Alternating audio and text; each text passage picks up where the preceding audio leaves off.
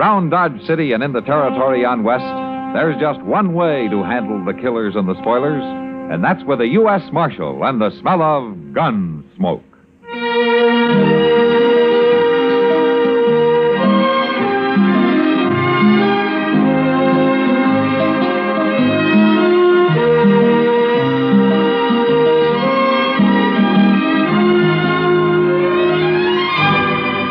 Gunsmoke, starring William Conrad, the story of the violence that moved west with young America, and the story of a man who moved with it.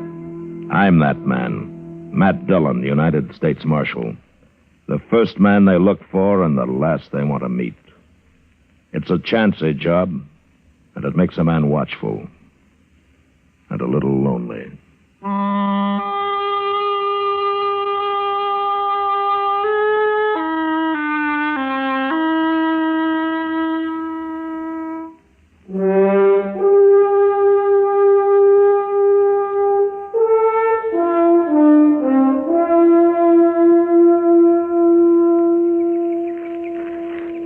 I got our horses saddled, Mr. Dillon.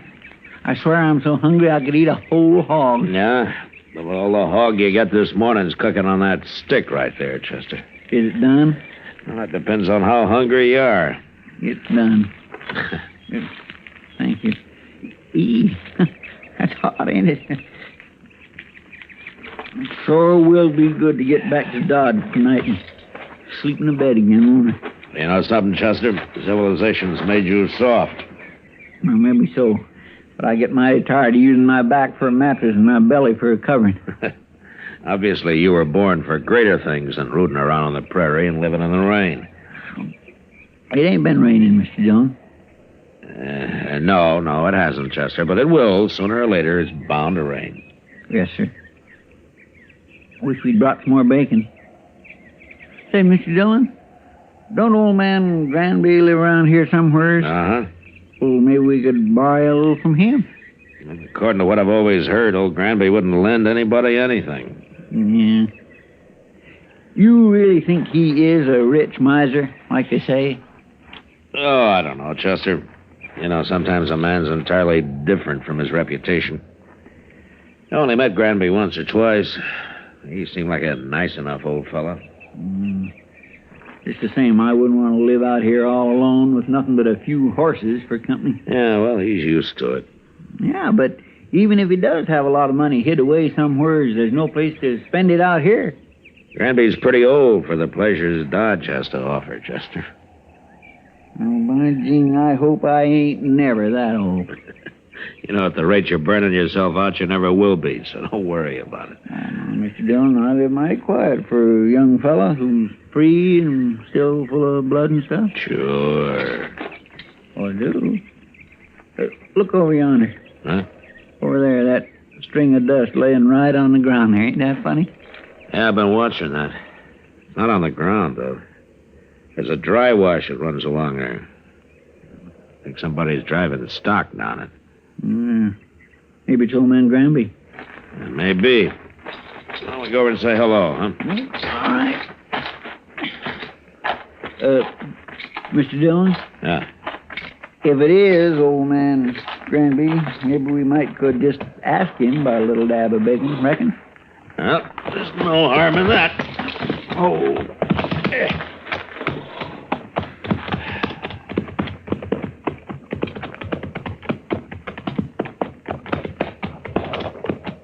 That looks like horses down there.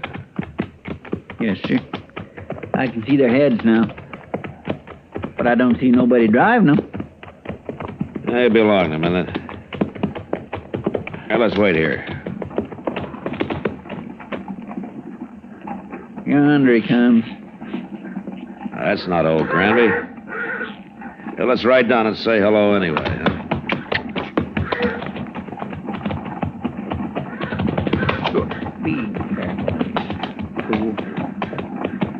That's Granby's brand on those horses. You must have hired him a hand. Yeah, maybe. Hello. Hello. You working for Granby? I ain't working for nobody, mister. Oh? And where is he? Where's who? Granby. I don't know no Granby. Those are his horses you're driving. They are? Yeah. I ain't driving them. What do you mean? They got ahead of me in the wash there, that's all. I see. You a cowboy? Yeah, sure. I'm a cowboy. Somehow you don't look like one. You don't ride like one, either.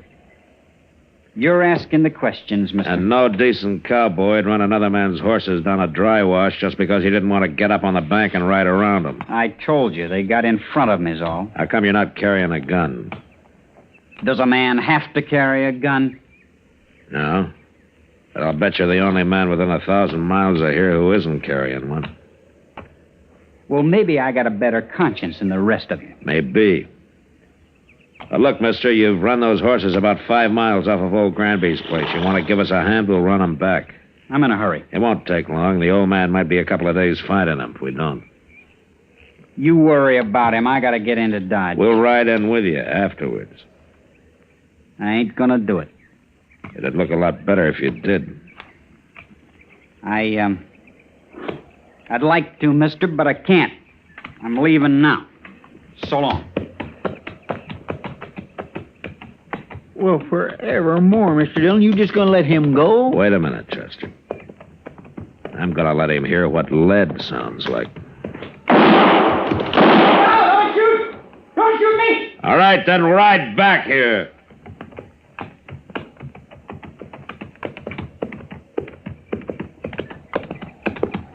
Don't kill me, mister. I'm not gonna kill you unless you try to run away. Why would I try to run away? You just did, Chester. Yes, sir. Ride down the bank and head those horses off. Start them back up the wash. We'll be out of here by the time they're back. All right, sir, Mr. Dillon. You stay right close to me, fellow. Don't you try anything smart. When we get to Granby's, if he says it's okay, then you can go wherever you like. I don't know Granby. I never been there. And we'll show you the way. Come on, let's go.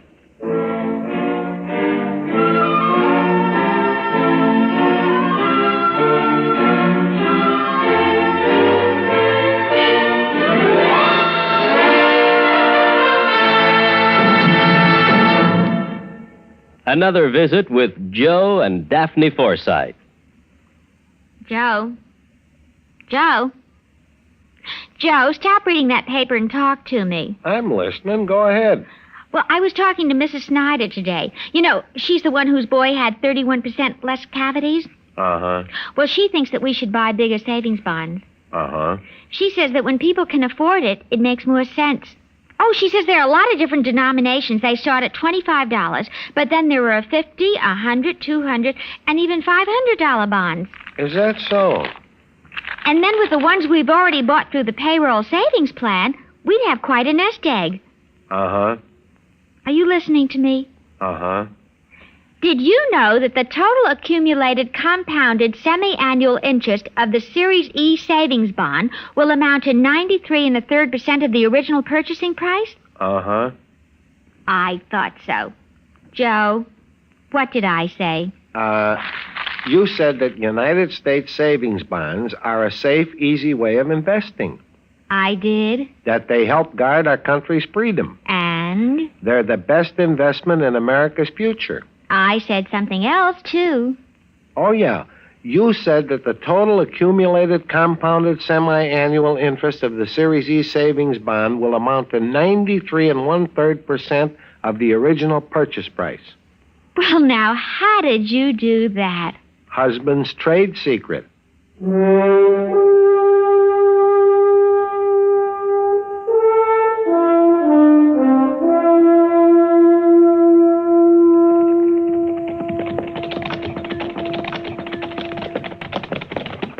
Old man Granby sure can find his horses all right now, Mr. Dillon. Yeah, but I want this cowboy here to meet him.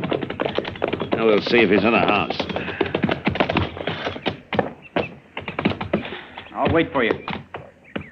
Get off a horse, fellow. Go on. That's better. All right, come on. We'll take a look.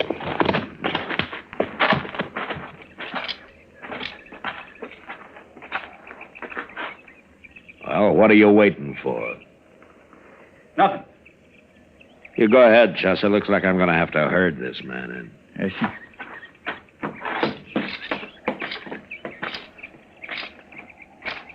You've been kind of balky ever since we ran into you, haven't you? I just don't like being dragged around. I never did.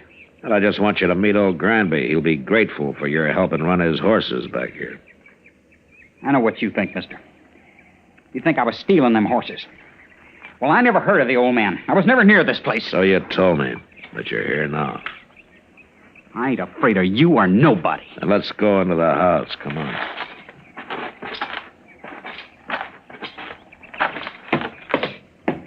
Mr. Dillon? Yeah, what is it, Chester?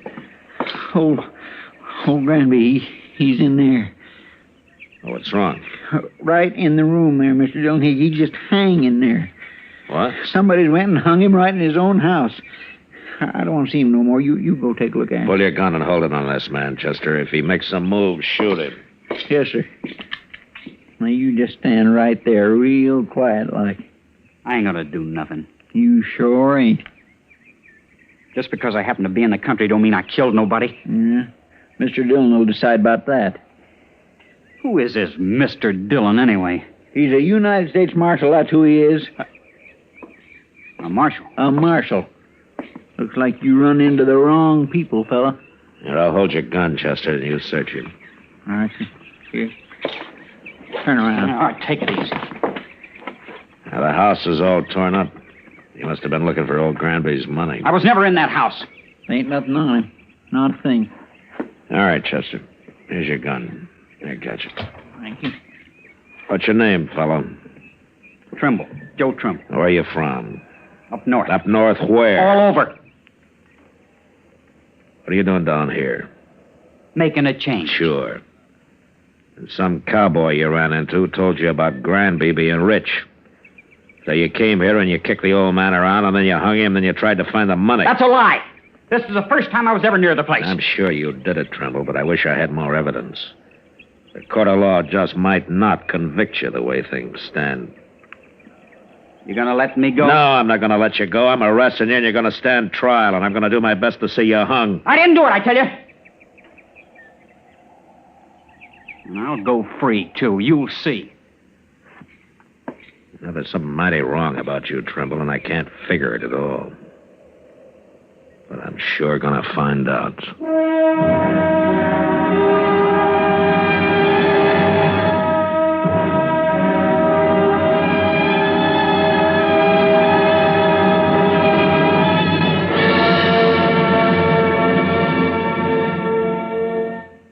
Another visit with Joe and Daphne Forsythe.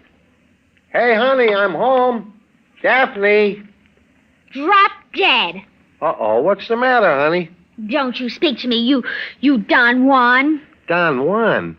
Daphne, I'm no Don Juan. No habla español. Very funny. Ha, ha, ha. Well, it was no prize winner, but... Neither are you Lothario. I've often wondered, what's a Lothario?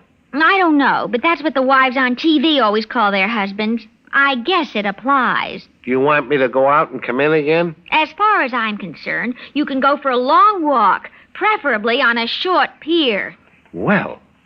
Oh, come on, Daphne. What's wrong? Your good friend Harry called, and he spilled the beans. Which beans? He said, quote, "Tell Joe he was right about those blondes. They're great," unquote. Blondes? That's what he said. Well? He didn't say blondes. He said bonds. Savings bonds. What? Sure, I buy 'em on the payroll savings plan. And I told Harry he ought to do it, too. Savings bonds have a guaranteed interest that pays back $4 for every 3, which is a pretty good investment. That's a pretty good story, too. It's true, so help me. That's why Harry's so happy. Savings bonds are great. Well, maybe you're right. You wouldn't really fool around with blondes, would you? You're too faithful and sweet and kind and... Fast talking.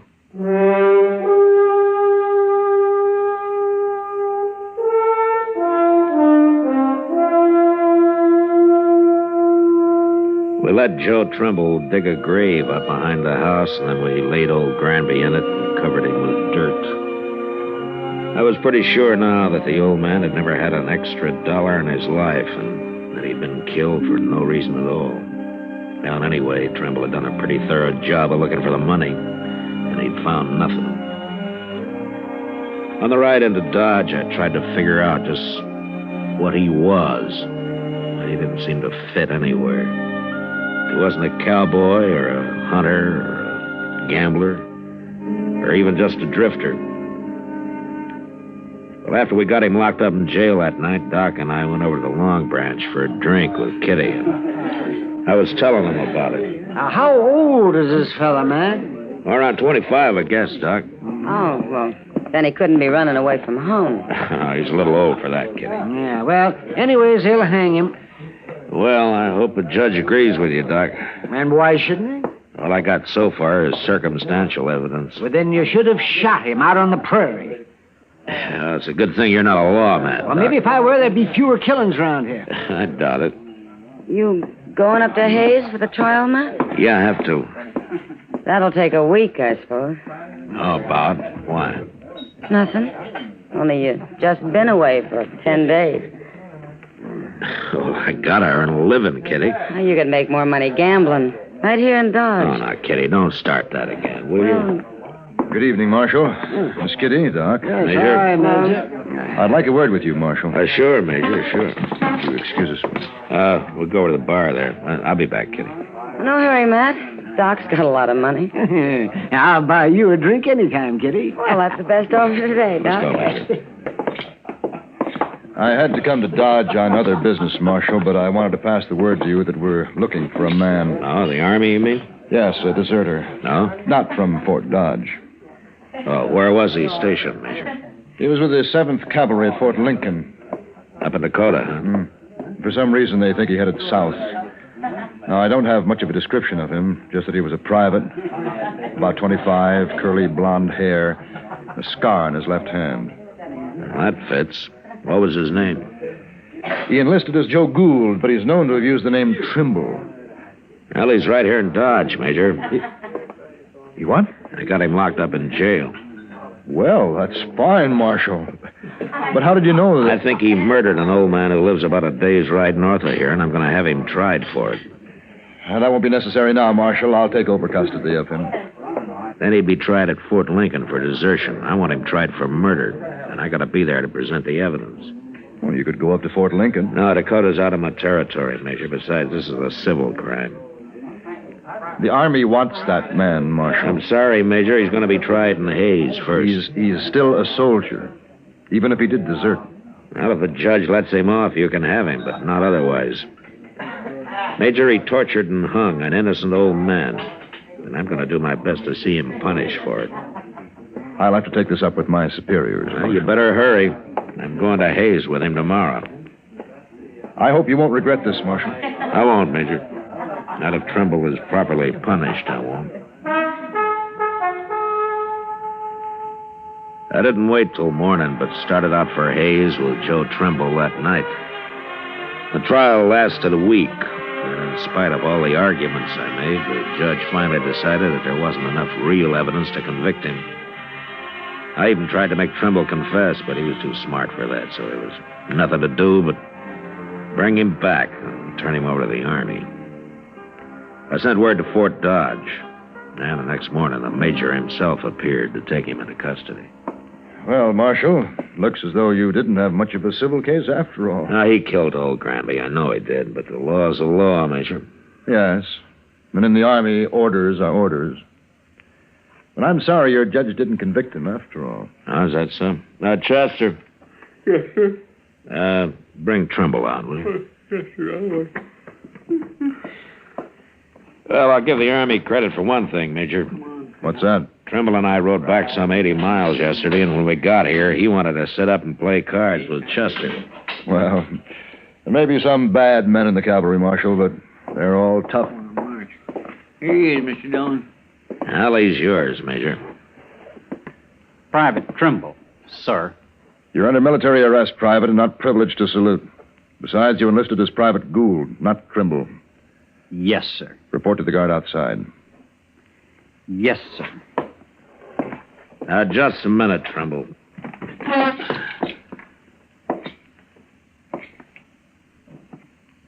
You know that you're mighty lucky, don't you?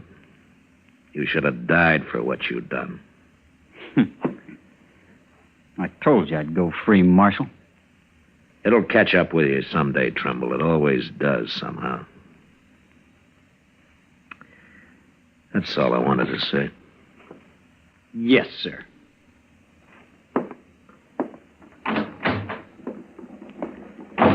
Well, thank you, Marshal. I'll be getting along. Major, you said you were sorry that the judge didn't convict him. Why have you changed your mind? Marshal, now he won't even be tried.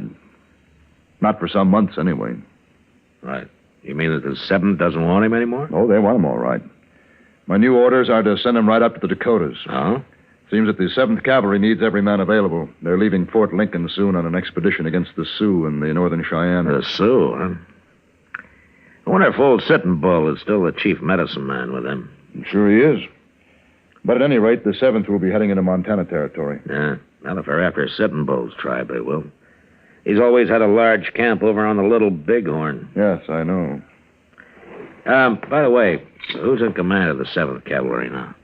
An officer I served under a couple of years. I never did care for him much. A Colonel George Custer.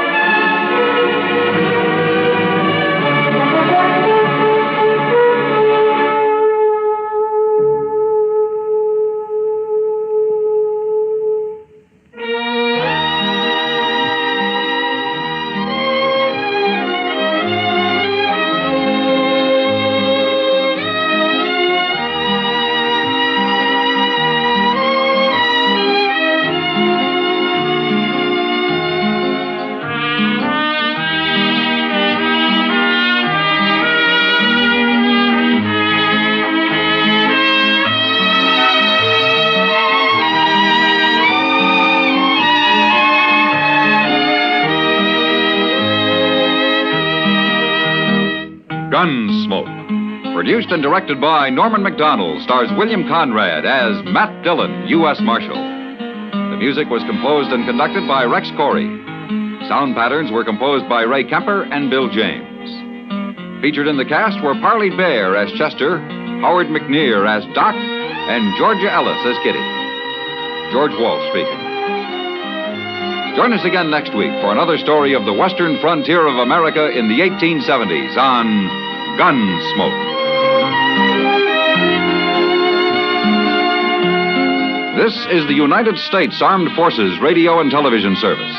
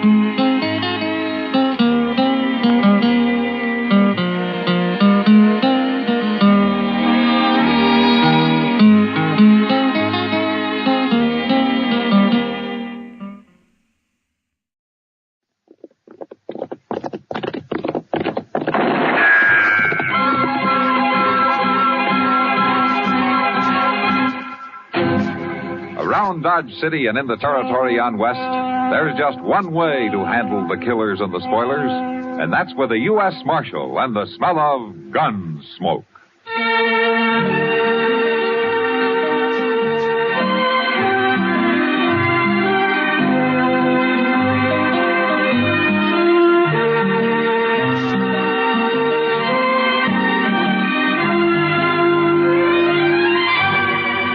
Gunsmoke, starring William Conrad. The story of the violence that moved west with young America. And the story of a man who moved with it. I'm that man, Matt Dillon, United States Marshal. The first man they look for and the last they want to meet. It's a chancy job, and it makes a man watchful and a little lonely.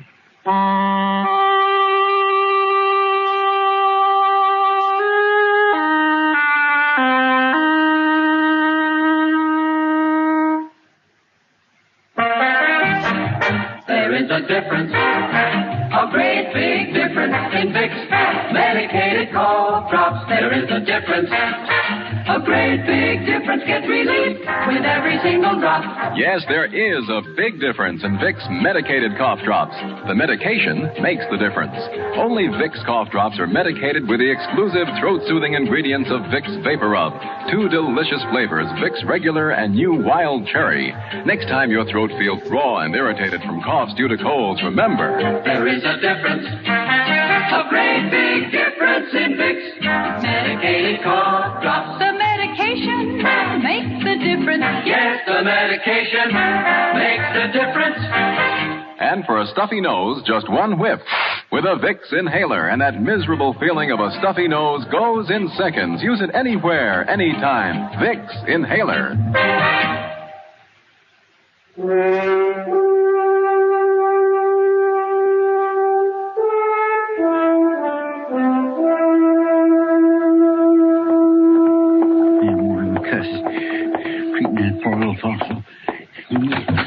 Mr. Dillon? What? Mr. Dillon? What are you so riled up about, Chester? Press Braden and Howard Rab. What are those bullies up to now? Well, see, you won't never believe it, but there's a real Chinaman here in town. A little Chinese fellow with a pigtail and all. He just come into Dodge on a freighter's wagon, and right now Braden and Rab, they got him pushed up against the wall out there. Oh, what are they doing to him? Well, they're deviling him and poking fun at him. I told them to leave him alone, but, Mr. Dillon, I wish you'd go tell him. All right, Chester. I'll go tell them. If there's anything I hate, it's a bully. Well, maybe they're just curious about him. He's the first Chinaman I ever knew of in Dodge. Wait till you hear him. There they are. Look. I think you understand one word they're saying. He just backed up there staring at him, holding tight that little old box he's got. Maybe that's what they want. That little box? That's probably just his medicine or something. Oh, he's not an Indian, Chester. No, sir, he ain't. But maybe them Chinese fellas has medicine, too. Look how he's hanging on to it. You don't talk real good, do you, Rat? Somebody must have split his tongue. Oh, no. You know Chinese boys always sound like that. Now, look, good fella. I'm just asking you one more time. What are you doing in Dodge? Oh, me catchy jobs. Me all the time working hard. Oh, job, huh? Well, I sure hope you ain't brought your family with you.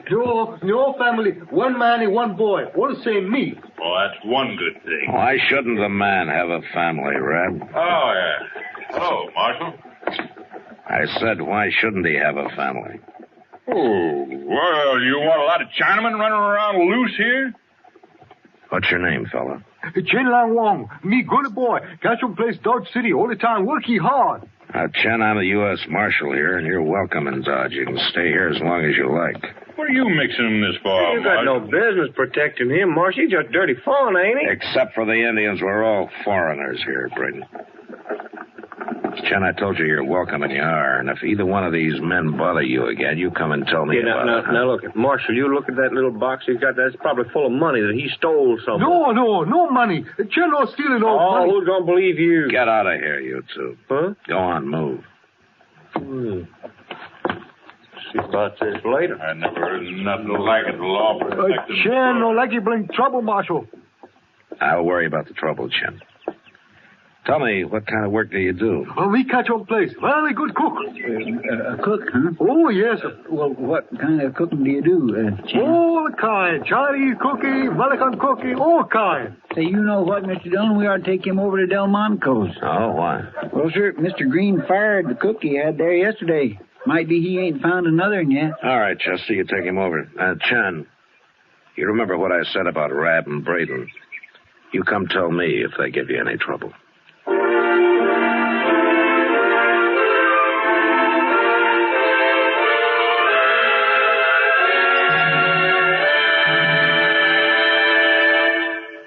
Millions know that the best laxative ever made is Haley's M.O.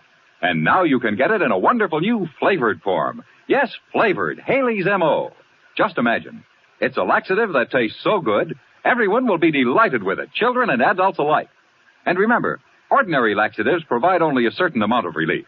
For irregularity is usually accompanied by acid stomach upset, and ordinary preparations pass right through your stomach without helping one bit.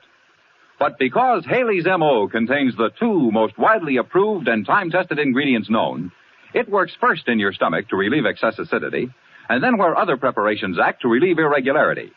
By giving you thorough relief, Haley's M.O. makes you feel better, infinitely better than ordinary preparations do. And Haley's M.O. is so gentle, it's recommended even for surgical patients. So buy Haley's M.O. today. Look for the big letters M-O on the package. Get either the plain form or the new flavored Haley's M.O.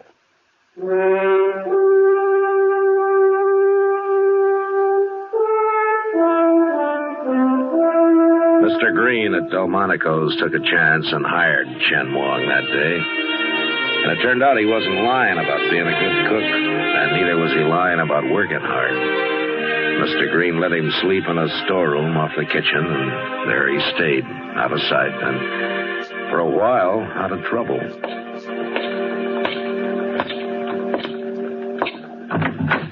Oh, hello, Matt. Come in. Hello, Doc. I'll be right with you as soon as I finish with Chen Wong here. No, what's the matter with Chen? There, lying right there, you see? That's what was the matter with him. He lost a tooth, aren't you? There you are, Chen, I'm through. See, you better let me take a look at that in a day or two, huh? Thank you, Doctor. I'll come back. How much do I owe you? Oh, $1. May I pay you next time? See, I won't get my salary from Mr. Green until Saturday. I have no money except for that. Oh, sure, Chen, anytime. Chen, the first time I saw you, you were being a very good Chinese boy, all the time working hard, catch 'em job, that sort of thing. Isn't that how a Chinaman's supposed to talk, Marshal? Well, I thought it was, till just now. Oh, some of my countrymen do talk like that, Marshal. English is a very difficult language for us. Oh, what about you? I was more fortunate than most. When I first came to America, I worked for a man who was very kind. He taught me, made me study and practice several hours every day. Oh, I see. Well, why were you talking the other way when I first saw you? Experience has taught me that many men resent a Chinaman who does not talk the way they expect him to. I wish to avoid trouble. Chen's on his way to San Francisco, Matt. He's going home as soon as he can save up enough money for his passage. Oh, well, I wish you luck, Chen. Thank you, Marshal. Well, I must get back to work now. Good day, gentlemen. So long, Chen. Goodbye. Yeah. He's a nice fella. Yeah, he is. I believe him about being broke, too. Why shouldn't you, Doc? Haven't you heard? Heard what? Pless Braden and Howard Rabb. They've been saying Chen's got lots of money. Now, they say he keeps it hidden in that little box of his. Oh. Yeah, with that kind of talk going around, Chen's in trouble. There are men besides Braden and Rabb who would murder him for his money and not even think it was a crime. Suppose you're right, Matt. I think I'll catch up with him and have a talk, Doc. I'll see you later.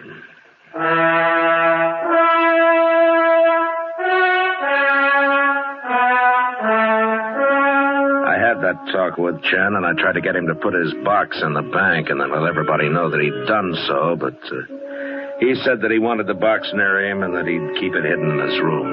I couldn't argue him out of it, so I knew there'd be trouble. Sure enough, a couple of days later it happened, though not the way I'd expected. It was noon, and Chester and I went into Delmonico's for dinner. Say, this place is plumb deserted, Mr. Dillon. Yeah, maybe it's closed. There's Mr. Green. Green, are you closed today? Hello, Marshal. Chester? Hello. Yeah, I'm closed, Marshal. I got no cook. What? Chen, he won't cook today. I don't know what's the matter with him. He won't even talk. Oh, where is he? Sitting in his room back there on the floor, just sitting there, staring at his hand. Well, maybe he's sick. No, he ain't sick. There's something wrong with him. Maybe you can find out what it is, Marshal. He might talk to you. Yeah, sure, I'll try. It's a storeroom right off the kitchen, Marshal. Door's open. Yeah, I'll find it.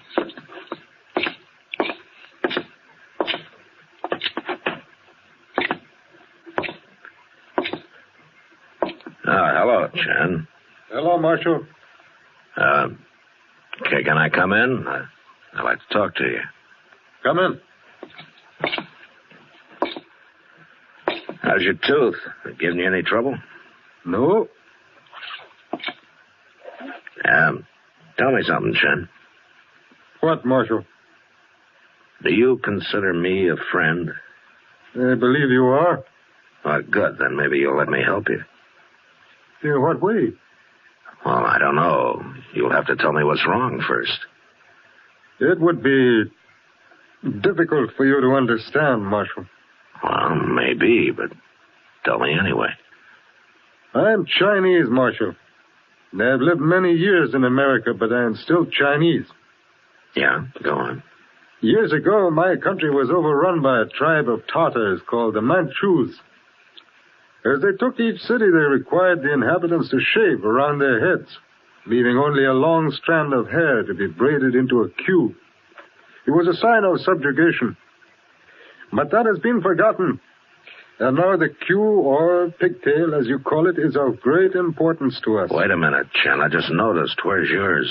To lose the queue is a great disgrace to us, Marshal. Who did it, Chen? 2 men. The same two. You mean Braden and Rab? They came here last night. They wanted my treasure box. And you wouldn't tell them where it was, so they cut off your pigtail, is that it? They took it away with them, Marshal.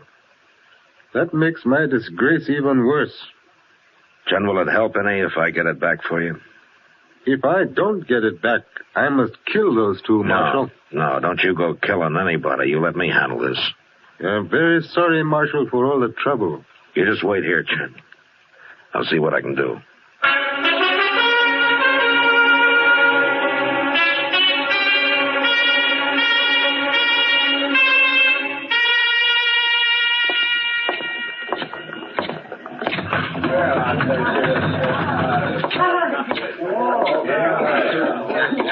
Well, if it ain't Marshal Dillon. You gonna buy us a drink, Mark? I thought I told you men to stay away from Chen Wang. Chen Wang? Now what's he hollering about? His pigtail. He wants it back. I don't know what you're talking about, Marshal. Yes, you do.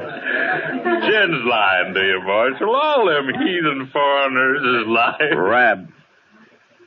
I want that pigtail now. Where is it? I don't know nothing about it, I tell you. It was not us, honest. Now, Marshal, we did not do it. Maybe I ought to beat the truth out of you. Oh, we're telling you the truth now, Marshal. I don't believe you. You get that pigtail back to Chen or you're in trouble. No, what do you mean, trouble? You'll find out when it's too late. And there's nothing I can do to stop it.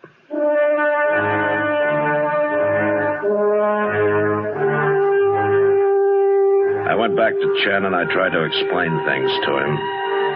I told him what had happened if he killed anybody, but that didn't bother him. And then I got mad at him for being so stubborn, and I guess he figured I didn't understand at all. So I left him feeling pretty helpless.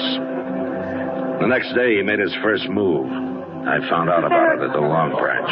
Oh, it sure has been a long day, Matt. I'm worn out, and I got the whole night ahead of me yet. Oh, well, what happened today, Kitty? Oh, well, Sam over there got the bright idea of offering every other drink on the house to any soldier that walked in here. Well, that's one way of keeping your saloon full. Oh, yeah, it sure is. And if this goes on, I might as well move out to Fort Dodge and join the Army. I think it'd be easier. I'm sure they'd be glad to have you, Kitty. Marshal Dillon. Yeah, what's on your mind, Reb? That Chinaman, that's what. He's haunting us, me and Braden, and if he don't stop it, I'm going to put a bullet in him. What do you mean he's haunting you? Why, all afternoon he's been following us. Wherever we go, he just stands around staring at us. Why, it drives men crazy after a while. Now, I'm warning you, Marshal. I'm going to shoot him. Good. Then I can come to your hanging. Rabbit told you before to give Chen back his pigtail. He won't bother you if you do. You still believe him, don't you, Marshal? I believe him. Well, it's a fine thing when a U.S. Marshal takes the word of a stinking, dirty little... Shut up! Now, you get out of here, Reb. Go on. All right, I'm going.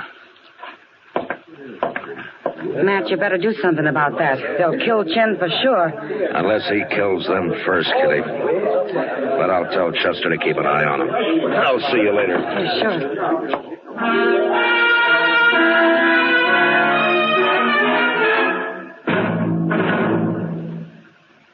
New kind of shoe shine, doodly-doo-doo, shine all up. A one, a two, a tell them what's new. Kids' scuffed up shoes take on a dancing shine. With new Shinola, the liquid kind. 8, a 9, tell them it dries to a shine. No puffin' and no buffin', it dries to a shine. That new Shinola, the liquid kind.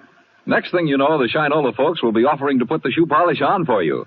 Their new Shinola liquid wax not only shines itself with no rubbing or brushing, it now has an ingenious new kind of applicator that takes the work out of applying the polish. It's a flexible, flat-shaped applicator that bends to the contour of your shoe and eases right into those hard-to-get-at corners. Spreads the polish so accurately, you don't even have to take your shoes off to shine them. And Liquid Shinola's new wax shine is as special as the applicator. It's the fine leather shine you don't have to brush. Why not turn over your family shoe-shining chores to new Shinola liquid wax? I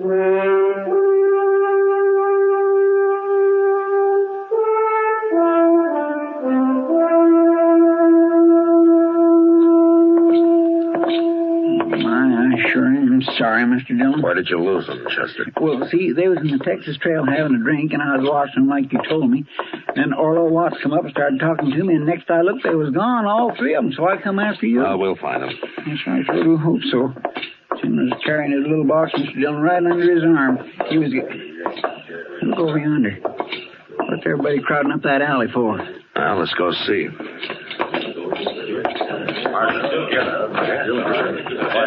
All right, let Mr. Dillon through here, Don. Stand back, everybody. Alvin,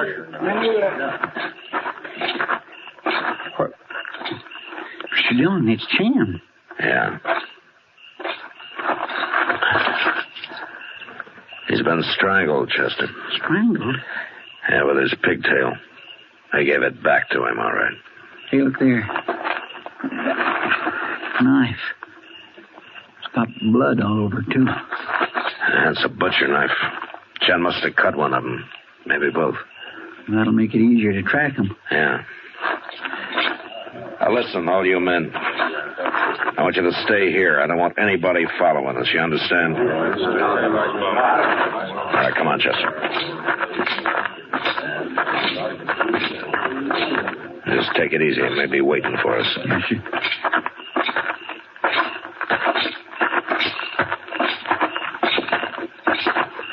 Look, there's something laying over there by that rain barrel. It's a man.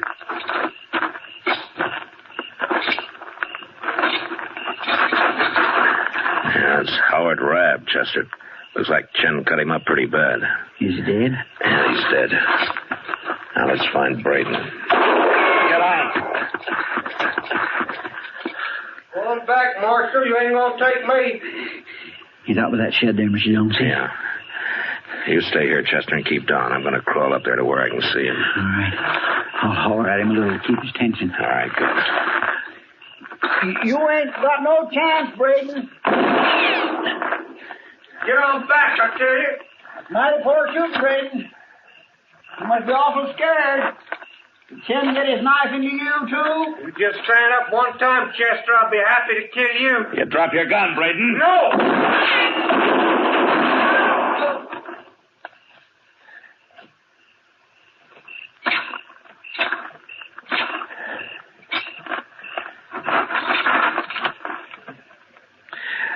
Okay, Chester. Did you kill him? Yeah, I killed him. Well, I guess you had to. There's Chen's treasure box, Chester. Pick it up, will you? Here it is. I guess that's what they killed him for. Must be full of money after all. Now, let's take a look. By golly, it is money. Yeah, this much is money. $4.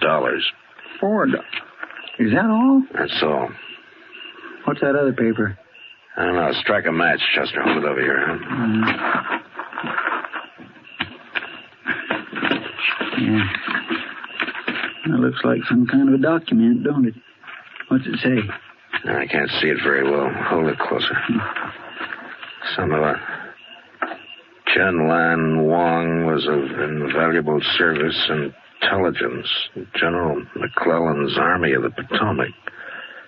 Peninsular Campaign, March 1862. Correct. Wait a minute. Make another light. There we are. In March 1862, in recognition, something. Chen Lan Wang is hereby granted full citizenship of the United States. Signed, Ulysses S. Grant, President. Well, I'll be doggone. Well, it looks like Chen wasn't exactly a foreigner after all, doesn't it? Poor little fella.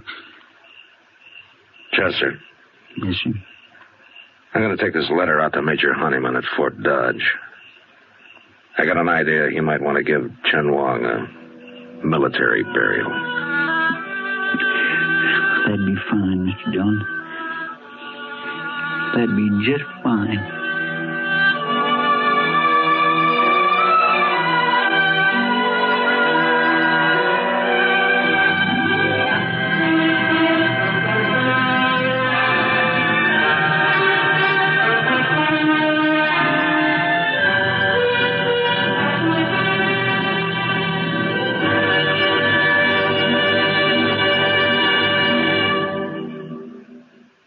Now, Basil Rathbone, star of stage, screen, and television. Hello there. Nothing's more trouble to an actor than an awful cold.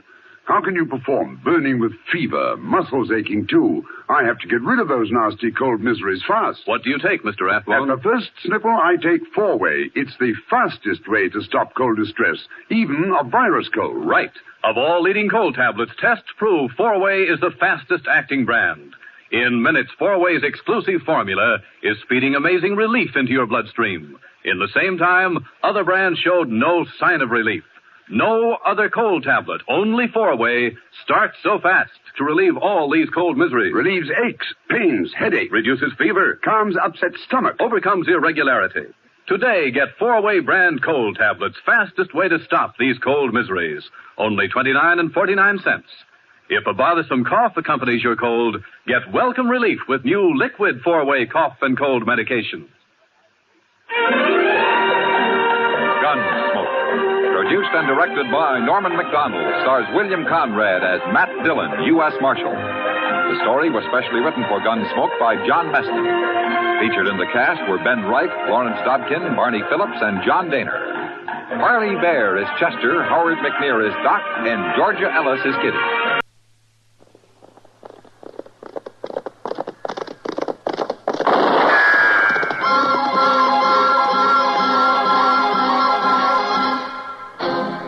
Around Dodge City and in the territory on West, there's just one way to handle the killers and the spoilers, and that's with a U.S. Marshal and the smell of Gunsmoke.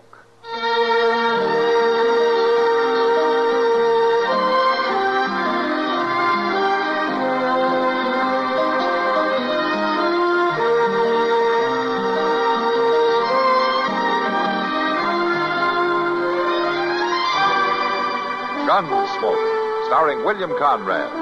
The story of the violence that moved west with young America. And the story of a man who moved with it. I'm that man. Matt Dillon, United States Marshal. The first man they look for and the last they want to meet. It's a chancy job, and it makes a man watchful and a little lonely.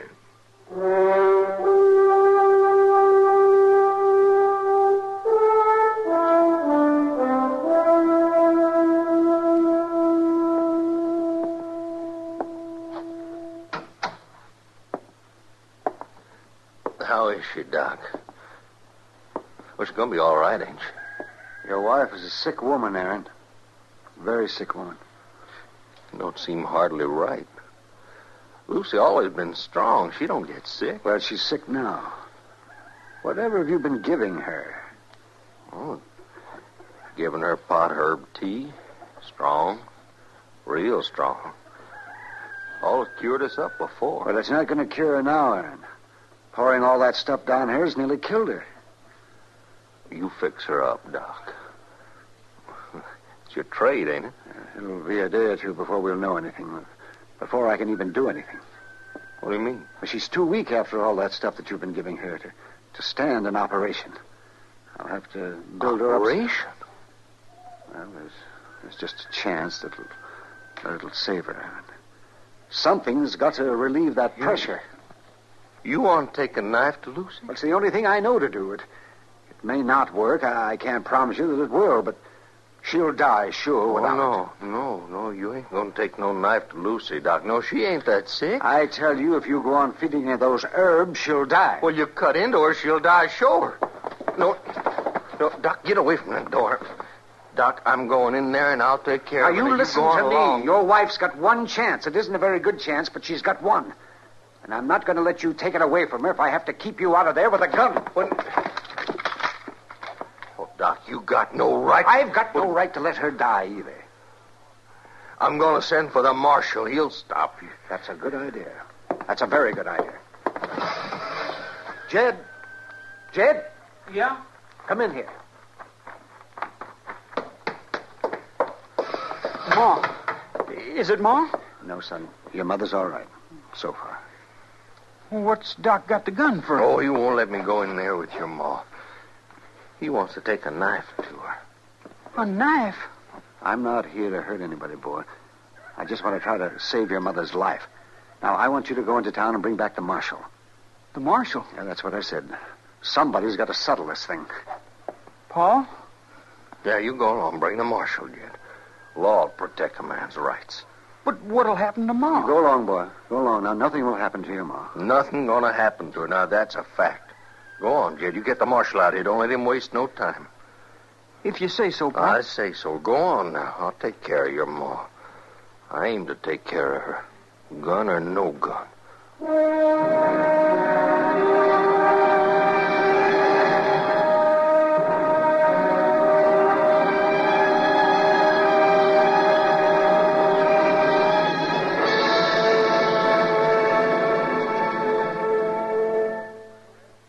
Now, just listen a minute, well, if you will. I've got a little story to tell you. Well, it's not so little. It's sort of a tall tale. I don't know if you've heard of Joe Mazurek or not. If you've never worked in steel, then you probably haven't. But he was a legendary giant whose body was made of pure steel. It was Joe who invented riveting. Joe would stand there shaping rivets out of the hot steel with his thumb and fingers, and while the rivets were taking shape, he'd punch holes in the girders or plates with his little fingers. Then he'd plug the rivets into the holes and pound them over with his knuckles. Worked so good that they invented riveting machines to take his place on jobs he couldn't get to. Joe was a busy man, you bet. But in between jobs, he couldn't just stand around doing nothing, so he'd stockpiled cannonballs, making them out of white hot steel the way little children make snowballs, by rolling them in their hands. For entertainment, Joe used to have what he'd call a taffy pull, only he'd use steel instead of candy. And as he stretched it out, his fingers would be shaping it. When he finished each long tug, he'd break it off and lay down another length of rail to cool. Guess half the rails of the B&O were made by Joe at his taffy pulls. Yes, Joe Mazurak was the spirit of the steel industry. The spirit of those men who worked and sweat before the open hearths of the Alleghenies, who laughed and bragged about the strength of their giant while they turned out the finest steel in the world. Some of that steel was Joe Mazurak himself, to hear them tell it. It seems that during the year of the big layoff, when the steel mills couldn't get metal to process, why, Joe, he melted himself down in the flames of hearth number 7 so as America could maintain its steel supply. Yes, old Joe was quite a legend, wasn't he? Say, isn't it nice being citizens of a country where you can laugh and talk about things free as a breeze, and write and read and worship, too? Yes, sir. Maybe you don't think about it much, but you should.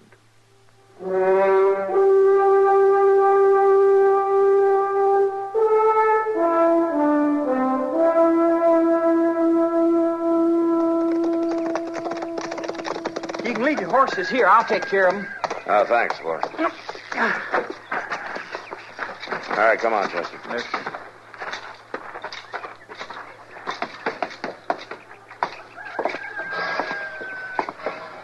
I'm glad you're here, Matt. Hello, Doc. Hello, Doc. Aaron. I want you to Matt, I tell you, he's going to let his All wife right, die. hold on a minute. One at a time. Well, he got no right, It's Marshal. more than a He's question of taking right, no Matt. It's knife a to woman's my life. I said, hold on. This- Now, Aaron, you want me to straighten this thing out? Well, sure I do. Well, I can't do it with both of you talking at once. Now, you go on out on the porch with Chester while I talk to Doc. I'll call you in a few minutes. Well, now, Marshal, Go I on now, won't... go on. I gotta get a few things straight. You go with him, Chester. All right, Mr. Dillon. Come on, Aaron.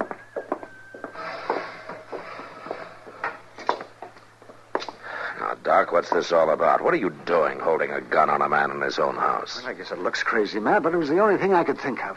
Well, did he threaten you? Well, he threatened the life of that woman in there. His wife's got to have care, Matt, whether Aaron agrees to it or not. What's this business about a knife? Well, I've got to operate, Matt. There's something inside there causing a terrible pressure. And if it isn't relieved, it'll kill her. Have you done this before? Are you sure that you can save her? No, Matt, I'm not. I haven't done it before either. But I've read about it. And I can tell you this. She's got no chance at all if I don't try it. Now, that's all I'm sure of. It's pretty chancy, isn't it? With the husband refusing his permission. Well, maybe so. I'd rather have his permission, of course. I'd like to have you with me, too, Matt. But I'll tell you, I'll find some way to do this. Whether you stand behind me or not. I can't let that woman die because of a lot of fear and superstition. Well, Doc, I don't know. Can she talk? Is she conscious? She's just barely. Well, can I see her for a minute? Oh, I guess so. Only a minute, though. All right.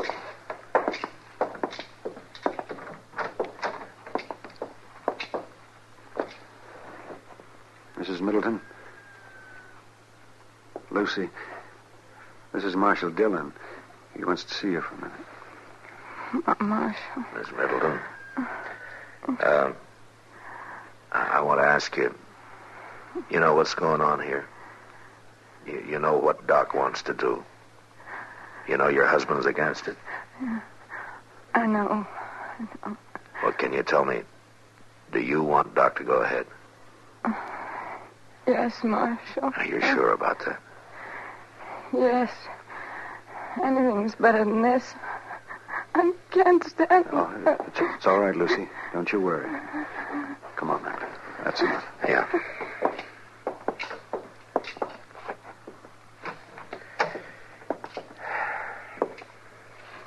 Well, Matt? I sure hope you're right, Doc. How can I help? Well, I want you to get her into my office. You can help me with that. Well, isn't that going to make things even worse, carrying her out of here away from her husband? I can't help that. I got to build her up for a couple of days. If I leave her here, Aaron will go right on pouring that witch's brew into her. She can't stand to get any weaker. All right, Doc. I got Chester to hitch up a wagon. And I'll tell Aaron. Yeah. Thanks, Matt.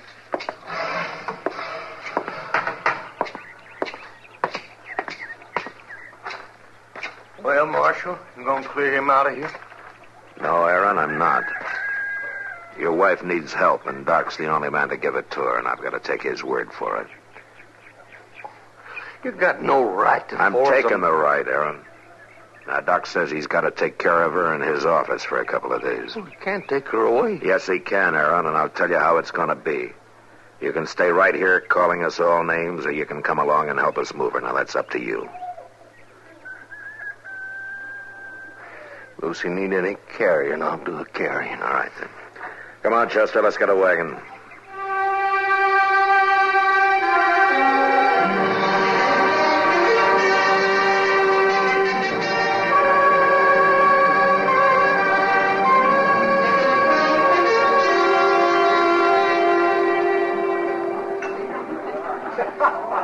Another drink. Sam, pour me another one. You sure, Aaron? I'm sure. I never saw you take more than 1-2 drinks before. I in my got life. cause to drink. Now you just go on pouring. You're the boss. You got cause to drink. I'm the man to drink with you. That's good, mister. Man ought to have somebody to drink with. Oh, yeah. Then it's all right if Sam pours me one, too? Pour him one, Sam. All right. You sound like you got big trouble, mister. I'm always ready to listen to a man's troubles when he's buying my drinks. Won't even let me see her. My wife, Lucy. Oh, keeping a man from his wife. That ain't right. No, it ain't, mister. It sure ain't. It's what I say. Ain't right. The way they got her. Got her up to Doc's for 2 days. Can't even see her. Why, that's a terrible thing. That's a terrible thing. Oh, say, my glass is empty. Sam, fill him up, Sam. All right, Aaron. It's a terrible thing. That's what it is, all right. Oh, sure. And tomorrow Doc's gonna cut into her. Cut into her? Are you gonna let him do that? Well, to your woman? No, I ain't. Ain't gonna let no butchering Doc do Well, we that. can go right up there and get her away. That's what we got plenty of help around here. You just buy these boys a drink, you got plenty of help. Hey, you fellas there? Hey, down the end of the bar. Come here. This man's buying. Is that right, mister? That's right, I'm buying. He buying. Come on, Sam. Pour it all out for everybody. That's it now. Listen, Doc has got this man's wife locked up in his office. Are we going to stand for that? Well, come on then. Yeah, come on, all of you fellas. Yeah. I'll buy more drinks after, but right now we're gonna get my Lucy away from that butchering Doc. Right? Come on now. Hey, hold on there, Aaron. What's your hurry? We're gonna take Lucy away from that butchering Now, Doc. you just stand back there. You're going to leave Lucy alone. Doc's the only chance she's got. We're gonna get that butchering Doc, and all these men gonna help me. They say go and get Doc. Now, he's standing out of the way, Marshal. Not likely. Hey, what are you doing there? Pick him up, Sam. All right, Marshal. Yeah, I guess it's figured you'd be siding with Doc. Now, you listen to me. All of you. There's some excuse for Aaron acting the way he did. I'm sorry I had to hit him. But the rest of you standing around here working him up to Doc's got no call. I'm going to tell you something. There's not one of you that has the right to say anything about Doc anyway from Sunday. You get some rotten whiskey burning in your bellies and you're ready to take off like a pack of coyotes on the best man in this town. Well, he's been patching you up and saving your skins drunk and sober for money or for free ever since you can remember. The first time you get a chance, you're howling at his heels. Now you listen to me good. Any one of you makes another move, I'll settle it with my gun, not my fists. Now go on. Get out of here, all of you.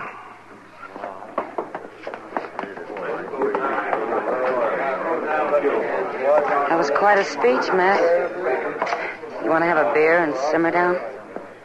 No, thanks, Kitty. I better get up to Doc's, just in case. Matt, are you sure Doc's right about all this? You sure this is the right thing to do? No, Kitty, I'm not sure.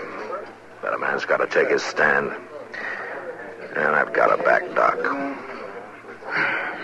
I sure hope it proves out. I guess we'll know tomorrow. Yeah, we'll know tomorrow.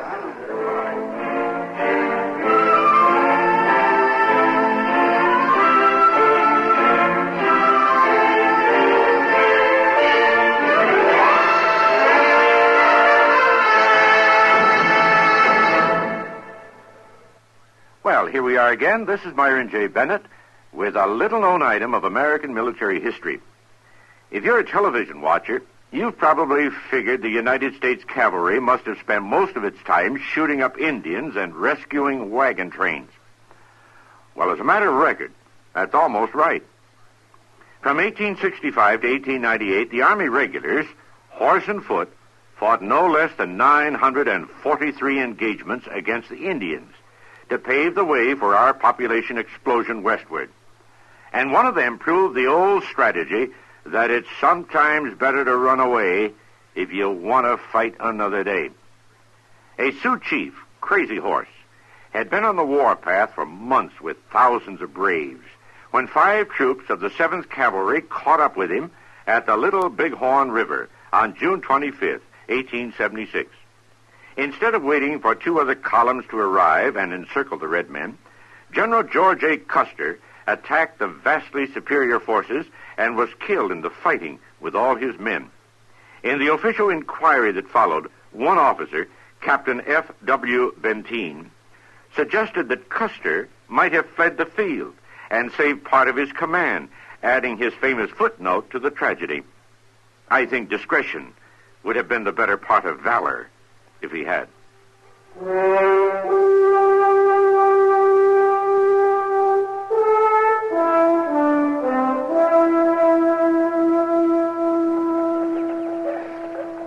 Mr. Dillon, what do you suppose is going on up in Doc's office? We've been sitting on these steps here an awful long time. You can't do things like this in a hurry, Chester. I reckon not.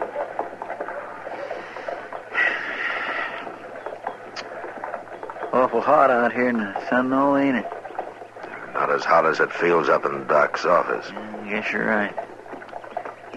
Mr. Dillon, how come Miss Kitty's up there helping Doc? I mean, wouldn't there be some neighbor lady? No, Chester, there wouldn't be.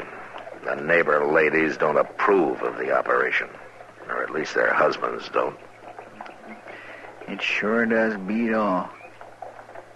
You notice Aaron there, waiting across the street? Yeah, I see him. He ain't took his eyes off Doc's window all morning. Well, would you? If it was your wife? No. Well, that is a... Well, of course not. I would... Oh, there's Miss Kitty.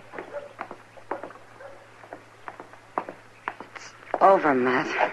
Doc's finished. Lucy. What happened to Lucy? She's alive, Aaron. That's all I can tell you. You'll have to wait for Doc. He said he'd be out in a minute. Kitty, you look all done in. Yeah. I sure am. But is she going to pull through, Lucy? Is she going to pull through? Honest, Aaron, I'd tell you if I knew. You just have to wait for Doc. Could I get you something, Miss Kitty? Some coffee or a drink, maybe? No, thanks, Chester. I'll just go along now. The air will fix me up. Oh, poor Miss Kitty. Oh. Doc, how is she? Well, Aaron, it's too soon to tell for sure, but I think she came through very well. She's got a lot of courage. Well, is she going to make it, Doc? Is she going to get well? I think she is, Aaron, with time. A lot of time. But yes, I think she's got a good chance. Can I see her now? Well, just for a minute. And don't expect too much. She's been through a lot. And don't talk to her. Just stand by there for me. Yeah, all right, Doc. Oh. Say, Doc. Yes, Aaron?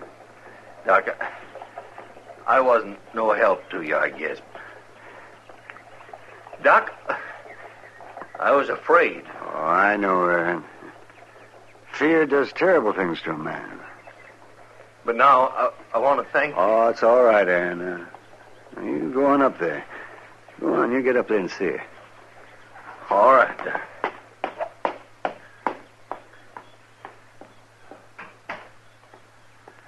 Here, Doc, sit down. Looks like you could use some doctoring yourself. Yes, that was a hard thing, Matt. It was a very hard thing.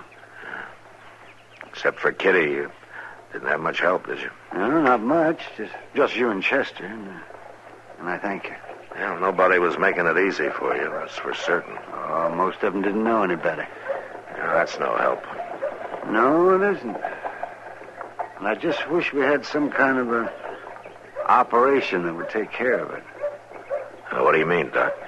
I mean some kind of an operation that would cut out the fear and the ignorance and the superstition, so that a doctor wouldn't be fighting two battles whenever he tries to save a life.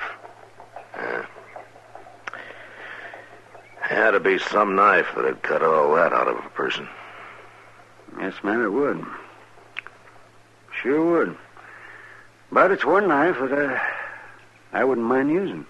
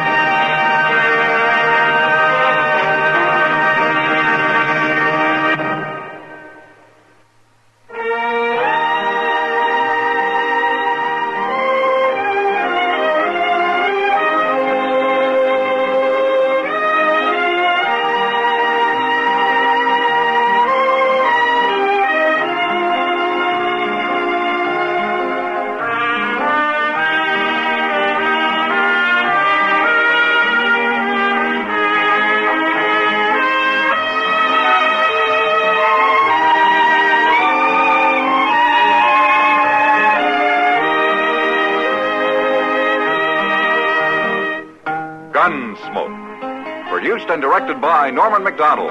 Stars William Conrad as Matt Dillon, U.S. Marshal. Featured in the cast were Parley Bear as Chester, Howard McNear as Doc, and Georgia Ellis as Kitty. George Walsh speaking.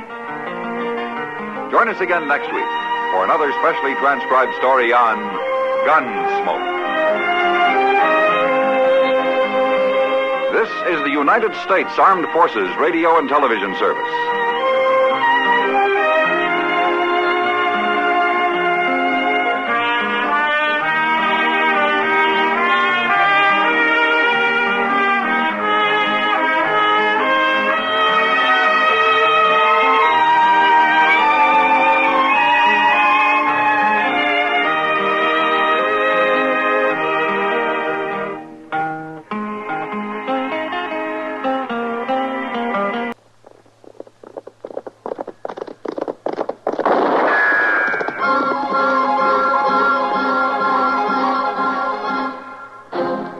Around Dodge City and in the territory on West, there's just one way to handle the killers and the spoilers, and that's with a U.S. Marshal and the smell of Gunsmoke.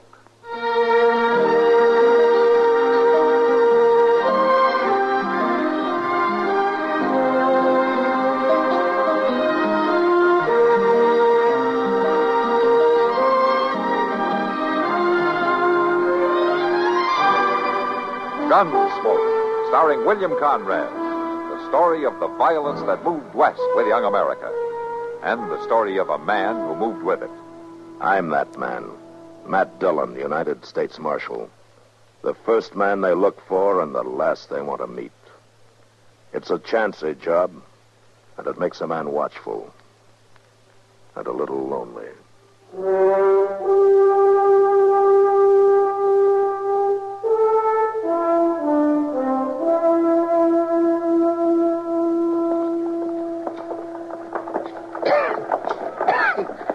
Well, Mr. Dillon, there ought to be some way to lay the dust along the plaza here. Well, old man Briscoe waters it down once a week, Chester.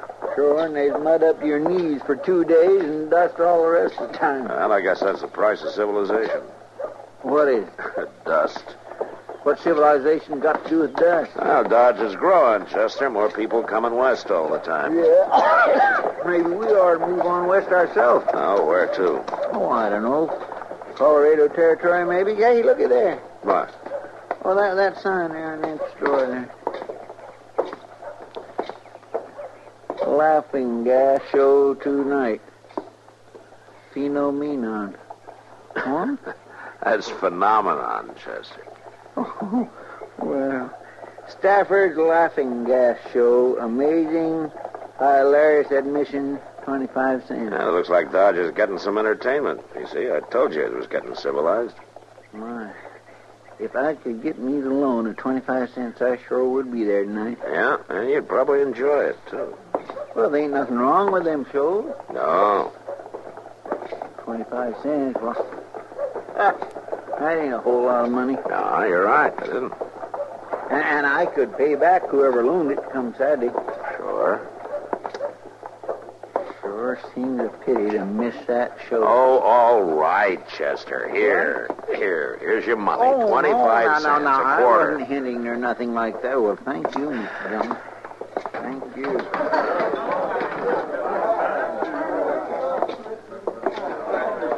Well, hello, Matt. Chester. Kitty and I began to think you weren't coming. Sit down. Thank you. Sam, bring over another pitcher of beer, will you? Right away, Miss Kitty. It's nice to know the laws on its appointed rounds, even if it means friends are kept waiting. Now, is Doc mad because he had to buy the first pitcher of beer? He's told Sam to put it on your bill. You know, I believe it. Here you are, Miss Kitty. Thanks, Sam. Say, Doc, you know what we just seen down the street? A circus? No. A sign saying there's going to be a laughing gas show here tonight. It's the same thing. Now, Doc, there's nothing wrong with a laughing gas show. A bunch of darn fools getting up and showing off in front of a bunch of darn fools. I ain't never been to one. I met Mr. and Mrs. Stafford earlier today. They're the people that put the show on. Yeah, they seem real nice. There's no reason why they shouldn't be. Mrs. Stafford's a pretty little thing. Hey, see, Doc? Oh, pretty or not. I don't want to talk about it. What is it that bothers you, Doc? Have you ever been to a laughing gas show? No. Did you ever take gas yourself? Why, did you? Yes, in medical school. It's nitrous oxide, an anesthetic, and it's also an intoxicant. Well, Miss Kitty, you going to be at the show? I don't think so, Chester. How about you, Mr. Dillon? I guess I might as well, Chester. You'll make life miserable for me if I don't. Good. I just can't hardly wait.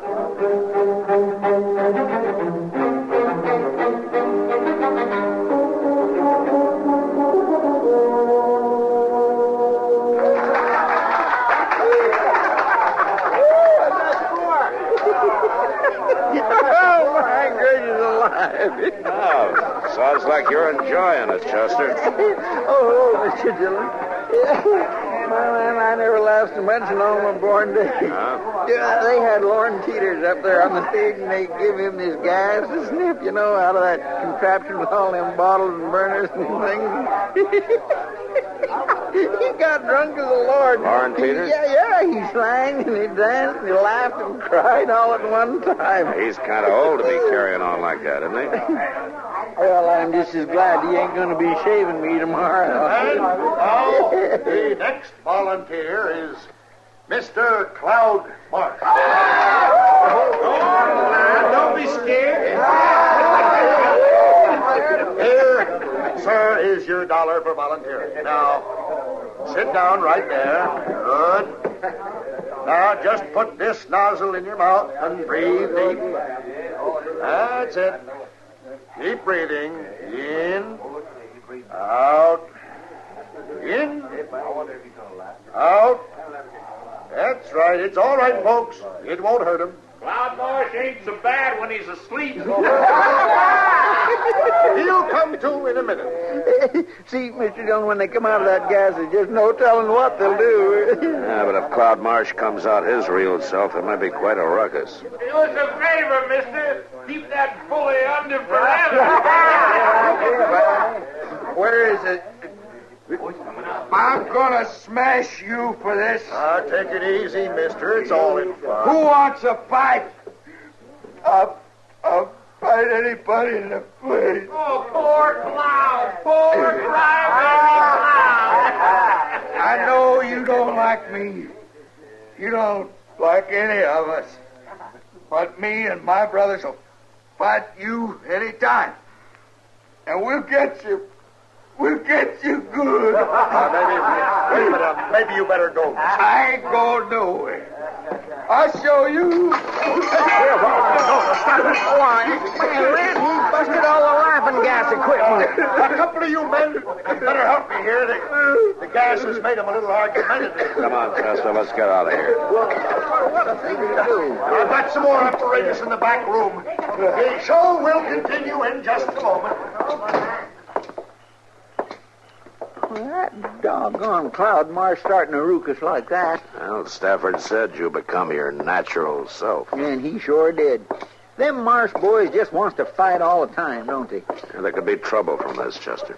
Well, why? My gracious, he's the one that started everything. Yeah, but a man like Cloud Marsh can't take being laughed at. Yeah, he'll make trouble, sure.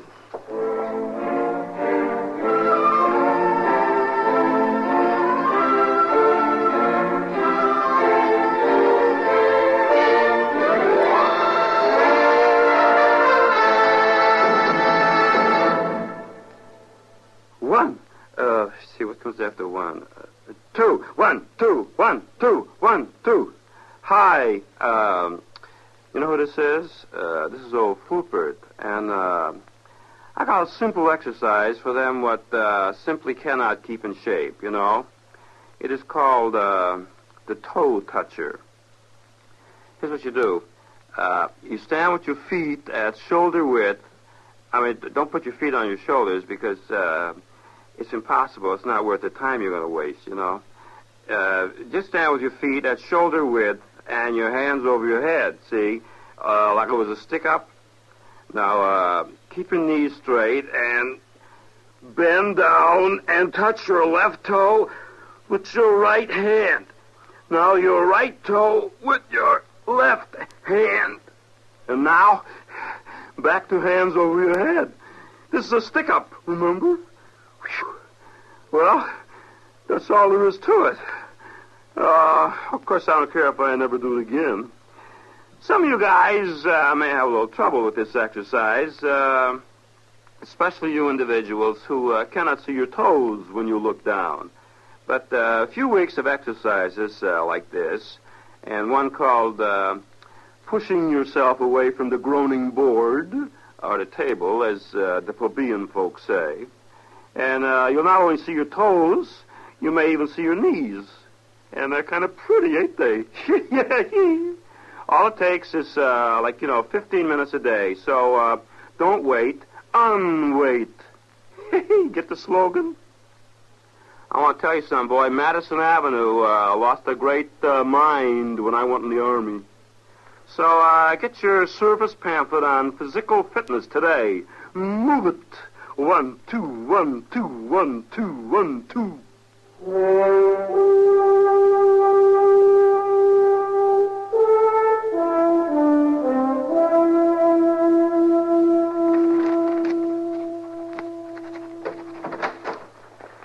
Hello, Matt. Yeah? Oh, morning, Doc. There's some coffee on the stove. Help yourself. Yeah, okay. And how was the show last night? Well, I got there late, so I didn't see it all, but Chester said I was fine. I suppose Chester got up on the stage and made a fool of himself. Well, he probably would have, but he didn't get the chance. Cloud Marsh took some of the gas and wanted to fight everybody in the place. Then he started crying and busted up all the equipment. It's a good thing those ornery brothers of his were down at the Long Branch instead of at the show. They'd have busted up the whole store. Yeah. You know, Matt, nitrous oxide's a dangerous thing to mess with. Too much can be fatal. I remember this boy at medical school who took this... Hey, Doc, Doc, I've been looking all over for you. Yeah? What's the matter, Chester? It's Mr. Stafford. He's been hurt bad. What? How? Well, Miss Stafford didn't say. Just that he got beat up and she needs Doc down at the store right quick. Take me a minute to run up and get my bag, and I'll meet you out in front. All right, Doc. Where'd it happen, Chester? When? Oh, I don't know, but it couldn't have been too long ago. Miss Stafford said her husband was out back of the store with a wagon, and she heard a ruckus and run out, and she seen all three of them running off. All three who? Yeah, Cloud Marsh and them two brothers of his. He just ought to be tarred and feathered, Mr. Dillon. All of them should. Yeah. What in the world was they after beating Mr. Stafford near to death? Well, I told you last night that some men can't stand being laughed at. Come on, Matt. Let's go. Chester, you better come along, too.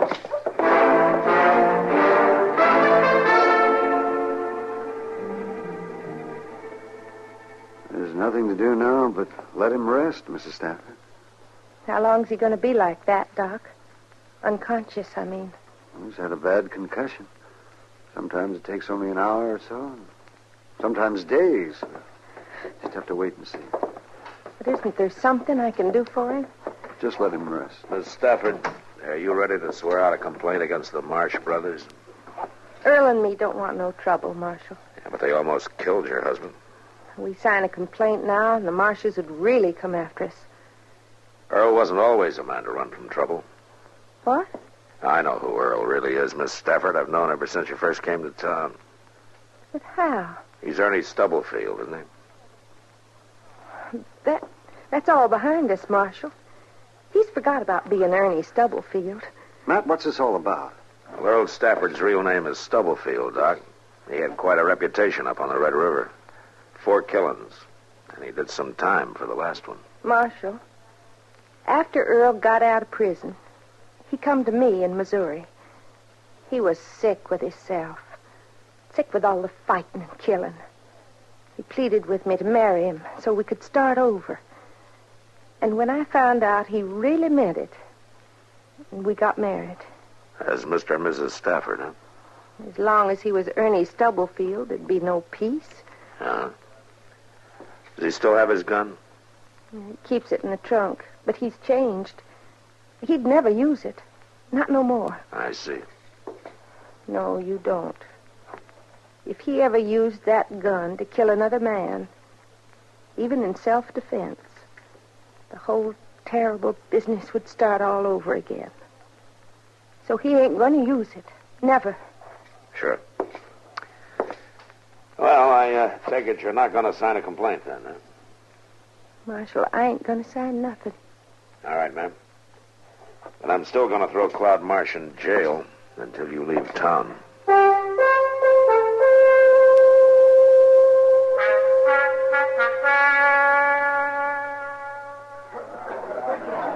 But I tell you, I was right there in Pottawatomie County, and I seen it. Look, Andrew, them Marsh boys, they don't like that kind of talk. Well, John Brown come down the creek and murdered all 5 settlers. Now, you ask Watt over there. He ought to know. That's what he was named for, Pottawatomie County. Hey, come to think of it, old man Marsh named the other 2 boys for the counties they was born in, too. You know, Osage and Cloud. You talk too free. You're going to get in trouble, We've been Andrew. sitting listening to you, old man. You sure feel your liquor, don't you? Well, I didn't mean nothing against you and your brothers, Cloud. No, you didn't mean nothing, but you do like to drink, don't you? Well, just 1 or 2 to get started in the morning. I don't figure 1 or 2's enough for old man. So I'll just give you this whole bottle. Hold him, Watt. Oh, no. Get his arm. Stop it now, Cloud. I'll pour enough Let liquor go of me. down his gullet that he'll... All right, hold it. We ain't doing nothing, Marshal. Just giving old Andrew his morning bottle. Let go of him. Okay. You're coming with me, Cloud. Where? Jail. Well, what for? Disturbing the peace, breaking up the show last night. Now, do you want to walk or you want to be carried? Okay, I'll go with you, Marshal, but I'll tell you something. You ain't gonna keep me in jail long.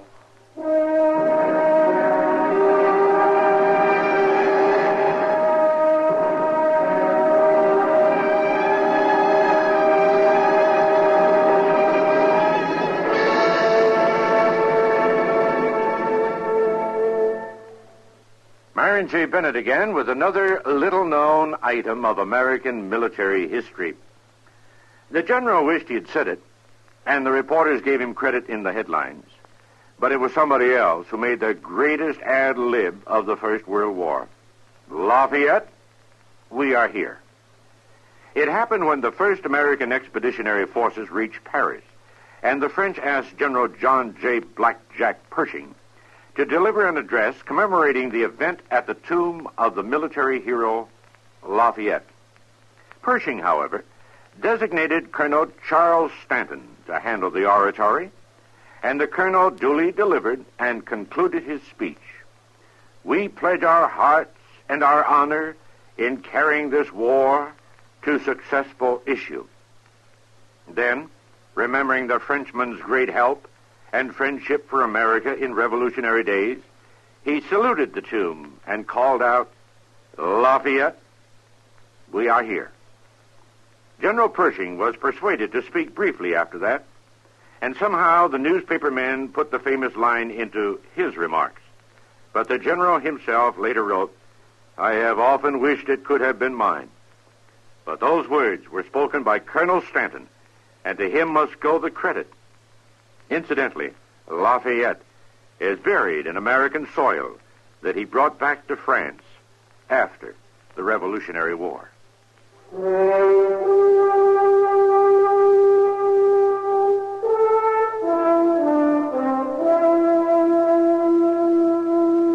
Claude Marsh was right. He didn't stay in jail long. Within an hour, Watt and Osage walked into the office with a writ from Judge Bent. They paid his bail, and I had to turn him loose. There was nothing I could do. I had hoped to hold him in jail till the Staffords got out of town, but since I couldn't, I told Chester to keep an eye on him. Well, nothing happened all that day, and that evening I was sitting over coffee with Doc and Kitty at Delmonico. Well, nothing like a good dinner to cheer you up. Even if it is a little greasy. You always see the bright side, don't you, Doc? Of course. How's Mr. Stafford tonight, Doc? Well, I guess he's coming along all right. He opened his eyes for a couple of minutes late this afternoon, and then he dropped off again. His wife hopes they can leave town tomorrow. Huh? Mr. Dillon? Yeah, what is it, Chester? I've been looking all over for you. I thought maybe you'd be over at the Long Branch, but you wasn't. Well, you don't mind if Matt buys me a dinner now and then, do you? Oh, my goodness, no, but I sure did waste a lot of time trying to find him, and they already left the Texas Trail 10-15 minutes ago. Who left? Them Marsh boys, all three of them. Were they drunk? Oh, my, yes, and they was talking about giving somebody some of that gas, a dose of his own medicine, they said. Stafford. Matt, that could kill him in his condition. Oh, Matt. Yeah, come on, Doc. Chester, let's go.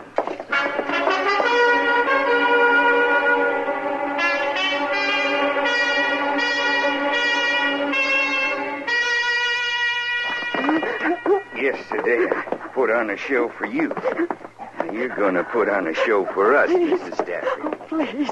You may sing, you may dance, you may make a fool of yourself. Ain't no use calling him laying down conscious in the back room like he is. He ain't about to help you none. Don't do this, please. He was mighty thoughtful to leave all the equipment out here on the table, Mrs. Stafford. Now, sit down. Sit. Just take this mouth. No, please. No. That's it. Breathe in, breathe out. Now, don't act like that. You need a little more gas to put on a good show for you. Let me go. Why, you just ain't nowhere near happy yet, Miss Stafford. Give me another one. No. All right. Turn around, Cloud. Well, looky there. Old man Stafford got up out of bed. You filthy pigs. Now, that ain't no way to talk. You let go of my wife. Cloudy's got a gun. Earl, don't shoot. Don't worry. He ain't going to. Don't shoot. He ain't got the strength. Stand away from her. Not likely. Don't you forget, I got a gun in her back. All right, hold it, all of you. I'll handle this, Stafford. You stay out of it, Marshal. Put up your guns, both of you. There's three of us, Marshal. Don't be a fool, Cloud. Now turn her loose. All right. I'll turn her loose.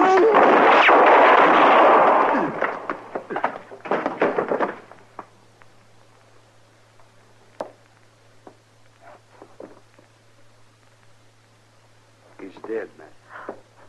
Cloud's dead. Earl, you killed him. No, he didn't, Miss Stafford. It was my bullet that got him.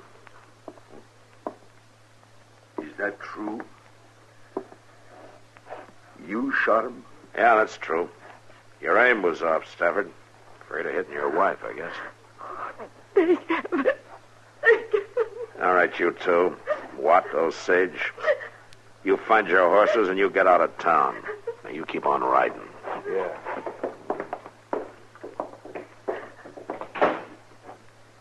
Mrs. Stafford, you'd better get Earl back to bed. Yes.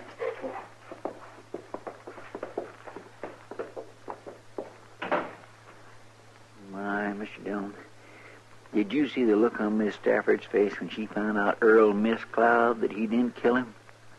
I'd admire to have a picture of that. Yeah. That was a nice thing you did, Matt. What thing? What do you mean, Doc? Chester, Matt's bullet hit Cloud Marsh in the hand. The shot that killed him came from the other direction. You were aiming for his gun hand, Matt, and you know it. It was Earl Stafford that killed Cloud Marsh. Well, I'll be doggone. Yes, sir. It's a mighty nice thing you did. For both of them.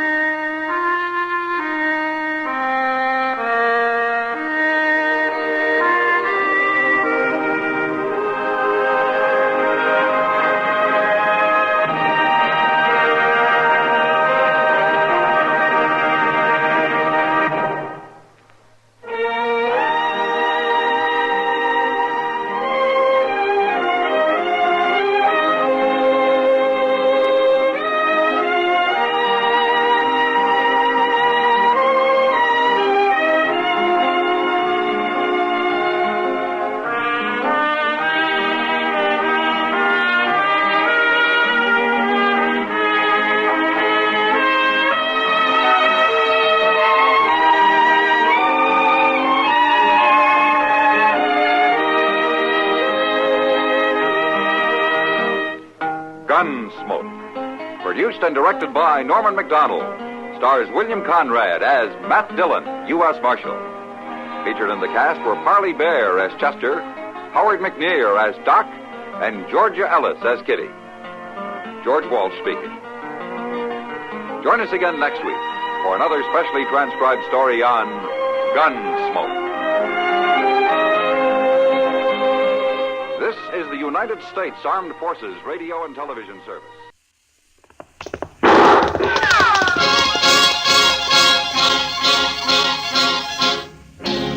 Around Dodge City and in the territory on West, there's just one way to handle the killers and the spoilers, and that's with a U.S. Marshal and the smell of Gunsmoke.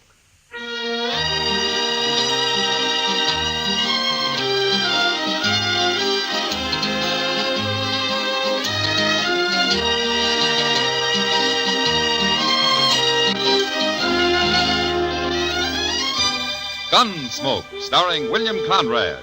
The story of the violence that moved west with young America. The story of a man who moved with it. Matt Dillon, United States Marshal.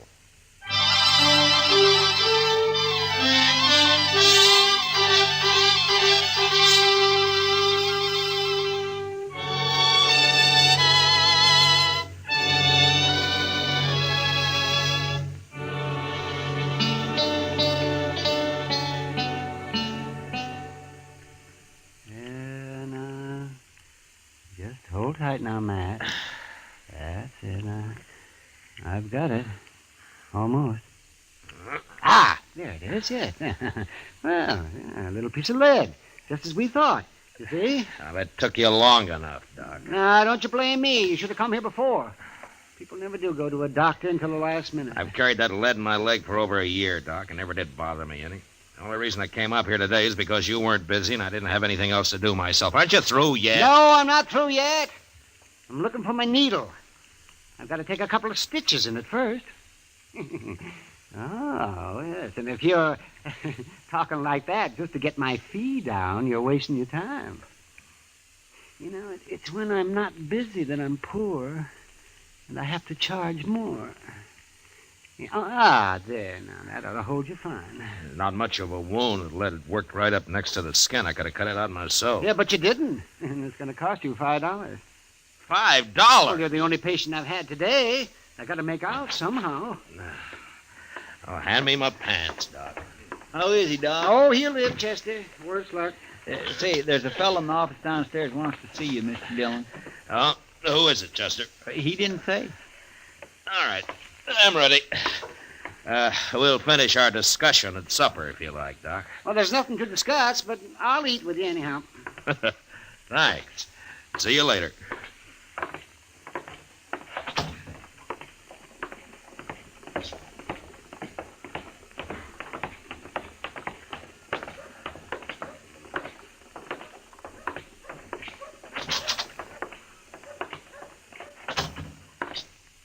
Are you Marshal Dillon? I am. My name's Parker. I'm a special deputy representing the New Mexico Stock Raisers New Association. Mexico? Of course. Haven't you heard of the association? Yeah, I've heard of it. I was just thinking you're a long way from home, aren't you? Perhaps. Marshal, I have a warrant here for the arrest of Dane Shaw. Dane Shaw. I never heard of that name around here. We'll let the marshal handle this if you don't mind. Oh, we will, huh? Well, now, you're a pretty high and mighty for just a Easy, doggone... Chester, easy. Here's the warrant, Marshal. Who issued this, Mr. Parker? We had Judge Blent of Santa Fe issue it. You had him issue it? Well, no. What I mean is we, read it. Read it. Yeah. It's got the judge's name on it and its seal. That looks okay to me. What makes you think this Dane Shaw's in Dodge? I didn't say I thought he was in Dodge. You're the one looking for help, mister, not me. It's a warrant, and you're a marshal. And we think Dane Shaw may be in or near Tascosa. Tascosa? That's a long ride from here, Mr. Parker. Isn't there someone closer than I am? No, I was told to deliver the warrant here. I see. Well, what's this Shaw wanted for, anyway? Rustling, murder, banditry. All of that? He once rode with Billy the Kid. Does that explain it? Not quite, Mr. Parker. We hold those men equally responsible. Every one of them. We? The Stock Raisers Association. And others. Ah, I see. Now, you say Shaw once rode with the Kid. You mean he isn't still with him? Shaw left the gang just 2 years ago. Who told you he did? Pat Garrett. Pat Garrett? Well, if he said so, it's probably true. We've got to put a stop to that gang, Marshal. New Mexico is like an armed camp till we do. But Shaw isn't with the Kid anymore. He's of the same breed, and he'll be back, maybe with his own gang. Yeah, that's possible. In any case, the man's wanted, and you have the warrant. Why don't you come down to Tascosa with us, Mr. Parker? No, that's not my job. I'll wait right here in Dodge. Yeah, I thought so. Any idea what Dane Shaw looks like? 6 feet, black hair, about 180 pounds. That's not much help. Anything else? They say he has a knife scar across his ribs on the left side. Well, that's something. Where's he from? Who knows where any of those men come from? They all lie, anyway. Why, they say Billy the Kid claims to have been born in New York. Well, maybe he was. Oh, nonsense. How do you know? Well, I was born in New York, for one thing. And you couldn't both have come from the same town. I'd hate to think so, Marshal. All right, Mr. Parker, you keep nice and cozy here in Dodge, and we'll ride down to Tascosa for you. Now, Marshal, I don't think that's quite called for. Chester, go get our horses. Yes, sir, Mr. Dillon.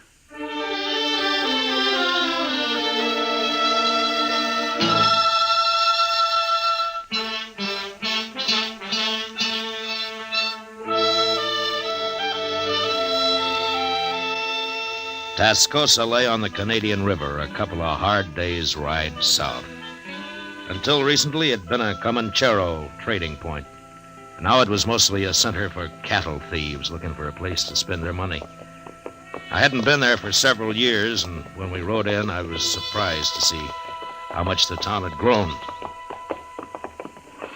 Now, at least they got some trees down here, Mr. Dillon. Yeah, and a couple of new buildings under them, Chester. It looks like there's another one being started. It's going to be a big one, too.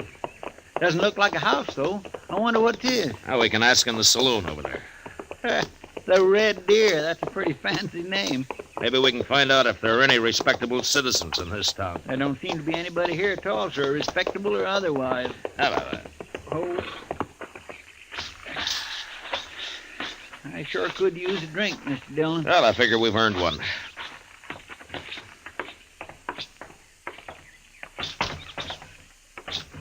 Gentlemen, what'll it be? Beer. Oh, Mr. Dillon. One beer, one whiskey. Right.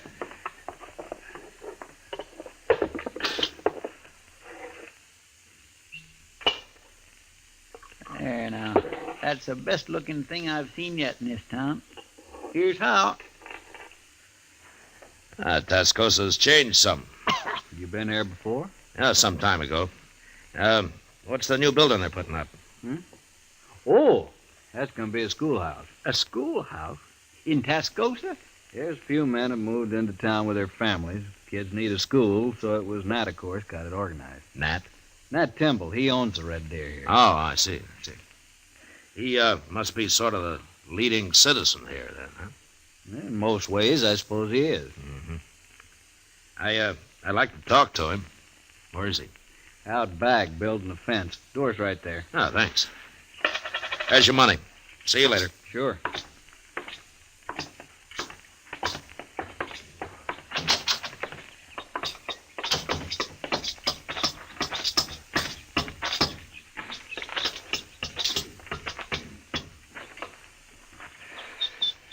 Hello. Mr. Temple? Nat Timble. I'm Matt Dillon, and this is Chester Proudfoot. I'm glad to know you. Barkeep told us that we'd find you out here. That's Mike Postle. He's a good boy. I gathered from him that you were the right fellow to come to, Mr. Timble. What can I do for you? Well, I'm looking for a man. You are? Why? I'm U.S. Marshal, Dodge City. We don't get the law down here often, Marshal. No. Man I'm looking for is Dane Shaw. Do you know him? Nobody by that name around here? Oh, I expect he's changed his name. And how are you going to tell him from anybody else? He's 6 foot tall, black hair, weighs 180 pounds. Could be most anybody, that build. He's got a scar across his ribs. It isn't often you see a man without a shirt, Marshal.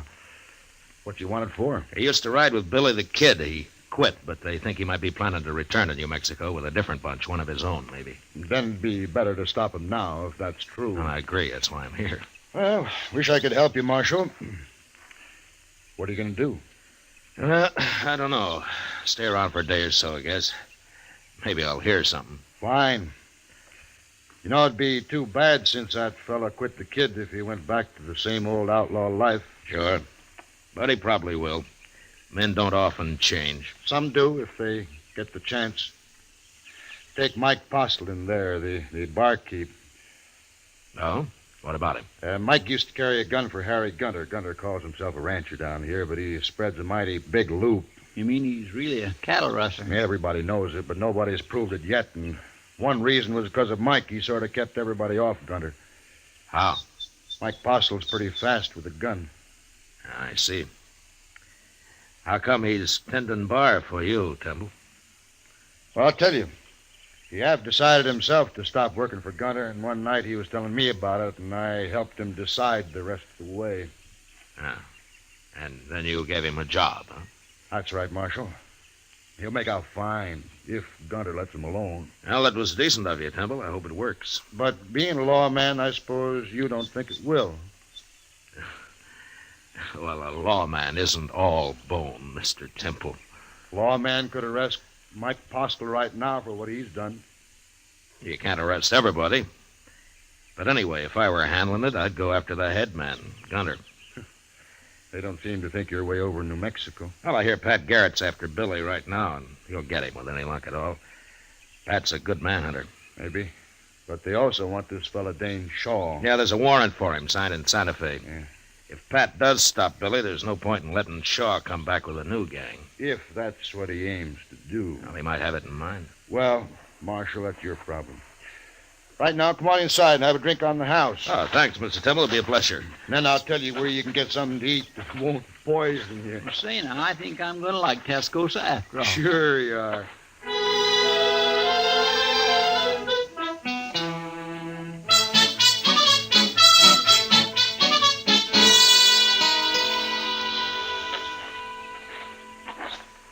it's pretty good turkey, Mr. Dillon. You should have tried it. And they must have a Chinese cook in that place. It's better than the usual feed trough in a town like this.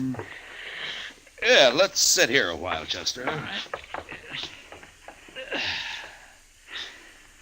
Just think, Mr. Dillon, someday Tascosa may be as big as St. Louis. I doubt that, Chester. Well, as big as Dodge, then. That's a little more likely. Ah, here come some citizens now. They sure are. Looking for trouble, and they ain't even dark yet.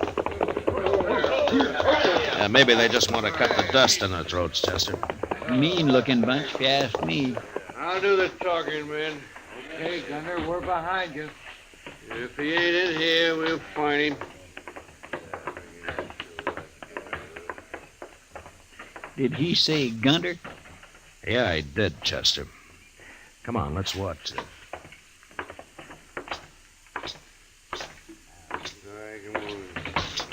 I didn't expect... Over here, Chester. Yes, sir. You come here for a drink, gentlemen?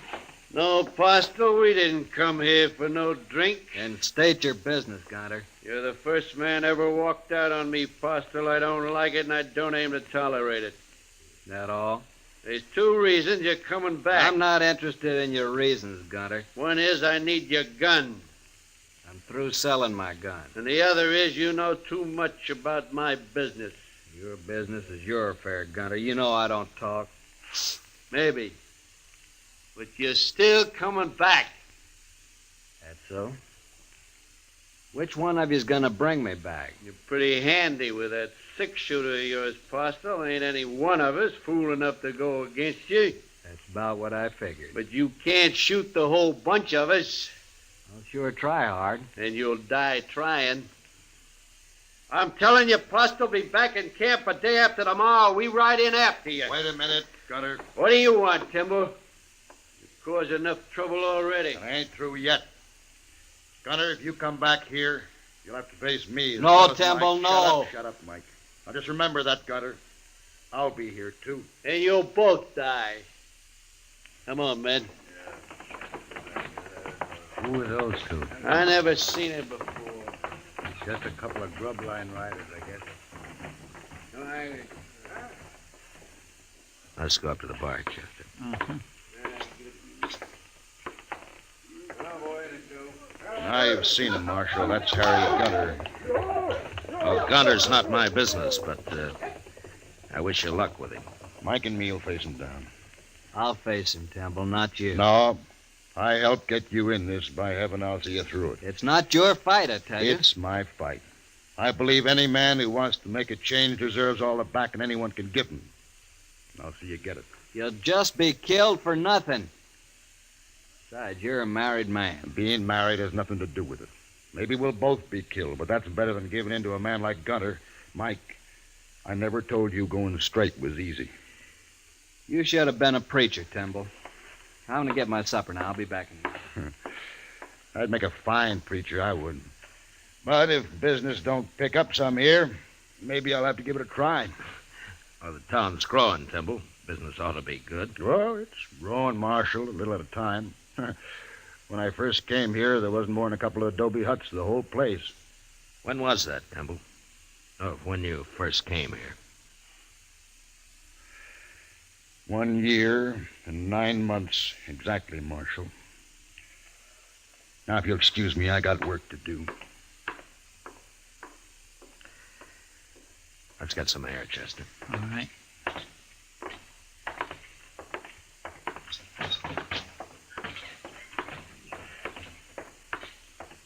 He's a mighty nice fellow, that Matt Timble, isn't he? I mean, willing to back up Mike Postle that way. He's a man of his word. And building a new school and all that. Married, too. Funny thing, Mr. Dillon, I can't quite figure out if you like Timble. I like him fine, Chester. Only his name isn't Timble. What? It's Dane Shaw. He's the man we're looking for.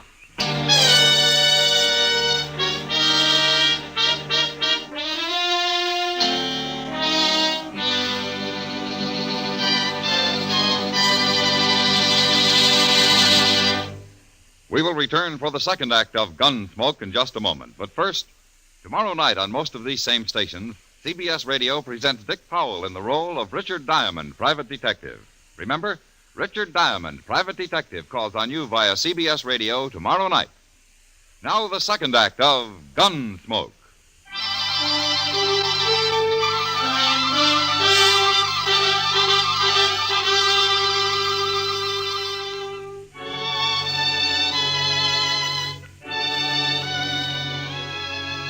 The idea of taking a man like Nat Timble in and sending him back to New Mexico to face a jury of scared and vengeful cattlemen didn't sit too well with me.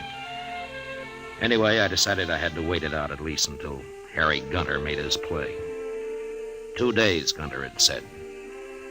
And the night before the final day, Timble asked Chester and me to a little dance they were having to celebrate the start of the new schoolhouse. And there we met Ms. Trimble. A fine-looking woman with a strong face and steady blue eyes. If you'd like some punch, gentlemen, my husband's serving it right over there. Yes, I might enjoy sampling a little, ma'am. I'll be right back. Chester. Yes, sir? Huh? Oh, my goodness. Oh, excuse me, ma'am. I'd also enjoy fetching you a cup of that punch. Oh, thank you, Chester, but I'll have some later. Well, sure, ma'am. Anytime. I'll be right back. I'd be foolish not to take advantage of your husband's being busy, Miss Timble. Would you do me the honor? No offense, Marshal, but I'd rather get a breath of air outside. Why, certainly, ma'am. Would you accompany me? Why, of course.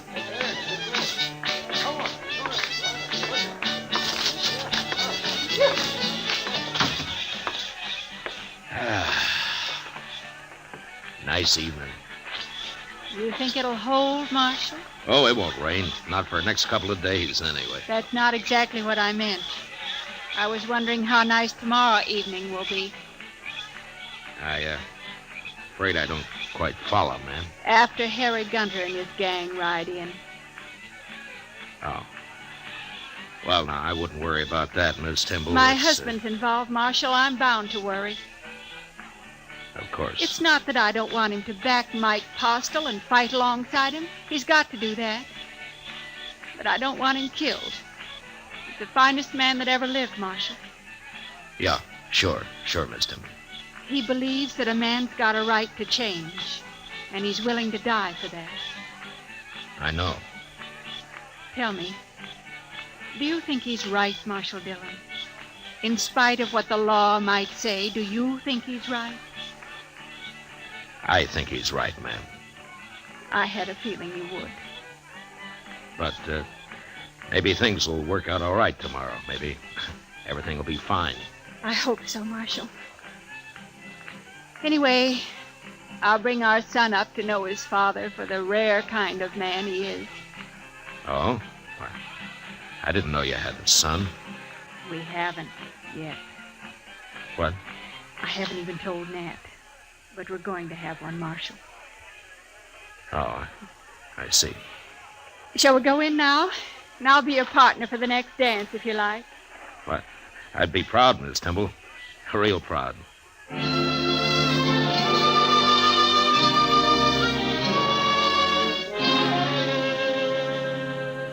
Next morning early, Chester and I saddled up and rode out past the edge of town to the south. There we pulled off the trail into a clump of scrub cedar and waited. Beyond us lay the Canadian River, and across it broad Vegas of spring-fed meadow grass. As we watched, a buffalo, cow, and calf came to the river and drank. And then they suddenly moved off upstream and disappeared in the mesquite. And a moment later, 6 horsemen came out of the distance, riding hard for the river and for Tascosa. I reckon that's him, Mr. Dillon. You, don't have to do this, Chester. I know it. Any objections to me using a rifle? There are no rules in this game. I'll feel a mite cozier behind the Winchester. Eyes open, Chester. Yes. Come on.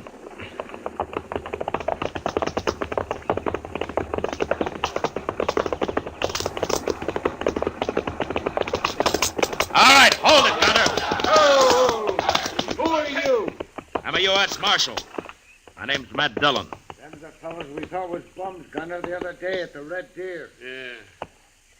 Get off the trail, Marshal. You got no business with us. Turn around and ride back where you came from, Gunner. Mike Postel's staying in Tascosa. Postel, eh?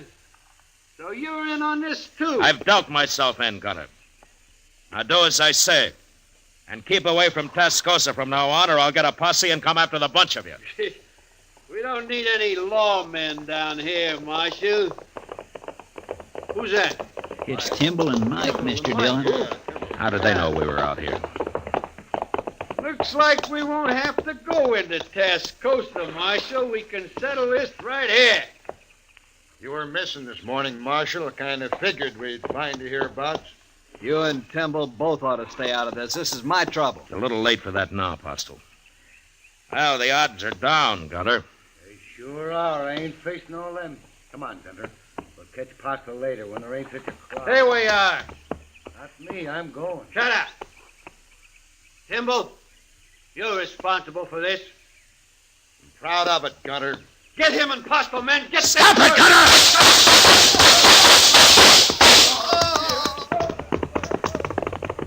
Should we go after them three?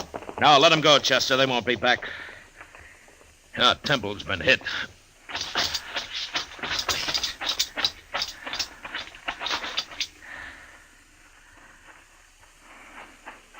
How is he, Marshal? He got hit bad. Chester, go see if Gunter and those other two are really dead. Yes, sir. I told him not to come along. He wouldn't listen to me. Here, let me pick him up and get him back to town. No. No, it's no use. He's done for, Postel. Are you sure? He was dead before he hit the ground. We finished him, sir. All three of them. It'd take more than three of them to be worth that Timble. I'm sorry, Postel. Done enough for me already. Why do you have to come here? This was my fight, not his. No, Postel, not the way he looked at it. You see, Timble himself went straight a couple of years back. He did? Yeah. I came down here carrying a warrant for his arrest. You ain't gonna be able to take him in now, are you, Marshal? No, I'm not. You know, I'm kind of mixed up about you. Coming down here to arrest him and then meeting Gunter and them out here today. I'm not important, Postel. Just you remember what kind of man Timble was. I ain't likely to forget. I'll swear to that, Marshal. Good. Look, you and Chester stay here. I'll send a wagon out from town. I'm going in to see Ms. Tyndall.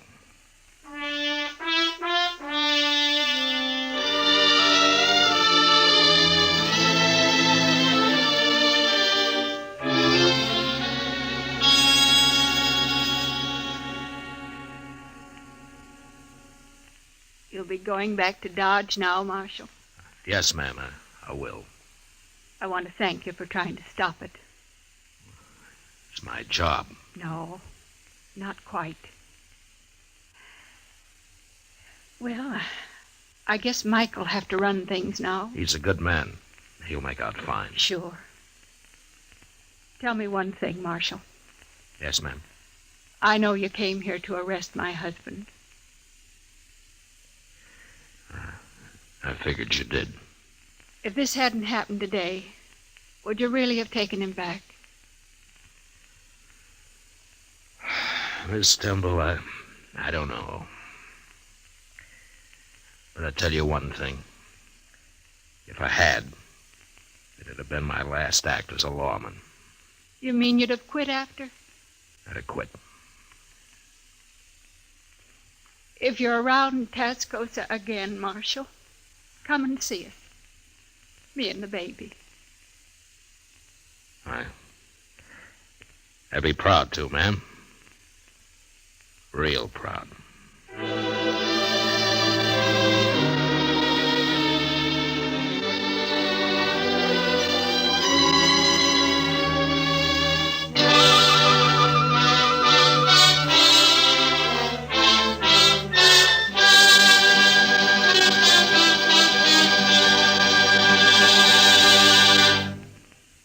Gunsmoke, under the direction of Norman Macdonald, stars William Conrad as Matt Dillon, U.S. Marshal. Tonight's story was specially written for Gunsmoke by John Meston, with music composed and conducted by Rex Corey. Featured in the cast were John Daner and Tom Tully, with Harry Bartell, Paul Dubov, Helen Queeb, and James Nusser. Harley Bear is Chester, Howard McNear is Doc. Gunsmoke has been selected by the Armed Forces Radio Service to be heard by our troops overseas. Join us again next week as Matt Dillon, U.S. Marshal, fights to bring law and order out of the wild violence of the West in Gunsmoke.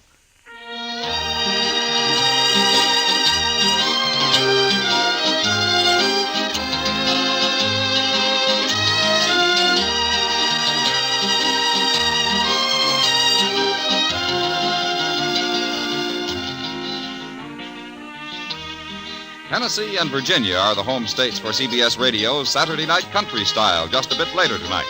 That's where the rural rhythm's coming from, but it's going out all over the country on most of these same stations. This is George Walsh speaking, and remember, you'll find Western adventure and music with Gene Autry Sunday evenings on the CBS Radio Network.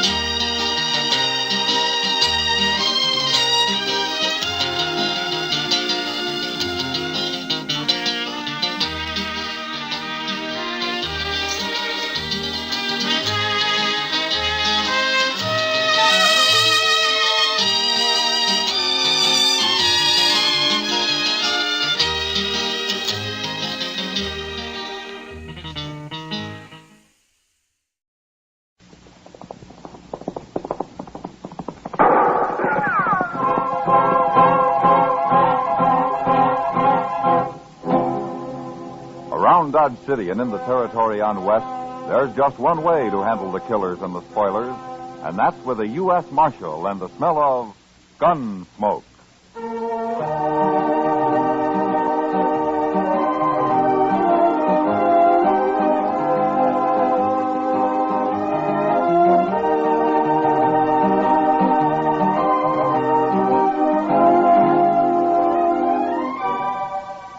Gunsmoke, starring William Conrad, the transcribed story of the violence that moved west with young America. The story of a man who moved with it, Matt Dillon, United States Marshal.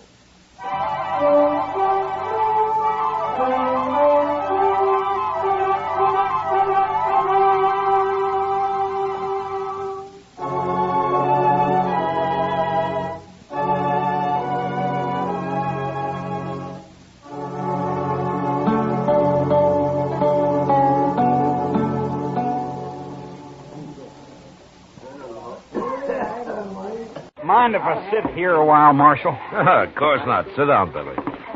Hey, you look worried, Billy. A boy like you shouldn't look worried. I'm 21. That's a man's age, isn't it, Chester? Oh, sure. 21's pretty old, Billy. Old enough for Frog-Mouth Kate, anyway. Every time I come to town, that woman won't give me a minute's peace. Well, maybe she's sweet on you, Billy. Sweet on me. Look at her at the bar over there. She'll come to and miss me pretty soon. Old enough to be my mother. Well, then why do you stay here? Why don't you go over to the Longhorn or someplace? Oh, Kate's all right when she's sober. Just when she gets drunk, she's such a nuisance. Well, she sure looks drunk now. She is. And when she's like this, there's no worse woman in the whole world. I could kill her when she gets like this. Somebody's always going to kill somebody around here. Oh, that's just a way of talking, Marshal. Yeah. I hate to tell you, Billy, but I think Frog-Mouth Kate has spotted you. Yeah, I knew she would.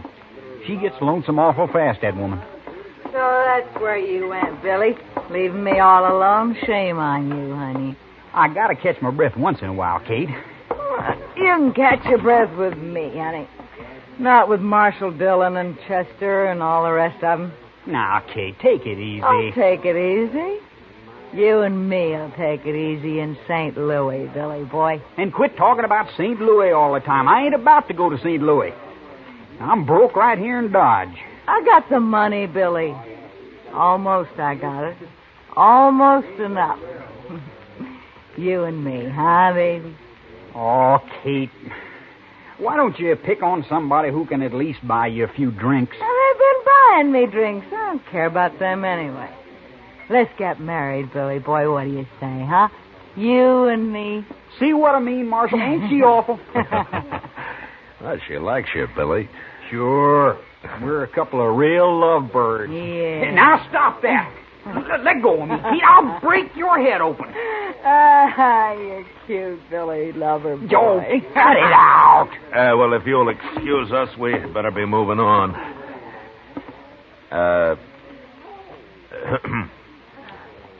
Chester? Mm.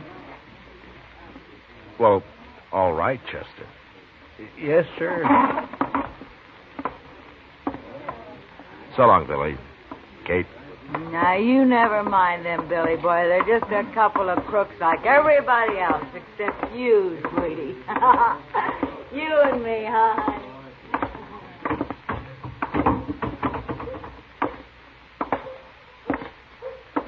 My. Poor Billy. Well, he's got to learn somehow. I suppose. The town seems pretty quiet, Chester. I think I'll go to bed. Good idea, Mr. Dillon. I'll sleep in the office tonight. All right, I'll see you in the morning. Good night, sir.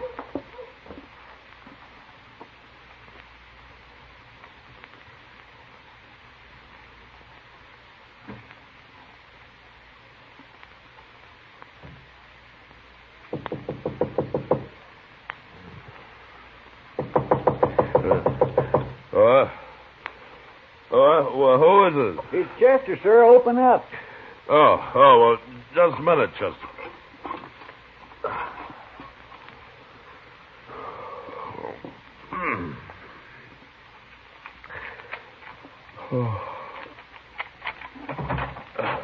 What is it, Chester? There's been a shooting, sir, in that rooming house next to the Alfraganza. What? Well, I'll get dressed. Come on inside. It's been raining a little, Mr. Dillon. Yeah, good. Light that lamp there, will you, Chester? Yes, sir. They sent for Doc, and he woke me up on his way out. He know what it was all about? No, sir. He just said it was in that rooming house. Yeah. What time is it, anyway? Oh, it'll be daylight soon. Must be about 4:30. 4:30. It's pretty late at night for a gunfight, isn't it? Yes, sir. That's what I thought. There. All right, Chester, I'm ready. Blow the lamp out. Yes, sir.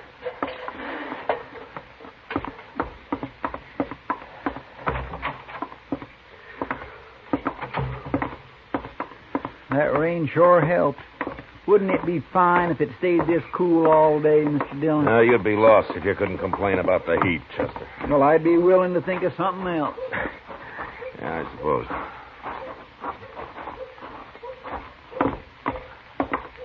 Ma Torvitz still runs this rooming house, doesn't she? Last I heard, she did. Yeah.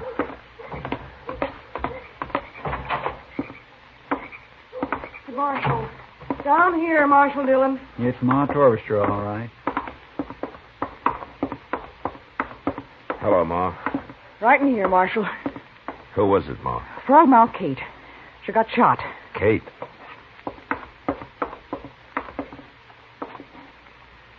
It's no use, Matt. She hasn't said a word, and she's not likely to now. Who did it, Ma? Oh, I was asleep, Marshal. Heard a shot and come right down. I sent everybody else back to bed and told them to stay there. You don't know who did it, then? He must have jumped out that window right there. You go get him, Marshal. He's got a head start already. Who, Ma? Well, that kid, Billy Daunt. Must have been. Well, why do you think it was Billy? Because he was drinking with her all night over at the Alfraganza, that's why. Been with her all yesterday, I heard, too. Couldn't be nobody else. He stole her money, too.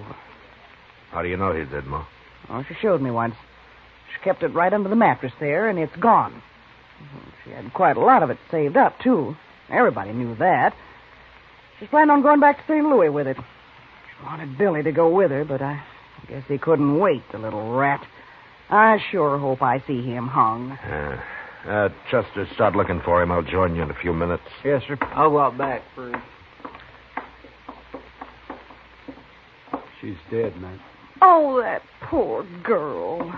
It's a wonder she lived this long, being shot so close up.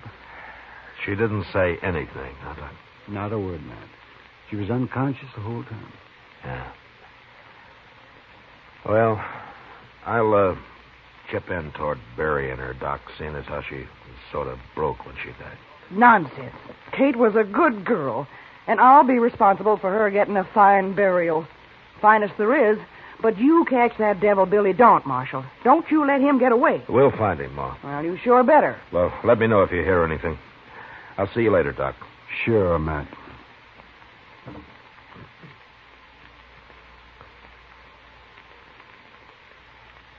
Chester and I spent the next couple of hours looking for Billy Daunt, but nobody had seen him since he and Kate had left the Yellow Fraganza together the night before. We did learn, however, that he'd been riding for Luke Atkins, and since it was our only lead, we decided to go out to the ranch and have a talk with Luke. It was mid-morning when we rode up to the main house, and at first the place looked deserted. Anyway, it's cool here under the cottonwoods. Maybe Luke's out on the prairie somewhere. Well, if he's smart, he's keeping away from the sun right there in the house. Oh. Now, leave the horses, Chester. They'll stand. All right, you...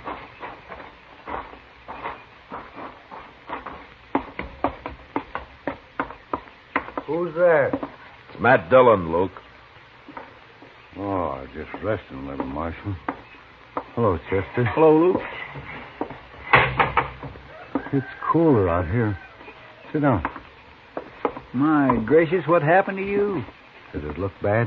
Yeah, bad enough to skip church this Sunday, Luke. Black eye, huh? I ain't got a mirror. Your jaw's swollen, too. Fool kid, I never saw him like that before. He must have been drunk. Billy Daunt? He's been spending his pay in Dodge the last couple of days, and...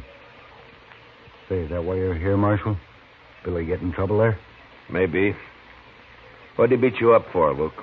Why, he just rode in here this morning early and said he needed a better horse than his and wanted my buckskin gelding. He was all excited, and I started to argue with him. He jumped me before I knew what was happening.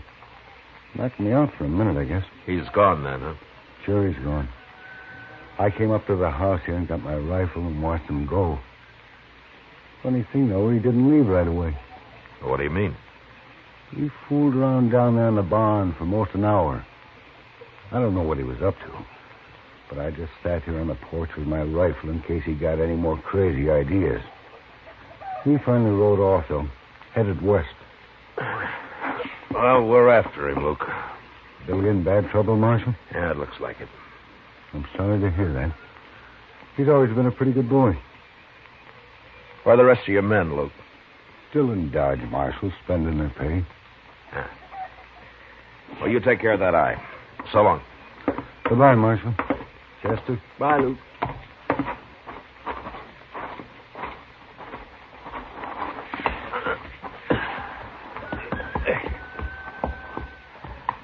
Come on. Well, there's not much question about Billy now, is there? Yeah, there sure isn't. Start looking for tracks, Chester. Yes, sir, I have been. The ground's still damp from the rain last night. We ought to cut this trail easy. I don't see anything. Now, look there, over there. Those are fresh tracks. Yeah, they're fresh, all right, but they lead toward the ranch, not away from it. Yeah. Well, let's follow them anyway, Chester. What? Come on, let's ride.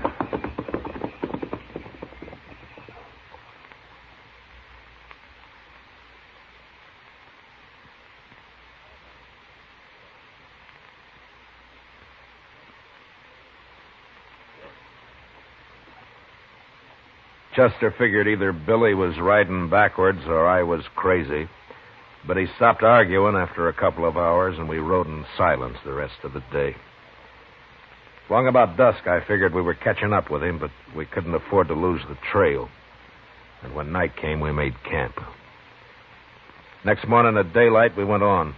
By noon, it was clear Billy hadn't taken any rest at all. A couple of hours later, we began to wonder how much longer his horse could hold out. This is the doggonedest hunt I was ever on. Billy just isn't very smart, that's all. Well, I must be half crazy. Beating up Luke Atkins like that? When a man's in a panic, he'll do almost anything, Chester. Well, you'd think he'd at least have sense enough to rest his horse now and then. And it'll be easier for us if he doesn't. Chester. Look up ahead there. Hey, by heaven, it's a horse. Yeah. Huh.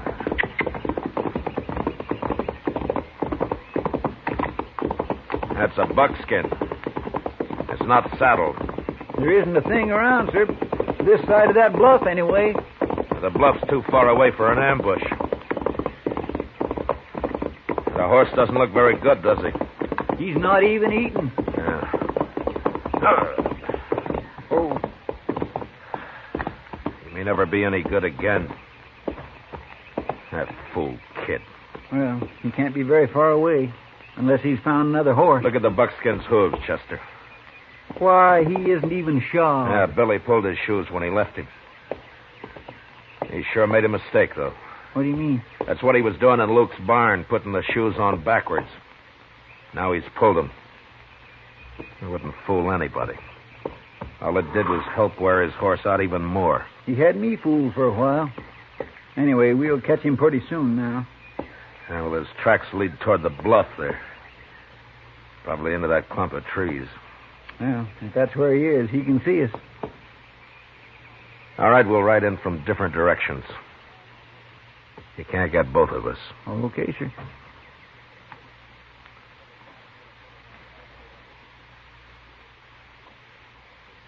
A half hour later, Chester and I had reached the trees about the same time, and without being shot at. There was a spring there and a tiny cabin, deserted. One set of footprints led up to the place, and two sets led away from it. Billy had taken whoever lived there along with him. Figuring there wasn't too much hurry now, we watered our horses and let them breathe for a while. The way I figured, Mr. Dillon, Billy was here about dawn this morning. Well, they won't be far away, not more than 15 or 20 miles at the most. Unless he's found a horse. Well, that's why he's carrying his saddle, isn't it? Yeah. Only Billy isn't carrying the saddle. What? He's saving his strength. Whoever was in this cabin is doing the hard work. You mean Billy took him along just to carry his saddle? Yeah, he found himself a pack horse, Chester. Mr. Dillon, I'm getting to have less use for Billy Daunt every minute. Come on, let's ride him down before it's too late for this poor fellow, whoever he is. All right, Chester.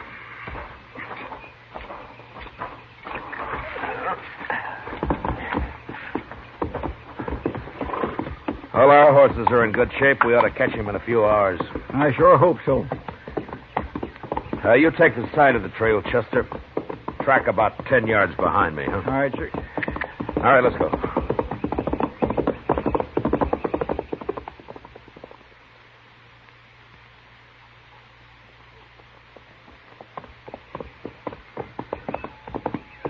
Don't bother to watch the trail anymore, Chester. It's headed right for that nester's shack there. So keep your eyes open. You think Billy might still be there? Yeah, he might be. Oh.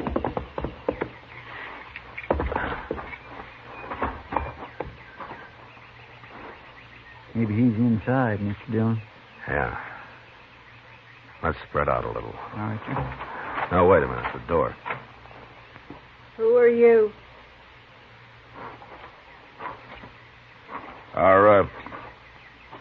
Are you alone, ma'am? You the law? I'm Marshal Dillon from Dodge. You're too late, Marshal. You mean he's gone? He's gone. Take a look around at the side, Marshal. Right around there. Go on, look. Both of you.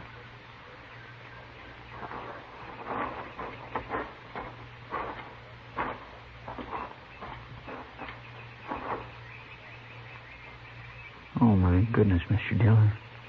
Yeah. He was killed with a knife. Yes, sir, he sure was.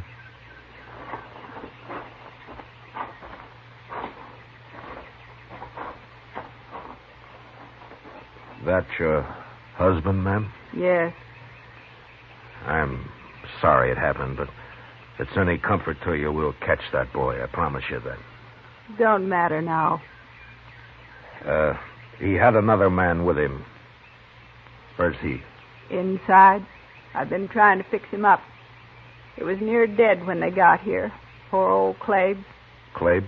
He's 75 years old, Marshal, and that's too old to be used like an animal. Rotten kid. I'd like to talk to him, ma'am. Come on inside.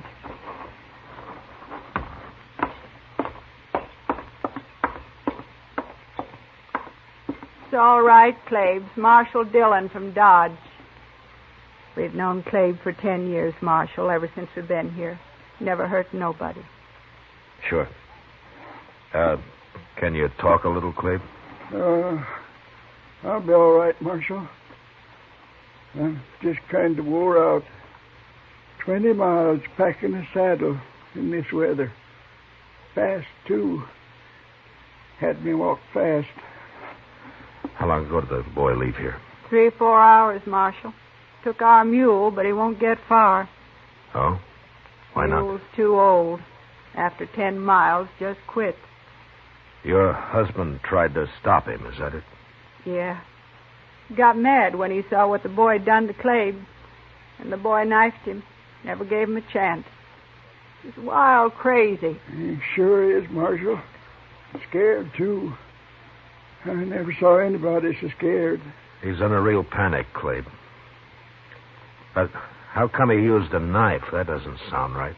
Yeah, it's all he's got, that's why. What? He ain't armed, except for that knife. He doesn't have a gun? He took our rifle, but there's no ammunition for it. We run out. Took it anyway. But when he came to your place, Clabe, didn't he have a 6-gun? No, sir. Just that knife, that's all he had. I got an old Navy pistol, but it's busted. I ain't been able to get it fixed. I sure don't understand it, Mr. Dillon. He's like a wild animal, that's what he is. He oughtn't to be loose. He won't be for long, ma'am. Clabe, I hope you'll be all right. I'm just plumb wore out. Clabe's going to stay right here, Marshal. Too old to be living by himself anyway. Good. Well, we'll be going now, ma'am. But we'll bury your husband first. Now, if you'll just show us where you'd like to have the grave. Thank you, Marshal.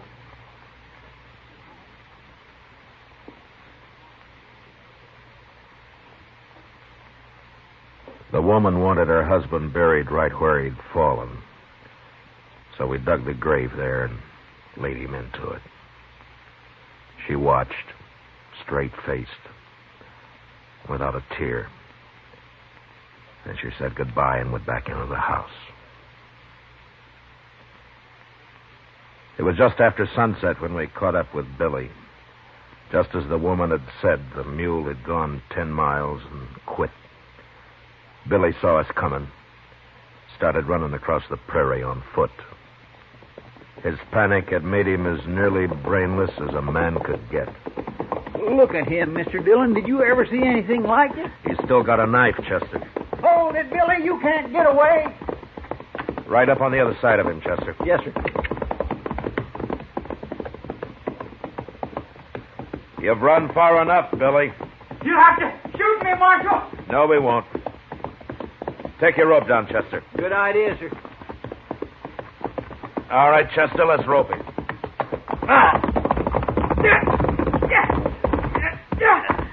We both got him.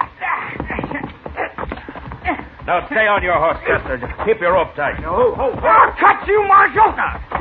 Let go of the knife, Billy. All right, Chester, slack up a little. All right, drop your rope, Chester. I'll tie him up with it. You... Go me. Hey, you're a wild one, Billy. You'll never get me back. Not alive, you won't, never. I think we will. Let's make him walk back, Mr. Dillon. I won't walk. You can drag me, but I won't walk. No, we'll throw him across your horse, Chester. You and I can ride double till we make camp. Maybe that'll calm him down.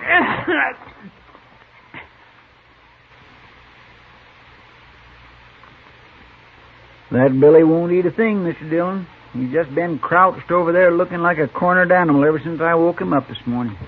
Still pretty spooky, huh? Oh, he sure is. Well, let's go talk to him.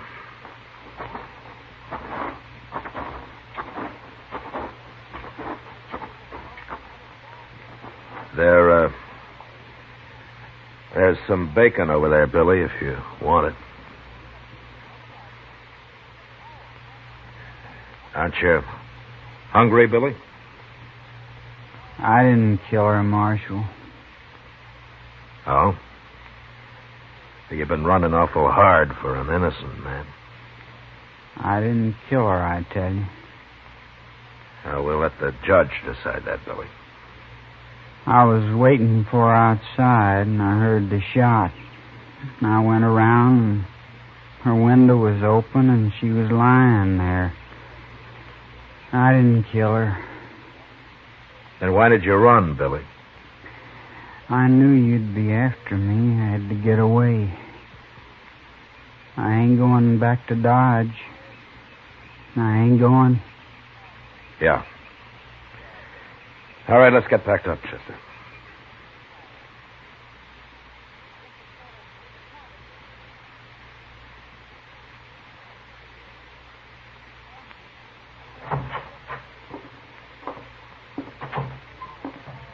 How is he, Chester?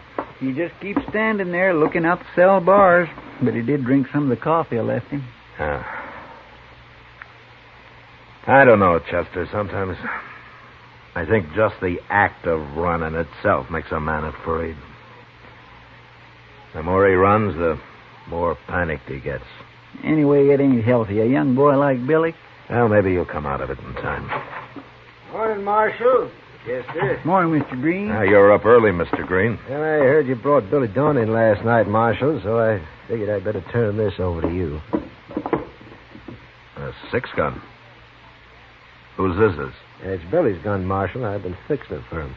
Billy's gun? That's right, Mr. Dillon. Billy didn't have a gun, remember?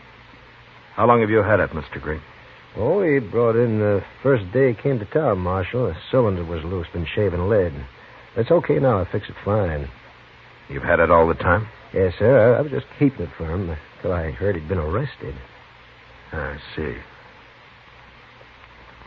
Well, thanks, Mr. Green. I'll see that you're paid for your work. Oh, sure, Marshal. That's all right. Goodbye. Goodbye, Mr. Green. Looks like Billy was telling the truth. Yeah. You sure can't convict a man of a shooting if he didn't have a gun. No, sir. But there's that nester he killed. Yeah. And all for nothing. Yes, sir.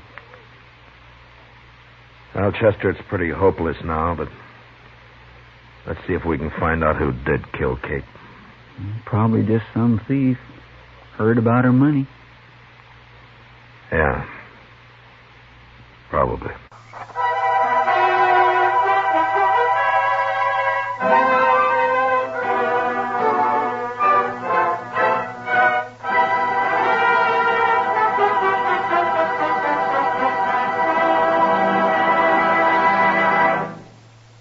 Gunsmoke, under the direction of Norman MacDonald, stars William Conrad as Matt Dillon, U.S. Marshal.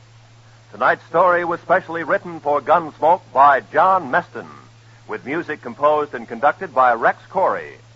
Parley Bear is Chester, Georgia Ellis is Kitty, and Howard McNear is Doc. Gunsmoke has been selected by the Armed Forces Radio Service to be heard by our troops overseas. Join us again next week as Matt Dillon, U.S. Marshal, fights to bring law and order out of the wild violence of the West in Gunsmoke.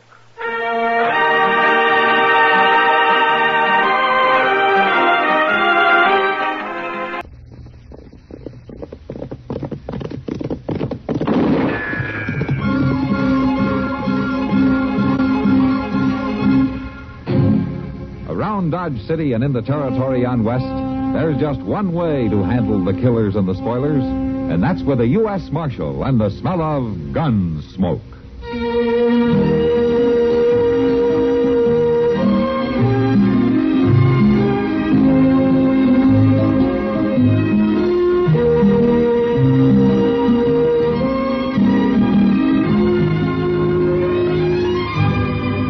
Gunsmoke, starring William Conrad.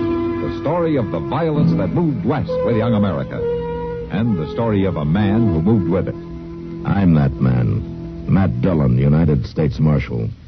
The first man they look for and the last they want to meet.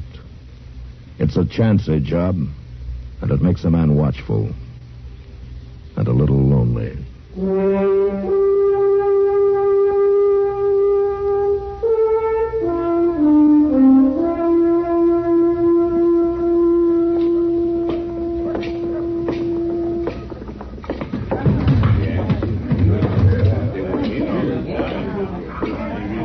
You're a stranger in Dodge, Marshal. Oh, I've been gone a week, Sam. You got any rye left? Kitty over there has got the last bottle, Marshal. I'll have some tomorrow when the Santa Fe gets in. Good. Meanwhile, I'll see if I can talk Kitty out of a drink. Sure. Oh, I heard you were back, Matt. How are you? You, saving that bottle for me, Kitty? Oh, you know I never drink rye. Thanks. Well, here's to you. Thank you.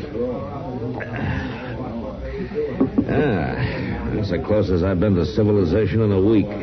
Did you find what you're after? Yeah, I found him, all right. Say, what's that stuff you're drinking? Oh, this? Yeah. Oh, here. I keep the bottle on the floor. Looks better. Let me see it. Professor Bone's Wonder Medicine? Celebrated vegetable pulmonic detergent. Yeah. Well, I hope it tastes better than it reads. Oh, it tastes fine, Matt. It makes you feel fine, too. Essential oil of worm seed, a new and valuable curative. Yeah. Professor Bone, Ph.D. and Pulmist. Professor of Practical and Medical Botany, Natural and Civil History. Oh, well, that makes sense. Kitty, where in the world did you get hold of this? Oh, everybody's taking it, Matt. Oh, I forgot you were away when Professor Bone arrived. When he arrived? You mean he's here in Dodge? Oh, sure. He came last Thursday. He's got a fancy wagon he left us from every day. About this time, as a matter of fact. You should hear him, Matt. He's great. Yeah, he must be. No, he really is. What's in that tonic, Kitty? You're kind of misty already, aren't you? Oh, it makes you feel great, Matt. Try some. Here. No, thanks. I don't need any worm seed oil. Liquor does me all the harm I need. You'll buy some. Once you've heard him talk. He's awful smart, Matt. Yeah, well, he must be. He's a professor. It says so on the bottle. Oh, I don't care if he's a professor or not. He makes wonderful tonic. Yeah, I can see that he does. Oh, Matt. Yes, Matt. I'm glad you're back. You come with me. Hello, Doc. Sit down. No, you come with me outside. I want you to see this spectacle. What are you talking about? This red-nosed old scarecrow, Loot Bone. He ought to be tarred and feathered, that's what. Oh, now, Look, Doc. right there. There's a bottle of it. Kitty, is that yours? Well, it's good, Doc. It's real good. I'm going to smash this in the street. Oh, no. And if I find you drinking any more of this, I'll paddle you. That's what I'll do. Really? You see? You see what it does to people? Come on, Matt. Look here, Doc. I might as well find out what this is all about. You will excuse us, won't you, Kitty? You, not Doc. I mean what I said, Kitty. Oh, boy. Come on, let's go, Doc. Yes, all right. Oh, Kitty. There's his wagon. And look at that crowd of fools. What's so wrong with that, Doc? I'll tell you later. First, I want you to hear him talk. The man's demented, that's what. And he's dangerous, Matt. He's deadly dangerous.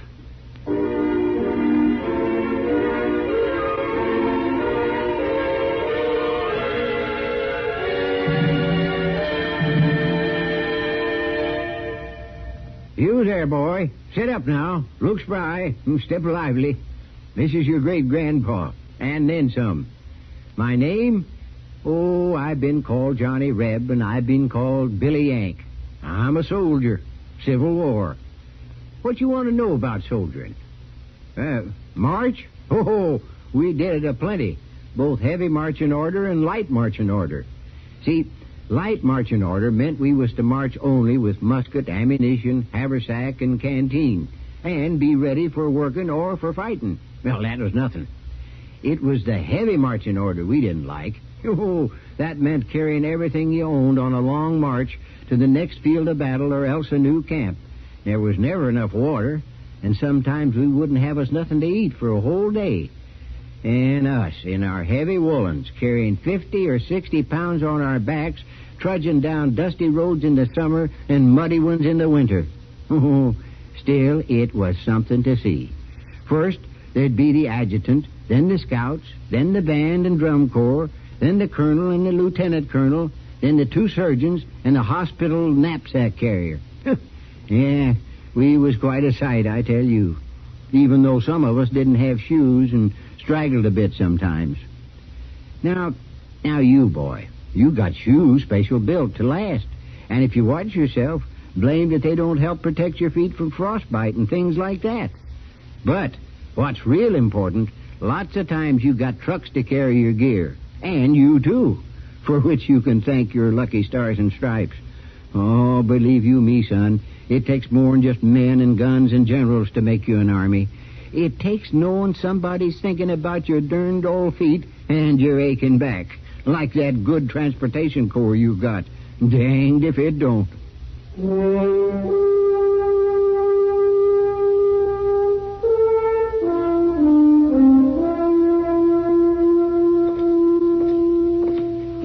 There it is, Matt. See? Yes. Right down there where the crowd is. He's standing in the back of his wagon. You see? He's finished entertaining them now. We're just in time for the serious part. So come on. Hurry along now. Come on. For this famous elixir, while serving as personal surgeon to the King of Santo del Rio. Oh, that liar. Just take it easy, Doc. Let's Wonder listen. Medicine has cured more than 3,000 cases of ague, 2,500 of chronic inflammatory rheumatism, 2,000 of green sickness, 1,000 of mercurial diseases, 1,500 of liver affections, and 6,000 of general debility. He ought to be hung. It purifies, cleanses, and strengthens the fountain springs of life, and infuses new vigor throughout the entire body. In fact, my friends, Professor Bones' Wonder Medicine will cure all disorders incident to the human race, without exception, no matter what the age, circumstance, or place of residence of the afflicted patient. Hey, Professor, I live over near Stinking Springs. Will it cure me? You are drunk. Quite a day ever since I was weaned, Professor. I pity you, my friend. Professor, when I was 12, I got drunk and went to sleep in a hackberry tree. I never did find out how I got down. Oh, don't laugh. Ladies and gentlemen, don't laugh. Pity the poor man, the poor wretch. Whiskey has him crushed in its foul trap. His eyes rheumy, his brains awash, his manhood's gone. Now, you shut up. Whiskey, I tell you, whiskey did it. Now, any more talk about me, and I'll put a bullet in you, Professor. Evil man, drunken specter. I'm telling you no more. No more. That's right. Now, ladies and gentlemen, about to appear on the wagon beside me is a man you all know and respect. One of your finest and most worthy citizens. A man whose very presence contributes mightily to the progress of your fair town. A man whose soul is pure, but whose body has been the host of 5 separate diseases, any one of which would soon have been fatal. But now he is saved. 3 bottles of Professor Bones' Wonder Medicine has done it. And here he is, to tell you of this miraculous cure in his own words. Step forward, sir, and speak. Speak for the sake of your fellow man. Great heavens, Matt. It's Chester. Yeah. Hey, Chester. Oh, Mr. Dillon. Get down off there. Yes, sir. But, my dear man, you've got to talk to the Come on, hurry it up, Chester. Who are you, sir? What are you doing? Now, you come back here, you. Go on with your lecture, Professor. Never mind about him. Hey, Professor. What? Professor, that stuff for yours cure anything? Anything, my friend. Every disorder known to medical faculty. Well, my old man, he's 80, and he got a bean stuck in his throat. Now, shut up, all of you. It's true. Professor, how about that? I'll come to see your father, sir. I'll visit him as soon as I am able to pass a few bottles down among the good people gathered here. Hello, Mr. Dillon. Doc. Come on, let's get out of here. Chester, of all people. Well, now. Oh, I suppose he's got you all doped up with that stuff, too, Chester. Oh, it makes you feel great, Doc. Is that why you were up there? Well, no, sir. I got a deal with the professor for my spare time. See, Mr. Dillon, he pays me $1 a day and gives me all the medicine I can drink free. Oh, it's idiots like you that make it possible for such quackery, Chester. Oh, now, Doc, I'm not no idiot. Well, you think you've been acting like one? Well, that's not what's important. Matt, I've analyzed some of Bones' so-called medicine. It's got opium in it, for one thing. Oh, you think it's dangerous, Doc? Of course it is. People can get in the habit. And what's worse, if something is wrong with them and they're taking that stuff, they wouldn't find it out until it's too late. You gotta stop this business, Matt. Yeah, I suppose you're right, Doc. Either you stop him or, by heaven, I'll shoot him. I'm serious, Matt. All right, Doc, I'll talk to him a little later. In the meantime, you stay away from him, Chester. Well, I'm sorry, Mr. Dillon. I didn't know.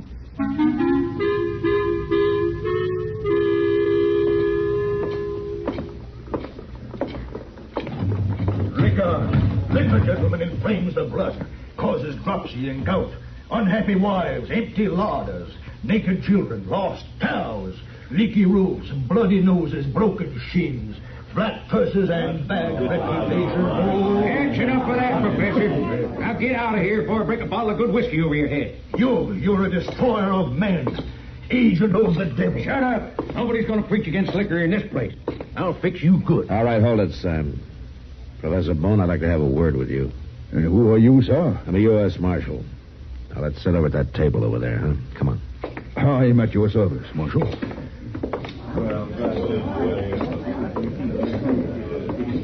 And to what do I owe this honor, sir? Now, that isn't exactly an honor, Professor. I want you to stop putting opium in that stuff that you're selling. Oh, come now, Marshal. Surely you don't believe... Doc Adams has analyzed it, Professor, and either you make it harmless or I'm going to run you out of Dodge. Yes, sir.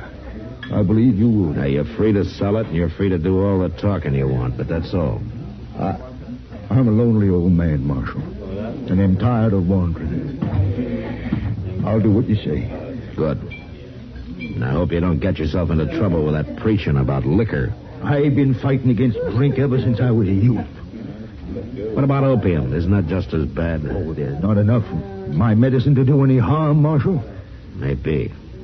But why are you so strong about whiskey? Well, Marshal, when I was a child of 12, my grandfather got drunk and threw a pet owl onto a horse that was standing nearby. What? He did. And it frightened the horse into kicking an orphan boy.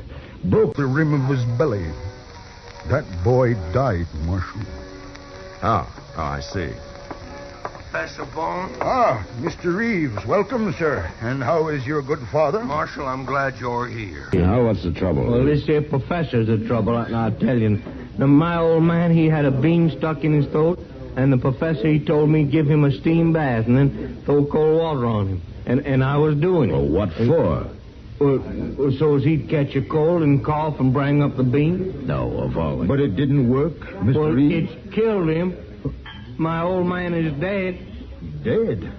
Good heavens. And I'm going to kill you for it, Professor. No, you won't, Reeves. Well, no man can die of a mere cold, Mr. Reeves. Something must have gone wrong. Oh, something went wrong, all right. Come on, we'll get Doc and go see what this is all about. And you get the idea of shooting anybody out of your head, Reeves. Maybe I will.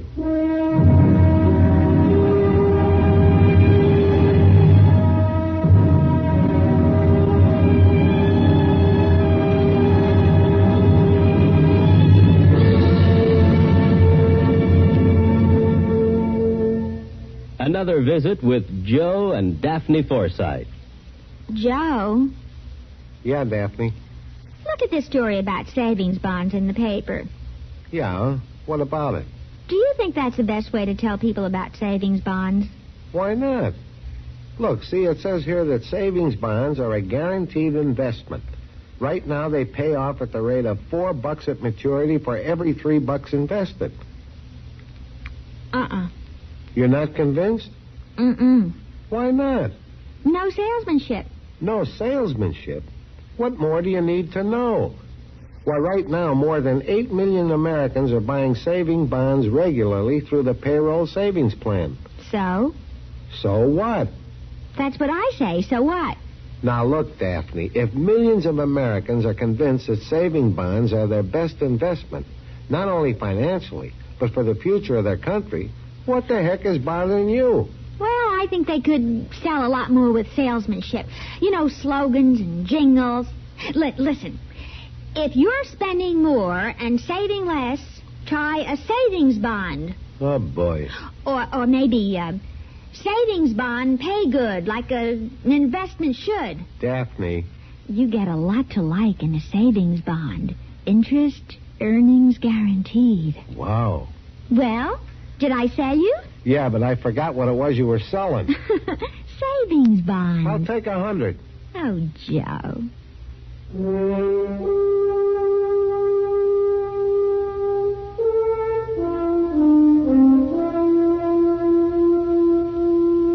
Professor Bone wasn't a normal, everyday type of citizen, but he wasn't a murderer either.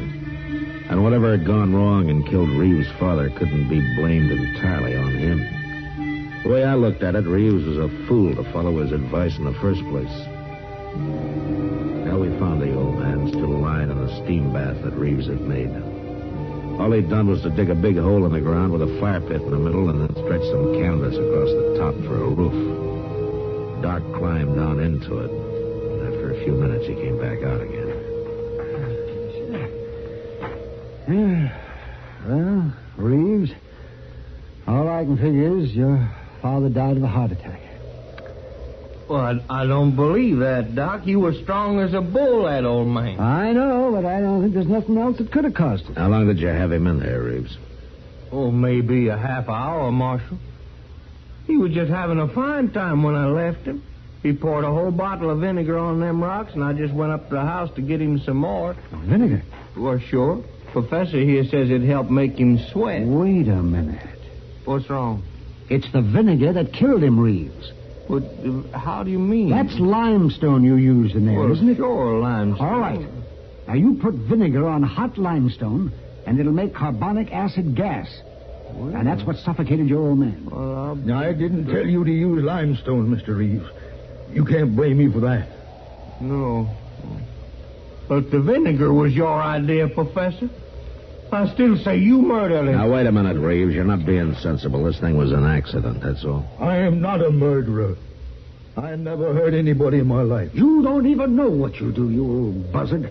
Selling that slop of yours loaded with narcotics. Did you tell him to stop that, Matt? Yes, he said he would. My medicine is as pure as the dew, gentlemen. Pure as dew. I'm going to analyze it every day you're here, and I hope that won't be much longer. I'm a lonely old man, sir. And the only home I have is my wagon. Well, then go live in it, but somewhere else. You've caused enough trouble around here. But am I to be banished from the face of the earth? Am I not a man like any other man? Do you think I have no heart, no feelings, no soul? Oh, why don't you shut up and get out of here, Professor? I want to bury my daddy. I would gladly help you in that task, Mr. Reeves. Oh, no. No, sir, not you. Not by a long sight. You are unkind, sir. Gentlemen, I take my leave of you. Good day. For some reason, the three of us stood there in silence and watched Professor Bone walk away. He stopped once and glanced back at us for a moment, and then he went on. Later, when we got back to Front Street, his wagon was gone, and we figured that probably that was the last we'd ever see of him. Dodge was fairly quiet that night, and when somebody reported seeing a fire of some kind out on the prairie, I decided I might as well ride out and have a look. Well, there's no flames left, Mr. Dillon. It must be all burnt out. I don't remember a house of any kind around here. I wonder what it was. Maybe just a prairie fire that didn't really get started. Wait a minute, there's something, Chester, over there, see? Oh, that's right. I can see a few coals.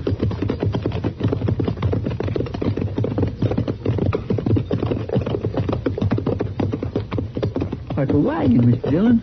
All burnt up. It's Professor Bones' wagon, Chester. By golly, you're right. And that's his horse, too. Professor? Professor Bones? Come on, let's take a look. Where in the world do you reckon he could be, Mr. Dillon? I don't know, Chester. Here, look out now. I'm going to try to move something.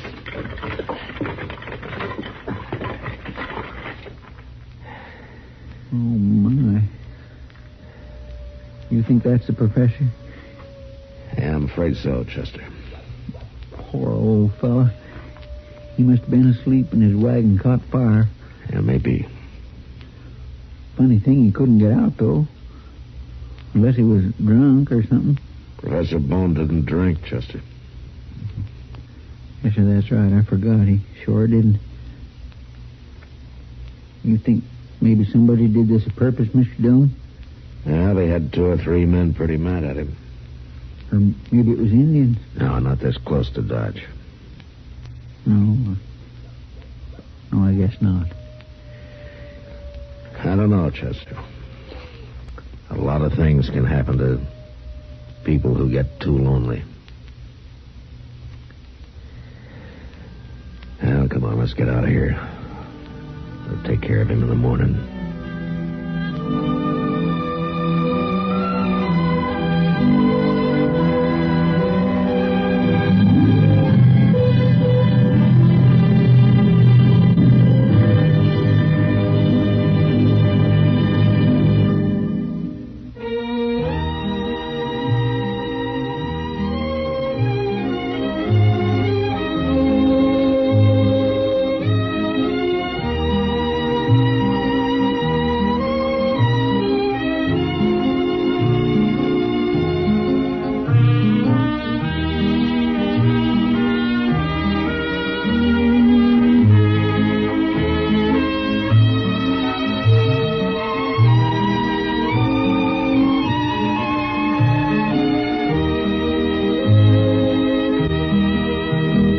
Gunsmoke. Produced and directed by Norman Macdonald, stars William Conrad as Matt Dillon, U.S. Marshal. The music was composed and conducted by Rex Corey.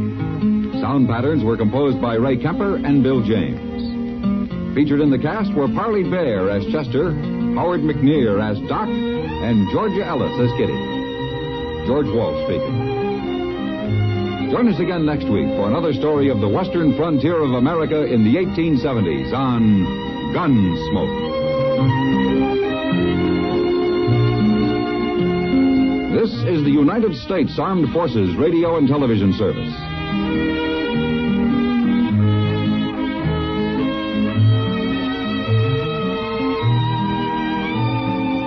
Now, Post Toasties, the heap good cornflakes, is proud to present Gunsmoke.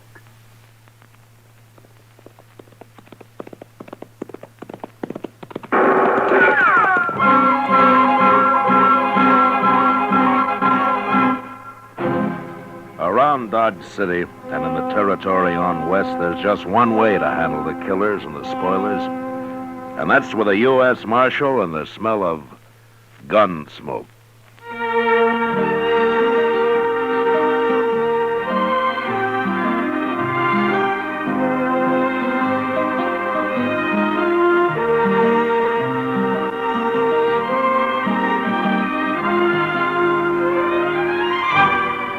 Gunsmoke, the story of the violence that moved west with young America.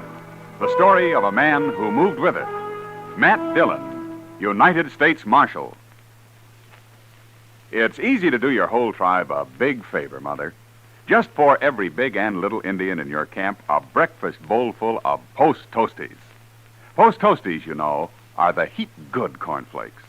They're the best thing that's happened to corn since the Indians discovered it. fresh as fresh can be. Say, Post Toasties are cracklin' crisp. Sweet kernel corn flavor, toasted. That's Post Toasties. Post Toasties are packed with nourishment, too. A bowl of Post Toasties with sugar and milk helps your big braves and little Indians start the day right. Get Post Toasties soon. And now, Gunsmoke, starring William Conrad.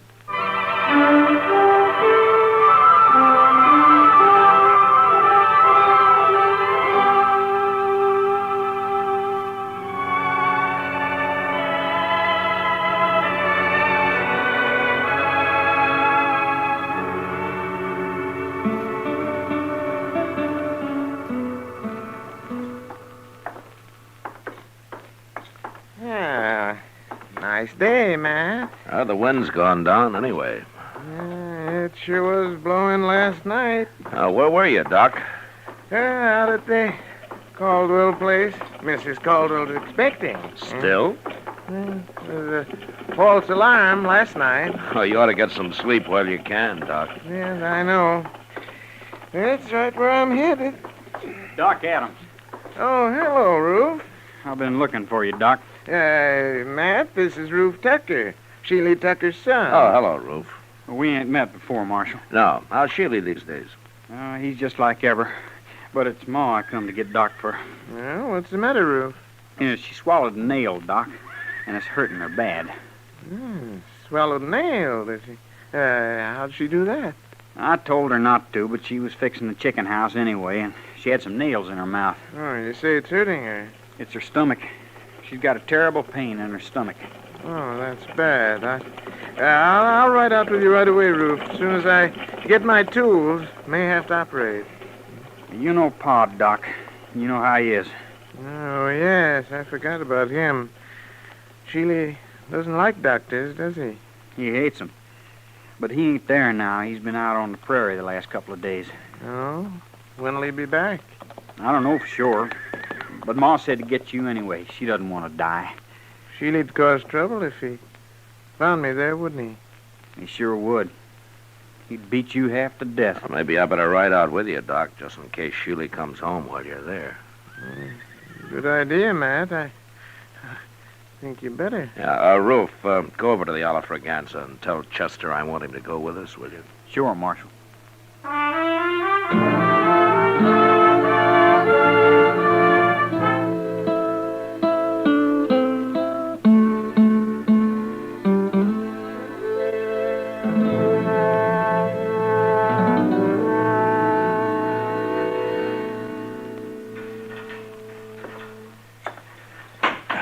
How is she, Mr. Dillon? Oh, I don't know, Chester. Doc's still working on her. Well, there's no sign of Sheely anyway. Well, that's some help. What's the matter with a man like that, Mr. Dillon? Hating doctors the way he does? I don't know, Chester. Probably there weren't any doctors around when he was young. And what was good enough for his father is good enough for him. Some fool notion like that, maybe. Sheely always was a mean old cuss, except for his horses. He's always treated horses like they're human. Did you ever notice that? Sheely isn't really a bad man, Chester. He's just ignorant and prejudiced because of his ignorance. If he'd have been here, he'd let Miss Tucker die rather than have Doc operate on her. Yeah, probably. Well, that's bad. To me, it is. Maybe if Doc saved him someday, he might get over his ideas. Old Sheely's never had a sick day in his life I know of. Oh, Doc, you all through? Huh? Oh, yes, I'm all through, Matt. How is she, Doc?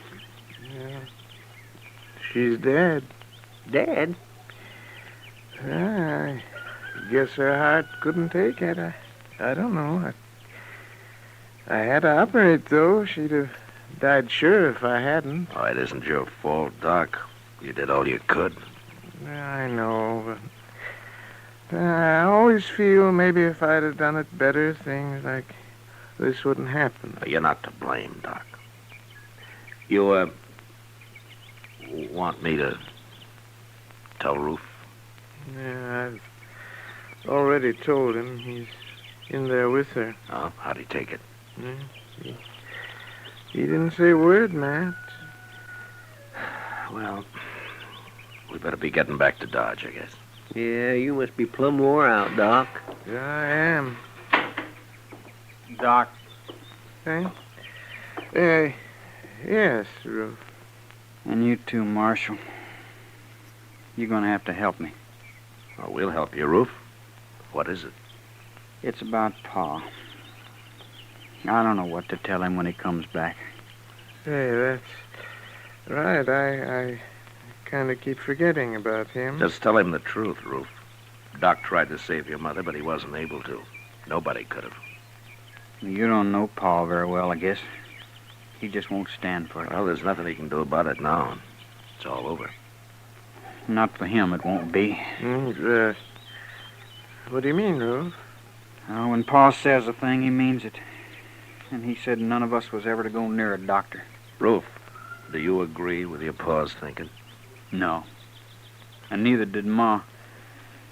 But we didn't dare cross him when he was around anyway. I'm afraid of him, Marshal. You'll have to stay here and tell him. Yeah, well, I can't stay. I have to get over to the Caldwell place. That baby's due any time now. But you can't go. All right, Roof, all right. I'll stay here till he comes back. Chester, you better ride into town in case anybody's looking for me, huh? All right, sir, Mr. Dillon. Yeah, it's a funny thing how a doctor can lose one life and maybe bring another into the world all on the very same day. Yeah. Come on, Chester. We can ride partway together.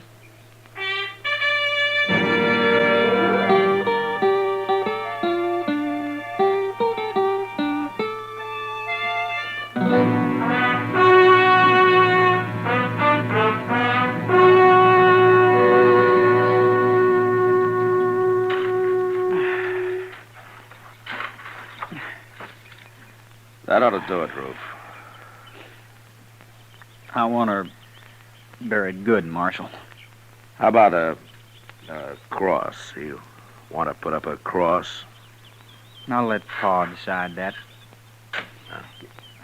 Oh, my gosh, Marshal. Here he comes now. Yeah, looks like he's been riding pretty hard. Pa always rides hard, but he takes mighty good care of his horses all the same. He's never hurt one yet. I know. Oh, there, Marshal. How are you, Sheely? What are you doing out here? What's this? Sheely, your wife died.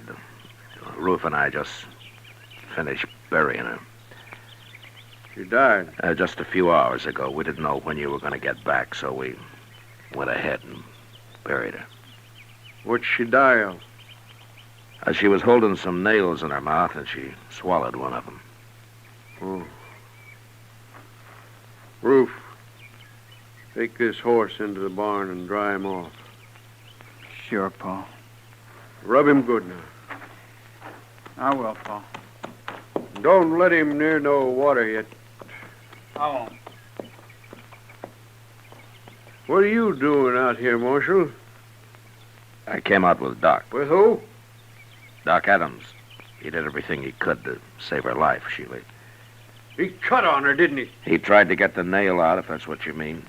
She'd have died from it if he hadn't. Cutting on her, that's what killed her. Look, Sheila, your wife was dying, and Doc tried to save her. That's how it happened, no matter what you think. I got no use for doctors. They're all croakers. That's what my old man called them, croakers. I kind of figured that's where all this came from.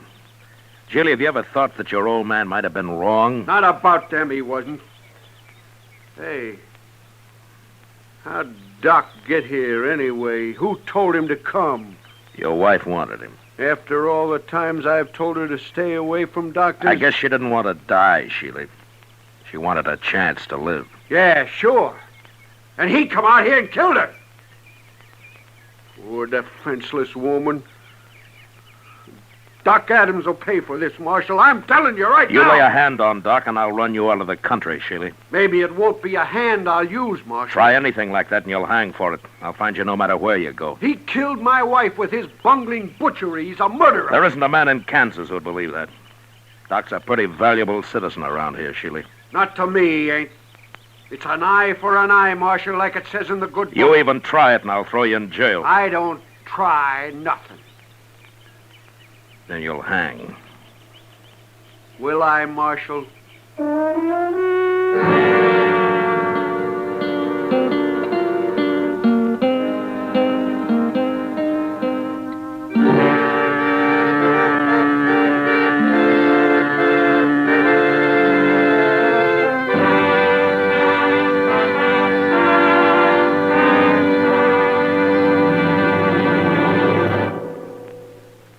Say, what goes on at your house at breakfast? Well, you can take it from me. The best thing that can go on your breakfast table is Post Toasties. Yes, sir, Post Toasties, the heap good cornflakes. Those golden crisp cornflakes are the best thing that's happened to corn since the Indians discovered it. You know how to prove it? Just pour out breakfast bowlfuls of Post Toasties for your whole tribe, and then watch how they enjoy 'em. Post Toasties are crisp and tasty. From the first bite down to the last spoonful, that sweet kernel corn flavor makes your breakfast. So always ask for Post Toasties, the heap good cornflakes. Post Toasties, heap good cornflakes. The best thing that's happened to corn since the Indians discovered it. Heap good cornflakes. Post Toasties, heap good cornflakes. Remember, Post Toasties is one of the famous triple-wrapped Post cereals, guaranteed fresh or triple your money back. Now back to Gunsmoke.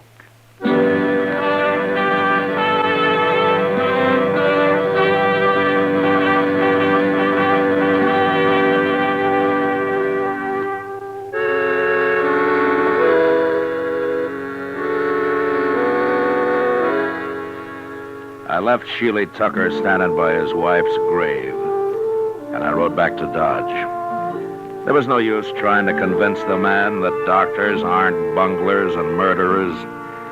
I figured he'd have to experience the truth himself somehow. And there wasn't much chance of that, the way things stood. But what really worried me was his threat to get Doc. Ordinarily, Sheely was peaceable enough, but there was no telling what he might do now. Doc stayed at the Caldwell place that night and the next day, too. I thought he'd be safe there, and I didn't worry about him till the next evening. Kitty and I were having supper at the Dodge house. Matt, for a town that lives on the cattle trade, you'd think we'd be able to eat decent steaks. You should have had the prairie chicken, Kitty. It didn't have to walk all the way from Texas. That steak I had got carried. It was too old to walk. I've never eaten prairie chicken, Matt. What's it taste like? Oh, a little chicken, a lot of prairie. If I didn't know you better, I'd say you've been drinking. If I know you, you'll order steak next time anyway. I don't give up easy, Matt. Yeah, I know. Remember it, then. Sure. You don't know much about women, do you, Matt? Well, I'm learning. Yeah. But at the pace you've set, I'll be in my grave before you're out of first grade. Well, it took me 10 years to learn how to handle a six-gun. Well, that's the nicest compliment I've had all day. Drink your coffee. I gotta get out of here. Yes, sir, Mr. Dillon. Oh, here's Doc. Hello, Matt. Kitty. How's Mrs. Caldwell, Doc? Yeah, gave birth to a 12-pound boy this afternoon. Ah, that's fine. Yes. That's not what I came to talk about, Matt. Somebody tried to shoot me on the way back from the Caldwell place. What? Who was it, Doc? Yeah, I didn't see him, and since I didn't have a gun, I rode straight ahead. Fast. Where did this happen? Yeah, about a mile the other side of the grove. I should have come out and ridden back with you, Doc. You should have, huh? Well, then, you know something about this? Yeah. Sheely Tucker, huh? He came back after you and Chester had left, Doc. He made some threats. Yes, I might have known it. But I'm not going to be a target for Sheely every time I go on a call in the country. I'm going out and see him, Matt. We'll have this out face to face. I don't think you can change his mind, Doc, but I'll go with you. And if he admits shooting at you this afternoon, I'll bring him back to jail. Maybe I'll bring him back anyway. Well, I should hope so. People around here'd be in an awful fix without Doc. Well, then there's Me too, Kitty. Oh, sure, Doc. I was thinking of you. We'll ride out in the morning, Doc. Yeah, good.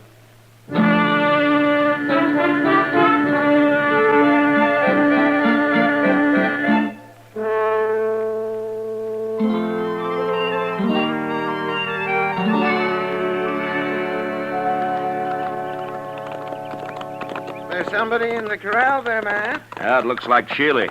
Tis. Him and Ruth both. Oh. Well, let's leave them here. They'll stand.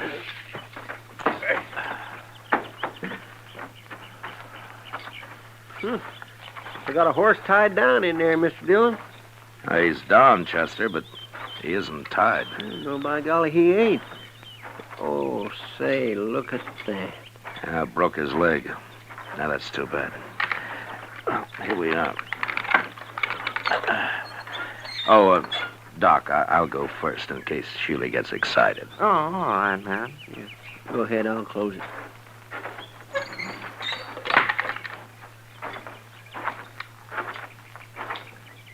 Hello, Sheely. Ruth. Hello. You bring that croaker out here to kill my horse for me, Marshal? Now, Sheely... Wait a minute, Doc. I'm sorry about your horse, Sheely. What happened? That bay's the finest animal I ever owned. I was just topping him off when he fell and busted his leg. Oh, blame it. Gee, that's too bad. It sure is. Ruth, go on up to the house and fetch me my rifle. Okay, Pa. Terrible thing to lose a horse like this. Sheely, if you like, I'll do the shooting. Oh, thanks. I'll kill him myself. It's my job. You know, it's a funny thing. We always shoot a horse if it breaks a leg, but we wouldn't think of shooting a man when he does. You croakers got other ways of getting rid of people. Yeah, I'll overlook that, Sheely, but I'll tell you something. I don't want to hear nothing from you. Well, you like that horse, don't you? Of course I do. Well, then, don't shoot him. What? Well, look, Sheely, that horse is done for anyway, so it won't hurt to let me try to fix his leg the same way I would a man. It just might work. You mean put a cast on him? I do. I never heard of putting a cast on a horse, Doc. Yeah, neither have I. It's crazy. I don't like it. It's up to you, Sheely. Well, I wouldn't have let you near my wife if I'd been here. Why should I let you fool with my horse? All right. All right, Sheely. Shoot your horse. Then I'm taking you back to Dodge. What for? You're going to jail for trying to kill Doc yesterday. At least that's what Doc told me. Yeah, now, Matt, I didn't exactly Shut say... up, Doc. I ain't going to jail. I can't... Yes, you are. Unless maybe Doc changes his mind about charging you with attempted murder. Then I couldn't put you in jail. Oh? Yeah, no. No, yeah, he couldn't then. You know, Sheely, I might get so busy working on this horse, I'd plain forget about everything else. I might even save the animal to boot. Well, make up your mind, Sheely. I gotta get back to Dodge. Well, all right. But you better make it work, Doc. I said I'd try. That's the best I can do. Ever. No matter who the patient is. Okay, Doc, you try. But try real hard, will you? I always do, Sheely. Real hard.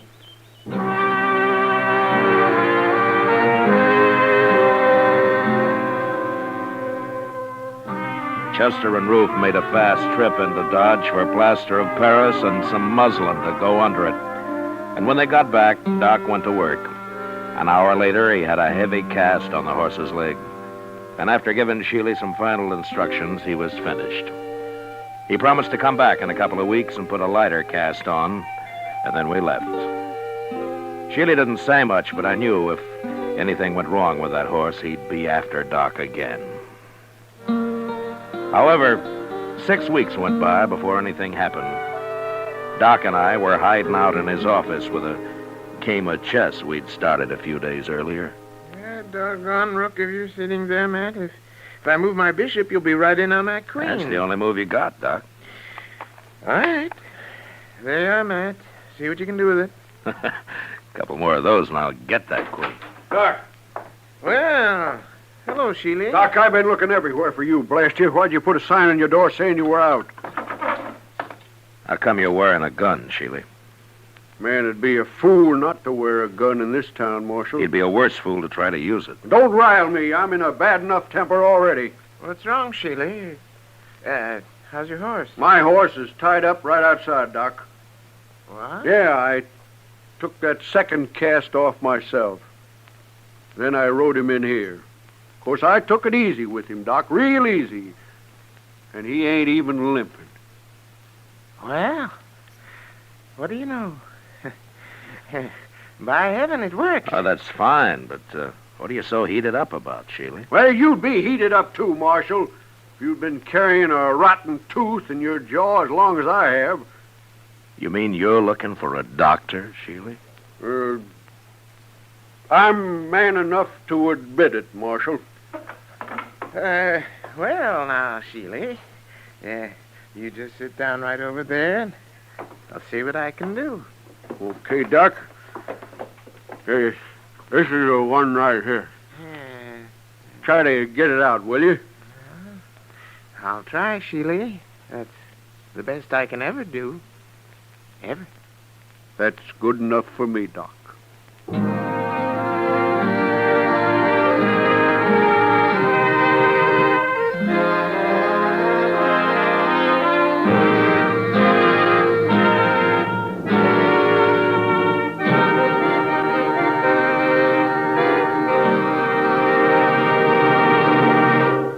In just a moment, we'll tell you about next week's adventure on Gunsmoke.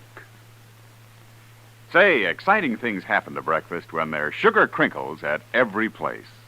Sure, new sugar crinkles make breakfast more fun than a circus. You know why? Sugar crinkles is the sugar rice treat that's just right sweet. Not too sweet, the way some sugar-coated cereals seem to be, and not like others that aren't sweet enough. Sugar crinkles, every golden crisp nugget of them, is just right sweet. So try starting your day off just right with new sugar crinkles. And don't forget, when you're listening to the radio or watching television, sugar crinkles make great snacks. From the bowl or from the pack, for your breakfast or a snack, sugar crinkles are more fun than a circus. Try sugar crinkles soon. They're the sugar rice treat that's just right sweet. So better get several packages.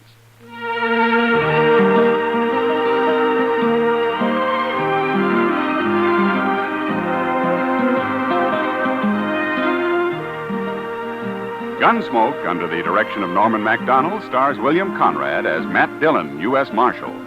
Tonight's story was specially written for Gunsmoke by John Meston, with music composed and conducted by Rex Corey.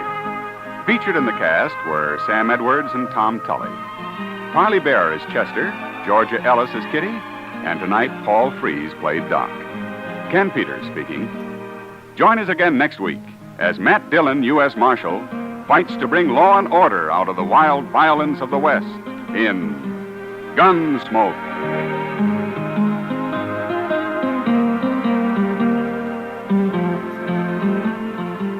Listen next week at this time when Gunsmoke will be brought to you by Sugar Crinkles, the sugar rice treat that's just right sweet.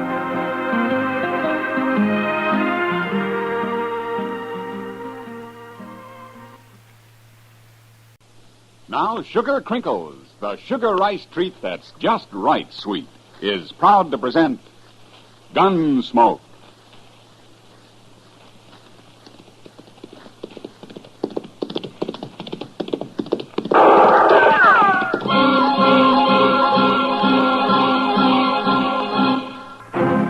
Around Dodge City and in the territory on west, there's just one way to handle the killers and the spoilers. And that's with a U.S. Marshal and the smell of gun smoke.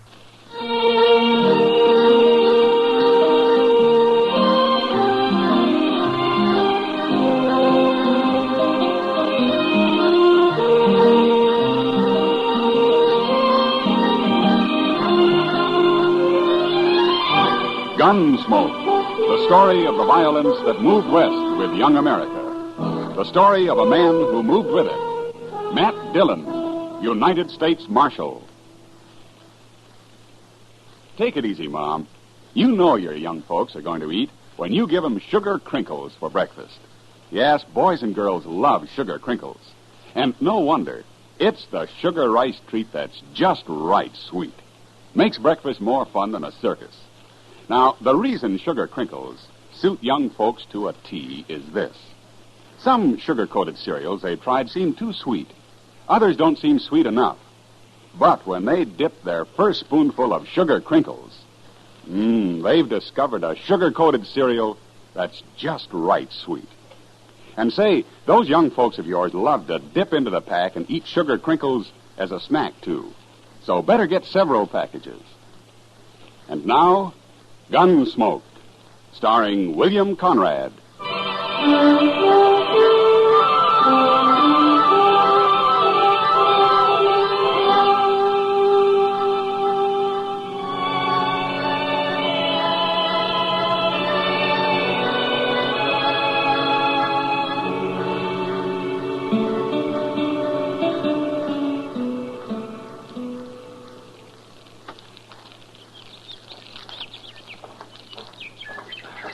I got a horse's saddle, Mr. Dillon. I'm so hungry I could eat a whole hog. Well, all the hog you got this morning's cooking on that stick right there, Chester. Is it done? That depends on how hungry you are. It's done.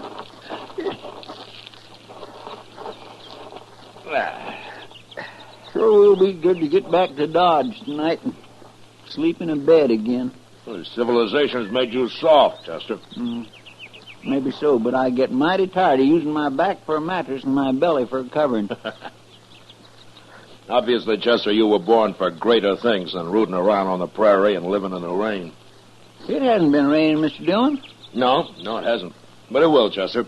Sooner or later, it'll rain. Yes, sir. Wish we brought some more bacon. Say, don't old man Granby live around here? Maybe we could borrow a little from him. Well, according to what I've always heard, old Granby wouldn't loan anybody anything. You really think he's a rich miser, like to say? Oh, I don't know, Chester. Sometimes a man's entirely different from his reputation. I only met Granby once or twice. He seemed like a nice enough old fellow, though. Well, I wouldn't want to live out here all alone with nothing but a few horses for company. Oh, he's used to it. Well, even if he does have a lot of money hid away, there's no place to spend it out here. Granby's pretty old for the pleasures Dodge has to offer, Chester. Well, I hope I am never that old. At the rate you're burning yourself out, Chester, you never will be, so don't worry about it. Oh, now, Mr. Dillon, I live mighty quiet for a young fella who's free and still full of blood. Sure. Hey, look over there. No? That string of dust laying right on the ground there. Yeah, I've been watching it, Chester. It's not on the ground, though. There's a dry wash runs along there. Somebody's driving stock down it. Maybe it's old man Granby. It may be. Let's go say hello, huh? All right, sir.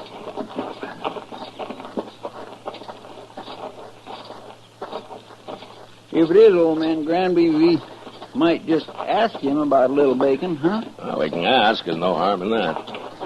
Oh. All right.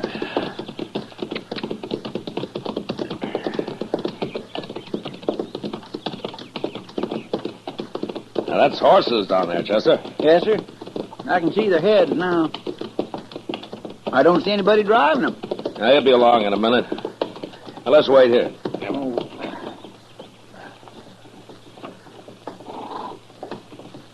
There he comes. Yeah. Hello! He stopped. That's not old Granby. Let's ride down and say hello anyway.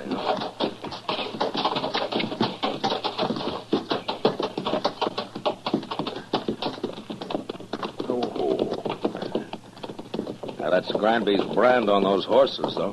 He must have hired him a hand. Yeah, maybe.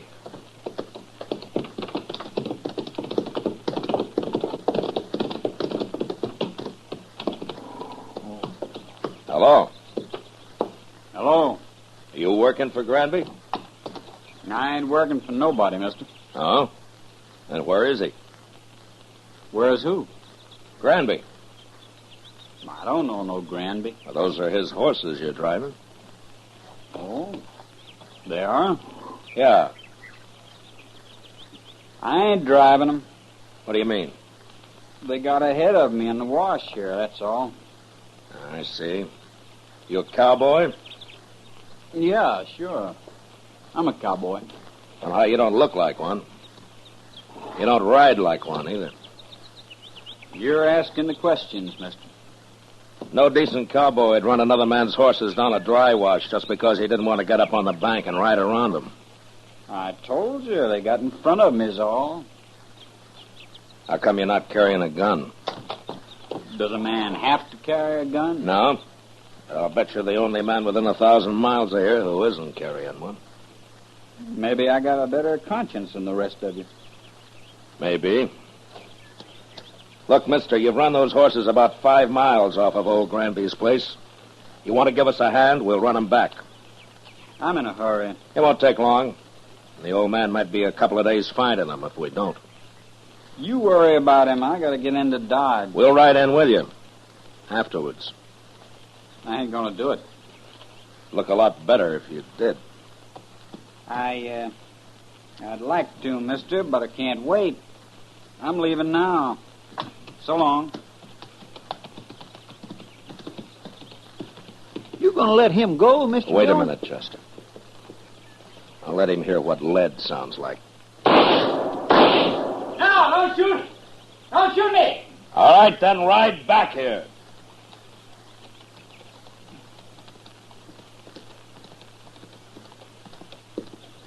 Don't kill me, mister. I'm not going to kill you. Unless you try to run away. Why would I try to run away? You just did. Chester. Yes, sir? Ride down the bank and have those horses off. Start them back up the wash. We'll be out of here by the time they're back. All right, Mr. Dillon. You stay right close to me, fella. And don't try anything smart. When we get to Granby's, if he says it's okay, then you can go wherever you like. I don't know Granby. Never been there. Well, we'll show you the way.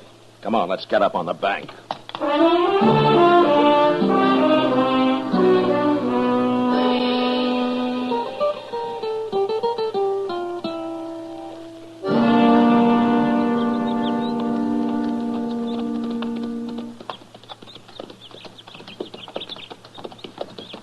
Old man Granby can find his horses all right now, Mr. Dillon. Yeah. But I want this cowboy here to meet him. We'll see if he's in the house. I'll wait for you. Get off that horse, fella. Go on.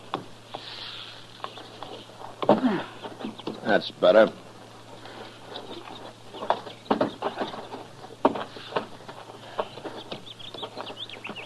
Come on. We'll take a look.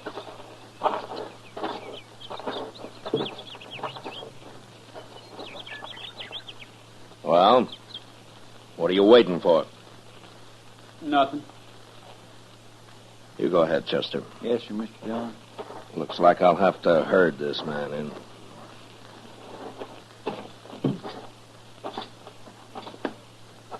You've been kind of balky ever since we ran into you, mister. I don't like being dragged around. I never did. I just want you to meet old Granby. He'll be grateful for you, helping run his horses back here. I know what you think, mister. You think I was stealing them horses. Well, I never heard of the old man. I was never near this place. Yeah, so you told me. But you're here now. I ain't afraid of you or nobody. Then let's go into the house. Come on.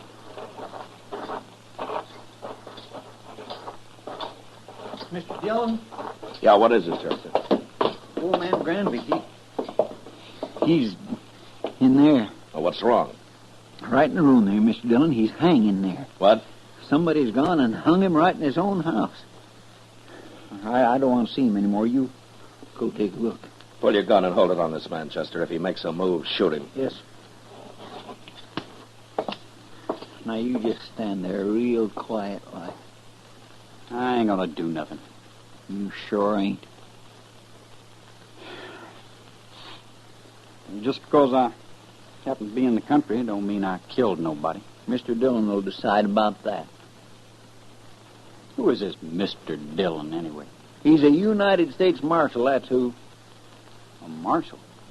Looks like you run into the wrong people, fella. I'll hold your gun, Chester.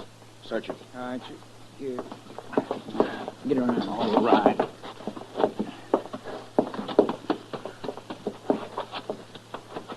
Turn around.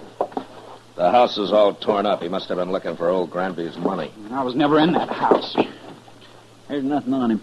Not a thing. All right, Chester. Here's your gun. Catch it. Thank you.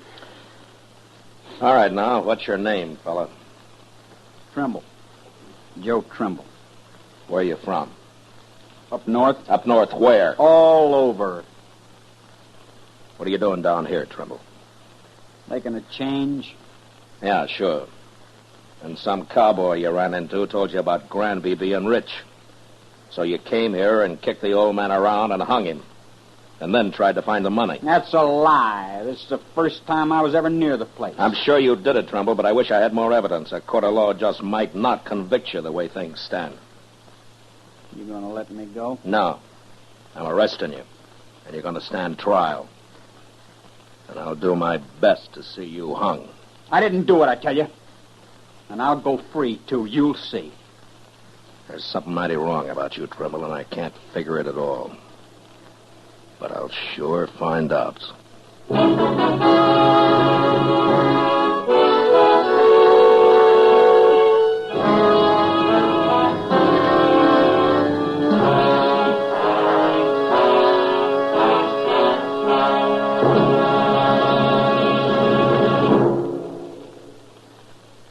Mother, it does your heart good, I know, when your young folks eat all of their breakfast cereal. That's why I'm so happy to tell you about new Sugar Crinkles. Sugar Crinkles, you know, is the sugar rice treat that's just right sweet. Crisp golden nuggets of sugar-coated rice. They make breakfast more fun than a circus. Why, young folks love Sugar Crinkles so much, they disappear like magic. Now, you've had experience with sugar-coated cereals that seem too sweet to you, and others that just don't seem sweet enough to the youngsters. Well, what a wonderful surprise Sugar Crinkles will be to your whole family.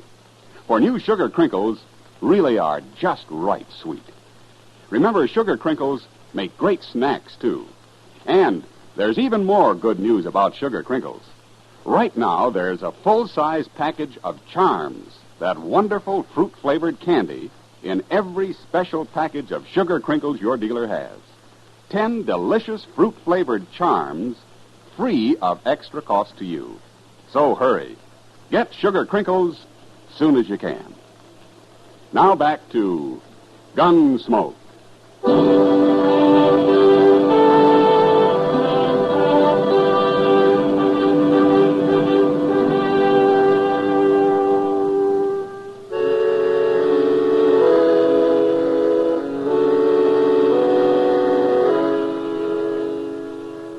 We let Joe Trimble dig a grave out behind the house. Then we laid old Granby in it and covered him with dirt. I was pretty sure now that the old man had never had an extra dollar in his life and that he'd been killed for no reason at all. Anyway, Trimble had done a pretty thorough job looking for the money, and he'd found nothing. On the ride into Dodge, I tried to figure out just what he was. But he didn't seem to fit anywhere. He wasn't a cowboy or a hunter or a gambler or even just a drifter. After we got him locked up in jail that night, Doc and I went over to the Texas Trail for a drink with Kitty. And I was telling him about it. Now then, this fella Trimble, how old is he? Oh, around 25, I guess, Doc. Then he couldn't be running away from home. No, he's a little old for that, Kitty. Well, anyway, they'll hang him. Well, I hope the judge agrees with you, Doc. Why shouldn't they? All I got so far is circumstantial evidence. But then you should have shot him out on the prairie. It's a good thing you're not a lawman. Well, maybe if I were, there'd be fewer killings around here. I doubt that, Doc. You going up to Hayes for the trial, Matt? Yeah, I'll have to, Kitty. That'll take a week, I suppose. How about? Why do you ask? Nothing, only you've just been away for 10 days. Well, I have to earn a living, Kitty. You could make more money gambling right here in Dodge. Oh, now, Kitty, don't start that. Good evening, Marshal. Oh, Major. It's Kitty, Doc. Evening, Major. How do, Major? I'd like a word with you, Marshal. Sure, Major. We can go over to the bar then. All right. I'll be back, Kitty. Doc. No hurry, Matt. Doc's got a lot of money. Oh, now I'll buy you one drink, Kitty. Just one drink, and that's all. Well, it's a start, Doc. Let's go, Major. I had to come to Dodge on other business, Marshal. But I wanted to pass the word to you that we're looking for a man. Oh? The Army? Yes, a deserter. Oh? Not from Fort Dodge. Where was he stationed, Major? He was with the 7th Cavalry at Fort Lincoln. Oh, up in the Dakotas. And for some reason, they think he headed south. Now, I don't have much of a description of him, just that he was a private, about 25, curly blonde hair, and he had a scar on his left hand. Yeah, that fits. What's his name, Major? He enlisted as Joe Gould, but he's known to have used the name Trimble. Uh-huh. Well, he's right here in Dodge. What? I got him locked up in jail. Well, that's fine, Marshal, but how did you know? I think he murdered an old man who lived a day's ride north of here. I'm going to have him tried for it. Well, that won't be necessary now, Marshal. I'll take over custody of him. No. Huh? Then he'd be tried at Fort Lincoln for desertion. I want him tried for murder. And I got to be there to present the evidence. You could go up to Fort Lincoln. No, the Dakotas are out of my territory, Major. Besides, this is a civil crime. The Army wants that man, Marshal. I'm sorry, Major. He's going to be tried in Hayes first. He is still a soldier, even if he did desert. Well, if the judge lets him off, you can have him. But not otherwise. Major, he tortured and hung an innocent old man, and I'm going to do my best to see him punished for it. Well, I'll have to take this up with my superiors, Marshal. You better hurry. I'm going to Hayes with him tomorrow. I hope you won't regret this, Marshal. I won't, Major. Not if Trimble is properly punished. I won't.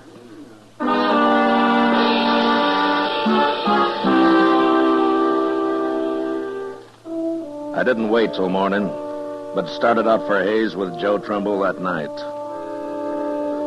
The trial lasted a week, and in spite of all the arguments I made, the judge finally decided that there wasn't enough real evidence to convict him.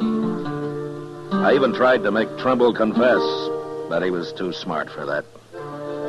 So there was nothing to do but bring him back, turn him over to the Army. I sent word to Fort Dodge, and the next morning the Major himself appeared to take him into custody. Well, Marshal, it looks as though you didn't have much of a civil case after all. He killed old Granby. I know he did, Major. But after all, the law's the law. Yes, and in the Army, orders are orders. I'm just sorry your judge didn't convict him after all. Oh, is that so? Chester. Yes, sir? Bring Trimble out, huh? All right, sir. Major, I'll give the Army credit for one thing. Uh-huh. What's that? Trimble and I rode back some 80 miles yesterday, and when we got here, he wanted to sit up and play cards with Chester. Well, there may be some bad men in the cavalry, Marshal, but they're all tough. Here he is, Mr. Dillon. Well, he's yours, Major. Private Trimble, sir. You're under military arrest, Private. Not privileged to salute. Besides, you enlisted as Private Gould, not Trimble. Yes, sir. Report to the guard outside. Yes, sir. Just a minute, Trimble. You, know that you're mighty lucky, don't you? You should have died for what you've done. I told you I'd go free, Marshal. It'll catch up with you someday, Trimble. It always does somehow. That's all I wanted to say. Yes, sir.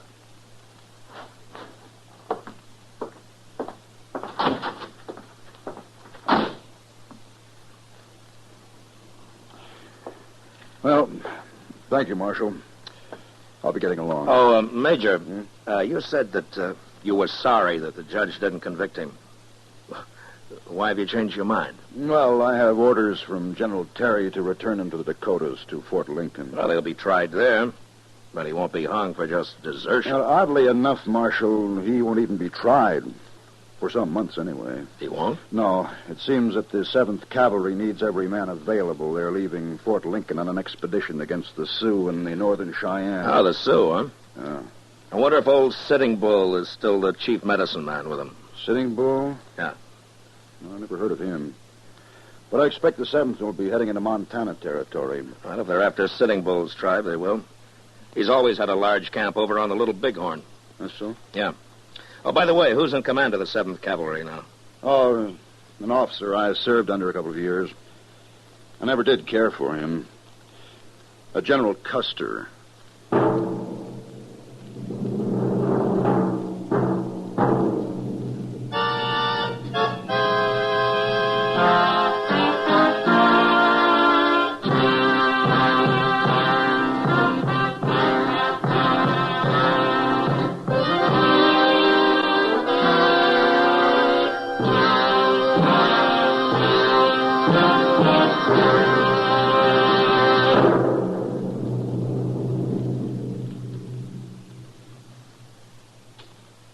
In just a moment, we'll tell you about next week's adventure on Gunsmoke.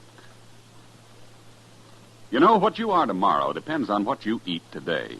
So, Mother, be sure the big and little Indians at your house always eat a good breakfast. And tell me, what could be better for breakfast than Post Toasties? Post Toasties, you know, are the heap good cornflakes. The best thing that's happened to corn since the Indians discovered it. But all of the talking in the world couldn't tell you how downright delicious Post Toasties are. You have to taste those crackling, crisp flakes. Yes, you have to taste that sweet kernel corn flavor toasted. Then you'll know how perfectly wonderful breakfast can be.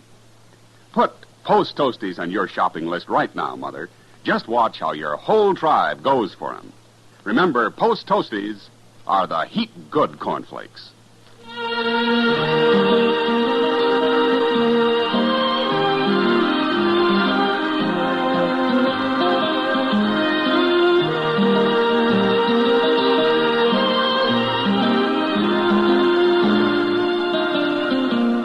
Gunsmoke, under the direction of Norman MacDonald, stars William Conrad as Matt Dillon, U.S. Marshal. Tonight's story was specially written for Gunsmoke by John Meston, with music composed and conducted by Rex Corey.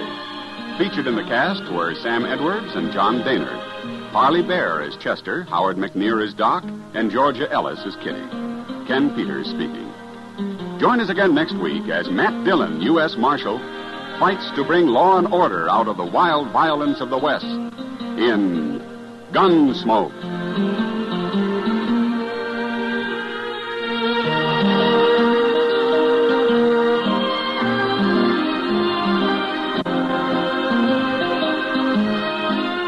Listen next week at this time when Gunsmoke will be brought to you by Post Toasties, the heap good cornflakes.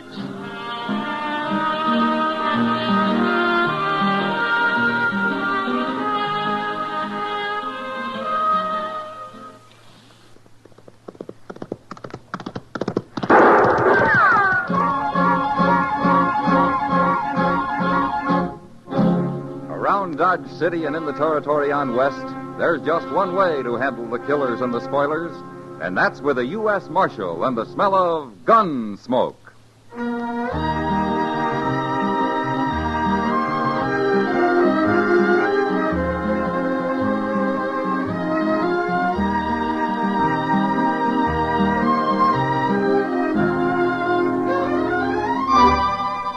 Gunsmoke, starring William Conrad. The story of the violence that moved west with young America. The story of a man who moved with it. Matt Dillon, United States Marshal.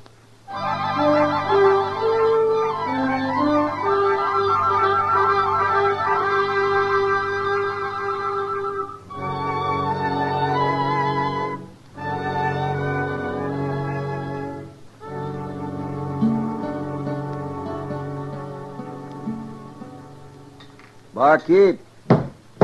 Barkeep, get down here. His name's Sam, mister. That's so. What's your name? Neil Butler. Ain't you pretty young to be drinking so much hard liquor, Neil? I'm 19, but I've been around Dodge longer than you have. Kind of sassy for a kid, ain't you? Man enough to ride for Fate Ender. Fate Ender? You never heard of him? Maybe I have. Anybody that's ever been near a longhorn steer has heard of Fate Ender. Sure. He's a hard man to work for, though. How's that? Well, he eats one meal a day and don't drink or smoke. So he has a big advantage over the likes of me and you. Mm-hmm. Does he pay regular? You looking for a job, mister? It ain't mister, it's Lee Shin. Okay, Shin. And I'm looking for a drink, not a job. Sam! Hey, Sam! Yeah, about enough, Neil. You ain't my nursemaid. I'm buying a drink for me and Lee Shin here. I've been yelling for one long enough. Sometimes I'm hard of hearing. You know, I've seen barkeeps with their heads all busted open. Shin, huh? And where would you have seen that, Shin? Texas, maybe. Well, you ain't in Texas now. Lay off of him, Sam. He's new around here. Fetch them drinks. I just don't believe I will. Now, looky here. You don't pull much weight around here, do you, Neil? He's had enough, Shin, and don't you egg him on. He can take care of himself. Of course I can. Sam, you give me a drink or by heaven I'll blow a hole in you. Now, take it easy, kid. You don't think I will, huh? Well, you better not try. I'll try. All right, you hold it, mister. Watch him, Marshal. I ain't made a move. No, but you was about to. It'd have been too bad for you if I had, Bart. Never mind that. Throw some water on Neil there, Chester. Right, Mr. Dillon. You got any water, Sam? What kind of place you think I run? Well, give me some beer, then. You paying for it? Mr. Dillon? Forget it, Chester. The kid's coming to anyway. You're a stranger in Dodge, mister. Supposing I am. Don't start any trouble, that's all. I ain't done a thing. I just been standing here. It's that mean-tempered barkeep started it. You want me to break a bottle over your head, Shin? See? Blast you, Sam. What'd you hit me with, anyway? The usual. If you try that again, I'll hit you twice. You sure sobered me some. Sobered you, did he? What were you doing drunk in the first place? Now, Mr. Render... Shut up, Neil. I can tell what's been going on here, and I don't like it. It's all right now, Mr. Render. You, going to arrest him, Marshal? No. I got nothing to arrest him for, Fate. Drunkenness? He won't cause any more trouble. You're trying to protect him, huh?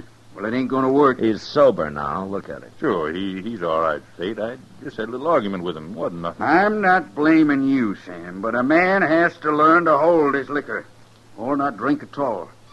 It's a lot easier not to drink at all. The way you do, Fate. Maybe. But I remember the time I felt I'd come to the estate of man when I'd learned to drink 1 1/2 quarts of whiskey daily. That's a lot of whiskey. But I quit. 15 years ago, I quit. You ain't had a drop since? Only once. A friend of mine who was a candidate for office tempted me into a glass. I felt like I'd stolen a sheep. Well, you can't expect everybody to feel the same way, Fate. I don't, Marshal. But I recognize the weakness for liquor when I see it. And young Neil here's got to learn. Mr. Ender, I ain't been drunk in 2 weeks. Till today. 2 weeks? Neil, if you ain't man enough to stay away from it longer than that, you ain't man enough to work for me. You mean I'm fired? You'll draw your pay tomorrow morning. Good day, gentlemen. Mr. Ender. That old mosshead. He needs shooting. You'll start thinking about finding a job, Neil, not shooting somebody. Maybe I'm tired of working. Say, where'd that fella Shin go? It's plumb disappeared. Never mind about him. Look, Neil, they're looking for some help over at the OK Stables. Maybe it'd keep you in feed till you find something else, huh? Thanks, Marshal. But I got some thinking to do first.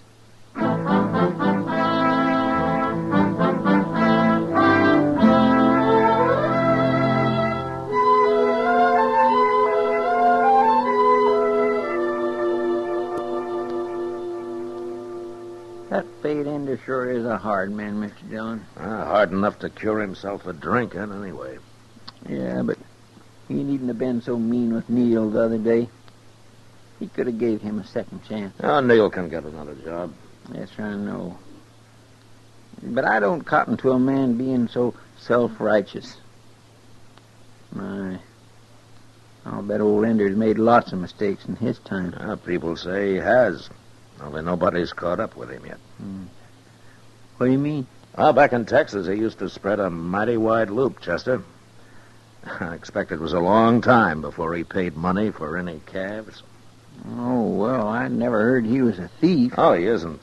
Not now. That was just after the war, when everybody was branding anything in sight. Cattle were running wild then, what with so few men to look after them. Yes, sir, I know. One of my brothers got caught at it. Oh? You never told me that, Chester. Well, it's something us proudfoots don't bring up very often, Mr. Dillon. No, of course not. No, sir. My brother wouldn't like it. What? Well, he's a banker now. A banker? Yes, sir. At a place called Pavo. That's over west of San Antone. Real dry country there. He likes it, but I sure don't. My goodness, the wind and the dust is just Matt! Hello, Doc. So you better come upstairs. Oh, what's the trouble? Fate Ender. He didn't want to see you, but I sneaked down anyway.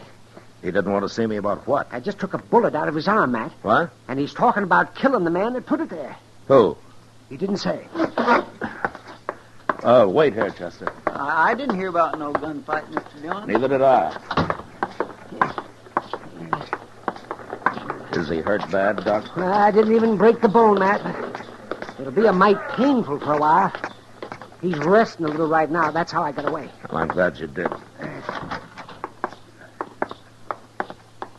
I might have known that's where you went, Doc.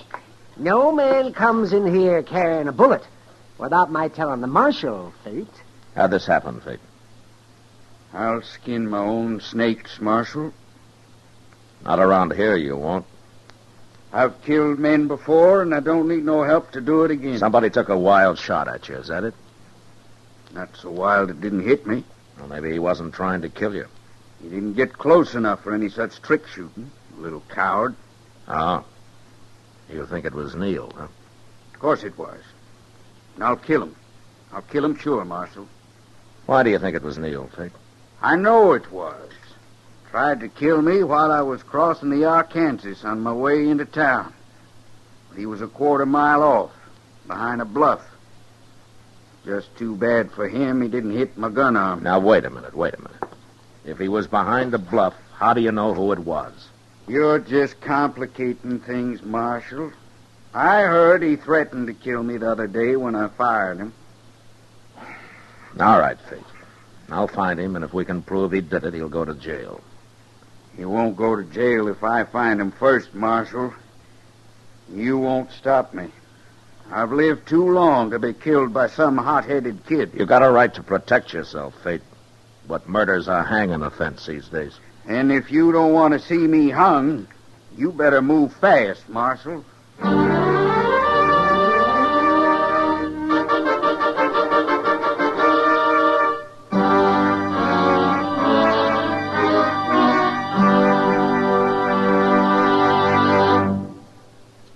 We will return for the second act of Gunsmoke in just a moment. But first, Barbara Stanwyck and Barry Sullivan play their original screen roles again in the Lux Radio Theater adaptation of Jeopardy!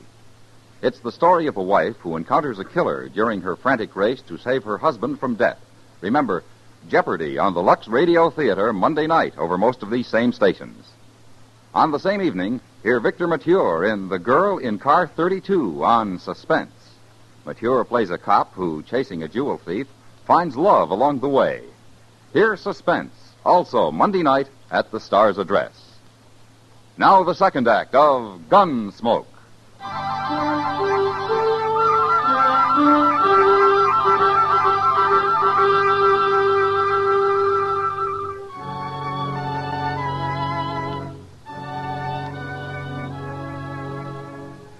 For all his hard-headedness, Fate Ender was as good a citizen as any around Dodge. And in some ways, a lot better. In any case, I didn't want to see him hung any more than I wanted to see young Neil shot. And since Fate wasn't the kind of a man you could argue with or throw in jail to cool off, I went looking for Neil. He wasn't at the OK stable, but a small boy there told us that he'd be right back. So Chester and I sat down in one of the stores and waited. Mr. Dillon, you don't think Neil's going to admit trying to stage an ambush, do you? Well, he'd be a fool if he did, Chester. And what are you going to do with him? I don't know. Maybe he'll do it by himself. Just What? like I told you before. Yeah, maybe this is him. Man deserves to die, Neil. It don't matter none who kills him. Hey, it's that fella Shin. Be quiet, Chester. Well, sometimes I think it'd be worth hanging for, even if I did get caught. That's more like it, kid. Don't you let nobody bluff you. He ain't all bluff. I've seen him. Neil, Fate Ender's like a Confederate dollar. Like 500 Confederate dollars, in fact. He's just that no good. Well, I don't know. But anyways, he sure didn't treat me fair. I shouldn't have talked so much about shooting him. Don't you worry, kid. They can't do nothing to you. They can't prove nothing at all. Of course they can't. What's there to prove, Neil? Marshal. Take your hand off that gun, Shin. Why, sure. Shouldn't jump out at a man like that, Marshal. Well, my being here wouldn't bother most men. What do you mean? I take it you've heard about Fate Ender getting shot. I heard. And he's saying I did it, too. Well? Don't tell him nothing, kid. You don't need no alibi. Suppose you stay out of this, Shin. Well, why should I? I'm the only friend Neil's got around Neil here. can talk for himself. Everybody's got a rope on the kid. It ain't That's fair. enough out of you. He's just trying to help me, Marshal. But he don't need to. I can prove I wasn't anywhere near there. Oh? Well, how do you know where it happened, Neil? A friend of mine met him on the way into town. Ender told him all about it, and he come straight off and told me. Ender says it was at noon, Marshal. You want to know where I was at noon? Yeah, where? At the Texas Trail, talking to Kitty. I'm going back there right now and get her to prove it before Ender finds me and tries to kill me. Now, wait a minute, Neil. Let him go. It won't do any good, kid. Of course it will. Darn fool, kid. Shin.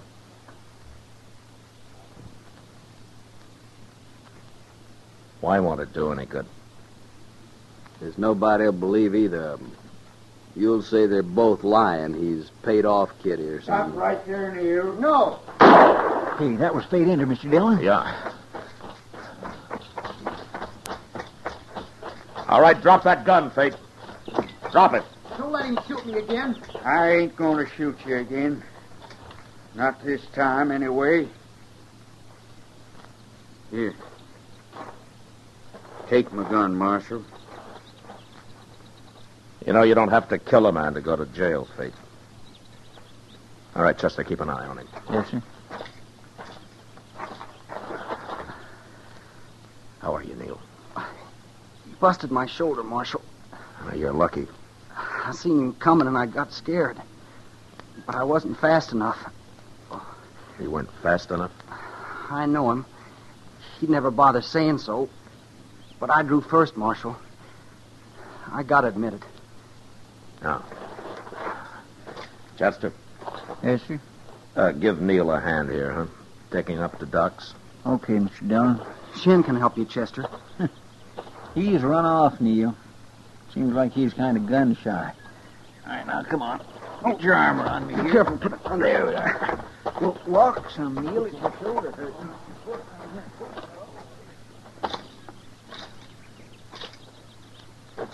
Tell me something, Fate. How come you didn't finish him off while you had the chance? Well, I would have. The first shot hadn't crippled him. I ain't no murderer, Marshal. But you'll kill him when he gets well. Is that it? I'll kill him. Of course I will.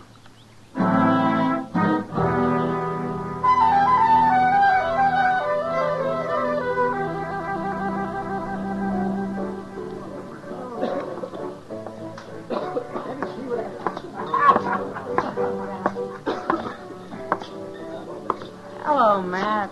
Hiya, Marshal. Kitty? Sam? I can tell you're not going to make any money off him today, Sam. Have a drink on the house, Marshal. No. Kitty's right, Sam. I didn't come here for pleasure. I heard about Fate Ender being shot. Is that what it is, Matt? Yeah. Kitty, young Neil claims that he was in here at noon talking to you. Yeah, he was, Matt. Funny thing is, he was talking about Fate most of the time. Sam was here, too. He heard him. Yeah, sure did. If what he was saying is true, Fate's about the sharpest dealer I ever heard of. Oh? What do you mean, Sam? Oh, it's just a story about Fate when he was still in Texas. Go on. You tell him, Kitty. Tell him. Well, seems Fate owed a man $500 when the war broke out. But he told him he'd keep it for him so he'd have something when he got out of the Army. That was during the Confederacy, of course. So when the fellow came back to collect his money, Fate shoved a whole barrel of it at him and told him to help himself. Ain't that something, Marshal? Fate claimed the debt had been made in Confederate money, so that's what he paid off with. Pretty foxy of him, don't you think, Matt? 500 no good Confederate dollars. Kitty, did Neil say where he'd heard this story? Oh, that new friend of his, Shin. He told him. Why? Hey, it's a good story, Kitty. It's a real good story.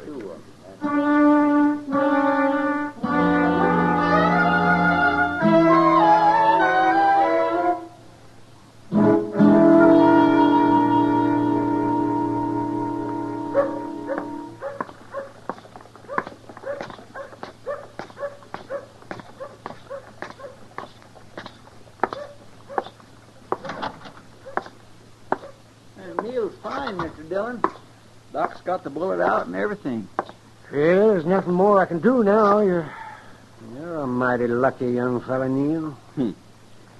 I don't call getting shot so lucky. I ain't talking to you, mister. When you come back tomorrow, Neil, I'll have to change that dressing. Sure, Doc. Let's get out of here, Shin. Okay. Shin. Yeah. Where'd you go after the shooting at the stable? Nothing I could do for him there, Marshal. Come on, kid. Now, you wait here a minute, Neil. I would like to talk to you. What for? Well, I ain't waiting. You might be interested in this, too, Shin. I'll wait for you at the stable, Neil. That's far enough, Shin. I've heard all your talk I need, Marshal. Shin, maybe Fate Ender outsmarted you, but $500 isn't enough to try to kill a man over. Now, wait! Get over by the window, Chester, in case he makes the street. I'm going after him. Yes, sir.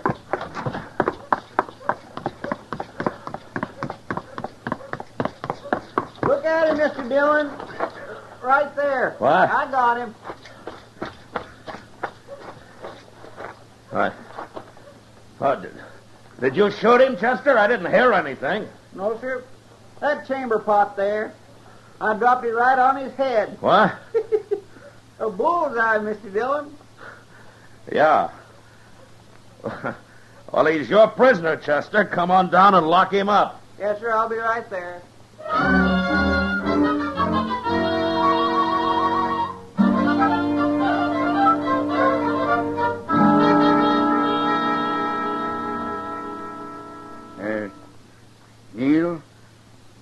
Yes, sir. The marshal here told me the whole story. Looks like we both made a mistake, Mr. Ender. Shin wasn't much of a friend, was he? Trying to hide behind you all the time. I took up with him when I was drunk. That's the whole trouble. Neil, I'm kind of old. Sometimes I guess I forget what it's like to be young. Yes, sir. And I... Well, That's all right, Mr. Ender. No, it ain't all right. Maybe what he's trying to tell you, Neil, is that he went and paid Doc for fixing you up. He did? And Doc says it'll only be a couple of weeks before you can ride again. Couple of weeks is too long for a little wound like that. I won't have no namby-pambies riding for me. You hear? Yes, sir. I hear.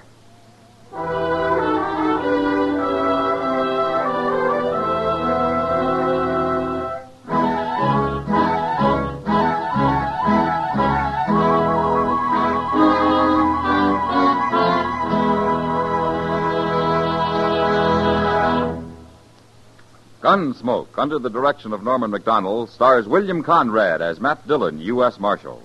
Tonight's story was specially written for Gunsmoke by John Meston, with music composed and conducted by Rex Corey. Featured in the cast were Vic Perrin, James Ogg, Harry Bartell, and Barney Phillips. Harley Bear as Chester, Howard McNear as Doc, and Georgia Ellis as Kitty. Gunsmoke has been selected by the Armed Forces Radio Service to be heard by our troops overseas. Join us again next week as Matt Dillon, U.S. Marshal, fights to bring law and order out of the wild violence of the West in Gunsmoke.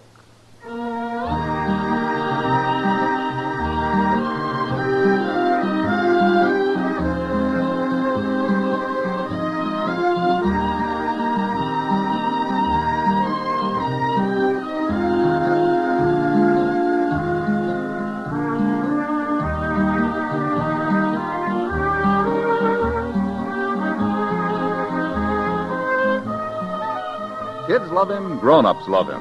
Now, who could be so universally admired? Why, no one else but that singing cowboy, Gene Autry. Tomorrow night, Gene Autry invites all his friends to visit him at Melody Ranch for a half hour of songs and stories about the Old West. You don't need any road maps to get to Melody Ranch. Just turn on your radio and tune in the Gene Autry Show, Sunday nights over most of these same CBS radio stations. George Walsh speaking. Stay tuned now for Gangbusters, which follows in a few minutes over most of these same stations. For Mystery Mixed with Merriment, join Mr. and Mrs. North Tuesday evenings on the CBS Radio Network.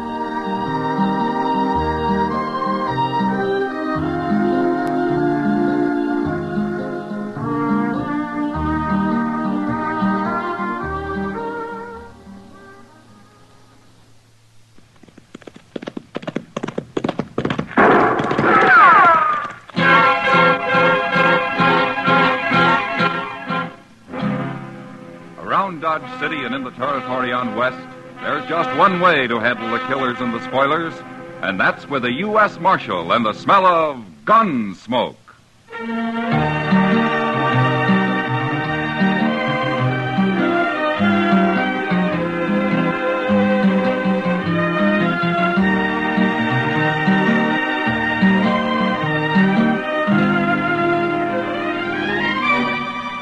Gunsmoke, starring William Conrad. The story of the violence that moved west with young America.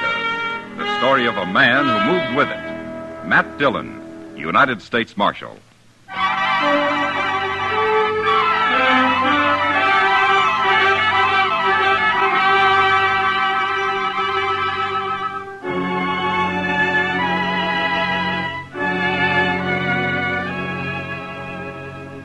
The trip from Hays City to Dodge was long enough horseback, but by stagecoach, it seemed endless.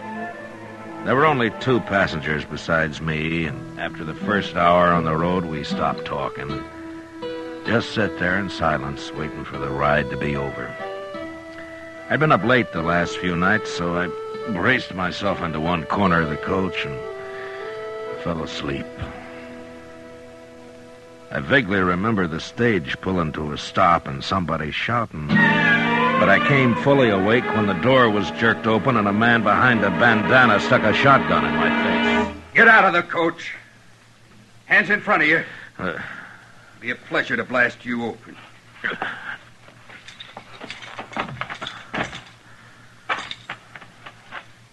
All right. Take his gun, Charlie. Yeah.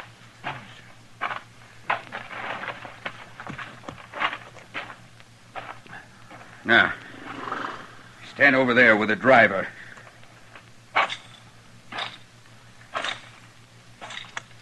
You two next. Now get on out and don't try nothing. How come you didn't start shooting when they stopped me, Marshal? Well, I was sound asleep, Hank. Well, I'm sure glad of that. If we put up a fight, that fellow with the shotgun would have blowed me clean off the seat. Yeah.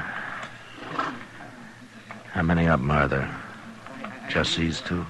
That's all I've seen. Well, there could be somebody with a rifle hiding in that clump of elder over there. Could be...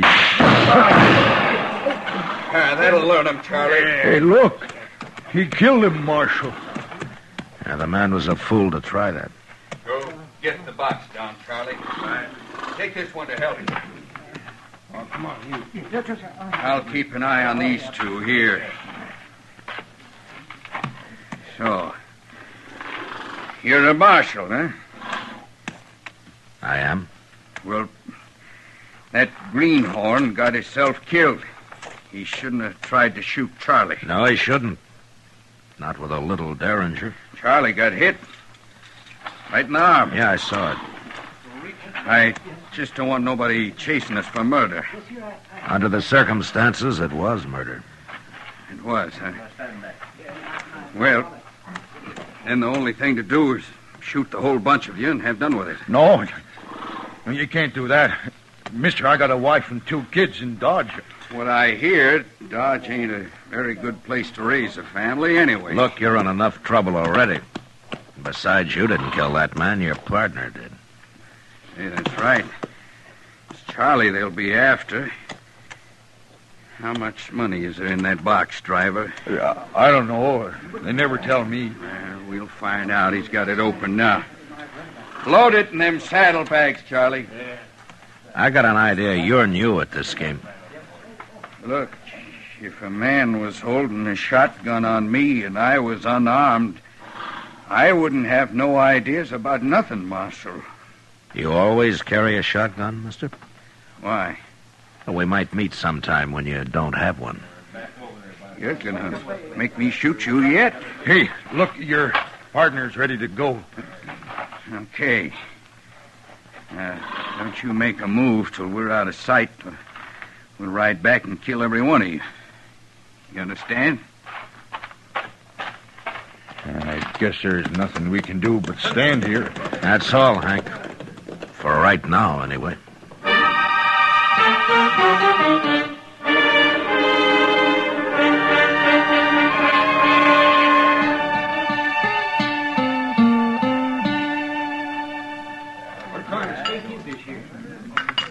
Ow! What'd you do, Kitty? Burn your mouth again? Oh, darn it, yes. What do you mean again? Well, it seems like you always do if the coffee's hot enough. Thanks for the sympathy. It's as much as you gave me about the stage hold-up the other day. All I said was I'm glad you were asleep. You're a lot safer that way. Now, being safe isn't exactly my main goal, Kitty. Yeah, I know. How much money was there, Matt? $2,000? You'd think they'd have paid a man to ride shotgun. Have you any idea who did it? No, they were both masked. I hear Wells Fargo put up a reward for him. Now, there's $1,000 for the one who killed the passenger, dead or alive. They must want him real bad. That's not good for business. People getting murdered. What about the other one? $300 for his capture. And if you recover the stolen money, Kitty, well, they'll give you half of it. If I found that money, they'd give me all of it. You'll end up in jail yet. Well, the Texas Trail isn't far from being a jail. For me, anyway. I gotta get back there pretty soon, Matt. Sure. Hey, you. Waiter. Come here and take this money or I'll throw it at you. Another gentleman in town. Kitty, I don't want to turn around. What does he look like? Well, I think it's the one with the black beard You over there. heard me, waiter. Get over here before I bust your neck. That's the one, all right. Is there anybody with him? No, he's alone. And he's leaving now. Oh, good. No, don't stare at him. I don't want him to see me. Well, he's not even looking this way. He's going out the door, Matt. All right, come on. I want to follow him. Okay.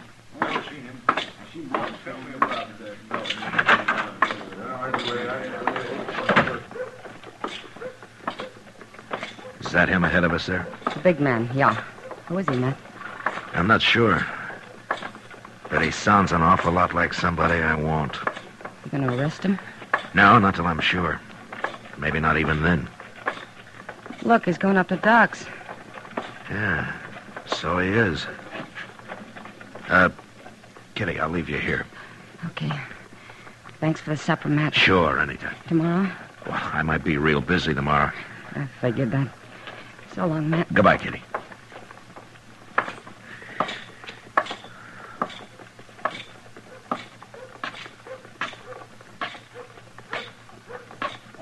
That's a serious thing. It sounds like his arm is infected to me. How'd he do it? Well, he just tore it on some wire. Well, why didn't you bring him into town? It might be gangrene. Is that bad? Bad. Why, he could lose the arm, or even die. Where is he, anyway? On the prairie, camp. Ain't there some medicine or something I could take back with me, Doc? Oh, hello, Matt. Good evening, Doc. Yeah. Go right ahead. I just came up for a smoke. Oh, sure. Sit down, Matt. Yeah, thanks. Now, look, mister. There isn't a medicine in the world. Never mind. But Doc. I'm telling you... Forget it. I'll talk to you tomorrow. Everything's okay. Yes. You better not wait too long. I'm warning you. I won't. We'll take care of everything tomorrow. So long. That man's crazy, that's what. No, he's not crazy, Doc. No, you should have heard him. I did. What do you mean you did? I was outside the door, Doc. Well, he's going under the Olafraganza. I guess he isn't too worried. What's this all about, Matt? Doc, I'll explain it to you later. Right now, I gotta find Chester. Oh, Chester, yes, he's down in the office. I just left him. Oh, good. I sure hope he's had a lot of sleep lately. What's that? He's gonna be pretty busy tonight. I'll see you later, Doc.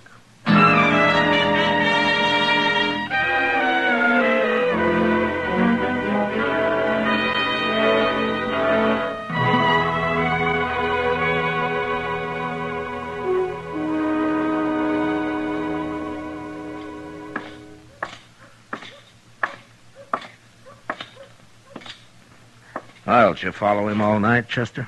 Oh, Mr. Dillon, I'm about ready to drop. Everything's getting hazy. Where is he? In the restaurant there?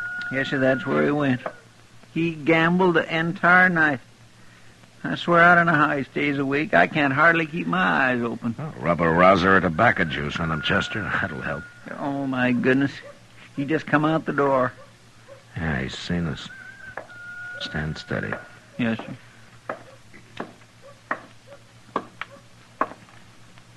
Marshal, I got a complaint.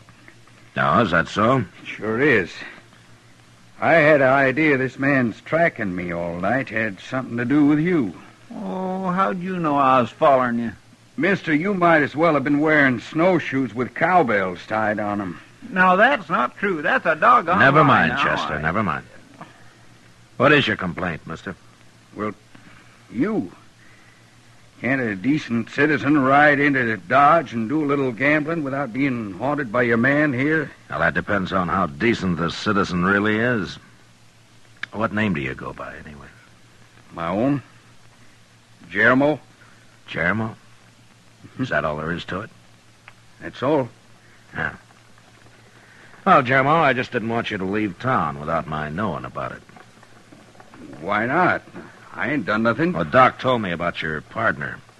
The one who tore his arm on some wire. What about him? And I'm curious to see if you're going to take care of him, that's all. Well, of course I am. He'll die if you don't hurry. Well, I'm going after him. When? Well, it's no business of yours when. And anybody following me is likely to run into trouble. From a shotgun, Germo? I don't use a shotgun, Marshal. Your partner's dying, Germo. You're wasting time. And he's dying. He's my partner, not yours. I'll take care of him. Sure, Germo. But you better hurry.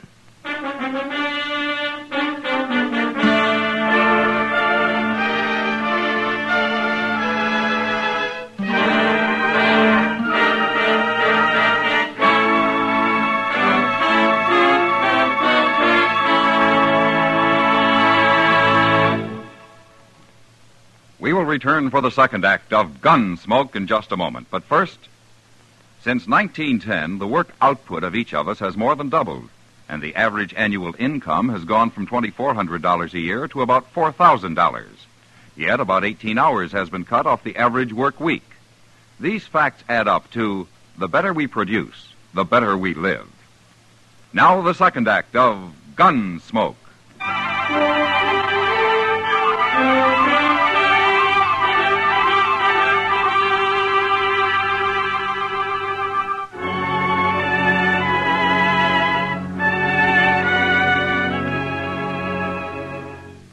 Chester had been up all night, so I sent him to bed, and I hired a Kiowa Indian I knew to keep an eye on Germo.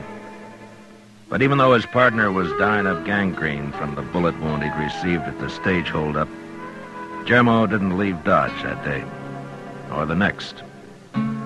He knew I'd track him to their hideout and to the stolen money if he did, and he wasn't the kind of a man who'd risk his own neck just to save his partner's life. And since I had no real evidence yet, there was no use arresting him. So, all I could do was wait.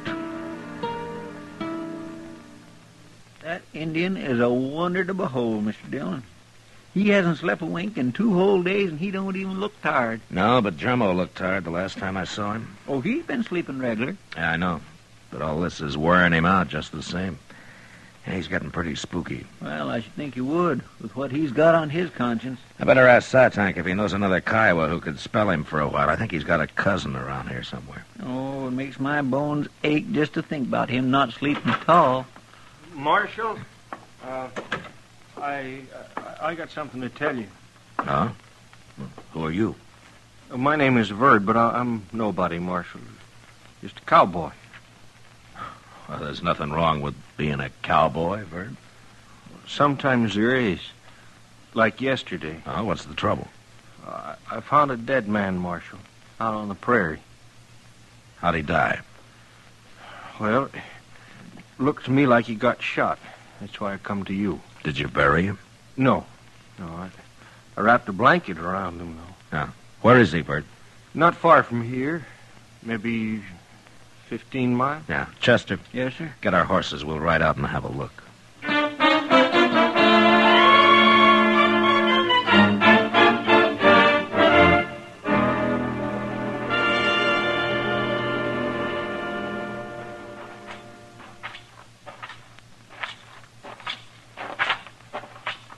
Yeah, he's still there, Marshal. Nothing's been eaten on him. He sure got himself hid out here. My, it's a wonder anybody ever found him. Verd, you want to take the blanket off of him? Sure. There. Yeah. How did you know he'd been shot? Well, his arm, it's all swole up, Marshal. And then, you see here, I noticed that bullet hole in his sleeve there. Yeah. Well, looks like you've made yourself $1,000, Verd. What? Wells Fargo offered it for this man, dead or alive. He robbed a stage a few days back. He did? Well, ain't I in luck? And there's another 1,000 for whoever finds the money he stole. It's probably buried around here somewheres, don't you think, Mr. Dillon? Hey, that reminds me, I noticed something funny over there in them anthills. Like the ground been dug up. Show us, Verd. Yeah. Sure, Marshal. Right over here, wait.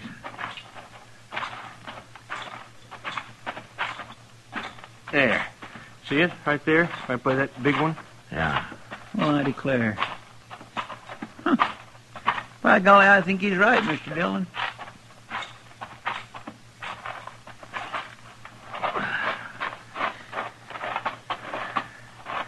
Yeah, there's something been buried here, all right. Yeah. I think I can... Yeah, there it is. There, I got it. Hey, looky there, Marshal. It's a money bag. And I found it, didn't I? Yes, sir. That's right, Bird. Here, look at that. That's real money, all right.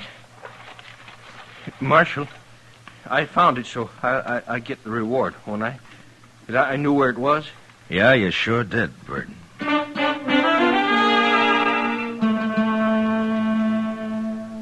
We dug up the rest of the money and then made the hole into a grave. And we buried the dead man right there.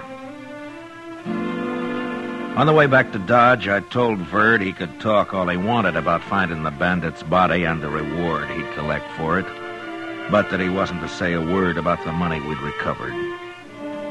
He couldn't understand why, and I didn't explain it to him, but I warned him he'd never get a penny of either reward if he didn't do as I said. Back in town, I didn't let him out of my sight for the next 2 days. I figured it'd make Jermo pretty worried. And it sure did. You know, it's mighty good to get off of that prairie just for change. Should think it would be. You don't come to town much, do you? I never seen you around here before. Well, I've been too broke, Chester. Well, sir, it sure takes money to see the elephant in Dodge nowadays. I'll be able to afford it soon enough. Ain't that right, Marshal? Ah, it looks that way, Bird. Yeah, you've been mighty lucky. So far. What do you mean, so far? Nothing. Evening, Marshal. Ah, hello, Jermo. This the fellow who found your bandit for you? Yeah, I was just telling him how lucky he is. Yeah, all that reward money. $1,000, isn't it? Yeah, that's right. Is that all you're getting, mister? What do you mean, is that all? Well, there was more reward than that offered. Oh, you mean the stolen money? Oh, it's too bad about that, wasn't it, Bert? We didn't find no stolen money. You didn't? Oh, but looked everywhere. There'd been some digging nearby, but there was nothing in the hole. Yeah. Well, now, what do you make of that? Just plain disappeared, huh? Yeah. Looks that way. Well, that's sure too bad, ain't it? But you can't have all the money in the world, mister. I ain't got all the money in the world. I'll see you later. Marshal, I did like you told me. I didn't say nothing. You did fine, Verd. Just fine.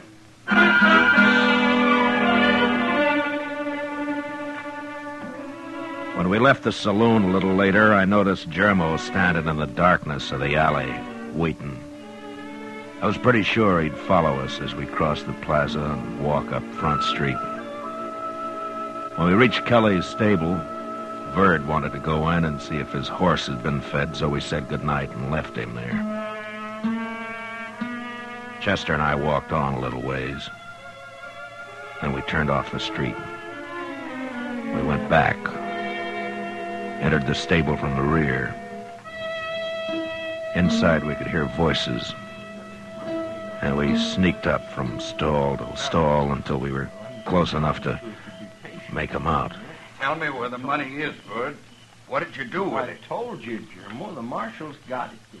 We dug it up. You're lying. Now, who turned in $2,000 to collect $1,000? You've stole it and hid it somewhere else. No, I didn't. I tell you. The marshal himself said there'd been some digging nearby. What'd you do with it, Bud? Now, tell me before I kill you. No. Listen a minute, Jermo. Look, when you didn't come back, I figured you got caught. And then Charlie died, and I got scared. You always was a coward. That's why we left you in the bushes with a rifle when we stopped the stage. No, that don't matter, but Look, Jeremy, don't you see, this way we're both safe, because I'll split both the rewards with you. You know I will. You're lying. And I'm going to kill you for it. No, now don't, Jeremy. Hold it, Geronimo! Geronimo! You're next, Marshal.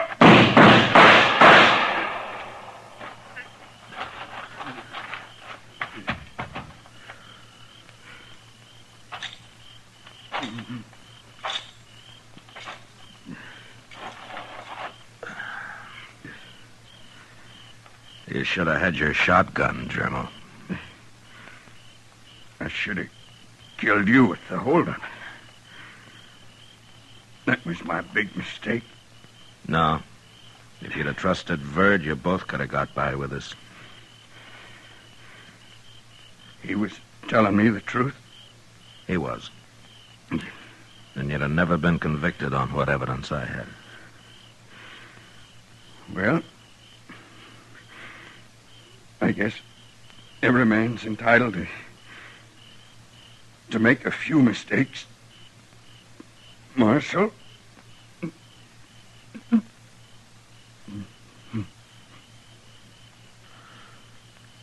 Germo?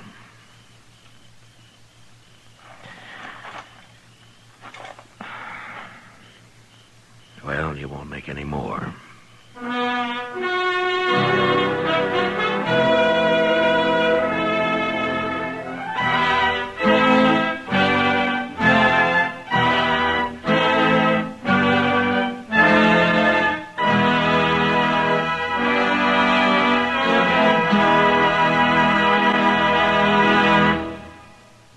Gunsmoke, under the direction of Norman Macdonald, stars William Conrad as Matt Dillon, U.S. Marshal.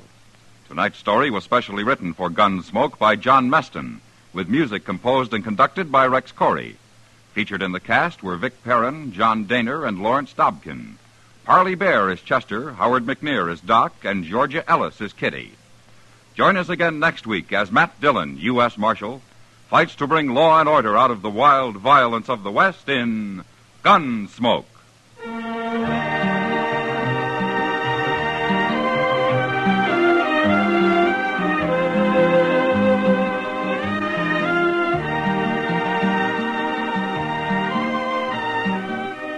This Monday night, Frank Lovejoy stars on CBS Radio's Suspense. Remember, Monday night, Frank Lovejoy in On a Country Road, presented by radio's outstanding theater of thrills, Suspense, over most of these same stations. George Walsh speaking.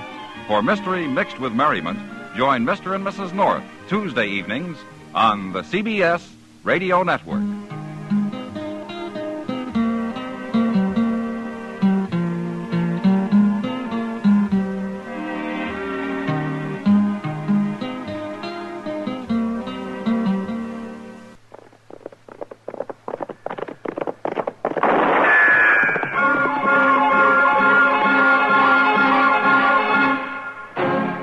Around Dodge City and in the territory on West, there's just one way to handle the killers and the spoilers, and that's with a U.S. Marshal and the smell of Gunsmoke.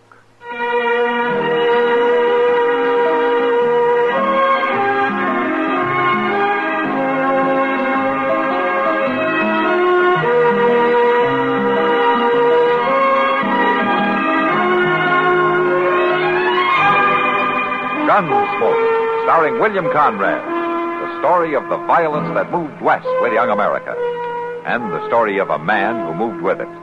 I'm that man, Matt Dillon, United States Marshal. The first man they look for and the last they want to meet. It's a chancy job, and it makes a man watchful and a little lonely.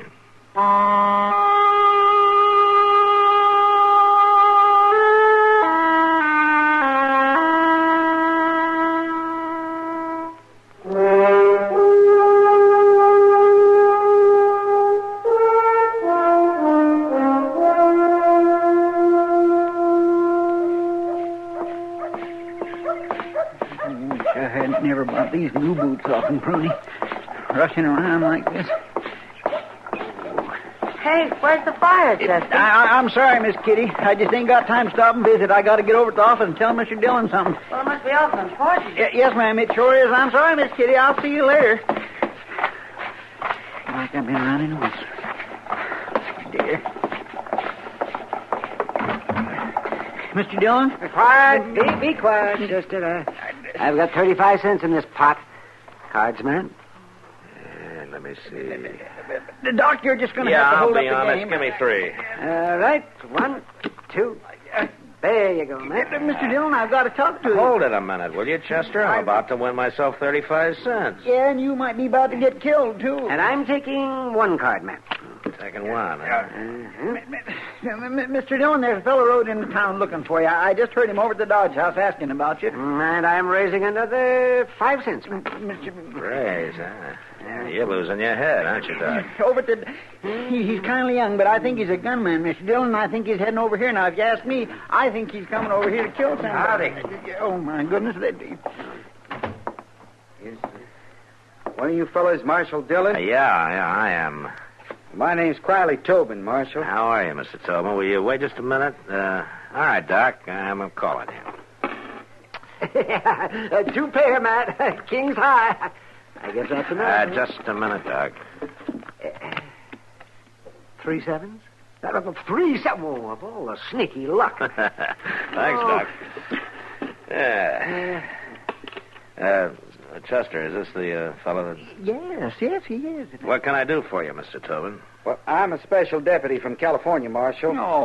I'm after a man who's wanted for stage hold-up and murder.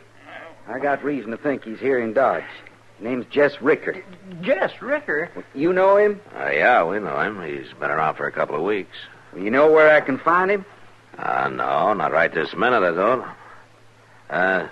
Tell you what, you leave the warrant with me, though, and I'll pick him up for you sometime this evening. I'll do the picking up, if you don't mind. Oh? All I asked you was where I can find him. What about your authority? You're kind of out of your territory. I'll worry about authority after I get Ricker. You know what he's like? He's tough with his hands and fast with a gun. I didn't come here crying for help. How long you been a lawman? 2 months, if it's any of your business. Uh-huh. This your first assignment? What difference does that make? What are you trying to say? I ain't big enough to handle it? Now, wait just a minute. You think I can't bring a man in without running to get somebody else to do my job? Nobody's doubting your ability. Look, Marshal, if you got the idea there's a reward out for this fellow, you're crazy. Why, you... Easy now, man. I never took any reward on an outlaw in my life. Well, then what's your reason for trying to horn in on this? None that you'd understand, Tobin. All right, I don't know where Jess Ricker holds up, but he always hits the saloons in the evening, around 9 o'clock. Either the Lady Gay or the Long Branch. Thanks. I'll be there. Good day, gentlemen. Oh, wait a minute. Before you go, maybe you better shake hands with Doc Adams. Because the next time you meet up with him, you probably won't be able to. Doc's the coroner here.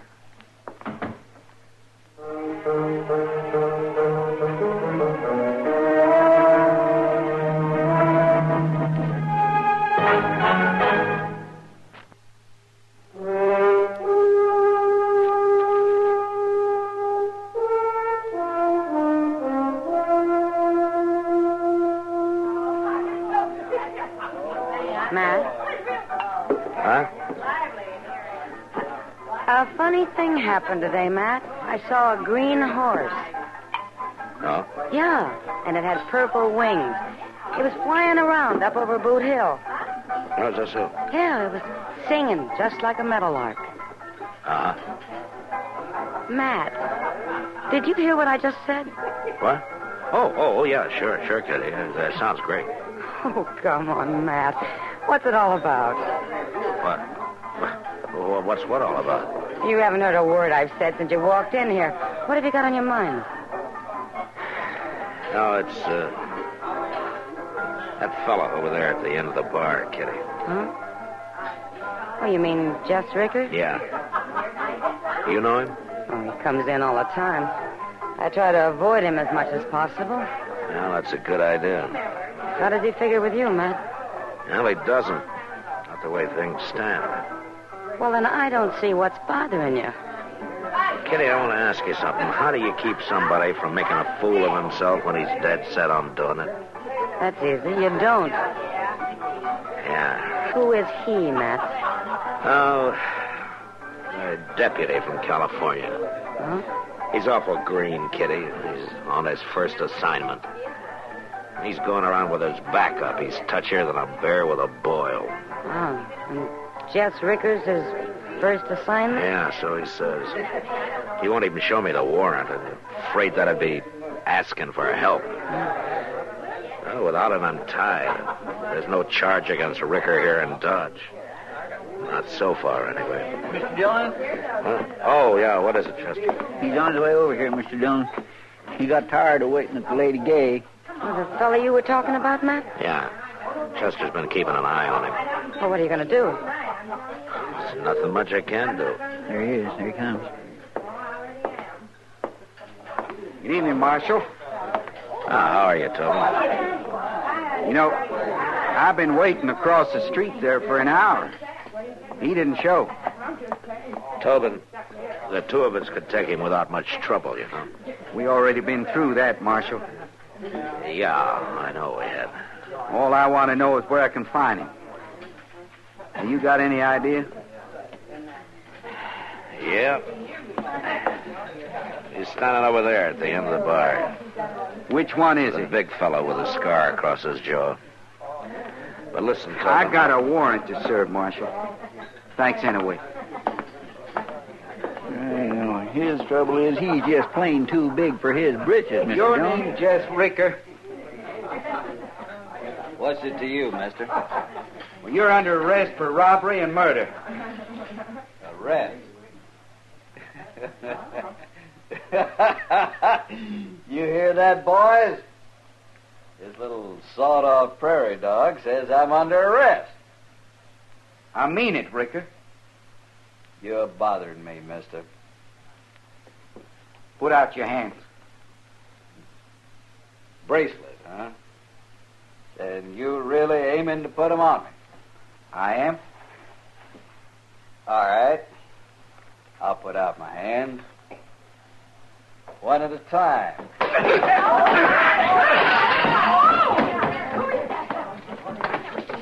You gonna arrest somebody, was you? All right, I'll teach you. All right, hold it, Ricker. Now, you put your hand on that gun, it'll be the last move you ever make. I was just... Now, keep those boots to yourself. You kick him and I'll drop you. Now, I wasn't doing nothing, Marshal. I was standing here minding my own business, and you jumped me. Shut up. Tobin? Chester, get some water and throw it on him, man. That's right. Well, Sam, will you hand me a bucket of water? Hey, Marshal. How come he's trying to arrest somebody here in your town? I told you to shut up. All right, stand back, folks.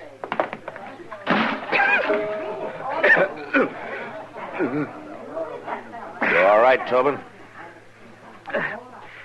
Yeah.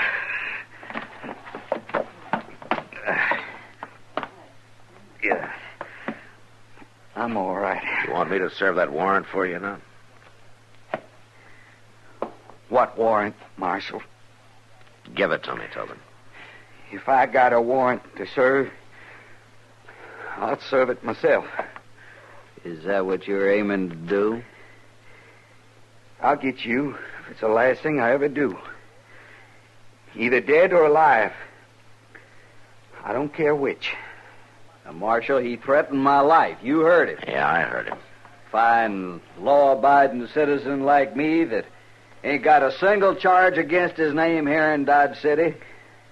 Man like me's got to protect himself.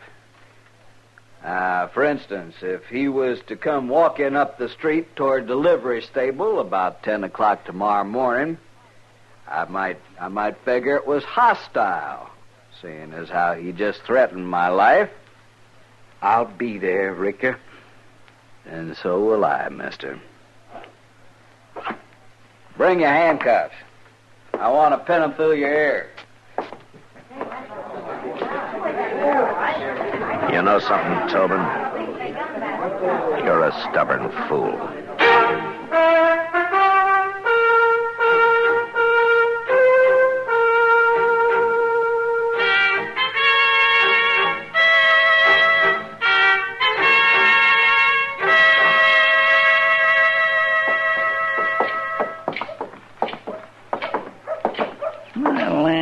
Dillon, if I was you, I wouldn't fret myself about it. He's a growed-up man, ain't he? Well, he's old enough to be. That's what I mean. And so if he ain't, then whose fault is it? I don't know, Chester. His own, I guess. And I just keep thinking I could have made the same fool mistakes when I started out as a lawman. Morning, Matt. Well, we sure couldn't have better weather for it. Better weather for what, Doc? Why, for the shooting, of course. Now, don't tell me you're heading toward the livery stable just by accident. I wouldn't try to tell anything to an old ghoul like you. Oh, good. Oh, no, Matt. I'm here on an errand of mercy. I got my toolkit and everything. Yeah, sure, and it's probably stuffed full of blank forms for your coroner's report. Well, I did bring a couple, just in case. Maybe Tobin won't show up. You're wrong, Chester. He's already showed. He's coming out of the Dodge house now. You don't have to sound so joyful about it, Doc. Well, there's nothing I can do about it, Matt. You neither, for that matter. Yeah, I know. I think the street sure is deserted, ain't it? Morning, gentlemen. I hope you're not planning to interfere, Marshal. Looks like the only way I could would be to jail you, Tobin. You wouldn't do that. Don't be too sure. I've thought about it. Oh, no, you're too much of a lawman, Marshal. And it's too bad you're not. You're not half as concerned about the law as you are about your own half-baked pride. If Ricker gets me, you'll get him. So the law wins either way. Good day, gentlemen. Nice talking to you. I hope he's better with a gun than he was with his fist. He's not good enough for just Ricker. But if I horned in on it, it'd probably make him so mad he'd go for me. What are you going to do, Mr. Dillon? Just watch him die, I guess.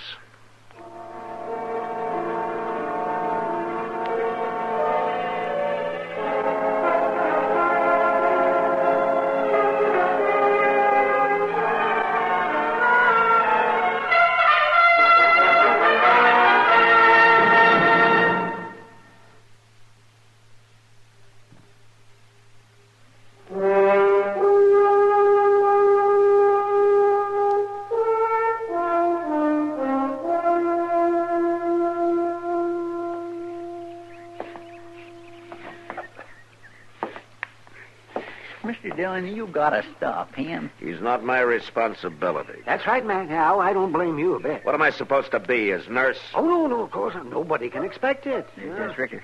Just coming out of the livery stable, I see. Yeah, Tobin's a fool. It's his own fault. Oh, you're absolutely right there. Oh, yes. He's bringing the whole thing on himself. For 2 cents, I'd go back to the office and forget about him. That's exactly what you should do, man.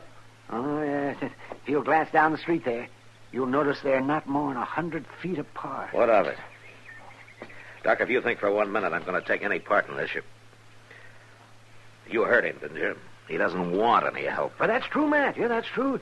Oh, my. Yes, there's going to be some shooting any second. I asked him 3 times, and that'll be enough. Oh, come on. Let's get down there before it's too late. Yeah, Matt. Look. Now, wait a minute, Matt. It's none of your responsibility if that young idiot wants to die. Oh, shut up, Doc. A man doesn't mean everything he says. So I've noticed. Ricker will try to make him draw first, so it'll make it self-defense and keep me out of it. And Tobin's just stupid enough to fall for it. It's too late, Matt. Tobin's seen you coming. Hey, Tobin! Hold up! He walked right into it. The self-defense, Marshal. He drawed on me. You seen him do it. Yeah, I saw him.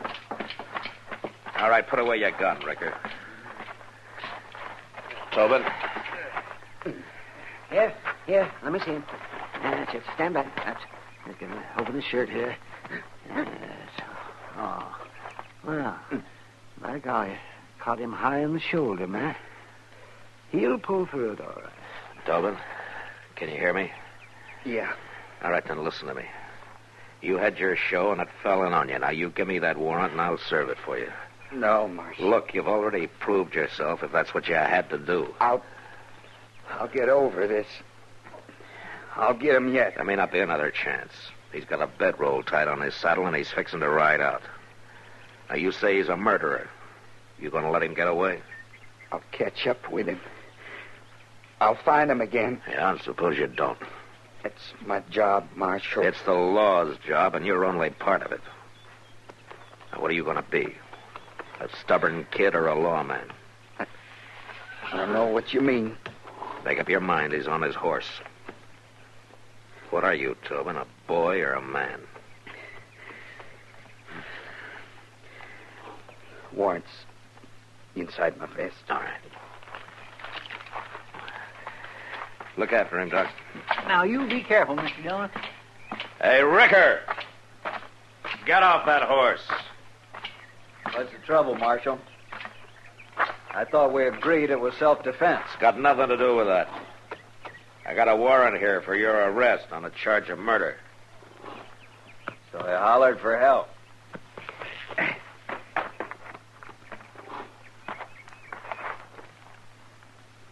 Marshal, I don't think I cottoned to you serving that warrant any more than I did for him to. I don't much care what you cotton to, Ricker.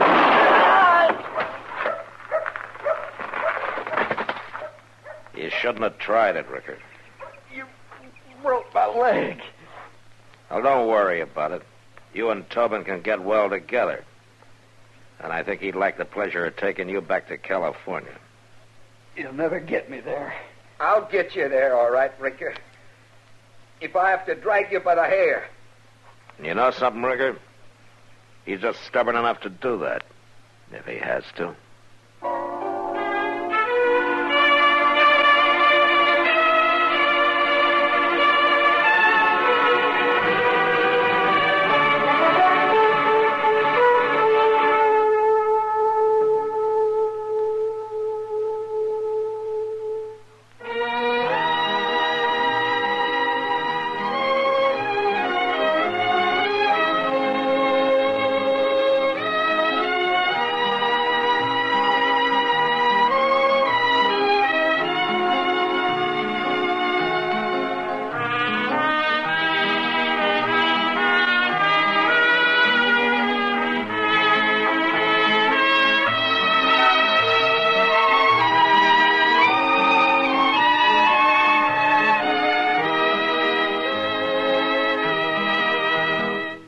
Gunsmoke. Produced and directed by Norman McDonald.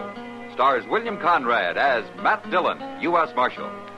Featured in the cast were Parley Bear as Chester, Howard McNear as Doc, and Georgia Ellis as Kitty. George Walsh speaking. Join us again next week for another specially transcribed story on Gunsmoke.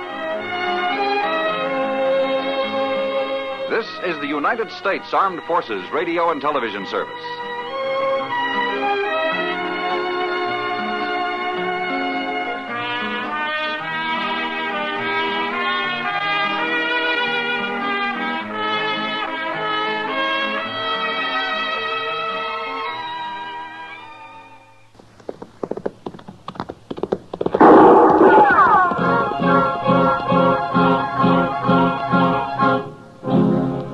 Around Dodge City and in the territory on west, there's just one way to handle the killers and the spoilers, and that's with a U.S. Marshal and the smell of gun smoke.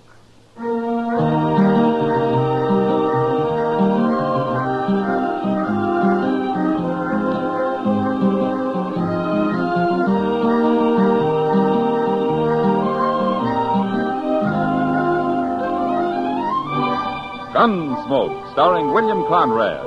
The story of the violence that moved west with young America. The story of a man who moved with it. Matt Dillon, United States Marshal.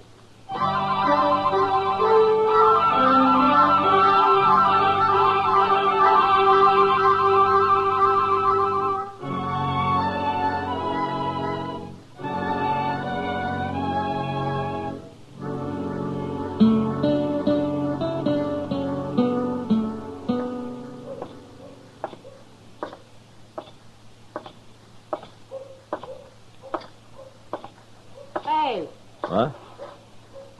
Hello, Kitty. I didn't see you. You'll get shot someday walking around in days like that. You'll get sunstroke sitting out here in the heat and the dust. I don't see people in the daylight very often. Wanted to find out if they're any different. Sit down. Well, are they? Any different? Yeah. I don't know. But I've spotted a few I think might be sober. That's different. For you, maybe. And I was just thinking, Kitty, there's hardly a man comes to Dodge that isn't looking for trouble of some kind. They call it fun. Yeah, sure. But part of their fun's beating somebody up or shooting him. I've heard of places where the men have to check their guns when they come to town. Ah, that never works. You can always hide a gun. Or a knife. You ought to go fishing, Matt. What? Have some fun yourself. Quit worrying for a while. I'm not worried, Kitty. You know, if it wasn't for all these men stalking each other, I'd be out of a job. There are other jobs besides keeping the peace, Matt. Yeah, I've tried most of them in my time. Hey, Mr. Dillon? Oh, hello, Miss Kitty. Hello, Chester. Doc sent me to find you. There's an old man up in his office. Oh, what does he want me for? The old man's been shot. Shot? Yes, sir. Claims somebody tried to kill him. You mean he was ambushed? I guess he was. Anyway, it hit him in the neck. All right, Chester. I'll go back with you. He's got a friend with him, but they're both strangers around here. Now, you see what I mean, Kitty? Young or old, they're all looking for trouble. Maybe it'd help if we burned this place down. I'll sit here and think. See you about it later, Matt.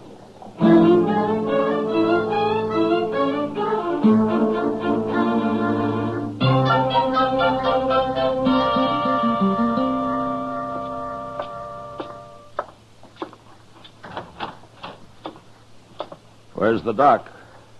Somebody come for him. Oh, what do you mean? Somebody come for him. That's what. Said somebody else was sick. You're the man that was shot, huh? We don't need you, Marshal. We'll handle this. What's your name, mister? Peavy. John Peavy. My partner's name's Rives. Milligan Rives, Marshal. You ain't never heard of us. Where are you from? Up north. The sodbusters don't usually wear 6 guns. What are you doing in Dodge? We quit the land, Marshal. We're going to enjoy ourselves for change. We ain't never going back. Oh? You're a little old to be making a move like that, aren't you? I ain't hardly 60. Neither is Rives. Mm-hmm. Well, it didn't take you long to get into trouble, did it? We ain't in trouble. Maybe you're not Rives, but Peavy here's just been shot. I told you we'd handle this, Marshal. Ain't nobody gonna sneak up on John Peavy and shoot him. I don't care if she is a woman. A woman? What woman? Oh, you already did talk too much, Peavy. You might as well tell him now. I ain't going to tell him.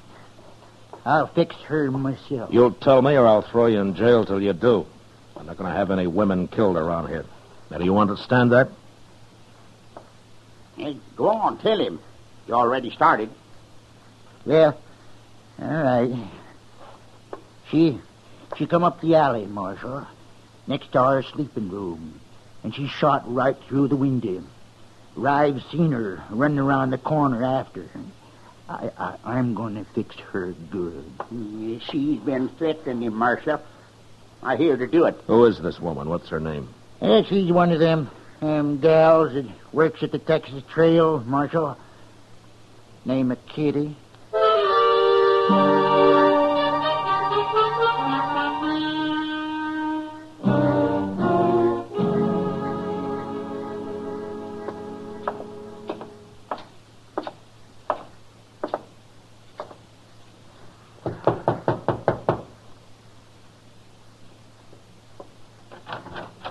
Matt, what are you doing here? I'm sorry to bother you, Kitty. Well, come in. Come in. Yeah. My room's a mess. I wasn't expecting any callers. Well, it's important, Kitty. Of course. What's the trouble, Matt? You know a man called John Peavy? Peavy? Yeah. Yeah, I know him, the old fool. But did you threaten to shoot him? Don't tell me he's come and complained to you about that. Well, no, not exactly. Well, I told him I'd shoot him, and I will, too, if he doesn't leave me alone, the old goat. He's been shot, Kitty. What? He wasn't hurt very bad, but he and his partner claim a woman did it. Now, they say it was you. Do you think I did it, Matt? Well, Kitty, if you got mad enough and you had a gun in your hand, I'd be one of the first to hide, but to sneak up on somebody in cold blood... No, you didn't do it. When did it happen? Oh, an hour or two ago. I've been right here, alone. I guess I couldn't prove it. Well, you don't have to, Kitty. Thanks, Matt. The reason I came was to tell you about it and see if you had any ideas. All I know about Peavy and his friend Rives is that there are a couple of old men who've been acting like schoolboys. Oh. Like they've run away and are having their last fling. And I don't want anything to do with either one of them. Well, I don't blame you. But Rives claims he saw a woman down the alley after the shooting. You, any idea who it might have been? No. He's probably lying, dreaming. Yeah, maybe. Well, if you hear anything, let me know, Kitty. And if Peavy gives you any more trouble, send for me. I sure will.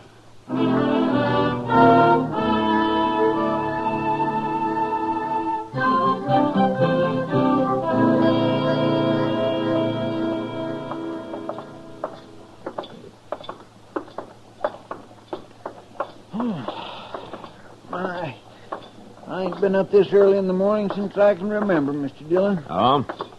How about last Sunday, Chester? Last Sunday? Yeah. Oh, well, that's different. That was still Saturday night, sort of. Hey, look. There comes Miss Kitty. What in the world's she doing up at this hour? She's in a hurry, whatever she's doing. Matt? Hello, Chester. Morning, Miss Kitty. What's the trouble, Kitty? Matt, somebody tried to shoot me. What? In my room, just a while ago. I had a pillow down by my feet. I guess they thought my head was there. They put a bullet right through it. What, did you see anybody? No, it came from outside. I didn't dare look out right away. It's kind of the same as happened to Peavy, Mr. Dillon. Yeah, maybe it was Peavy. He threatened something like this. I'm scared, Matt. Well, you should be. Chester. Yes, sir? You stay with Kitty. Don't let her out of your sight. I'm going after Peavy and Rives.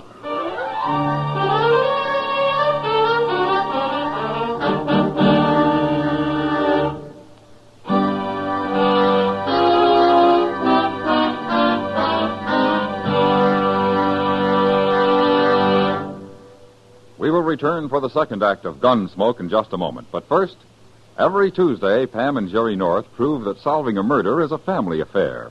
And on the same evening, John Lund, as yours truly, Johnny Dollar, brings us the thrilling details of his latest insurance fraud investigation. Now the second act of Gunsmoke.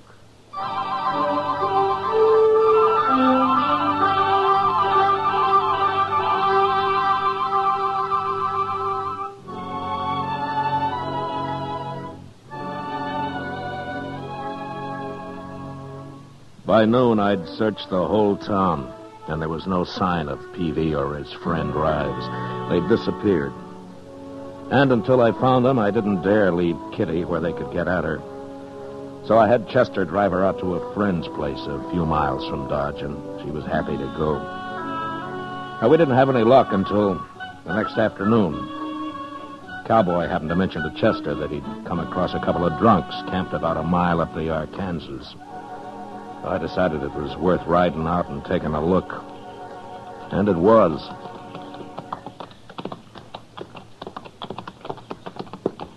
It's them, all right. Yeah, and they've seen us. Keep your head up now. You think they'll fight us? You never know. Oh. Oh, boy. What are you doing out here, Marshal? Looking for you. Well, you found us. Get down and have a drink.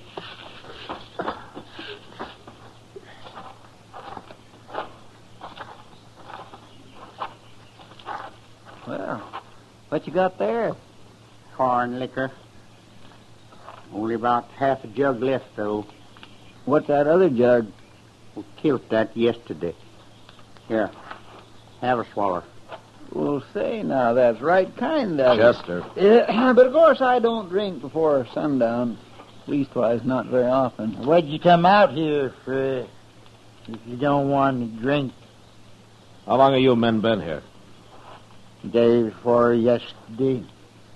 His neck was bothering him, and I figured a couple of days in camp like this might ease it off some. I get to feeling better. I'm going back and teach that gal Kitty a lesson, though.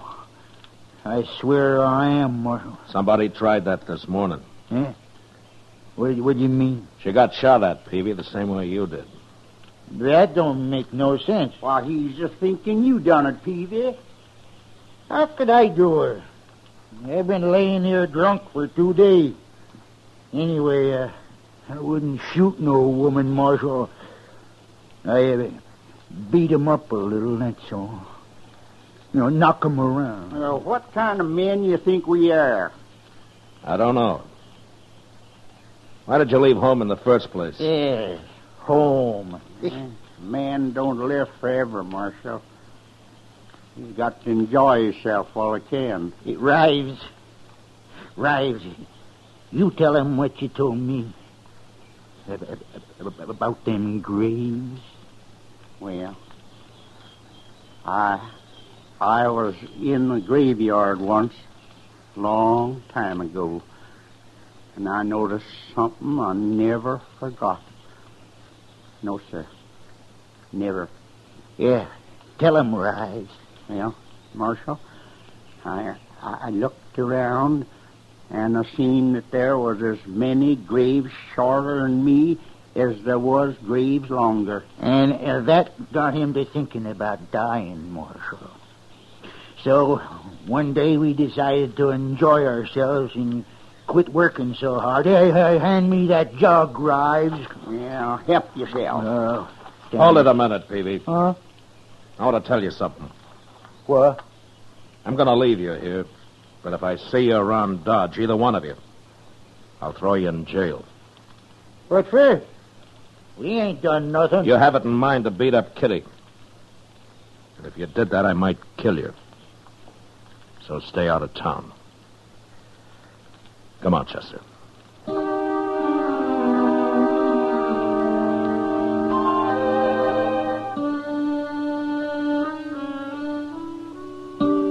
We left them there, passing the jug back and forth across their fire on the riverbank. Talking of death, probably, and of the hard, empty lives that they'd had.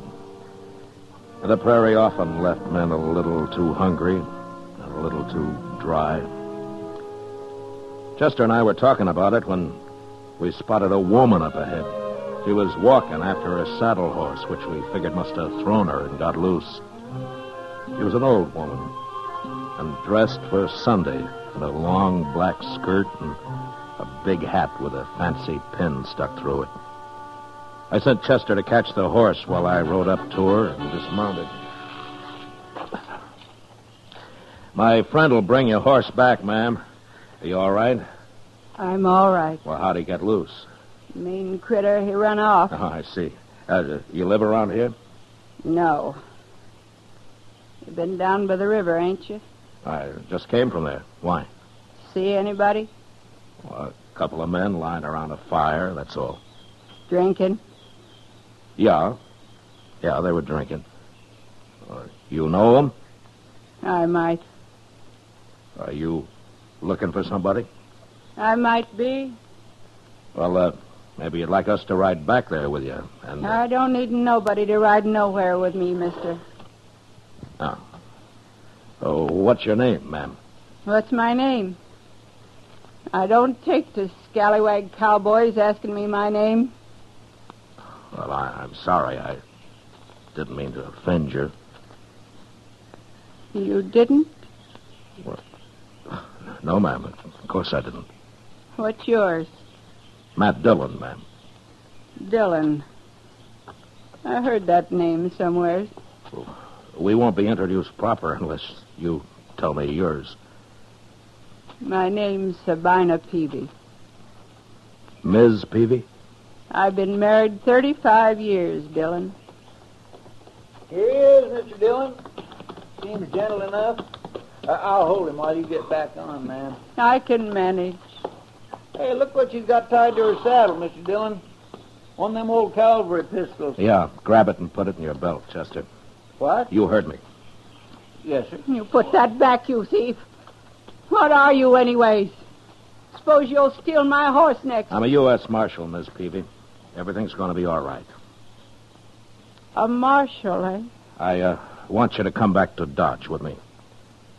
Chester will bring your husband in. Is she Peavy's wife? You can't stop me, Marshal. Chester, go back to that camp and shoot a hole in their jug. And when they're sober enough, bring them to town. And don't say anything about Miss Peavy. Yes, sir, I'll do it. You're going to be all right with me, ma'am. Well, you stole my gun and you're stronger than me. I guess I'll have to go.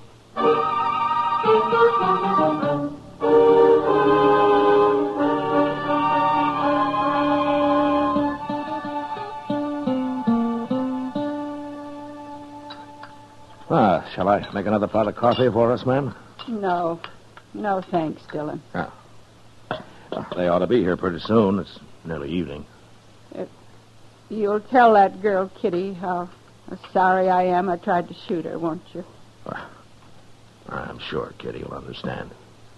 Imagine me being blind jealous after 35 years. You, told me you were out to kill your husband. Well, if that's true, why would you be jealous? You can be jealous, even if you hate a man, Dillon. You hate Peavy? I didn't know how much I hated him till the day that old fool Rives come by. The two of them rode off together. He come into the house and took the money and left, just like that. After 35 years. How'd you know they'd come here? They was always talking about Dodge. They was always talking about laying on the bank of the Arkansas and drinking corn liquor, too. I knowed where they was. You're mighty dressed up for a woman riding out to shoot a man. Well, it seemed fitting somehow. Only good clothes I ever owned, Dillon. Wore 'em when I left home, St. Louis. Yeah. Well, I'm glad I ran into you, Miss Peavy, before it was too late. I'll talk to him. I told you I would. But I ain't never going back to him. He's had his fun. Maybe he'll settle down now. Not with me, he won't. Dillon, I bore that man 13 children. 13? 11 of them died. And he beat me every time we lost one. Every time, Dillon. Oh, I see. Well, where are the other two? He ran them off. Don't know where they are.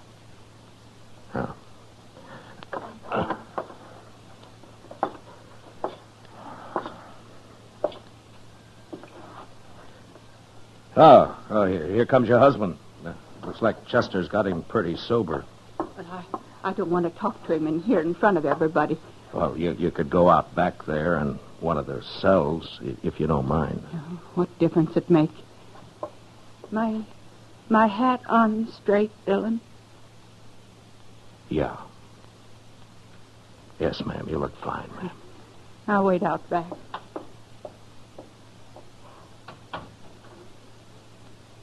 All right, in here. Here they are, Mr. Dillon. Sober as deacons. What's this all about, Marshal? What do you want us for? We ain't bothered nobody. Peavy, you go out back through that door. There's somebody wants to see you. Who? Get moving. No, you stay here, Rives. Go on, Peavy. Well, all right.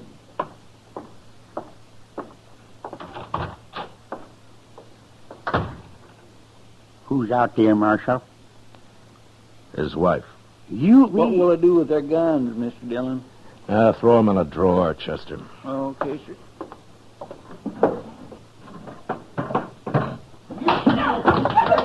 Hey, what's that? He's beating her. Come on.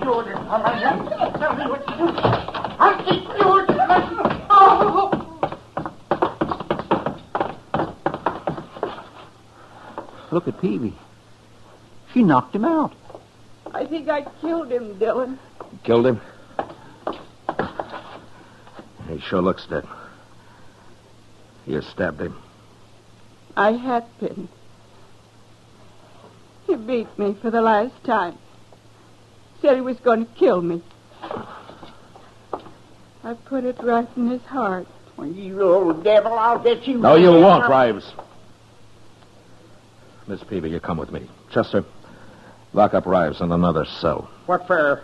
You can't lock me up. Oh, you ain't even armed, Rives. Get moving. How about I tell you I'm an innocent man? All right, Fred. Come into the office, man. Shut up. Your voice itches my ears. I'll have to listen to it. He was going to kill me, Dillon. I know he was. Well, I shouldn't have let him be alone with you. You didn't know. What are you going to do with me now? You mentioned St. Louis, Miss Peavy. You have any people there? My sister. She's all that's left. Huh. Well, how'd you like to see her? You ain't holding me? It was self-defense. Then I can go. I'll hold Rives here till you're out of town. Oh, but I can't get to St. Louis. Took all her money when he run off. It's all spent. I know it. Miss Peavy, would you think I'm a scallywag cowboy if I offered to stake you to St. Louis? Thanks, Dillon. Wait till I tell my sister about you.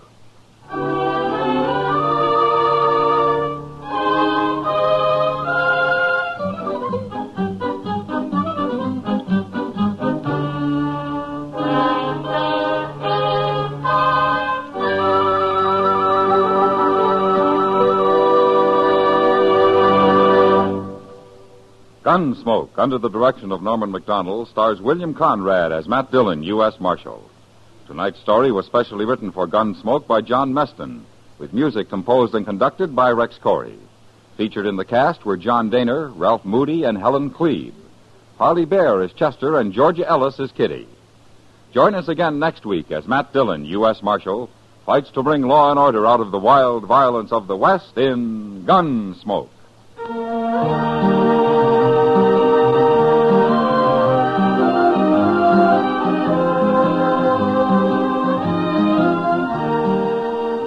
Bill Silver, star of the Broadway and film versions of Top Banana, visits Mike Wallace on Stage Struck tomorrow over most of these same stations. George Walsh speaking. Stay tuned for Gangbusters, which follows in a few minutes over most of these same stations. This is the CBS Radio Network.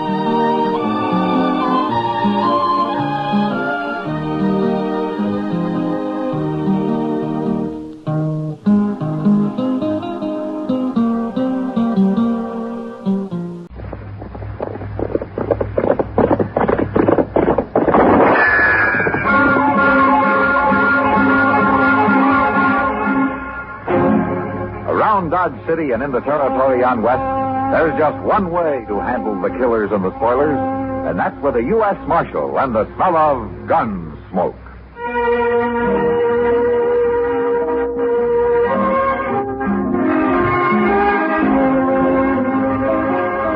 Gunsmoke, presented by Army in Europe magazine, the monthly feature magazine for the use of a soldier and civilian. Gunsmoke, starring William Conrad, the story of the violence that moved west with young America, and the story of a man who moved with it. I'm that man, Matt Dillon, United States Marshal. The first man they look for and the last they want to meet. It's a chancy job, and it makes a man watchful and a little lonely.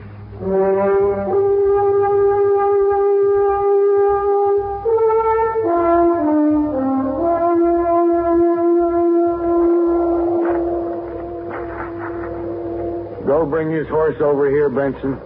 Sure, Jake. And wait till we get him up on his horse before you tie that rope, Duval. There'd be too much slack otherwise. All right. We couldn't hang you very good with your feet touching the ground, could we, Tillman? No, Jake, you couldn't.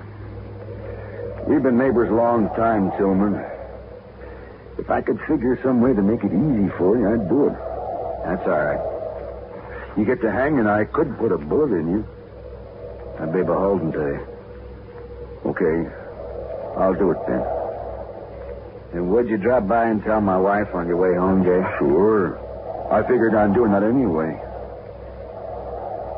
You know, I always liked you, Tillman. It's gotten too bad about this. Sure.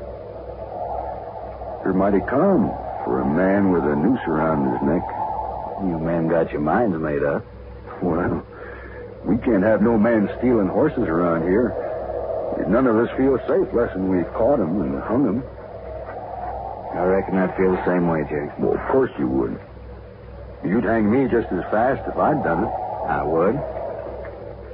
Only difference is I'd want to be awful sure it was you that done it. Oh, well, I'm sure. Heck, we caught you red-handed, didn't we? I've told you 100 times. I found them horses running wild. I was driving them back to you. Now, Tillman, you was headed in the other direction. They'd got away from me. I was trying to turn them back. Excepting that we don't believe you. None of us do. Well, ask Jennings. He saw me rounding them up for you. Jennings ain't here. Well, why don't you find him? We can't take the time. You delay a hanging, the first thing you know, the man's got loose. You'd have just encouraged horse thieving. Well, like I said, you got your minds made up. We got to protect ourselves, Tillman. Here's his horse, Jake. Get mounted, Tillman. Sure.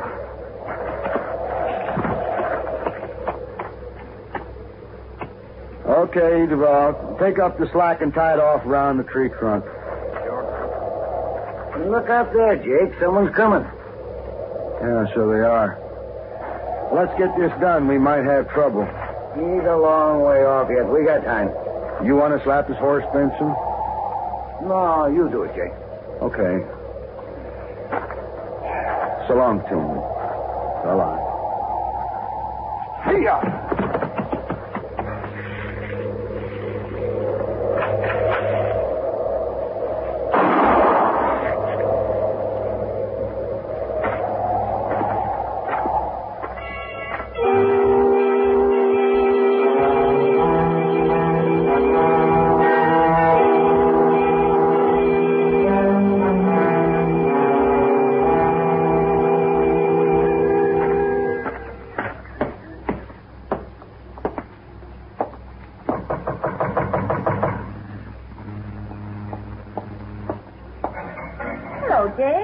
Hello, Miss Tillman. Come inside.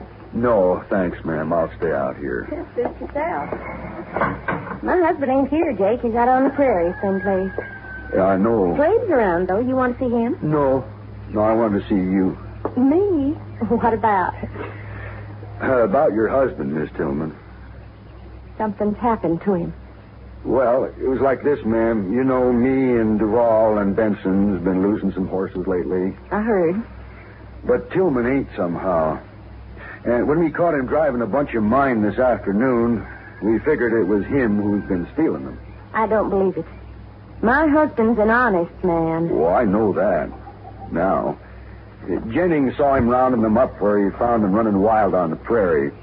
I guess whoever had stole them got scared and left them there. Where is my husband, Jake? That's what I want to explain to you, ma'am. Jennings come and told us about it, but he got there too late. Too late? We'd already hung him. Hung him? Yes, ma'am.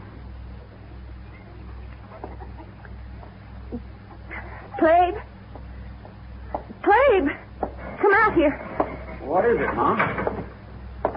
Wow. Hello there, Jake. Hello, Clabe. Tell him what you done, Jake. Done? Clabe, we hung your old man this afternoon. You what? We hung him for stealing horses. They found out he didn't do it. After. Yeah. I guess the joke's on us, all right. Ma, wait a minute. Ma? She's kind of upset, Clabe. You better go with her. Somebody ought to kill you, Jake. No, don't talk like that. I said we was sorry. Well, I gotta go get home. It's getting kind of late, and my missus will have supper on. So long.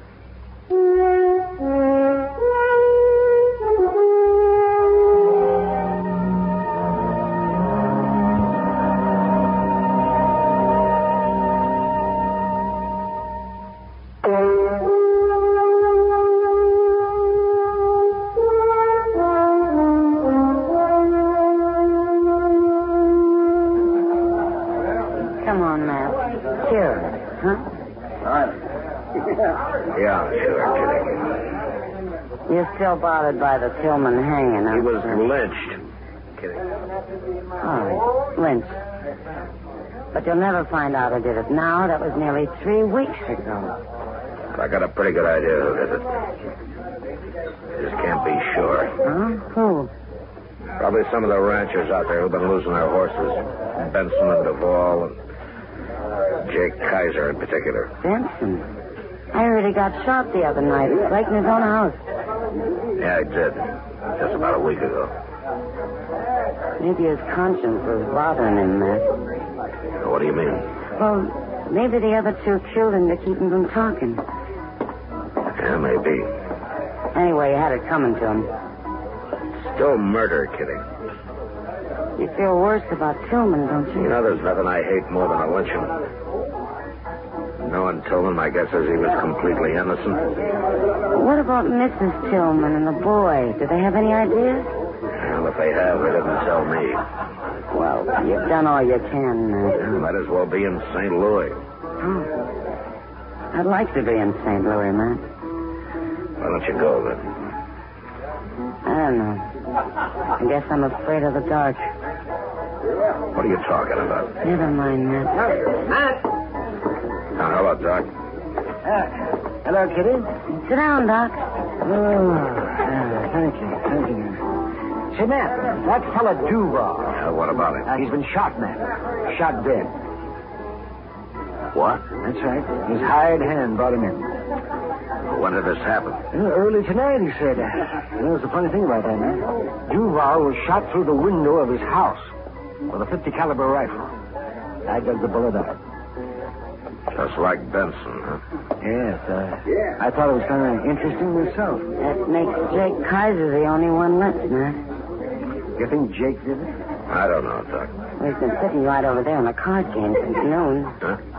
You sure of that? Well, he was gone for an hour, but he was there when I left, and he was there when I got back. Or he couldn't have done it in an hour, Matt. No. Look, Matt, he's leaving. Yeah. Oh, I'll be back.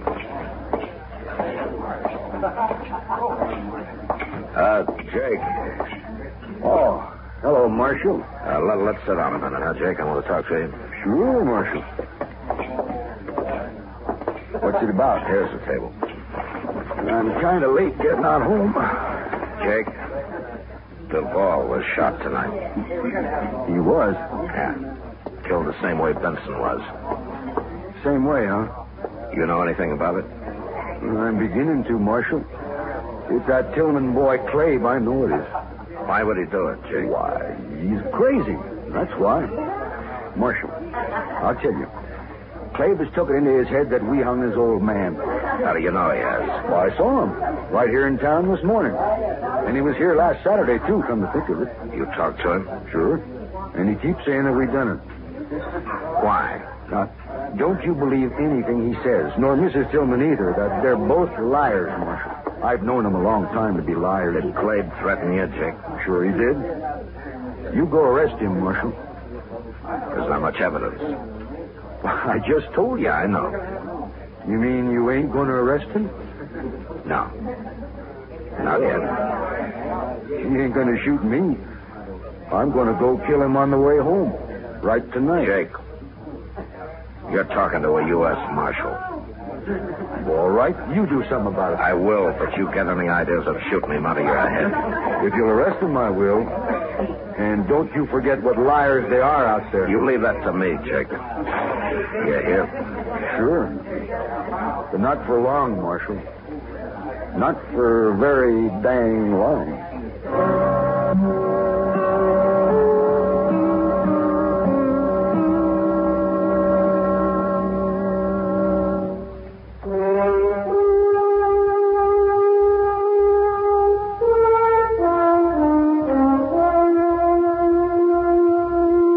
Kaiser was a senseless kind of a man, and I knew he'd probably go kill young Clabe Tillman the first time it happened to occur to him again. Still, I couldn't arrest Clabe for 2 murders just on Jake's word that Clabe had threatened him. I needed a lot more evidence than that, and the only way of getting it I could think of was from Clabe himself. So the next morning, Chester and I rode out to the Tillman place. It was only about 15 miles from town, and we got there early.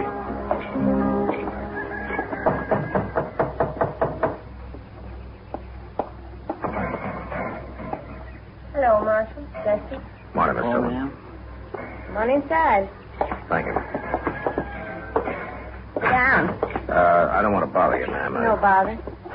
Well, I was looking for Clave. I'd like to talk to him. He's out back. He'll be here in a minute. Good. Miss Tillman, Duval was killed last night. All right. Well, don't you care? Several people have been murdered around here lately, Marshal, including my husband. You think Benson and Duval were in on that? I didn't say they were. What about Jake Kaiser? You're prying, Marshal. That's the trouble with the law. It's always prying. What do you want Clave for? I thought he might tell me what he knows. You won't. We don't know nothing. And Clave ain't shot nobody. He was in Dodge yesterday. Yeah, I know he was. I wouldn't put it past Jake to have shot Duval himself. I thought of that, too. You have any idea why he might have? No? Well, here's Clave now. Oh, we got visitors. Hello, Clave. Marshal? Chester? All right, Clave. You been hunting this morning? Nah. Put that rifle back where it belongs, son. Okay, Mom. I was shooting hawks with it yesterday. Left it in the barn. You should have brought it in last night, son. Sure, but... well, it was dark when I got back, Ma. I didn't see it out there. I should have brought it in myself. What are you doing here, Marshal? Duval was murdered last night, Clave. He was? Yeah, shot, same as Benson. Well, what do you know? Jake Kaiser thinks you did it. He does, huh? He also said that you threatened to kill him next. Maybe I ought to. Clave, don't talk like that. You know, there's a law against murder. They murdered my pa. Where was the law then? I'd have him in jail right now if I knew who they were. Too bad you weren't there, Marshal. I could still arrest Jake. We don't know nothing about Jake, do we, son? No. No, we don't know nothing. Okay. But you'll hang for murder if you kill him, Clave. Come on, Chester.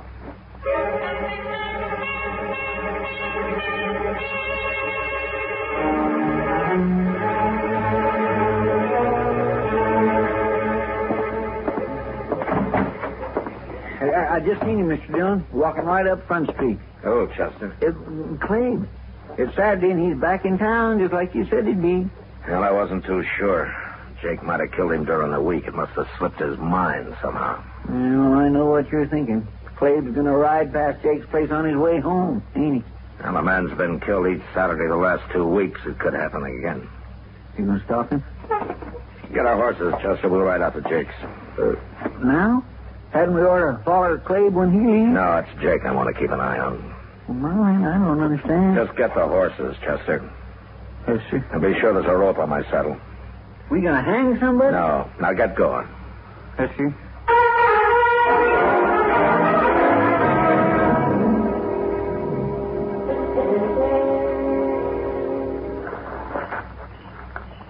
Old Jake's just sitting in the house here, plumb unconcerned, Mr. Dill. Somebody's coming. I wish there was a moon tonight. No, it's better dark. Just stay out of the way of my rope. You going to rope him? Quiet now.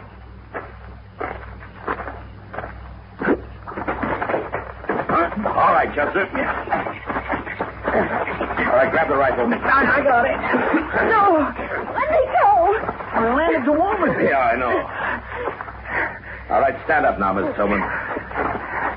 You shouldn't have stopped me, Marshal. It won't do any good. 2 murders are enough, aren't they? I was saving Jake for the last. I wanted him to sweat, and I'll kill him yet. Who's out there? It's Marshal Dillon, Jake. Now put that gun down. What's going on here? What? It's Mrs. Tillman. She wants to kill you, Jake. A woman? Yeah, that's a sharp 50. I think that'd do it. Sure would. Why, you killed Benson and Duval. And I'll kill you if I have to use a knife, Jake Kaiser. A woman? Going around killing people? Well, that's terrible. You hung my husband. One of the best men that ever lived. I told you it was a mistake. I said we were sorry. That's what I've been waiting to hear, Jake. All right, get his gun, Chester. That's right. I got it. Now, Miss Tillman, You're both under arrest. Well, as long as Jake hangs, too. He'll hang. But you'll probably go to jail. What's Cleve think? He knew about this when he found a rifle in your barn last week, but I guess he figured there was no way to stop you. You found the only way, Marshal. I guess maybe I should have told you everything from the first. Yeah. It's too late now. I'm sorry. Don't you feel bad about it, Marshal. I don't mind.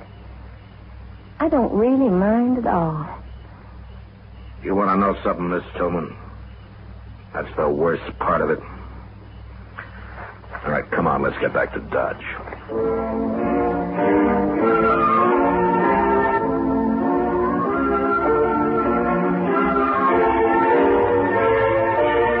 Post Toasties, the heap good cornflakes, is proud to present Gunsmoke.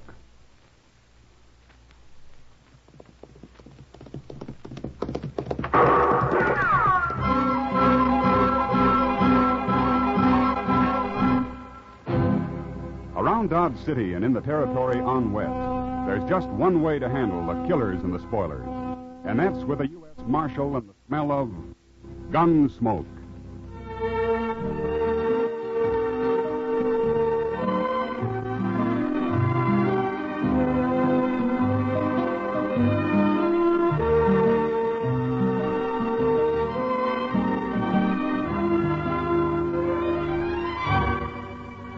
Gunsmoke, the story of the violence that moved west with young America. The story of a man who moved with it. Matt Dillon, United States Marshal. Say there, next time you hear a crackling noise in your kitchen, you better get up and investigate. Maybe somebody just couldn't wait for his breakfast of crackling crisp Post Toasties. And that's a treat you shouldn't miss. Post Toasties, you know, are the heap good cornflakes. Why, after one taste, I'll bet anything you'll agree with me. Post Toasties is just the best thing that's happened to corn since the Indians discovered it. There's nothing quite like sweet kernel corn flavor when it's toasted right in. Toasted into crisp, fresh cornflakes. Man, oh man, that's Post Toasties. Heap good cornflakes. Better try 'em. And now, Gunsmoke, starring William Conrad.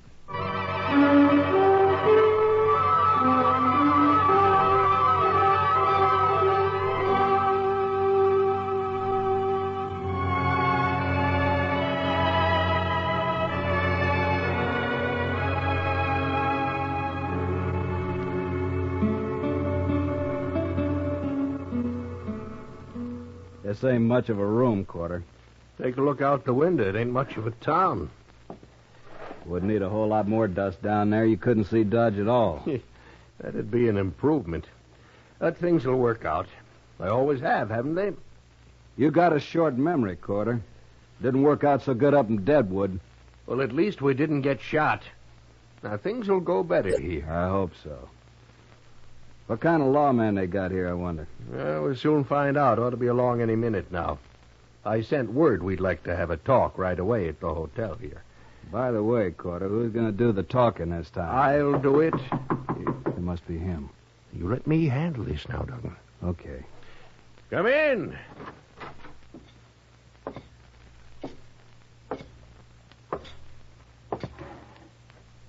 My name's Matt Dillon. Well, I'm Ben Corder, Marshal. This is my partner, Harry Duggan. Hello. Good night, Marshal. You asked me to come here. You said it was urgent. Oh, it is, Marshal, it is. You see, Duggan and me, we're business partners. And whenever we come to a new town, like Dodge here, we like to get to know whoever's running the place. That way we figure there won't be any misunderstanding later on. Well, what is your business, gentlemen? We're gamblers. Oh? Now, what do you want of me? Dodge is an open town. We make money gambling, Marshal. Sometimes a lot of money. We just want you to know in advance that you'll get your share of it. I'm a lawman, Corder, and as long as I am, there won't be any crooked games in Dodge. Oh, no, Marshal, you know how sometimes a player will lose a little money and start a fuss over it, and then maybe even go to the law about it. And when he does, he's usually been cheated.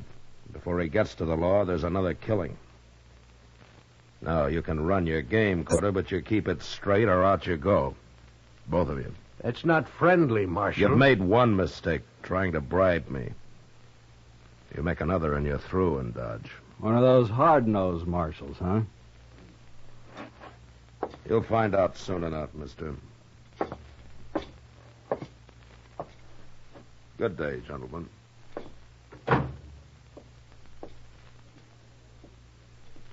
You handled him great, Quarter. Just great. No, don't be a fool.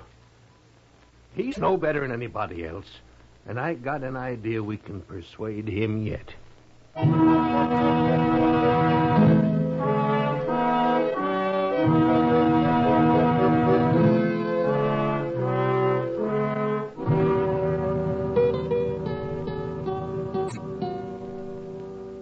Chester, Yes, sir? how's the prisoner? Oh, he's all right, Mr. Dillon. Just sleeping off his drunk. Well, it's late. I think I'll get out of here and go to bed. Don't forget to put the lamp out before you leave the office, Chester. No, sir, I won't. Get up! You see anybody? You want a rifle? No. Stay where you are. All right, you can crawl over now and put that lamp out, huh? But stay low. Yes, sir.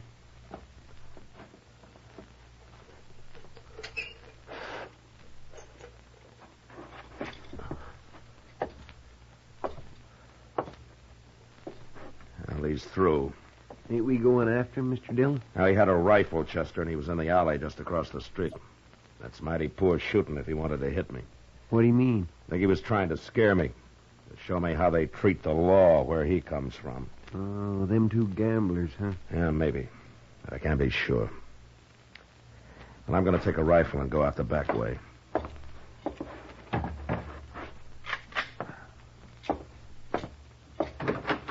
I'll see you tomorrow, Chester. Yes, sir.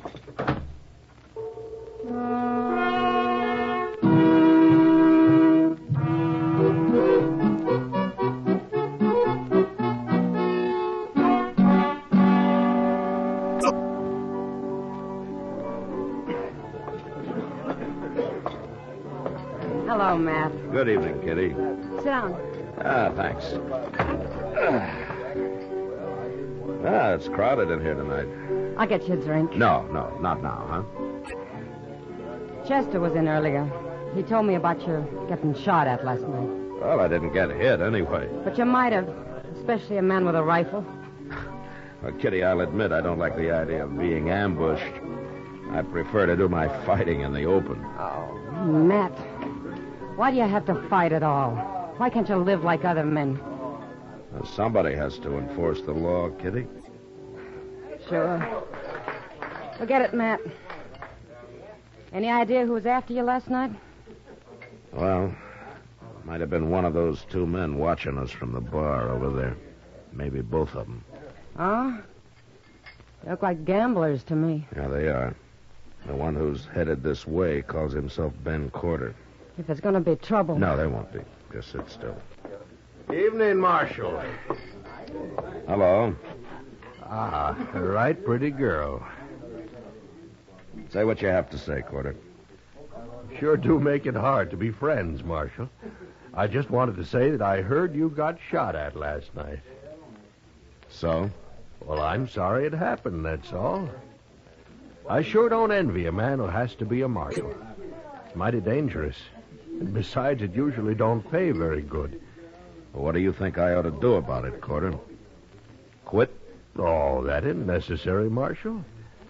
Why, if you were smart, you could stay right here and make more money and take less chances, too. I didn't know for sure it was you, Corder. But I know it now. What do you mean? There's a stage out of Dodge in half an hour. You and Duggan are going to be on it. Oh, no, we're opening our new game across the street tonight. I'll take your gun, Corder. Now, wait a minute, Marshal. You can't do that. Yes, I can do it. Oh, no, you won't.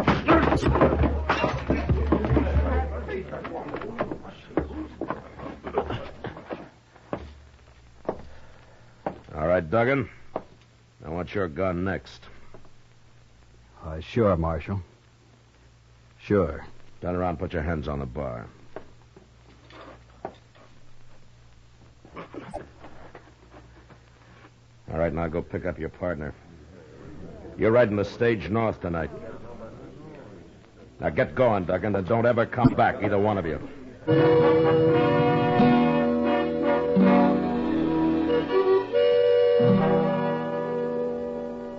They got on the stage all right.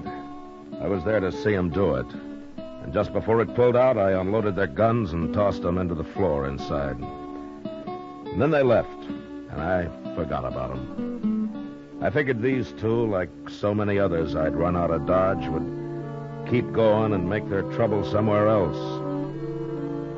But a couple of weeks later, I found out I'd figured wrong. I was walking up Front Street one evening with Doc. That Humboldt woman was in to see me again today, Matt.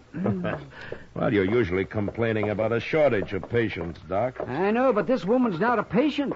She's a suicide. Oh, Doc, that might be said of anybody who comes to you. Eh? What, oh, no, I'm going to remember that, ain't I?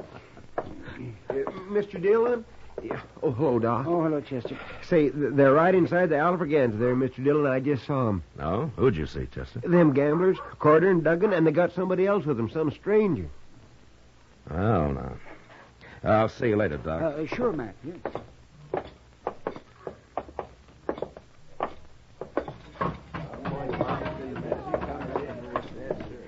There they are, right down at the end of the bar there. All three of them. Well, I'll be. Here he is. Here he is, Toke. This is him. Wow. We're back, Marshal. And we brought a man with us to sort of look after our interests. You won't buffalo him so easy.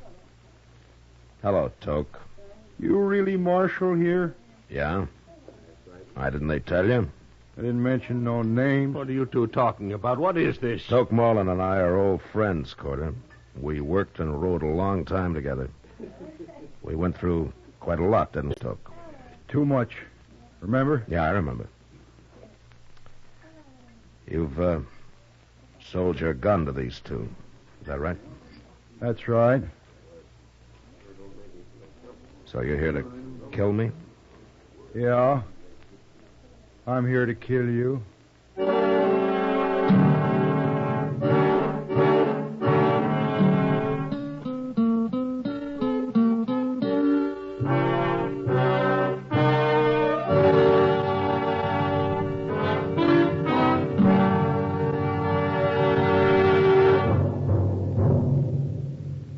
Say, how are morning appetites at your house?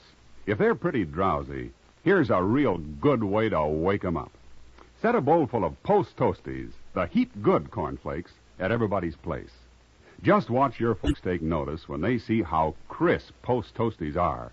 And wait till they taste that sweet kernel corn flavor toasted in. Bet your whole tribe will agree with you. Post Toasties are the best thing that's happened to corn since the Indians discovered it. And here's a thought if you'd like to make a good thing even better. Try topping Post Toasties with your favorite fruit. You'll find that's a mighty good way to start the day. Fact is, it's a downright delicious way. So next time you shop, be sure to ask for Post Toasties. They're the heap-good cornflakes. You'll see. Post Toasties, heap good cornflakes. The best thing that's happened to corn since the Indians discovered it. Heap good cornflakes. Post Toasties, heap good cornflakes. Now back to Gunsmoke.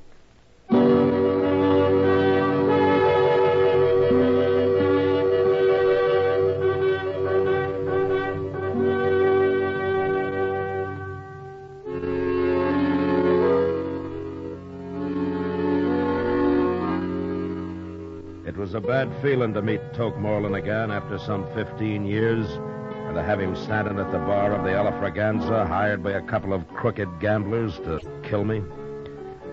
Toke and I had run horses together over in New Mexico until the night we rode into Silver City and got taken by a drunken mob and beaten half to death. It didn't matter who they were after or why.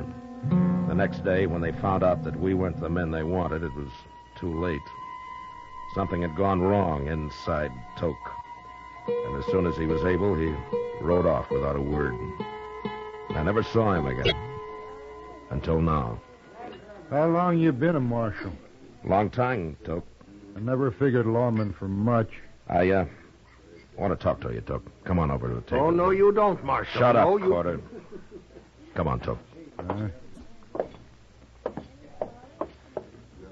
Sit down. Is this your profession now? Shooting people? Oh, I gamble a little. Why do you do it, Toke? I don't like people much. Not after what happened in Silver City. You recovered from that beating? We both did. We were young. That was a long time ago. Maybe my memory is better than yours. No, that isn't it. We both changed after that, Toke. We sure did. But we changed in different ways. You hate everybody. I just hate mobs.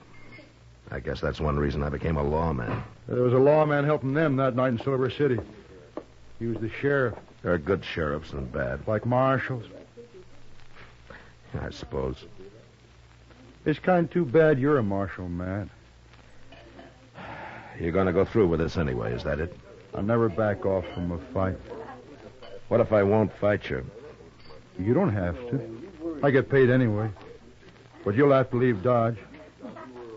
You think I'll do that? No. But I'll give you 24 hours to think it over anyway. All right. That gives you 24 hours, too. I don't change. Talk's nothing to me. Money is, huh? It adds to the pleasure. You'd, enjoy shooting me? You ain't Matt Dillon. You're a U.S. Marshal. No, Toke, you're stupid. You don't think. Maybe, but I'm a pretty good gunman. Yeah, sure. Matt, you can let Corder and Duggan run their game here, or you can quit. It's a crooked game. There'd be fights. Men would die. No, I got a job, too, Toke. 24 hours, Marshal. Okay. 24 hours.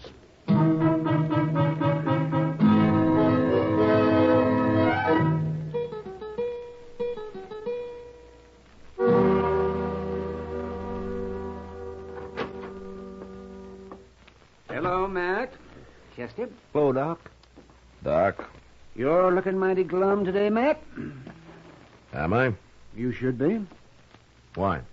Well, I've been over to the Dodge House. Mr. Reisling's down with the gout again. And there's a lot of talk, Matt. I know you must have your reasons, but people are sure wondering what those two gamblers are doing back in town again.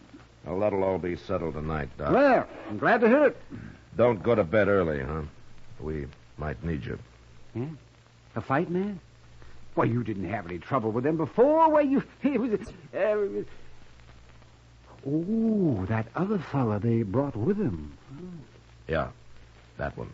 Ain't there no way at all to stop him, Mr. Dillon? I've been trying to think, Chester. If there's anything in this world I hate, it's a paid gunman. I got no use for a man that can be bought for money. Money's important to Toke, but I don't see how... You know where Toke is now? Well, he was in the Texas Trail a little while ago. Good.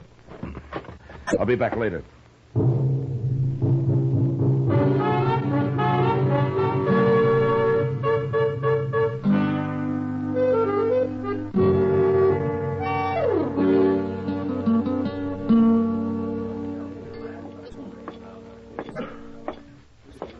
Hello, Toke. Well, it's Marshal Dillon. Sit down, Marshal. You know, Miss Kitty here. Hello, Matt. Kitty? You've been talking about you and me and Kitty. Been talking about me, too. Well, then I'm not interrupting because I'd like to talk about you. Go right ahead, but don't stay too long. She's an awful pretty girl, Matt. Maybe I better leave. No, you stay right where you are. Anything the Marshal's got to say, we can all hear. You leave, I'll leave. It's up to you, Matt. It's all right, Kitty. Stay. Toke, what are they paying you to get rid of me? $700. What if I give you $700? Oh, to shoot them? You don't care who you kill, do you? Don't matter much. No. All right, I'll give you $700 to clear out of here and forget this whole business. You have changed, Matt. You sure never were a coward in the old days. Is that what you think? Well, so does Kitty, don't you, Kitty? Don't tell me what I think, mister. She's full of fire, Matt. She deserves a real man. Ah. No, I think I'll get my money from Corder and Duggan. I don't want to leave Dodge. Not till Kitty and me get a little better acquainted anyway. Now I am leaving. You're no good, Toke. You're really no good at all anymore. Wait till 8 o'clock, Marshal. We'll see about it then. Sure.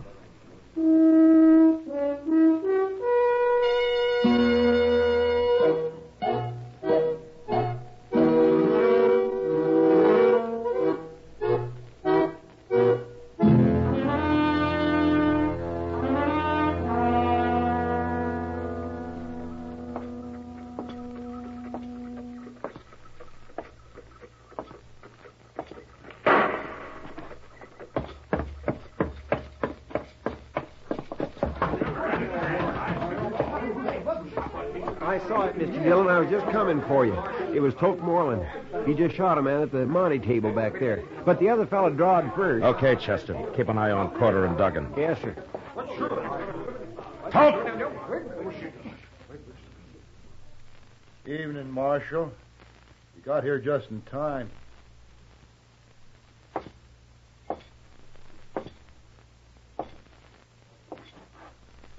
Did you kill that man, Toke?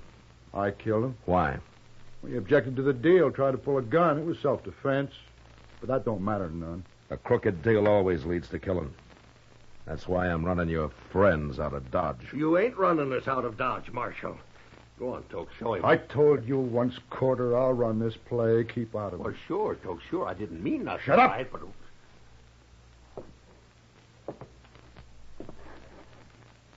I guess you ain't a coward after all, Matt. Now get out of Dodge. Take them with you. No.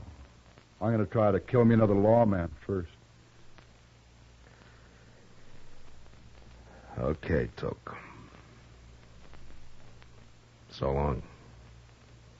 So long, Marshal.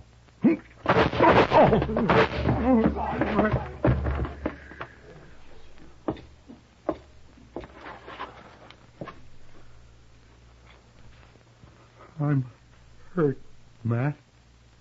Bad. Yeah. You hit me both times. I had to, Toke. It's too late to do anything about it. Yeah. Yeah, it's too late.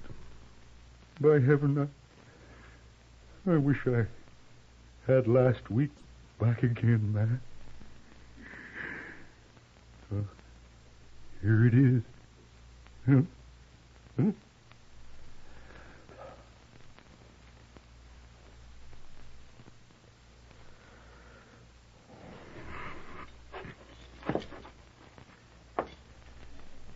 Corder. Duggan. Get out of here. Any way you can, but fast. Sure. And if you come back with another gunman, I won't wait to shoot him. Now get away from me.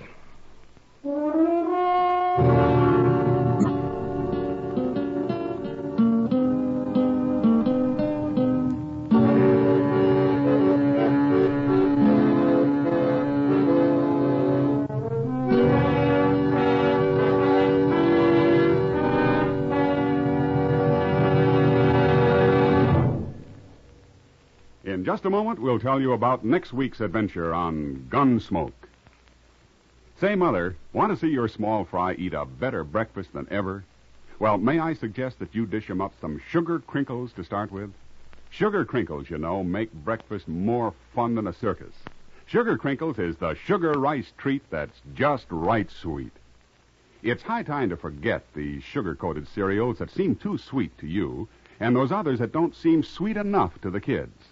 Just pour out crisp golden sugar crinkles and see how just right sweet a sugar-coated cereal can be. Just right sweet.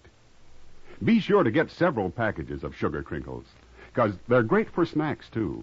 Kids love 'em that way. Kids love 'em anyway. Try Sugar Crinkles, and you will too. For your breakfast or a snack, you love Sugar Crinkles. Sugar Crinkles can't be beat. Sugar ice cream that's just right sweet. With milk for the breakfast joy. That's a snack from the pack, oh boy! Can't be beat, just right sweet. Sugar Crinkles, good to eat.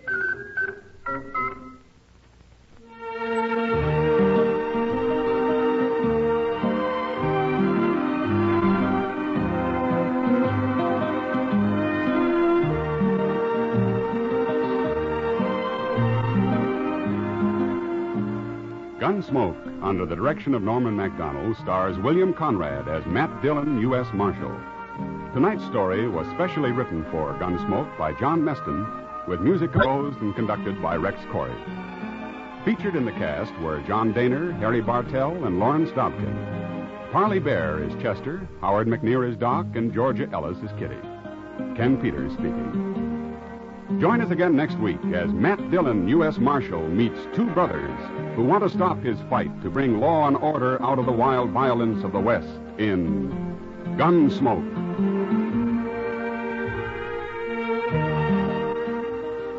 Listen next week at this time when Gunsmoke will be brought to you by Sugar Crinkles, the sugar rice treat that's just right sweet.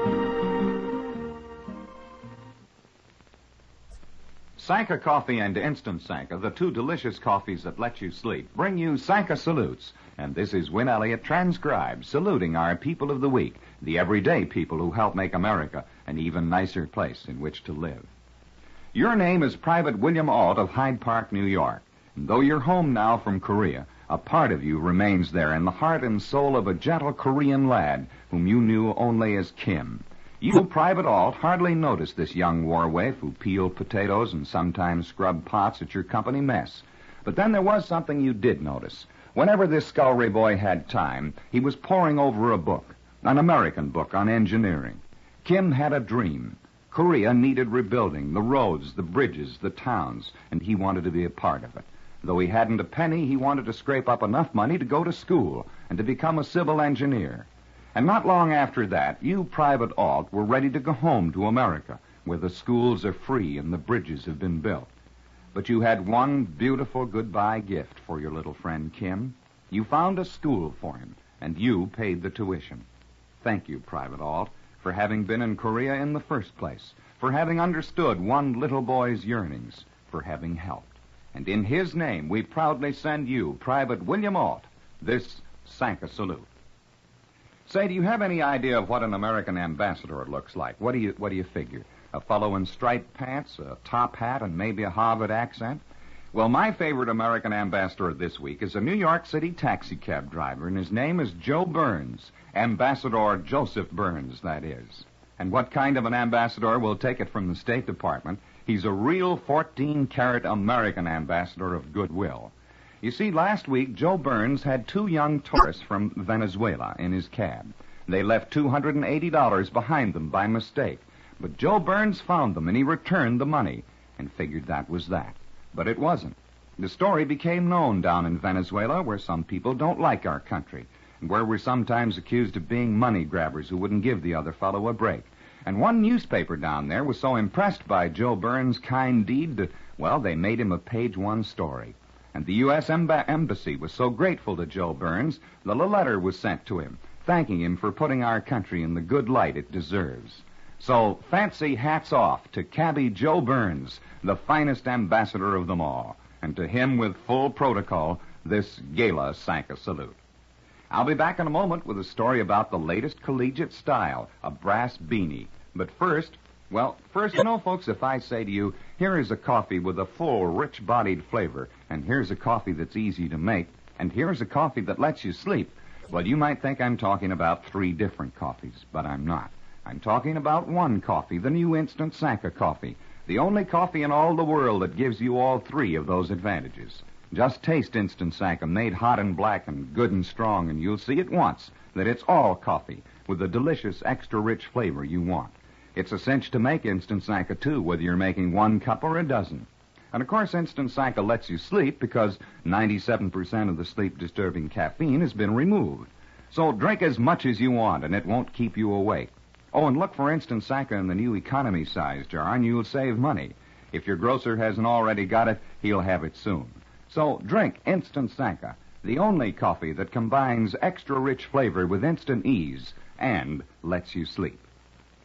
Now, here's a memo to the upperclassmen at St. Ambrose College out in Iowa. Go easy on one of the freshmen who's around the campus now wearing one of those beanie caps, fellas. He's a freshman named Vandy Farrell. You see, gentlemen, until freshman Farrell put on a beanie, he wore the hat of a regular Army major. And I don't know how you feel, but I think that 58-year-old freshman Farrell must be quite a guy to begin his Army retirement in this style. So I'll take my hat off to him with this Sanka salute.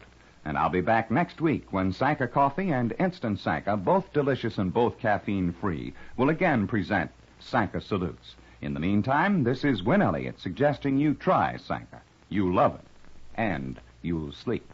This is the CBS Radio Network. Now, Post Toasties, the heat good cornflakes, is proud to present Gunsmoke.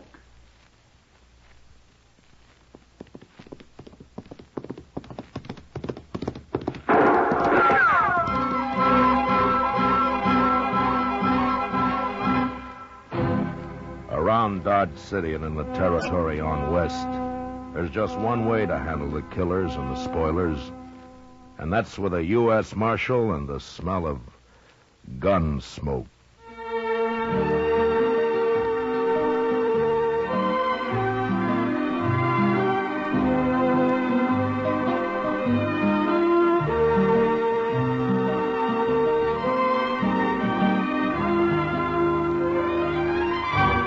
Gunsmoke, the story of the violence that moved west with young America. The story of a man who moved with it. Matt Dillon, United States Marshal. It's easy to do your whole tribe a big favor, Mother. Just pour every big and little Indian in your camp a breakfast bowl full of Post Toasties. Post Toasties, you know, are the heat-good cornflakes. They're the best thing that's happened to corn since the Indians discovered it. Fresh as fresh can be. Say, Post Toasties are cracklin' crisp. Sweet kernel corn flavor, toasted. That's Post Toasties. Post Toasties are packed with nourishment, too. A bowl of Post Toasties with sugar and milk helps your big braves and little Indians start the day right. Get Post Toasties soon. And now, Gunsmoke, starring William Conrad.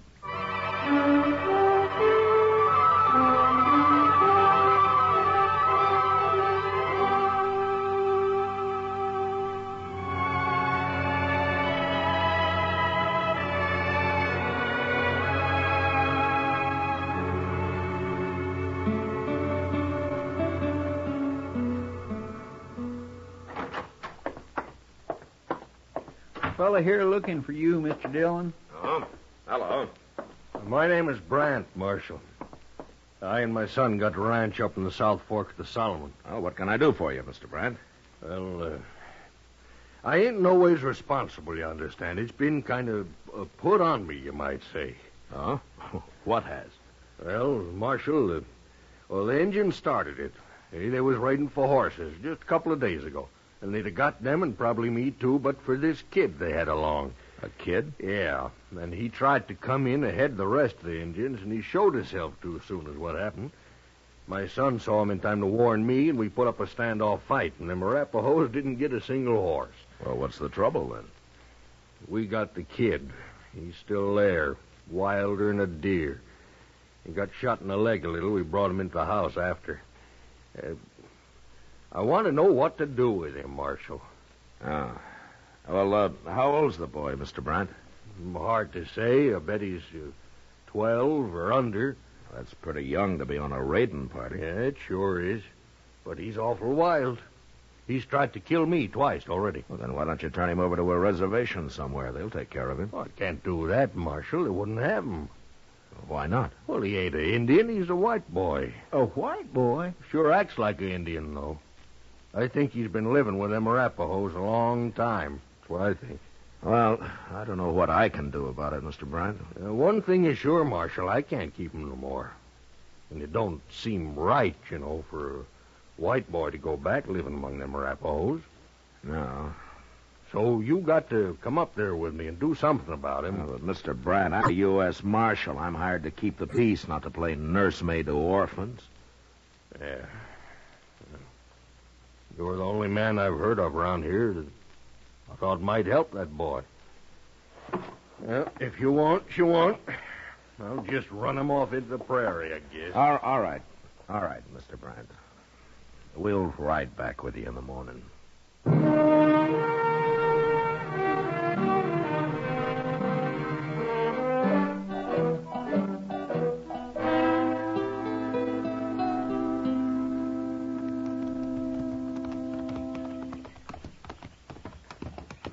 I don't see nobody around, Mr. Bryant. No, my son will be out with the cattle this time of day.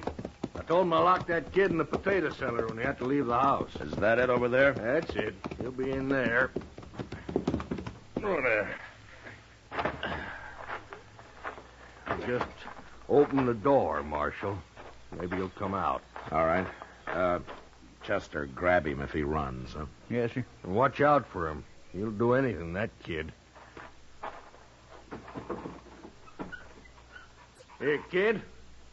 Come on out. Let's stand back now.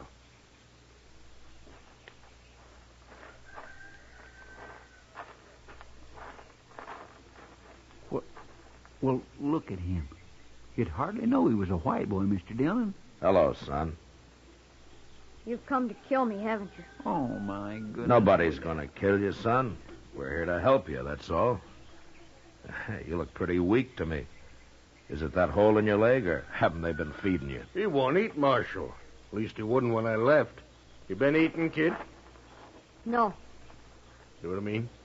It's easier to be tortured on an empty stomach. Oh, now, son, nobody's going to torture you. Nobody's going to kill you. I'd just like to have a look at that leg, where you got hit. I'm all right. Come on, let's go in the house and see for sure, huh? No. Well, he's fainted. I got him. Oh, the poor little kid. Why haven't you done anything about this bullet in his leg, Bryant? I tried, Marshal. He wouldn't let me near it. Tried to bite me. Well, he can't fight now. Come on, show me where to put him.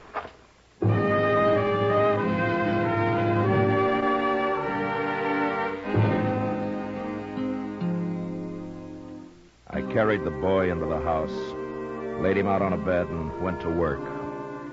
He came to in the middle of it, but he didn't move a muscle or utter a sound. The bullet wasn't buried very deep. I dug it out, cleaned the wound as best I could. When it was over, I got some strong tea down him, and then he went to sleep. A couple of hours later, I noticed he'd waked up, and I went over to the bed. You fixed my leg. Sure, of course I did. Why? Well, you might have died if I hadn't. A wound like that gets infected. Arapahoes don't care if their prisoners die. Well, you're not a prisoner here. Yes, I am. Look, what's your name, anyway? Yorkie? Well, is that all? It's all I remember. Is that what the Arapahoes told you? Yes. They won't give me another name till I'm a brave. Yorkie's a white man's name. Where are your parents? Killed in a raid, they told me. I've been a Arapaho ever since. What was your father's name, do you know? I was too young. Well, then how come you remember English so well? An old man of the tribe makes me talk every day. Don't know where he learned, but he says it'll come to use later when I'm a brave. In our wars against the white man. You're a white man, Yorkie. Yes, but I live with the Arapahoes. Well, you did, but you're back among your own people now. You gotta learn to live a different life. No. Wait, you mean you want to go back with the Indians? First, I have to make a big coup. Make a big coup? What for? I'll be killed if I don't. What are you talking about? I allowed myself to be seen and expose the raiding party. So I'll be killed if I don't make a coup and return with a scalp or some horses. You? A kid like you? Unless you kill me first. Oh, Yorkie, if I was going to kill you, why did I take that bullet out of your leg? I don't know. Well, nobody's going to kill you. Now, you just get that out of your head. And you're not going to kill anybody either, or steal any horses, so forget about it. If I make a big coup, my mistake on the raid will be forgiven. And I'll be the youngest brave in the whole tribe. Well, we'll argue about that later. But what were you doing on this raid in the first place? A white boy must prove himself many times. It's harder than for an Indian. That's why they let me come. Oh, I see. Yeah, you've got quite a problem, haven't you, Yuki? But right now, why don't you go back to sleep for a while, huh? I'll have some soup for you when you wake up.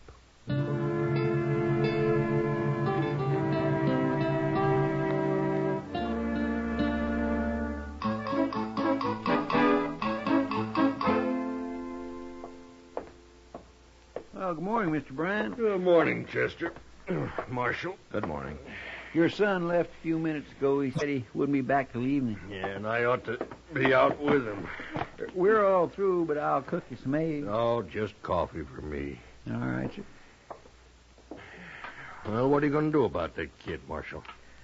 Well, there's not much I can do, Brant. You can't leave him here. Well, I didn't bring him here. Here you are. Marshal, I'm serious. Even if it was an ordinary kid, I got no way to raise him. And this one is bad. I told you, he's been after me twice already. He needs a scalp to take back. It's a matter of life or death with him. He ain't taking mine. You really think he might kill somebody, Mr. Dillon? Well, left alone, yes. But he's so young. Well, I heard Billy the Kid killed a man when he was 12. Age doesn't seem to matter much. Well, can't you talk him out of it? Show him it's wrong? Well, I've tried, but Yorkie thinks like an Indian. He doesn't know anything about the white man's world. Yeah. How's he feeling this morning, anyway? Well, I'd hoped his fever would be down, but it isn't. He needs a doctor, that's what. Yeah. By the way, Brant, is this one of your guns? Where'd you get it? Yorkie had it when I went in there this morning, but he was too weak to use it. Well, I told you he's a bad one, Marshal. He'll kill someone yet. All Yorkie understands right now is kill or be killed, Brant. If you got a wagon, we'll take him into Dodge.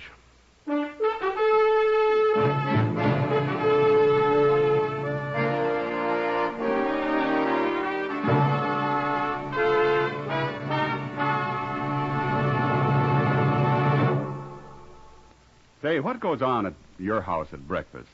Well, you can take it from me. The best thing that can go on your breakfast table is Post Toasties. Yes, sir, Post Toasties, the heat-good cornflakes. Those golden crisp cornflakes are the best thing that's happened to corn since the Indians discovered it. You know how to prove it? Well, just pour out breakfast bowlfuls of Post Toasties for your whole tribe. Then watch how they enjoy 'em. Post Toasties are crisp and tasty. From the first bite down to the last spoonful, that sweet kernel corn flavor makes your breakfast. So always ask for Post Toasties, the heat-good cornflakes. Post Toasties, heat good cornflakes. The best thing that's happened to corn since the Indians discovered it. Heat good cornflakes. Post Toasties, heat good cornflakes.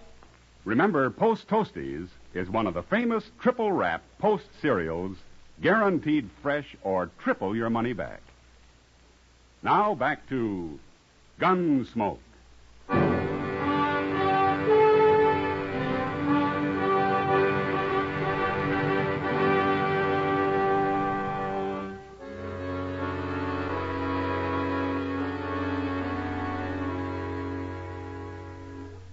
On the drive into Dodge, Yorkie never moved or never said a word.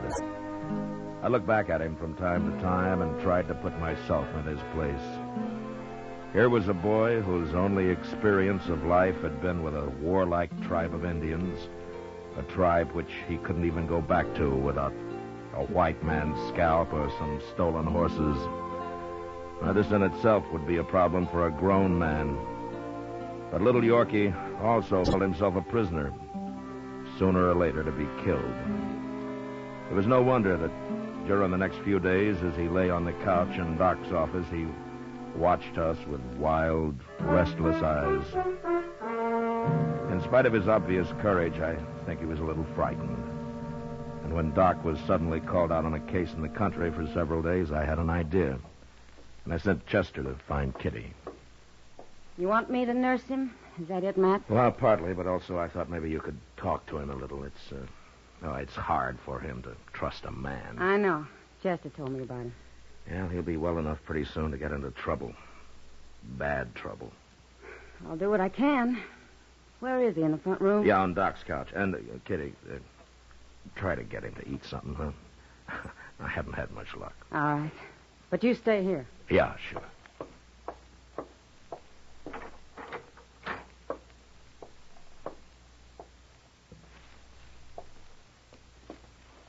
Hello, Yorkie. Who are you? My name's Kitty. I'm going to take care of you. Why? Because you're sick. Wouldn't you take care of somebody who's sick? Not an enemy. We're not enemies, Yorkie. Even if we were, I'd take care of you. Prisoners get well by themselves, or they die. Not around me, they don't. Anyway, you're not a prisoner. You can leave any time you want to. Is that the truth? Of course it is. Unless you do something wrong, like killing or stealing. But let's not talk about all that. I want to know about you. All sorts of things. What it was like with the Arapahoes, or what you remember about when you were younger. I won't tell any secrets. I don't want to know any secrets, Yorkie. But maybe you can tell me. Well, did you have a mother in the tribe? Tell me about that. I'm a white boy. They've never let me have a mother. Anyway, I was big enough I didn't need one. Did you ever want one, Yorkie? I don't know. I guess so, sometimes. It's better to have a mother. Mine was killed in a raid when they found me. I know. Do you remember her at all? No. Sometimes I think I do. Sometimes when I'm asleep, that is. What do you remember about her, then? I don't know. Just a feeling, I guess. Sort of like being warm. Is that what it's like? Yeah. I think that's what it's like, Yorkie. Very much like that. I'm hungry, Kitty. Would you let me have something to eat? Of course I will, Yorkie. Of course I will.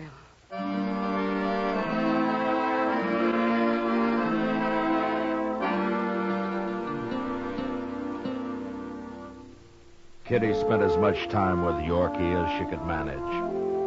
And whenever she'd been with him, he always seemed calmer and less frightened. And we began to have hopes that maybe the boy would take to his new life after all. Chester and I were busy, and except for taking some food up now and then, we turned Yorkie's care over to Kitty completely. When'll Doc be back, Mr. Dillon? Oh, I forgot to tell you, Chester. He sent word he'd have to be out there another day. I guess Miss Taylor's been mighty sick.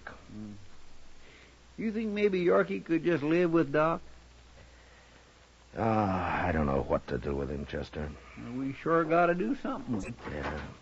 Where's Yorkie? What? Well, he's upstairs, Kitty. Have you been up there today? Have you seen him? No, I thought you were with him. I couldn't get here till now. Yorkie's gone, Matt. What? I'll go take a look. I've already searched the place. He isn't there. Well, let's look in the street, Chester. Maybe somebody's seen him. You better find him. That's all I can say. Yeah, we'll find him, Kitty. Don't worry. Maybe he's got hold of a gun. I hope not. Anyway, if he's as smart as I think he is, he'll locate a horse to get away on first. Maybe a couple of them. Doggone it. Just when I was beginning to think he was going to settle down a little. You never know. But I still got faith in that kid somehow, Chester. Here, let's cross over to Moss Grimmick's stable there, huh? All right, sir.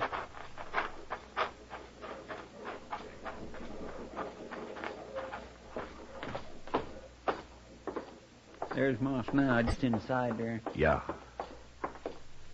Moss?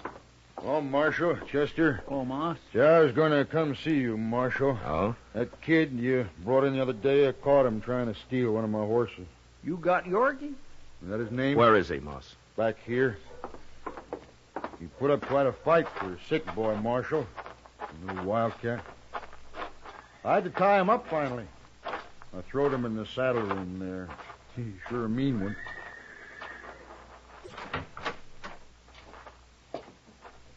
There he is, little devil. He'll hang yet. Give me your knife, Chester. Oh, don't untie him, Marshal. I'll handle him, Moss. Here you are, Mr. Dillon. Yorkie, I'm sorry this happened. I'd have given you a horse if you'd have asked me. Ah, there. I wasn't going to steal him. And what was you doing riding him out of that stall, young fellow? Wait a minute, Moss. Yorkie, you say you weren't going to steal him? No. What were you doing then? Kitty didn't come, and I got lonely. I don't know. Well, I think I do, Yorkie. You just wanted to be around something familiar, something you know.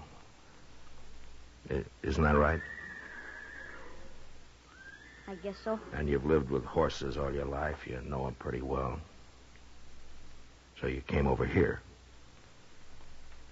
I wasn't going to steal him. I just wanted to get on him. You know, I half believe the boy, Marshal. He's telling the truth, Moss. Yorkie, I'm sorry I treated you rough. Why don't you tell me? You were going to kill me. Me? Kill anybody? A kid? Guess you don't know me very well. What are you going to do with me now? Well, Doc will be back tomorrow, Yorkie. If he says it's okay for you to stay up, well, you can. Meantime, Kitty will be there. All right. Tell you what, Yorkie, you get well, you come over here. I'll give you a horse to ride. You will? Sure, I got lots of horses. You can take your pick. What if I steal them? I've had horses stole before. I don't understand you. He trusts you, Yorkie. We all do. You shouldn't. You shouldn't trust anybody. Oh, maybe not, but we do anyway. Moss, I got an idea. No? I don't suppose you could use a stable boy around here, huh? Some kid who really knows horses and who's used to hard work. Well, I don't have much money, Marshal. If I could feed him a little and maybe fix him in bed in the saddle room here. Of course, a good boy's like a good horse. There's bound to be some hot blood in him. Try to lift my hair, I'll whop him good. That clear, young fella? You're talking about me? Of course they're talking about you, Yorkie. One thing, I can't hire nobody unless he has a whole name. Well, Yorkie don't know his last name. Well, call him anything. Kelly. Kelly, that's a good name. Yorkie Kelly? Grimmick and Kelly. Yeah, sounds all right to me. You people get out of here now. I got work to do. And when Doc says you're fitting Yorkie, you come back. I'll be back, Moss.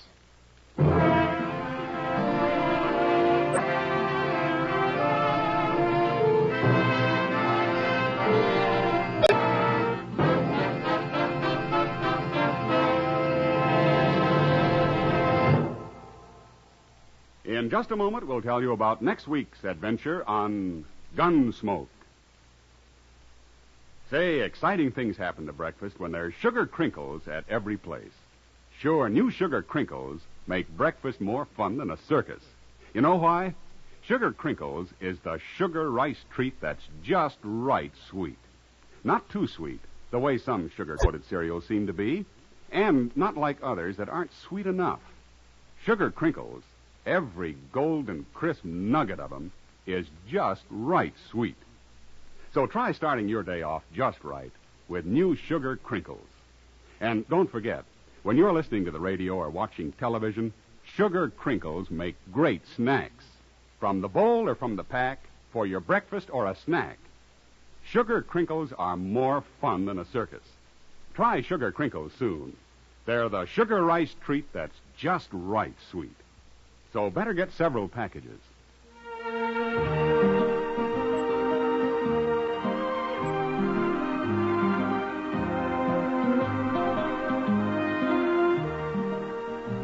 Gunsmoke, under the direction of Norman MacDonald, stars William Conrad as Matt Dillon, U.S. Marshal. Tonight's story was especially written for Gunsmoke by John Meston, with music composed and conducted by Rex Corey. Featured in the cast were Richard Beals, Larry Dobkin, and John Daner. Parley Bear is Chester, and Georgia Ellis is Kitty. Ken Peters speaking. Join us again next week as Matt Dillon, U.S. Marshal, spends some time on a road ranch during his fight to bring law and order out of the wild violence of the West in Gunsmoke.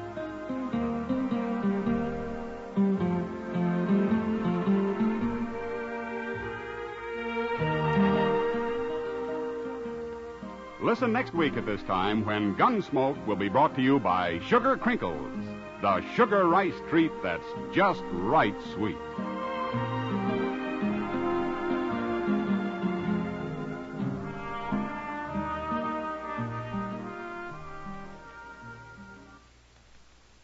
Sanka Coffee and Instant Sanka, the two delicious coffees that let you sleep, bring you Sanka Salutes. And this is Win Elliott, transcribed, saluting our people of the week, the everyday people who help make America an even nicer place in which to live. This is for all fathers listening in. Got a question for you, Dad. Suppose you got a hurry call from home saying that a certain stork, which had been hovering around your house for weeks, finally had started coming in for a landing. Can you imagine yourself stopping for anything? No? Well, then you pull up a chair, Dad, and hear all about a Navy vet named Charles Ewell. You see, this week, Charles was rushing home so he could get his wife to the hospital in time to have their very first child. But on the way, Charles saw a terrible thing. A woman had gone off a bridge. A woman was floundering in the freezing water of a New York City river. Well, Charles Ewell knew a thing or two about the horrors of people fighting death in the water. During the war, he'd rescued 2 drowning shipmates. And just a few years ago, he'd pulled a little girl out of the surf. Of course, now it was different. There was the stork. Charlie wavered, and then he made his decision. Into the water he dived. He reached the woman. He held her, and he saved her life. And then, of course, the hero dashed home. Well, fortunately, the stork had cooperated, and Daddy was able to greet his first son. And so tonight, Charles Ewell stands in a hospital corridor and looks proudly through a glass at a little boy. He certainly set him a real example of manhood. And so to Papa Ewell, a cooing, gurgling Sanka salute. And now hear the story of the men of the USS George E. Davis and a 9-year-old Italian war orphan named Maria Carmela Lavecchia. The Davis is an American destroyer escort, and about a year ago, the men aboard her decided to adopt Maria. They didn't know her. They'd never seen her. But they knew what kids like Maria were going through, so they filled out the papers and collected money. Enough for schooling, enough for food, even for her very first doll. And then, some time ago, they decided to give her the finest gift of all, a trip to America, a chance to see a decent and happy world, a chance to be just a little girl.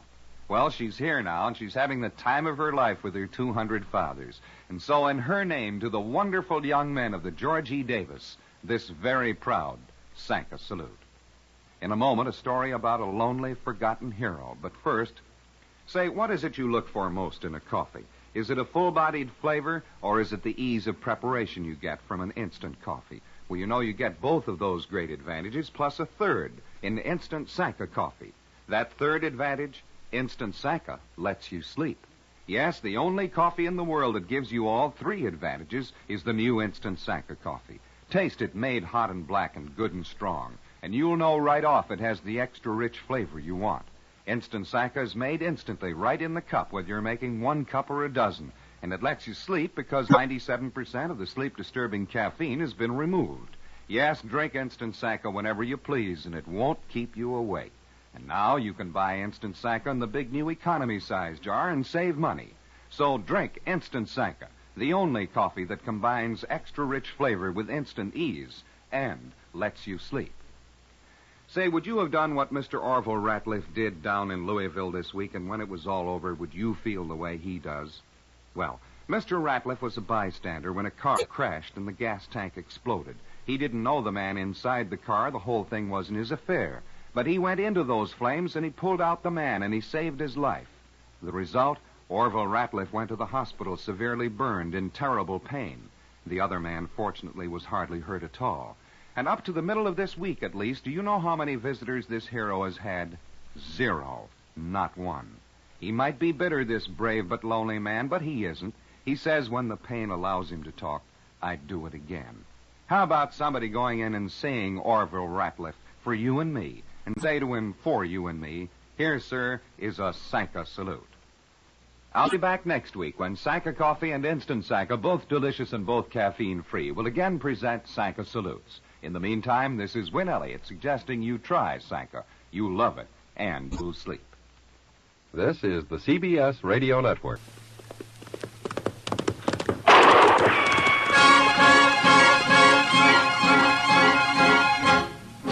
Around Dodge City and in the territory on West, there's just one way to handle the killers and the spoilers, and that's with the U.S. Marshal and the smell of Gunsmoke.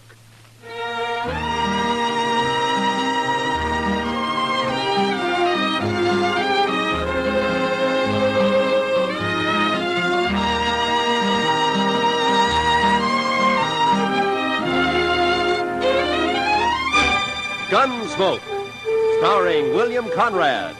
The transcribed story of the violence that moved west with young America. The story of a man who moved with it.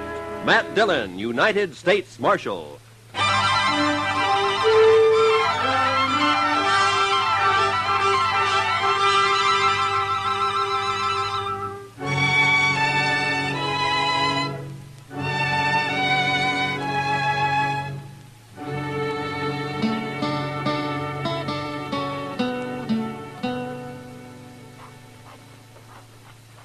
Goodness, Mr. Dillon, come over here at the window and take a look at this fella. I'm busy, Chester. Yes, sir, I know, but you just gotta.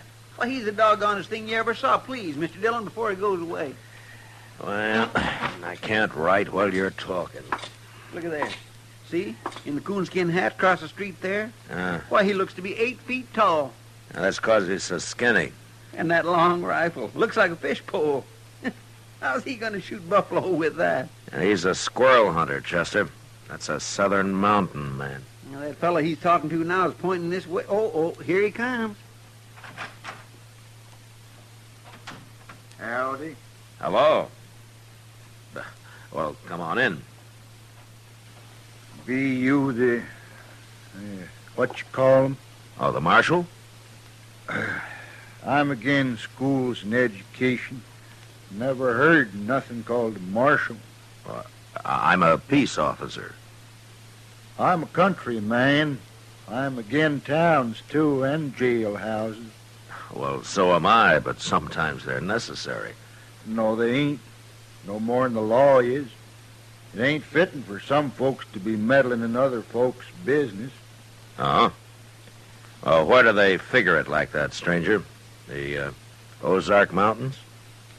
Better country than this. My name's Luke Humbird. Mine's Dillon. This is Chester Proudfoot. How do you do? I knowed a fella called Proudfoot once. That so? Yeah. Well, there ain't too many of us. It might be a relation of some kind. All I remember is how he crimped up every time I kicked him in the belly. He did? Marshal, man outside said you'd help me find where Hank Witherspoon's living. Witherspoon? Yeah. Oh, the one who came out here about a year ago? He's got an old mountain gal with him. They're married. Sure, I know them. They got a place up near Rock Springs, about 10 miles north of here. What kind of place? Oh, just a shack and a patch of corn, as I remember. I'll find it. Well, you come a long way to see your friends, Humbird.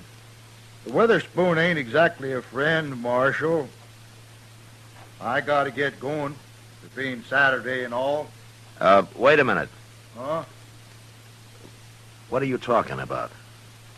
Nothing. Except I won't kill no man on a Sunday, Marshal. I never have, and I never will. You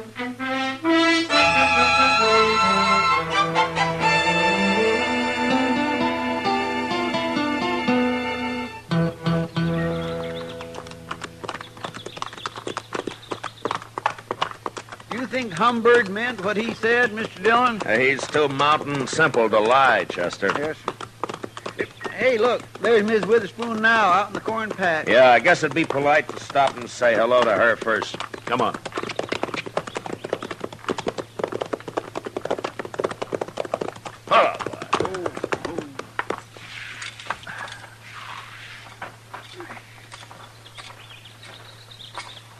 Hello, Miss Witherspoon. Howdy, Marshal. You too, Chester. Sorry, ma'am. Poorly. Hank's done heeled it into Dodge, Marshal. Don't you know today's Saturday? Oh, what's Saturday got to do with it? Every Saturday Hank's in Dodge. He don't come back till Sunday night. Well, that's funny. I don't recall seeing him in town much. He's got his ways, Hank has. He goes to town, but he ain't too sociable. I see.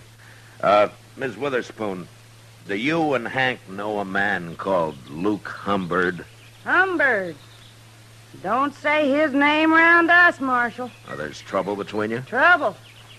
Marshal, Hank's the only Witherspoon left, and Luke's the only Humbird. Both families been whittled down to just them two. Oh, a feud, huh? Their grandpa started it. Now there's only one man left on each side. Well, don't you think it's gone far enough? Hank or Humbird. Either one of them could call it off, only they're both too muley for that. Well, didn't Hank come out here to, get away from it? Course not. He's always talking about going back long enough to kill Luke Humbird. How'd this feud start, ma'am?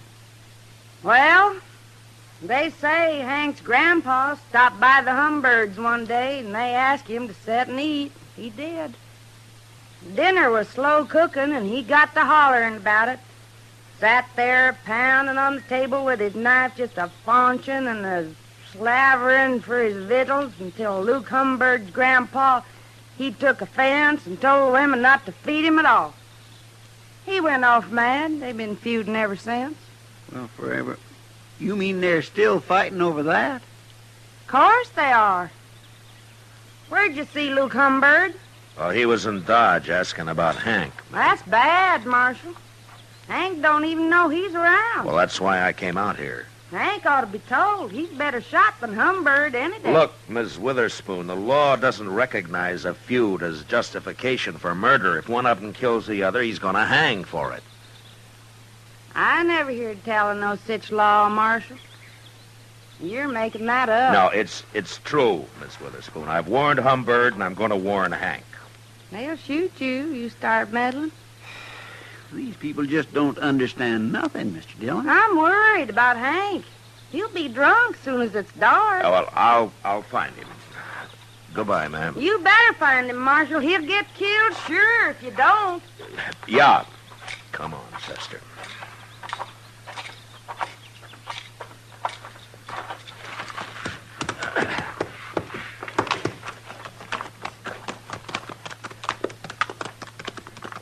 Are hill people all like that, Mr. Dillon? They're mighty independent, Chester.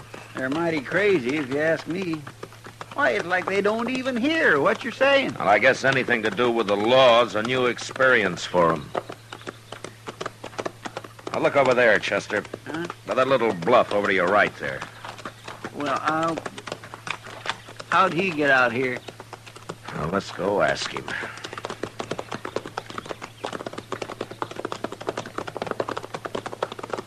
Follow. Hello, Humbird. That Witherspoon's place, Marshal? You don't care whether you hang or not, do you? For shooting a Witherspoon? For shooting anybody. Marshal, you're getting downright contrary. Humbird, why don't you take that squirrel rifle and go on back home? 'Cause it ain't no squirrel rifle, that's why. This here is a human rifle, Marshal. Oh, there's no use even talking to him, Mr. Dillon. Where's your horse, Humbird? How did you get out here, anyway? I come afoot. I don't need no horse to travel by. You mean you walked all the way from the Ozarks? 'Tain't far. When they's Witherspoon a-waiting at the end of it. Maybe I ought to just throw you in jail for a while. Well, then nobody get killed, Marshal. At least not till I got out again. But you're being awful meddlesome. I gotta get closer to that house. So long. Now, don't worry. I don't aim to shoot his old lady. Mr. Dillon? Yeah. Maybe it'd be better if you just let them shoot each other and have done with it. Don't tempt me, Chester. Well, let's go find Witherspoon.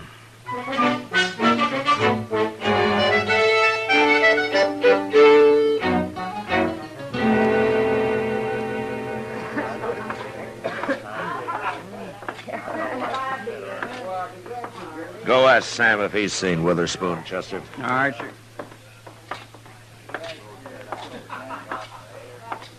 Hello, Matt. How are you, Kitty?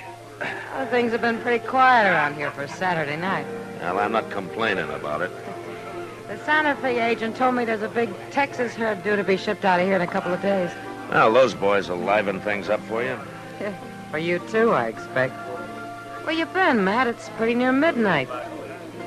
Kitty, I've been trying to stop a feud. A feud? Yeah. What kind of feud? An old one. There's only one man left on each side. Been a long time since I've heard of a feud around Dodge. Well, this one kind of got transplanted from the Ozarks. Oh. Say, don't tell me that crazy Hank Witherspoon's mixed up in it. I've been trying to find him all evening. You know where he hides out? I bet you $1 he's right out back, Matt. What? Regular as clockwork. Every Saturday night he comes in carrying a long rifle and buys a bottle of corn from Sam and takes it out back and drinks it.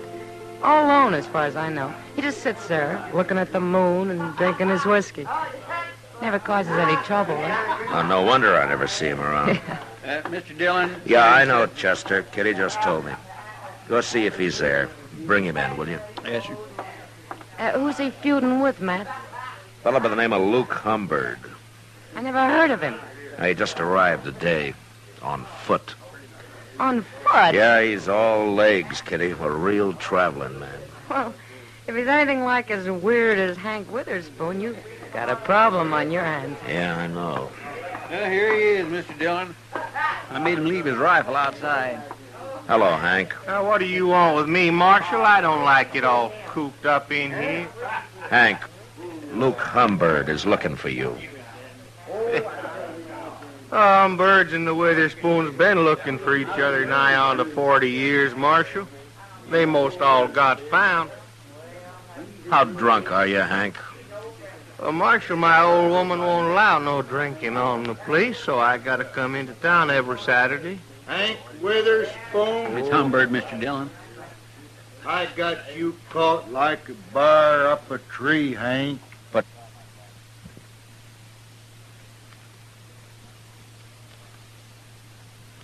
down that rifle, Humbird. If you're gonna kill me, I ain't even got my gun.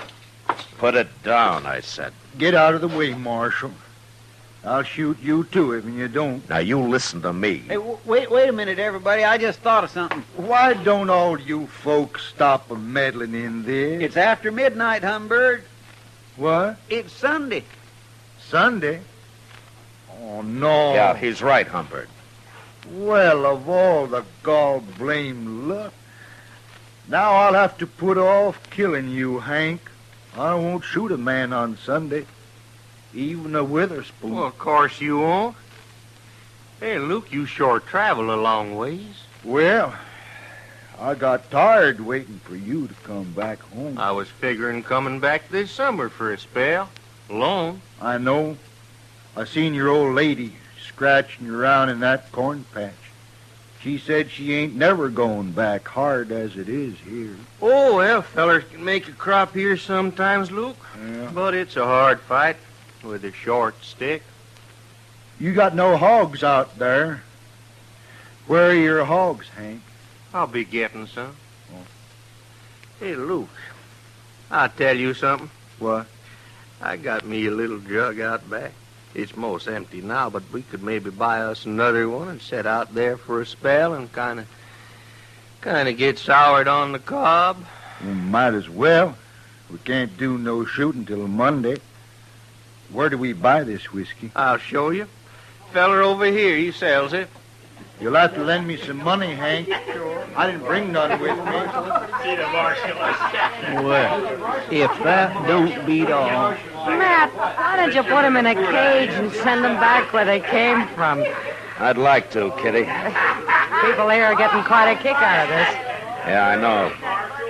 Those two hillbillies are making me look like a fool, and I don't know what to do about it. Handling them's about as easy as trying to stop it from raining. Well, I'm going to bed.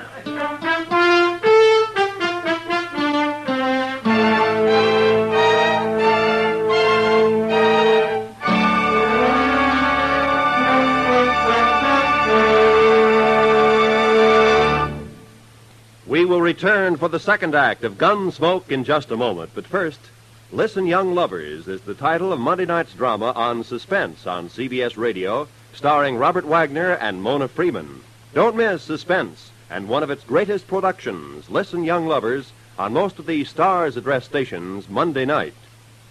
Now, the second act of Gunsmoke.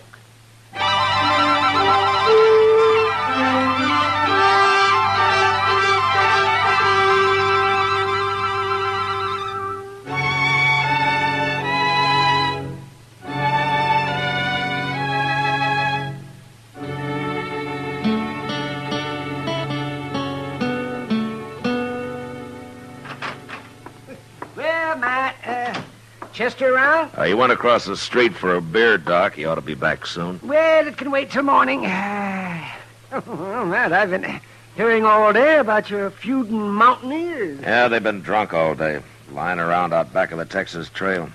The shooting won't start till midnight. Oh, you're going to let them go ahead with it? And I've about decided to throw him in jail.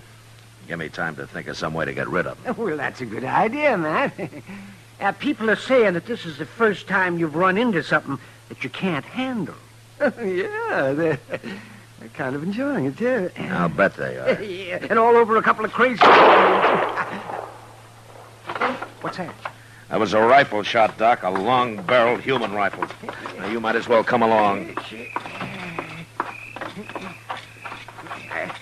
I thought they were against shooting each other on Sunday, Matt. I thought they were, too, Doc. Maybe they got so drunk they forgot. Yeah, well, sure looks that way. Now, watch your step, Doc. It's pretty dark back here. Over here, Mr. Dillon. Miss Humberg got shot. I was right inside when I heard it. Oh, that's over here. Let me take a look at it. What's the matter with Hank, Chester? He looks like he's been shot, too. Too much corn whiskey, I guess. Scoop some water out of that rain barrel there and throw it on him, huh? All right, sir.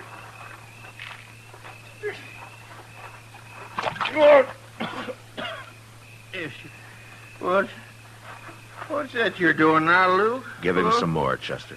Okay. Oh! Hey, now, stop that, I tell you.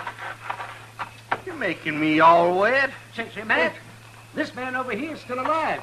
Let's get him over to my office. Give Doc a hand there, a couple of you men, huh? Luke, huh? Where at's my rifle? I got your rifle right here, Hank. Did you shoot him, Hank? Well, sure. I was aiming to, I guess.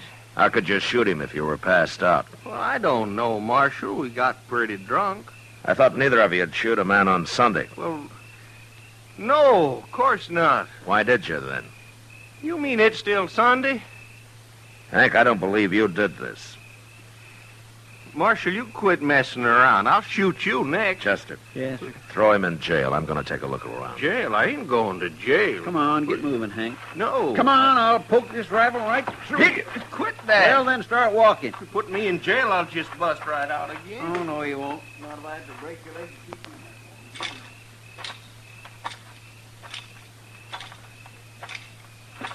you. Who's that? All right, hold it right there. Hold it or I'll shoot. All right, that's better. Now get your hands up.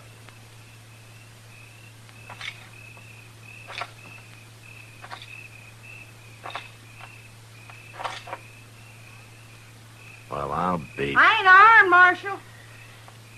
Put your hands down, Miss Witherspoon. What are you chasing me for? I'm a woman, Marshal. Come along, ma'am. I'll put you in the same cell with your husband.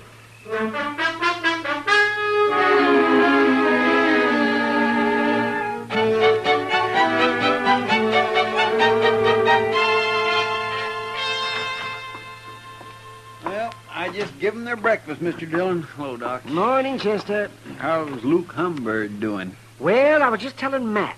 It's like shooting a bullet through water with that man. Oh, he's not about to die. Yeah, that's good news, I guess. Well, I'm going to talk to the Witherspoons.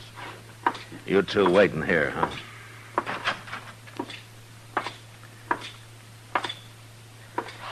Morning, Hank. Ma'am? Morning, Marshal. You come on out to our place someday, Marshal. I'll cook you a better breakfast than you give us here. Thanks, ma'am. But it might be a long time before you go home. I've been trying to explain things to Hank, Marshal. Oh? He's still arguing he shot Luke Humbird. But even he don't believe it. You're admitting that you did? Of course I did. You know it. Hank is too drunk. Humbird's all right. He's going to live. But you'll still have to stand trial for attempted murder, Miss Witherspoon. Judge ain't gonna do nothing to a woman. What'd you go do it for anyways? Feuding is a man's job. I got to thinking, that's why. Worrying. About what? About you being too drunk to fight come Monday. And when I seen you laying around out back there, I knowed I was right, so I took your rifle and shot him. Don't you know if you'd killed Humbird and I hadn't caught you, Hank would hang for this? You're still saying that, Marshal. Oh, don't pay him no mind, woman. Hey, Marshal, when you gonna let me out of here? So you can go shoot Luke Humbird? No, you're staying here, Hank. You can't keep him locked up, Marshal. Yes, I can. No. It's all a mistake. I didn't have to shoot Luke at all. What? Well, the reason they got so drunk was they was celebrating. Celebrating what? They decided to call the feud off, Marshal. Both of them at the same time. Luke Humbird's gonna come out, go to work for Hank, and he's gonna live on the place. They got it all figured out. They's too drunk to tell me.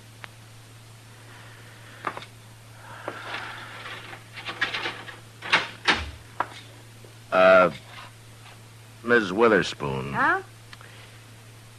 I'll go talk to the judge, if you'll do me a favor. Huh? Why, sure, Marshal. Go on home and take Hank with you, and I'll send Humbird out as soon as he's well enough to travel, and keep him out of Dodge. Will you? Please? Both of them? Sure, I will. Come on, Hank. Your drinking days is over.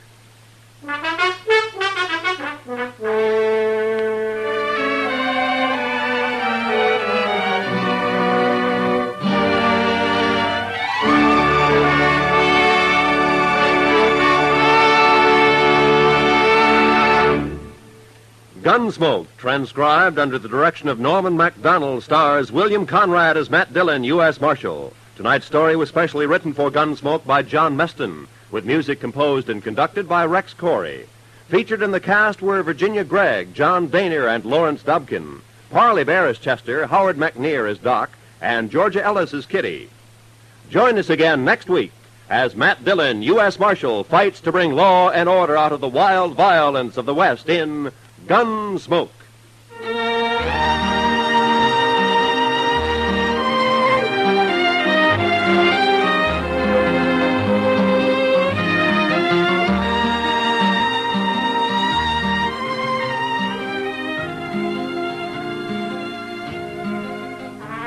Here's a tip. Make it a safe, sane holiday weekend all the way. Let the drivers in Indianapolis take the only chances anyone takes this entire holiday weekend. And say, don't forget CBS Radio will bring you Memorial Day night, an exclusive program of Indianapolis thrills. That's Monday night on most of these same stations. Roy Rowan speaking. Lionel Barrymore's Radio Hall of Fame is great Sunday night drama on the CBS Radio Network.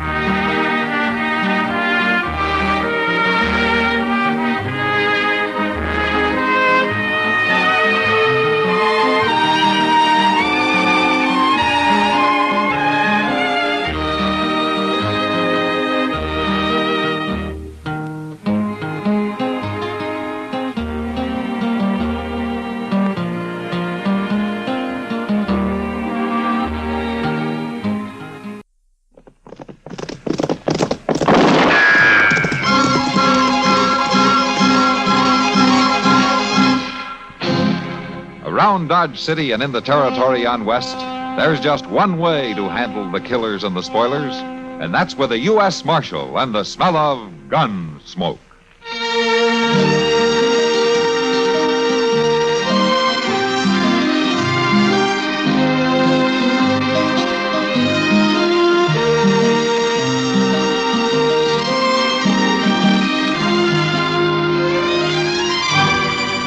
Gunsmoke, starring William Conrad.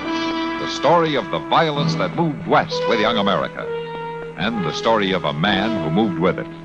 I'm that man. Matt Dillon, United States Marshal. The first man they look for and the last they want to meet.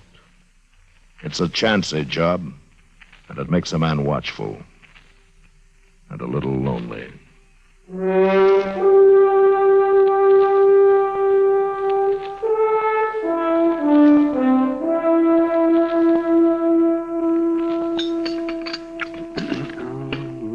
Chester, if you put any more chili powder on those eggs, you'll go up in smoke. Well, I like 'em good and hot, Doc. Oh, for heaven's sakes, Chester. Hey, pour me some more coffee, will you, Doc? Eh? Oh, yes, of course, my dear. Here you are. Thank you. By the way, did Matt say when he'd be back? Well, they told me the end of the week. After all, Doc, it's a 2-day ride to Tascosa, and he didn't leave here till 2 days ago. I only asked a simple question, Chester.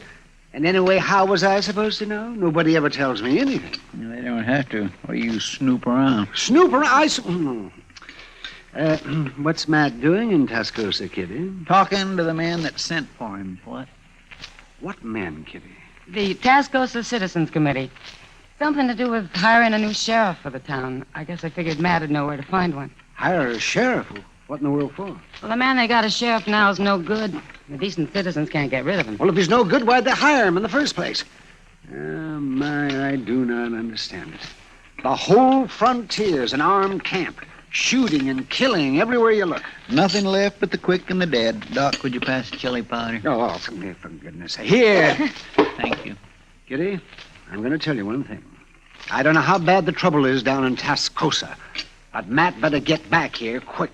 Why, Doc? What's wrong? What's wrong? You asked that when the only vestige of the law we've got in this town is a chili-eating cherry rocker like the fool I'm sitting next to. What's wrong? Now, you look here. You just let me tell you something. Now, Doc you wait Adams. a minute. You two are worse than children. You settle back now, both of you. Have some more coffee. Well, maybe just a little dab, but that's all. It's a caution what happens to some people when they get out in polite society. Oh. Drink your coffee, both of you.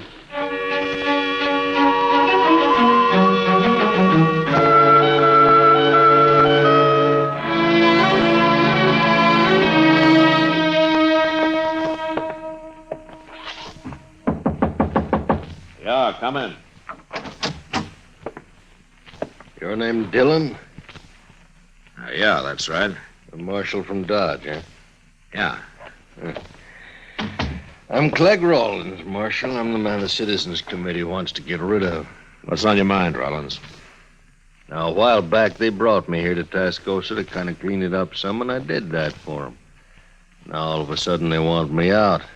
I call that downright ungrateful, Marshal. Yeah, go on. I suppose they give you the money at the meeting last night? Money to hire a new sheriff here? That's right. Yeah. Kind of forces me into talking business. What I had in mind was, Marshal don't make all the money in the world, does he? I wondered how long it'd take to get around to it. Now, wait just a minute. You might be missing a good thing. The only thing I'm interested in is hiring a peace officer to come down here. You're through in Tascosa, Rollins. Now make up your mind. A man don't always give up that easy. You better, Rollins. You got as much time left as it takes for the man I hire to get back here from Dodge. As short as that, huh? As short as that. Dillon, you know there's an awful lot of prairie between here and Dodge. I sure hate to see anything happen to you on your way back. Get out. Oh, sure. It always seems kind of too bad when a man dies for something that ain't even his concern.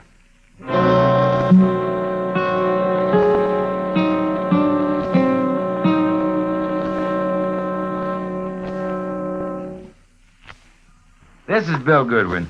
You know, someone once said humor is the true democracy, and that's why we Americans can smile when we tell the stories of the legendary heroes who helped to build our country's great industries and institutions, such as the hero of our armed forces, Kilroy.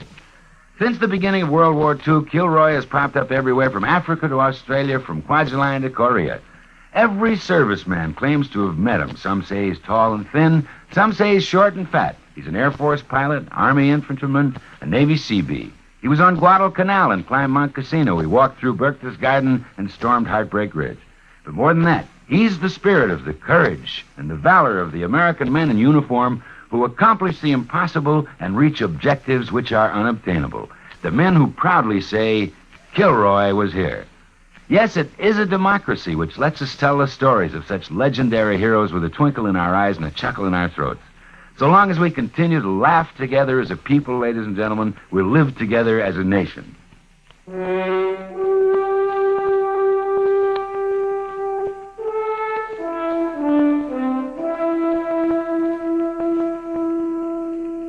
Next morning, I was in the saddle before dawn, and by the time the sun was up, I'd covered a good 15 miles. A slight breeze blew apart the dust puffs my horse raised, and I knew it'd be hard for anybody to follow me. And for the same reason, I knew that somebody could track me without being seen. About noon, I stopped in the shade of a grove of cottonwood to rest my horse. I was easing his cinch a little when I saw a rider coming up fast. I pulled my rifle from the saddle boot and I waited. And I put the rifle back. I've got to talk to you. Please. Well, all right, ride on in. This is a long way out on the prairie for a lone woman. Can I have some water? Water? Sure. There you are. Thanks. Thanks a lot. You haven't said what you're doing out here. I followed you from Tascosa. You followed me? If you'd seen me sooner, you'd have sent me back, and I can't go back. Just who are you, miss? Stella Harkney. I'm one of the girls at the Overland Saloon. You're lucky. I might have shot you riding up on me that way. It was the only thing I could do, follow you this way. Besides, I didn't think you'd ride out so early. That's just why I did. I know all about you, Marshal. And I know why they sent for you to come to Tascosa. That's so? How? I'm Clegg Rollins' girl. You're Rollins' girl? That's right. Look, you better turn around and head back right now. I can't. Clegg would kill me if he found out I'd tried to run away. How do I know you're not still his girl, setting a trap of some kind? All right. Look. Look at my shoulder. He put those marks there. You think I'd stay with a man like that? All I'm asking is to ride on to Dodge with you, Marshal. I've got a rifle, and 2 rifles are better than 1. Clegg will come after you. You can be sure of that. Seems to me you're awful anxious to help kill the man you belong to. Oh, I belong to him right enough. He brought me down here from Hayes City. Gonna marry me, he said, but I found out different. He just wanted me to work in his saloon. He already has a wife down by Willow Springs. Didn't exactly like that, and I told him so. That's when he beat me. Look, let me ride with you, please. I don't know, Stella. I'm not going back, Marshal. Well, all right. I guess it doesn't matter now that you come this far. Thanks. You may be telling the truth, but you better ride a little ahead of me anyhow. What for? It's just easier to keep an eye on you. Like you said, you got a rifle. Okay, let's get started.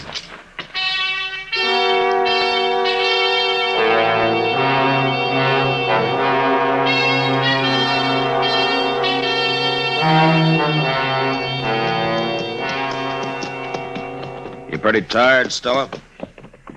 I'll make it. There's a nester's cabin not far from here. If we can find it before dark, maybe he'll put us up for the night, huh? Sure feel good to walk around. Yeah. You saddle weary? Well, dance hall girls don't do too much riding, Marshal. Get up! Just lie still now. Don't make a move. Where are they? Where did they shoot from? It's off to the left somewhere, I think. Yeah. They're probably in that clump of box elder over there. Dirty cowards. I can't get them from here with a 6-gun, and I can't get to the horses for a rifle. Look, if we play dead, maybe we can draw them out. Marshal, I'm sorry. Just lie still and don't talk. Yeah, here they come. 2 of them. Just hold still now. I've seen those men before. They work for Clegg. Stella, when I give the word, you yell as loud as you can, huh? Scream. It'll throw them off. You ready? All right, now.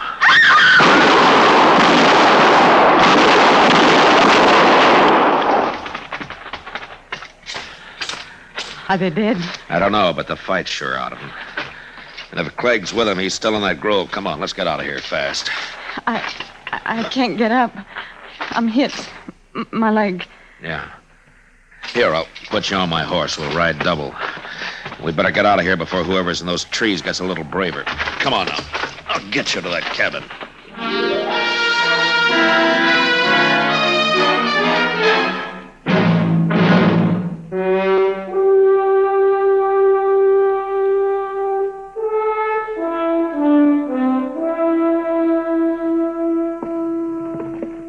Here you are, miss. You just lie back now. By morning you'll be fit as a fiddle. Thanks, mister, but that coal oil you poured on my leg like to set me on fire. Well, that's the best way to clean a wound there is, Stella. Less than it's whiskey, of course, but that would be pure waste, wouldn't it now? You two can afford to make light of it. It's me who's got the bullet. Well, I'm going to have to feed my pigs. Having company like this has thrown me clean off schedule. I'll be back directly. Marshal? Yeah. Having me along's caused you a lot of trouble. Slowed you down. Clegg is probably going to ride into Dodge ahead of you. He'll be waiting there. Oh, why there? 'Cause he's no good with a rifle. He needs a 6-gun on a town street. Well, maybe he won't try again, Stella. After all, there are other towns for him to take over. It's more than that, Marshal. It's a lot more, now that he knows I'm with you. He's a jealous man. He's crazy jealous, and now he'll think there's something between us. Between you and me, I mean. Well, let's not worry about that now. You just better get some rest. It's foolish to think you might have any feelings about me, isn't it?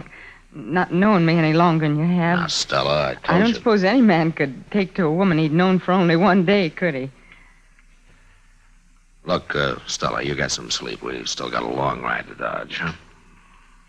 Yeah. I'm sorry, Marshal. Good night. Good night.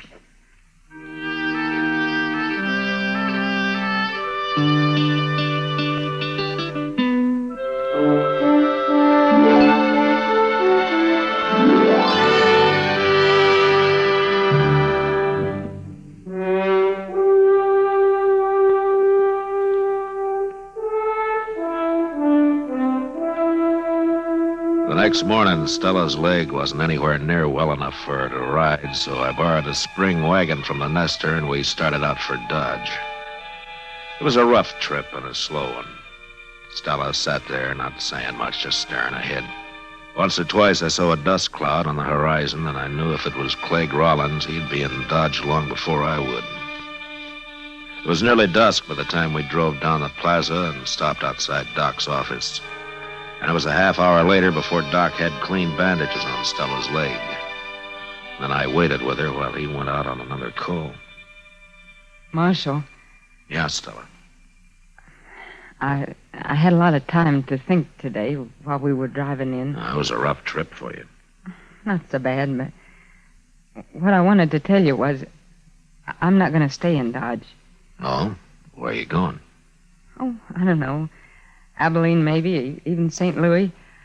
As soon as I'm well enough, I'm taking the Santa Fe out of here. There's no reason for you to leave, Stella. Yes, there is. Clegg Rollins? No.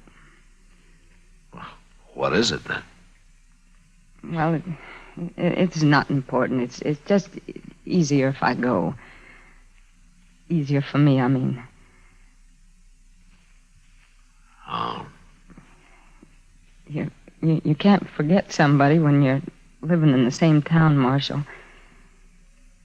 You better go now. Doc will be back directly, and there's no reason for you to wait. Not any longer. Yeah. Well, goodbye, Stella. Goodbye, Matt.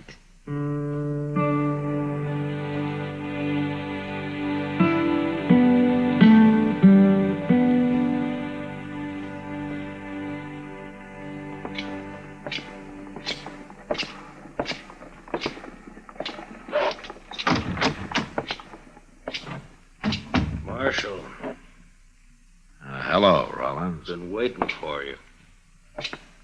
Oh, the last time you sent a couple of your men to do the talking. I don't know what you're saying. Oh, you're two writers who tried to dry gulch me. I hope you buried them, Rollins, because I didn't have time. I come here to tell you, you and me can still work things out. You didn't get me killed, so you still want to buy me off. Any man can use money. The government pays me. Not as much as I could. Listen, Rollins. So far, I got nothing personal on you. Nothing I can prove, anyway. Now, if you're smart, you'll saddle up and ride out of here and keep away from Tascosa, too. We'll see. Meantime, Marshal, how is Stella? Yeah. I'm telling you, Rollins, you get out while you can. Sure. Sure.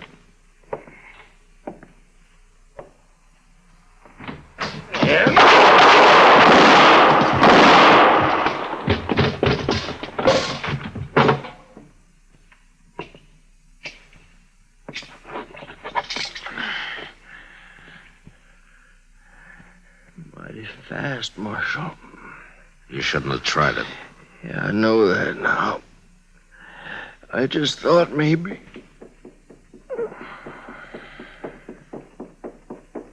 Mr. Dillon? I seen it. I seen him back out the door. What happened? Who was he? Oh, it was a man named Rollins. What'd he do? He didn't want me to send a new peace officer to Tascosa. Well, that ain't much of a reason to die, is it? He figured it was. Look, Chester, you go tell Doc about this, huh? I got some business over at Delmonico's. What you gonna do? Well, Doc told me there's a man I want to talk to down there. Who? An ex-buffalo hunter I'm going to ask to take the job of peace officer in Tascosa. Who is it, Mr. Dillon? Slim Trent? No, it's somebody who just got into town a little while back. He's a kind of a hot-headed fellow, but he can get the job done. Well, who in the world is it, Mr. Dillon? You don't know him, Chester. It's a fellow named Hickok, Bill Hickok. If you want, you can come over and meet him after you get Doc. No, I don't care about meeting no Bill Hickok. I was hoping Slim Trent would get the job. I'll see you later, Mr. Dillon. Yeah, sure.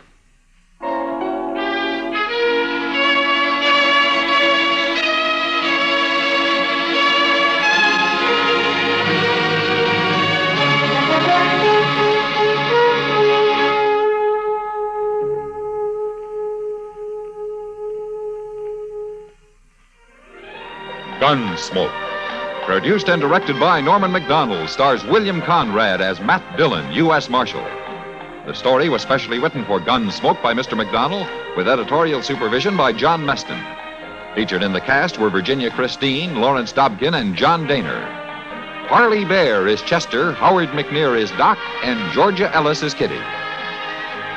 Join us again next week for another story on Gunsmoke.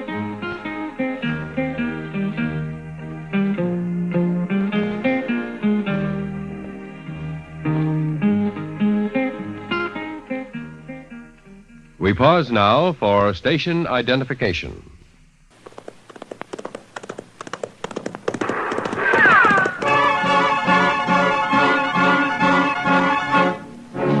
Around Dodge City and in the territory out west, there's just one way to handle the killers and the spoilers, And that's with the U.S. Marshal and the smell of Gunsmoke.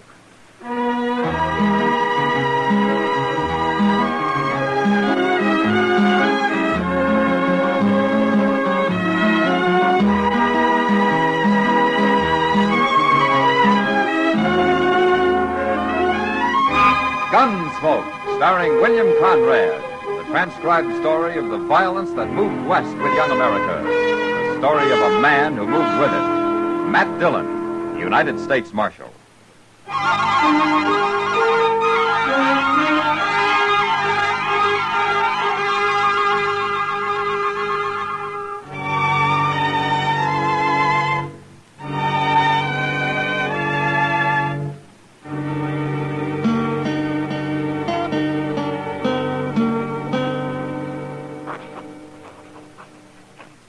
And as the peace officer of... My gracious, Mr. Dillon, there's old Lank Dean.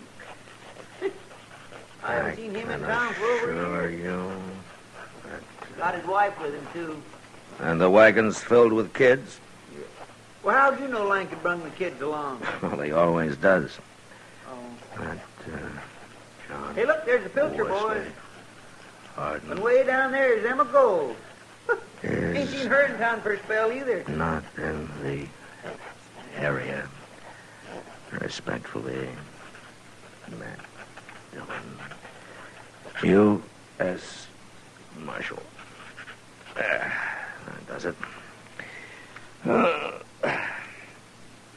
Chester, Yes, sir? will you shut the door? You're letting in all the flies in Kansas. But, Mr. Dillon, I can't... Shut the door, Chester. You can go out or stay in, but shut the door.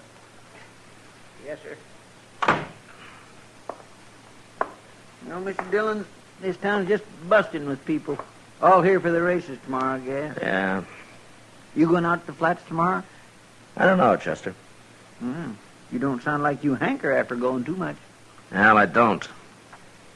I wish Colonel Benson's officers would forget about horse racing. Well, I guess they figure their Army Greys are about the best horses in the country. Well, everybody knows the cavalry has good horses. They don't have to prove it every 4 or 5 months. Well, Mr. Dillon, I just plain don't understand. Ain't nobody likes a horse race better than you. I know, Chester. I like 'em fine, but that's not... Marshal Dillon? Yeah, that's right. Lieutenant Flagg, sir, Fort Dodge. Oh, sit down, Lieutenant. Colonel Benson's compliments, sir. And he requests your presence at the fort tomorrow. For the races. That's right, sir. The colonel feels that a peace officer out there would be, well, a steadying influence. I see. And, I take it you don't. No, Marshal, I don't. We can police our own activities. I see. After all, we're certainly competent to handle a bunch of sodbusters. Well, the last time there were races out at the fort, 3 men were shot. Is that how you would handle things, Lieutenant? I wasn't stationed at Fort Dodge then, Marshal. But I know this. If people around here want to bet their stock against Army mounts, they shouldn't complain if they lose. Mm-hmm. How long have you been out here, Lieutenant? I was stationed in Virginia until 2 months ago. Yeah, I thought so. What do you mean? Look, Lieutenant, out here, when men have something to complain about, they sometimes do it with a 6-gun. They don't all have the respect for the Army that you have. They would if I had the say of it. Oh, maybe, but you don't. It's like with the Indians. A lot of the junior officers feel as I do. We'd go after them, force them into the open. And bring on another Indian war? And we'd beat them. But it would cost more than you'd believe, Lieutenant. Not if the 3 I saw leaving Dodge a while back were any example. An old man on a shaggy gray pony and 2 young boys. That was a Kiowa, Lieutenant. He's a chief, and those 2 braves are his sons. His name's Howling Dog. You seem to know a good deal about Indians, Marshal.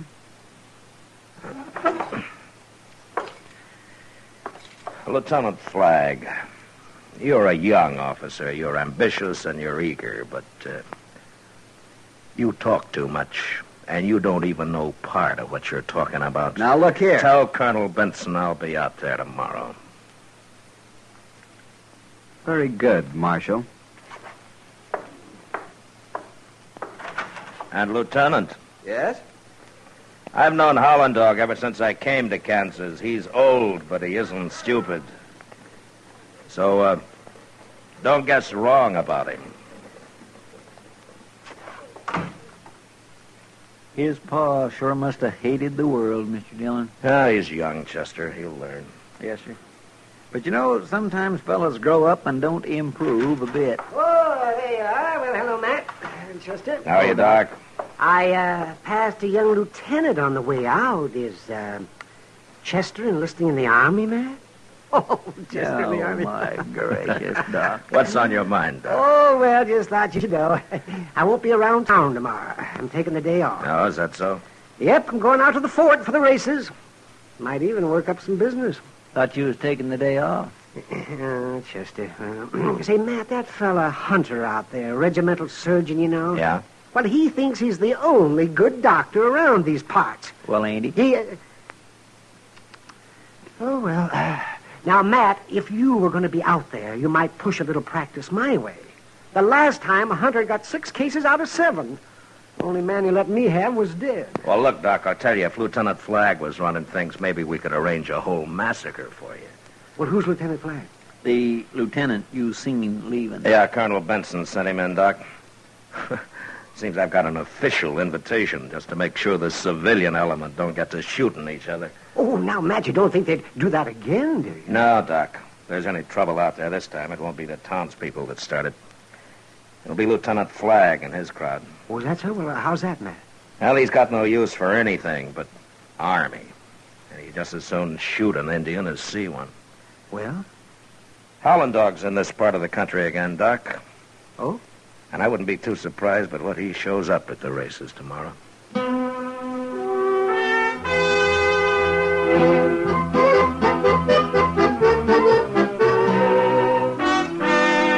You'd think this was the first horse race ever run, Matt. Yeah. Seems like the betting's running high. Just talking to the Pilcher boys. They're betting everything they own on a Missouri mare they brought out here. Well, I've seen her, Chester. She's a good mare. Oh, I've never heard so much horse talk in my life as I have tonight. Pasterns, stifles, gaskins, forequarters, hindquarters, short couples, long barrels. Well, I tell you, Matt, it kind of makes a girl wonder. Oh, don't you worry, Kitty. There'll be other nights. Well, there better be. Hey, Matt, look there, coming in the door. What? Oh, it's that Lieutenant Flagg and some other officers. Yeah. They're down here to fan the fire, I guess. What do you mean? Now, the more they get this crowd worked up, the higher the betting will be. Oh, jinkies, I wish I had some money to bet. Well, just be glad you haven't, Chester. Good evening, Marshal. Lieutenant Flagg, Miss Russell. How do you do? Miss Russell. Lieutenants Dryden, Lawson, Mao. How do you do? Well, gentlemen, is anyone drinking? I think we all are. Bartender, set out some glasses. You'll join us, won't you, Miss Russell? Oh, well, thank you, Lieutenant. You too, Marshal? Well, I think I'll just walk down to the other end of the bar, Mr. Dillon. It's crowded here. Hey, you fellas from Fort Dodge, ain't you? That's right. You own some of them Army Grays that are going to run tomorrow? We do. Hey, well, my name's Pilcher, Cy Pilcher. I got some money to bet on my mare. I'll match her any way you say. Well, I'll take your bet, Mr. Pilcher. Name it. Gentlemen? $500 silver. Run 300, 400, 500 yards. That's a lot of money. You mean you ain't got it? I'll go with you, Flagg. All right, it's a bet then. Good. I'll see you tomorrow then. Out to the fort. Well, gentlemen, Easy as here's sticking a pig. That fella wouldn't know a horse from a Missouri mule. Maybe that's what he's got. From his looks, he could be running himself. Here now, you dirty pig. All right, hold it, Pilcher. There ain't no man can name me like that. Hold it, I said. You, wearing a uniform, calling yourself a soldier. I was fighting outside of Atlanta while you were still nursing. Listen, you... All right. Now, that's enough. Now, Pilcher, you get down to the other end of the bar. And as for you, gentlemen, you better start back for the fort. Now, look, Marshal, we don't have to take Move. All of you. Come on, Flagg. Let's go.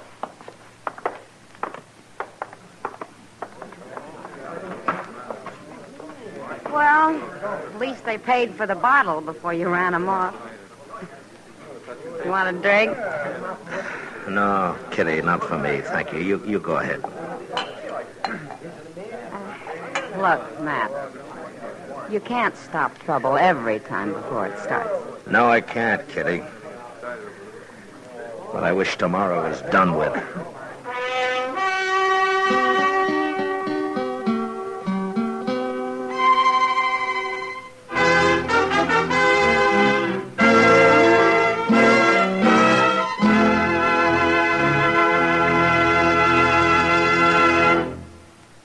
We will return for the second act of Gunsmoke in just a moment. But first, 3 burglars lucky at theft prove unlucky at gambling. To make matters worse, authorities catch up with them on their theft rap as well in the case of the cold dice on Gangbusters later tonight. Hear how Lady Luck refused to smile at a gang of free and easy crooks and how justice and the cops closed in on their escapades. Hear Gangbusters presented by CBS Radio later tonight on most of these stations. Now the second act of Gunsmoke.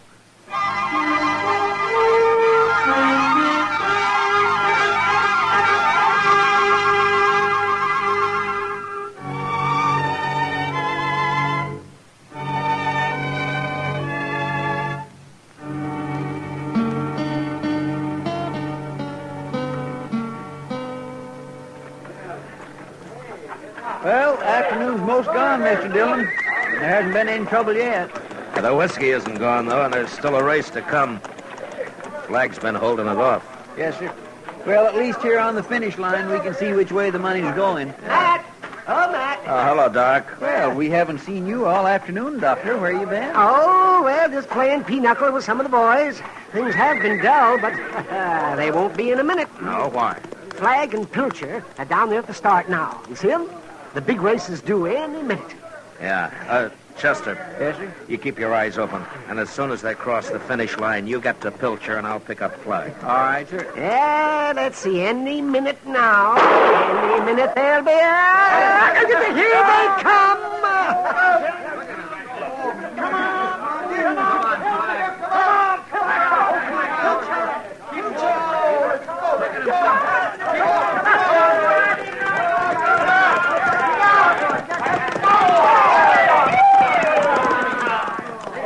All right, get moving, Chester. I'll find Flag. Yes, sir. All right. Pardon me, will you... Excuse me, please. Yeah. Will you pardon me, please? Walk that horse good, Sergeant. Well, Lieutenant, you got a fast horse there. Fastest on the post. Yeah. Now, the Pilcher boys lost about everything they had just now. You preaching at me, Marshal? No, Lieutenant. I've seen horse races before. Yeah, he won easy, Marshal. I guess he did, Lieutenant Mall. And he could have won from any other horse just as easy. Maybe. Well, Flag, you beat my mare. Thought maybe I might have won, but you got a good horse. Real good horse. You getting ready to talk me out of my money? You're not much of a man, but you got a good mount, and I'm paying you. Here. $500 silver. Come on, Tom, let's go home. Well, Marshal, the races are over. The Army won, and no trouble. You sorry? I got no complaints, Lieutenant Flag. Looks like the Colonel was worried about nothing. Thinking there might be some hotheads out here. Matter of fact, I was kind of hoping for some fun along with the running. Maybe you are a steadying influence, Marshal. Now, you look here, young fella. Soldier boy Chester, or no soldier. take it easy. Hey, Flag. Look over there. Well, if it isn't that old Kyle, a howling dog. Well, you want some fun? Why not? Flag. He's going to challenge him to a race, Marshal. He's an old man, Lieutenant. Come on, Mal. We'll go talk to him. What are you going to do, Mr. Dillon? We'll go over, too. Flag's feeling mighty big right now and looking for trouble. All right, sir. It looked to me like folks was all leaving a minute ago. Now they seem to be drifting back. Yeah. What do you think old Howling Dog's going to do? I don't know, Chester. This is Lieutenant Mao. I know, Army officers. You speak good English for an Indian. I am chief of tribe. Chief? I hear you Kiowa ride good horses. Yeah. Horses help us hunt. And I hear they're fast. Now, you've been sitting here all afternoon. You saw the races. Yeah, I saw. You saw my horse run. You think any of your horses could beat him? Yes. Which one, Howling Dog? Your son's horses or the one you're riding? Anyone. Any one of these three? Here's one of them could run 400 yards and live. All right. All right, now stop deviling him, Flag. I'm not doing anything, Marshal. He tells me his horses can beat mine. I don't think they can. If you want a race, set one up, but don't fun him. Will you race my horse, Howling Dog? I will race. Which horse? The one I ride. Hey, Flag, did you ever see a sorrier sheep? You want to bet on the race, Howling Dog? Kiowa got no money. Well, you must have something. If I lose, I give you a horse. I wouldn't want him. But I'll take that little beaded sack you're wearing around your neck. Yeah, that's Indian medicine. You say you could beat me, so there's nothing to worry about. If I lose, I give Army man medicine sack. Good. Well, I'll get Sergeant Crockett to bring my horse over here, will you? I'll be right back. Now, Howling Dog, what distance do we race? You say. All right. We'll race from here down to that wagon with the broken wheel and back again. That's about 500 yards. Marshal, you can mark the start and finish. All right. Now, Howland Dog, do you understand? From here to the wagon and then back again. The first man to pass me coming back wins. Yeah. Here you are, Flag. Had a chance to blow. Good shape. Good. Lieutenant Mao, would you step over here a minute? I'd like to talk to you. Sure, Marshal. You ready, Chief? I am ready. You can ride dressed like that? Yes. Okay, Marshal. Fine with me. Hey, Flag, that Indian gonna ride in his blanket? You can ride in a tent for all I care. Army man. Yes? What you give me when I win? When you... What do you want? Money? No. What then? Uniform. Yeah. You mean what I'm wearing? Yes. Well... Why not, Flag? What difference does it make? He won't win anyway. All right. It's a bet, Chief. Just a minute, Lieutenant. What is it, Pilcher? Well, my horse couldn't do it. Maybe the Chief's can. I ain't got any money left, but I'll bet my saddles and wagon and 4 mules against 500. It's a bet. All right, Chester. Yes, sir? You hold the money, huh? Yes, sir. And I might just take about $5 on the Indian, too, Lieutenant. It's a bet. Anybody else? I've done all right today. I'll take 100. Well, you're a fool, but now that's a bet. As soon as I'm mounted, I'll be ready, Marshal. All right. You ready, Howland Dog? Ready. All right, now to that wagon and back across this line, then. You there, would you ride down and clear those people out of the way, please? All right, move up on the line. Now I'll fire one shot. All right, steady now.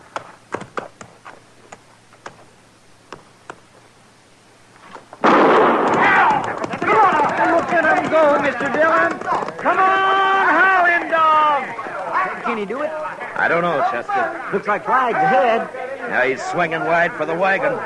Looky there, that ugly little pony can sure run. Yeah. Well, they're into the turn, Chester. Hey, Mr. Dillon, what happened? Well, look, Howland Dog dropped his blanket. Well, he's naked as a jaybird. Come on, you Indian, ride! Come on, Howling Dog, come on! He's doing it, Chester! He's doing it! He's doing it!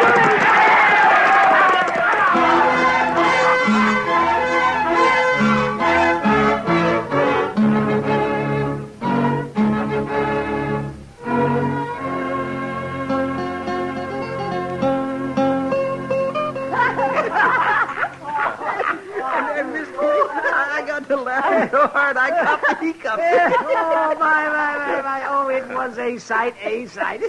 I tell you, oh, there's nothing quite as ineffectual as a man in long johns.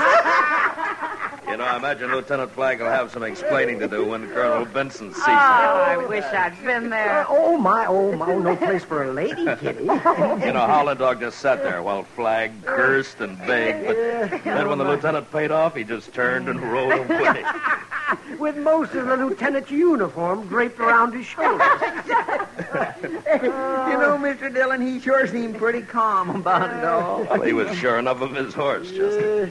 Sure he'd win, you mean? Well, sure, that's right. Well, why, Matt? Army horses are pretty good stock. Well, sure they are, Kitty, but there's always one around somewhere that's better, and Howland Dog has it. Well, if that horse is so good, Matt, why doesn't Howland Dog clip him up some so he don't look like a goat? Doc, let me tell you something. Howland Dog's been winning races with that horse for a long time now. He's been to half the army posts on the frontier. What? He has? Well, that's right. Well, why don't people learn not to bet against him then? Well, Chester, because lots of them are like Lieutenant Flagg. They gotta make fun of somebody that looks weaker or different than they do. Well, now, Matt, you said you knew about this before. Yeah. Did you know old Howling Dog was going to win today out there? Well, Doc, I was just sure enough to win a $50 bet from Lieutenant Mowell. Sam, Yeah, Mark. see what the gentleman will have.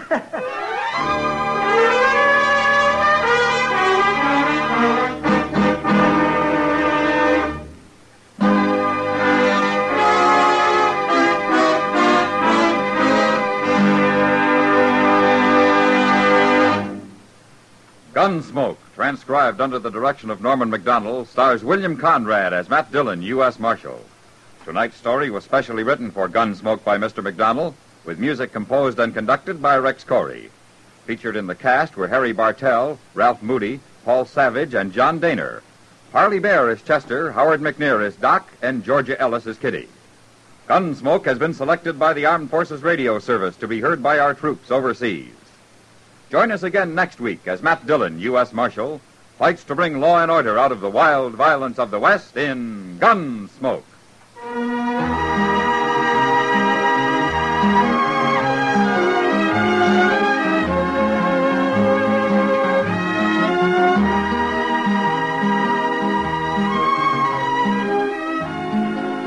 Tomorrow night, motion picture star Van Heflin plays Damon Runyon on the Radio Hall of Fame. Novelist Gene Fowler and Lionel Barrymore, both friends of the late Damon Runyon, take part in the dramatized tribute. Remember, over CBS Radio tomorrow night, listen to a tribute to the beloved writer of short stories.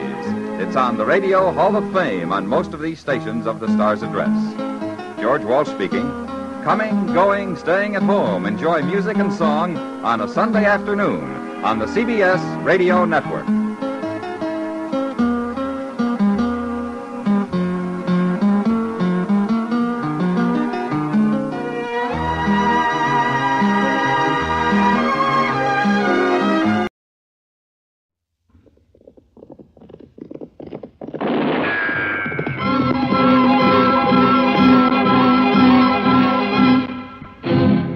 Around Dodge City and in the territory on West, there's just one way to handle the killers and the spoilers, and that's with a U.S. Marshal and the smell of Gunsmoke.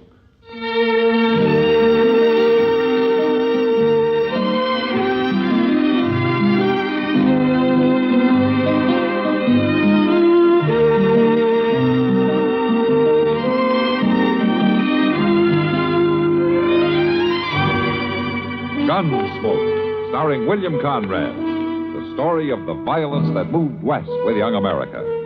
And the story of a man who moved with it. I'm that man. Matt Dillon, United States Marshal. The first man they look for and the last they want to meet. It's a chancy job, and it makes a man watchful. And a little lonely.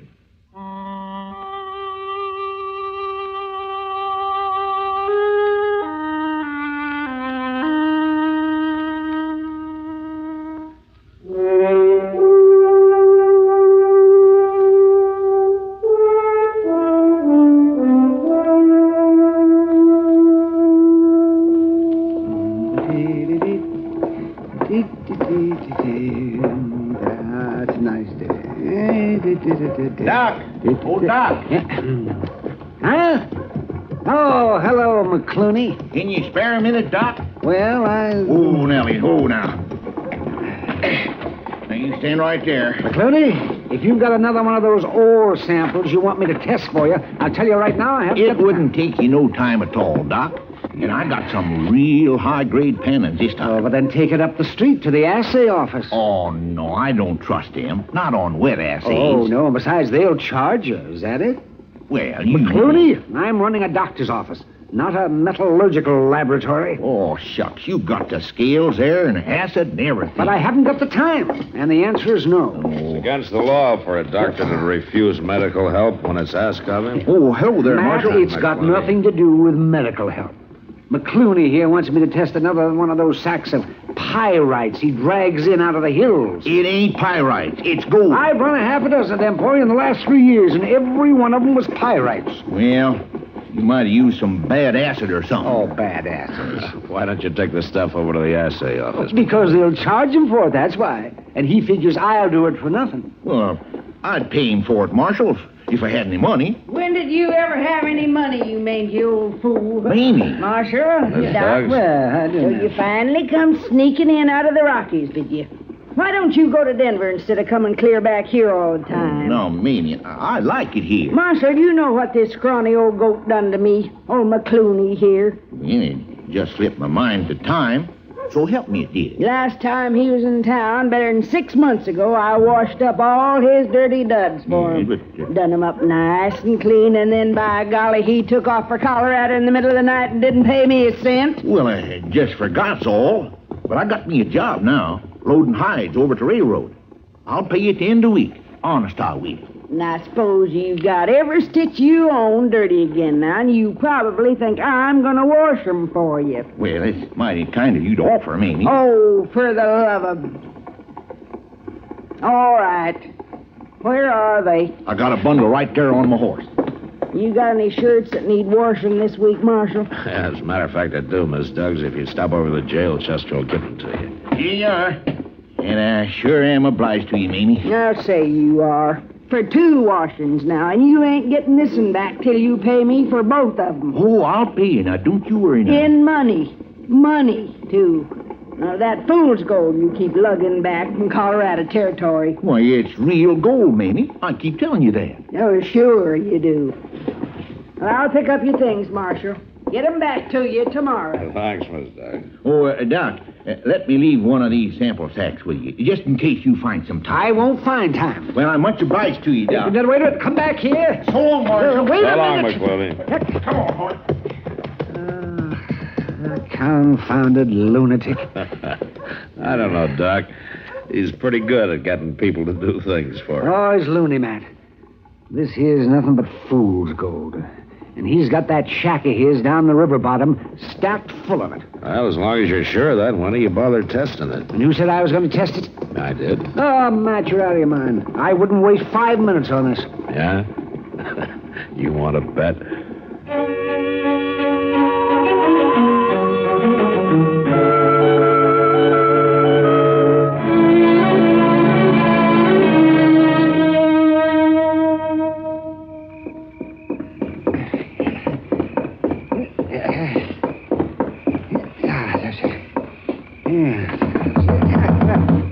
Matt, wake up.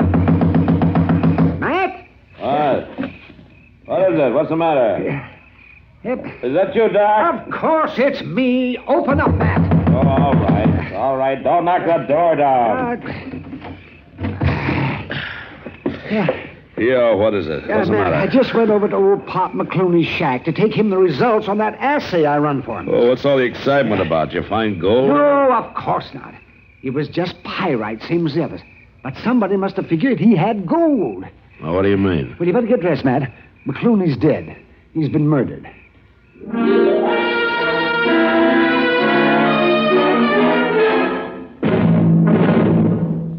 Another visit with Joe and Daphne Forsythe. Joe, Yeah, Daphne. look at this story about savings bonds in the paper. Yeah? What about it? Do you think that's the best way to tell people about savings bonds? Why not?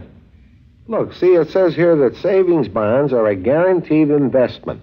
Right now, they pay off at the rate of $4 at maturity for every $3 invested. You're not convinced? Mm-mm. Why not? No salesmanship. No salesmanship? What more do you need to know? Why, right now, more than 8 million Americans are buying saving bonds regularly through the payroll savings plan. So? So what? That's what I say. So what? Now, look, Daphne, if millions of Americans are convinced that saving bonds are their best investment, not only financially, but for the future of their country, what the heck is bothering you? Well, I think they could sell a lot more with salesmanship. You know, slogans and jingles. Listen, if you're spending more and saving less, try a savings bond. Oh, boy. Or maybe savings bond pay good, like an investment should. Daphne. You get a lot to like in a savings bond. Interest, earnings guaranteed. Wow. Well, did I sell you? Yeah, but I forgot what it was you were selling. Savings bond. I'll take 100. Oh, Joe.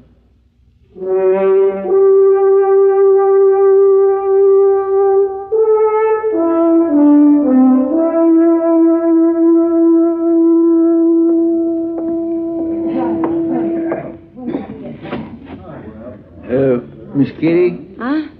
Oh, hello, Chester. Miss Kitty, you ain't saw Mr. Dillon, have you? Oh, no.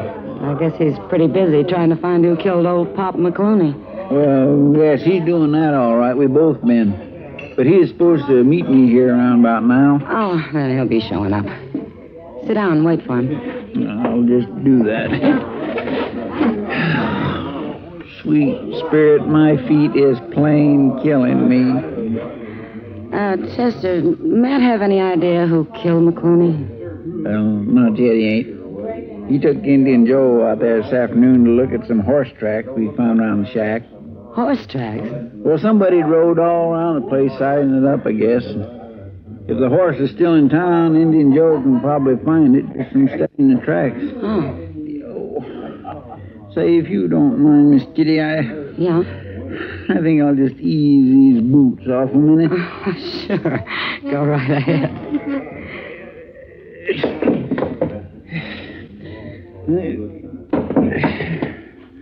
Oh, my, that feels good. You know, it's a shame, Chester. Old Pop was nice, even if he was a little crazy. Always thinking he'd found gold. Well, he must have convinced somebody he had. They took up a couple of floorboards and dug around underneath his shack. How was he killed, Chester? Somebody hit him over the head with a chunk of stove wood. Oh. Died right away, according to Doc. That's too bad. Poor old fella. All he had in that shack was a wood stove and a bunk and a table and his clothes stacked on a shelf in the corner. And, of course, some sacks of fool's gold piled up all over the place. Fool's gold. Maybe that's the only kind there is. Well, it kindly worked out that way for him, I guess. At least he died thinking he was rich, and that's more than most people can ever do. Look, there's Mr. Dillon now. Oh, he looks tired. Well, my stars, he ain't been to bed since Doc woke him up last night to tell him about it. Hello, Kitty.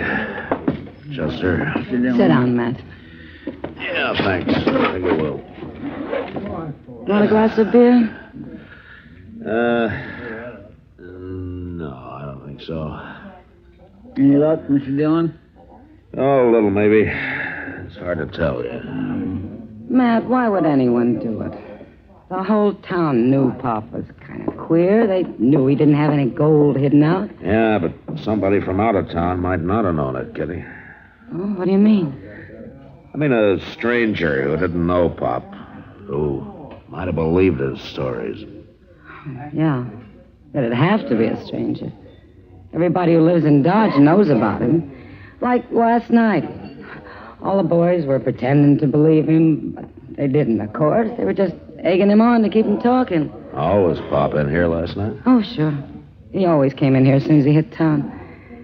Waiting for somebody to set up the drinks and talked about his big gold strike. Yeah. Kitty, Yeah? Was there anybody paying special attention to him last night? Oh, not that I remember.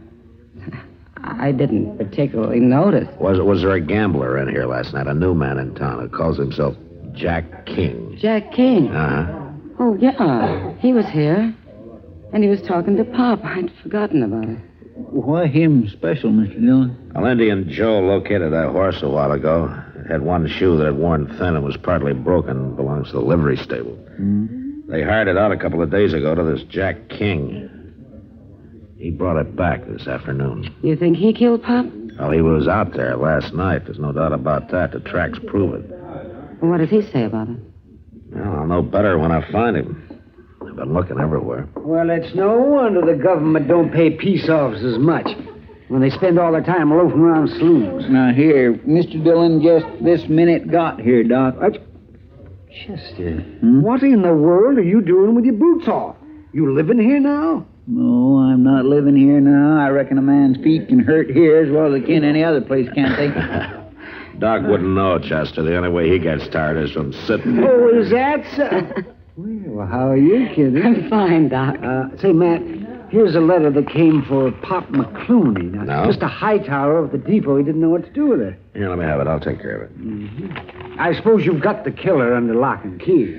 Well, I will have as soon as I locate him, Doc. Oh, you mean you know who he is? And I'm betting on a fella named Jack King. That gambler? Uh-huh. Then you better get moving, Matt. Oh, why? Because I just saw him over at the depot, buying the ticket on the Santa Fe to St. Louis.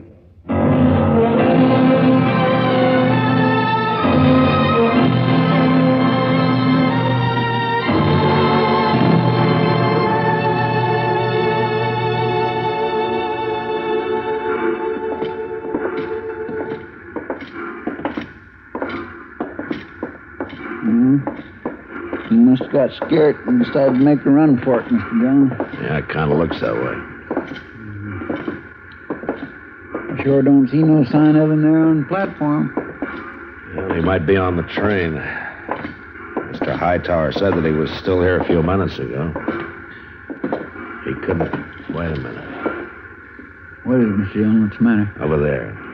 To the baggage truck there. Back's turned. I guess he hasn't saw us. Oh, he's seen us, all right.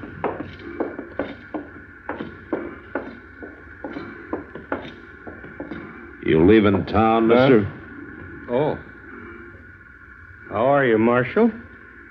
Your bag already on the train? Oh, no, it's right over there. What difference it make where it is? I'm afraid you're going to have to postpone your trip. I didn't do it, Marshal. Oh, you didn't do what? I know why you come looking for me, but you're wrong, Marshal, because I didn't do it. You'll have a chance to prove it. Now, I went out there last night. Yes, I did, but he was already dead. Is that so? Well, you can search my bag. I didn't rob him. I believe that. McClooney didn't have anything to steal. He kept talking about his gold all the time. That gold of his was a pipe dream, and everybody in town knew it. But you'd only been here a couple of days, so you wouldn't have known it. Got his bag, Chester. Yes, sir. I know what you're up to, you lawmen out here. You're all alike. We are, huh? Anything that happens, try to hang it on to some stranger in town. You don't care who killed him. All you want to do is string up somebody. I've already told you if you're innocent, you'll get a chance to prove it. What will I do with these, Mr. Dillon? Well, we'll take him over to the jail. All right, King, you're under arrest. No, you're not taking me in. Oh, yes, I am. I'm not going to hang for somebody else's killing. Look out! You crazy fool! All right, Chester, pick up his gun.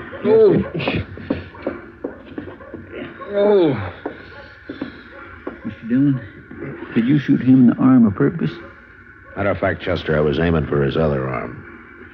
Come on, mister, start walking.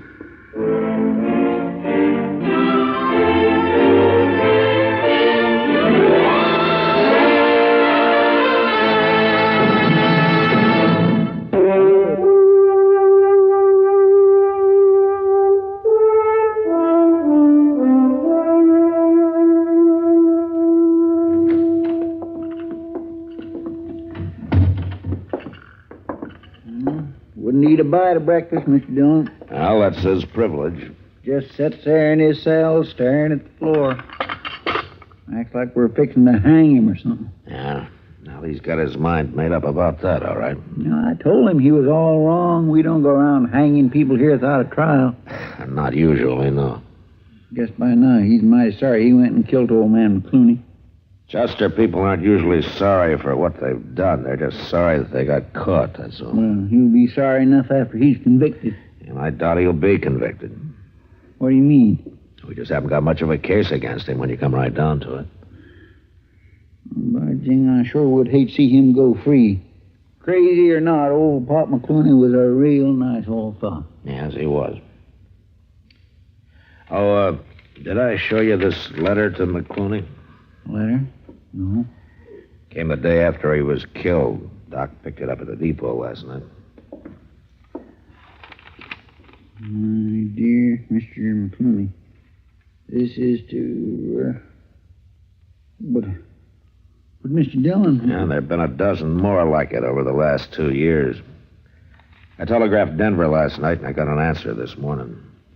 Well, my gracious sakes, I just can't believe this. Yeah, come in. Come in, Marshal. Mr. Chester. Oh, come on in, Miss Duggs. Oh, thank you kindly. I brung your washing back. Oh, thanks. You can just leave it there on the table if you will. Yes, sir. That feller confessed yet, the one that killed old man McClooney? No, not yet. Well, hanging's too good for him. I was always joshing Pop, but I had a fondness for him. Yeah, I guess everybody in town liked him. Person just never knows. Why, who'd ever thought that afternoon I run into all of you there in the street would be the last time I'd ever see him alive? That was the day before he was killed. You, took some clothes of his to wash, as I recall, didn't you? He'd always come back out of Colorado with every stitch he owned needing washing. That's funny. You wouldn't expect him to live like that, a man as rich as he was. Rich? Him? A letter came for him yesterday from an assay office in Denver. It's a report on a sample of concentrates that Pop sent him. It shows 60% free gold. 60. And that's only the last of a dozen samples Pop sent in the last few years, all of them just as rich. He was smart, Miss Duggs. That act with the fool's gold was just a blind so that nobody tried to rob him. But I guess he outsmarted himself in the end.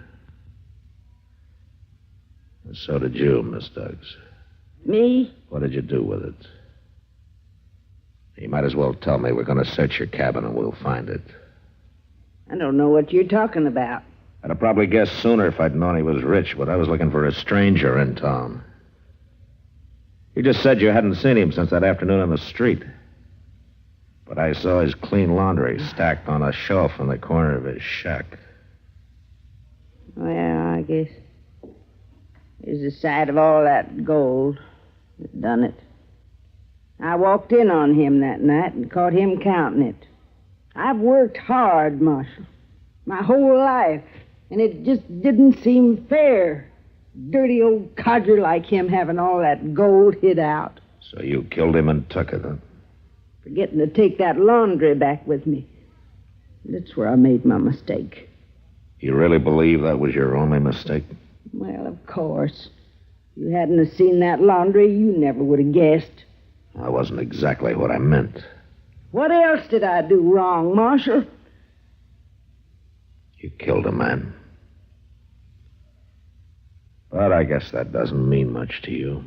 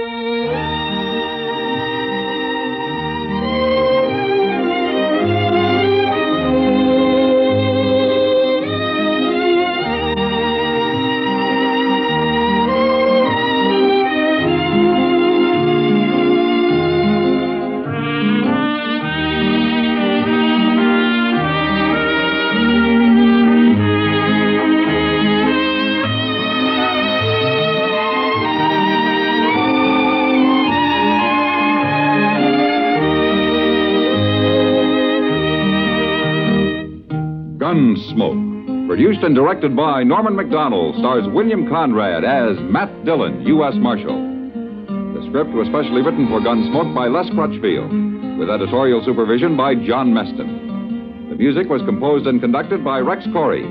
Sound patterns were by Ray Kemper and Bill James. Featured in the cast were Parley Bear as Chester, Howard McNear as Doc, and Georgia Ellis as Kitty. George Walsh speaking. Join us again next week for another specially transcribed story on Gunsmoke. This is the United States Armed Forces Radio and Television Service.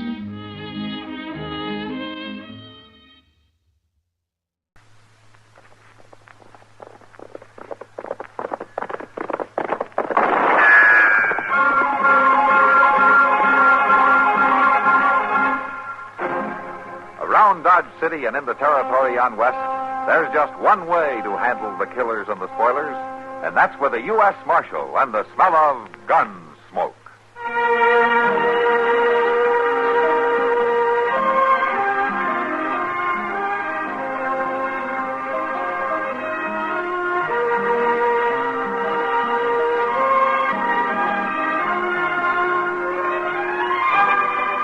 Gunsmoke, starring William Conrad, the story of the violence that moved west with young America, and the story of a man who moved with it. I'm that man, Matt Dillon, United States Marshal. The first man they look for and the last they want to meet. It's a chancy job, and it makes a man watchful and a little lonely.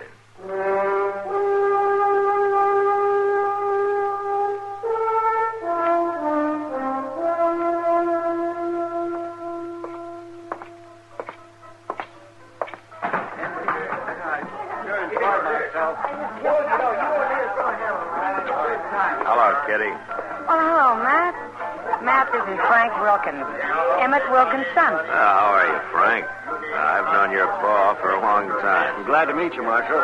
Frank's come back here to live, Matt. Yeah, it's fine. I know your pa will be pleased. Oh, yes, sir. I can sing louder, fight harder, and tell more lies than any man in this territory. Who's that? I heard him say his name's Bull Hogan. Yeah, it seems he's a buffalo hunter. He just sold a load of hides and can't wait to get rid of his money. Looks like his friend there's kind of anxious to help him. Yeah. I got $50. It says Bull is right. Hey, bartender, I told you I want a bottle of the best. This stuff ain't got the strength of pine. Now, you fetch me a drink that'll scratch going down and thump when it hits bottom. Now, hop to it. Bartender, when Bull says hop, you hop. Yeah. Hey, you! You put that gun back in your holster and you leave it there. Who are you? I'm the marshal here. Yeah? Bull, look what's spoiling our party. Oh, we don't mean no harm, Marshal. Have a drink. You're going to pay for this damage, understand? Well, sure I am. I've been out in the prairie 6 months, Marshal. I aim to have some fun tonight, that's all. All right, go ahead. But leave a little of the town standing for the people who live here, will you? Well, it's going to cramp my style some, but I'll try. Okay, you do that. Hey, Bull, the marshal's gone. Let's find us a couple of girls, huh? No, not yet, Darwin. I'm going to listen to the music. Hey, what? That's a real looker over there at that table, Bull. Well, go get her. I sure will. I enjoyed myself. I really was. Howdy. We're busy, mister. Well, this chair ain't.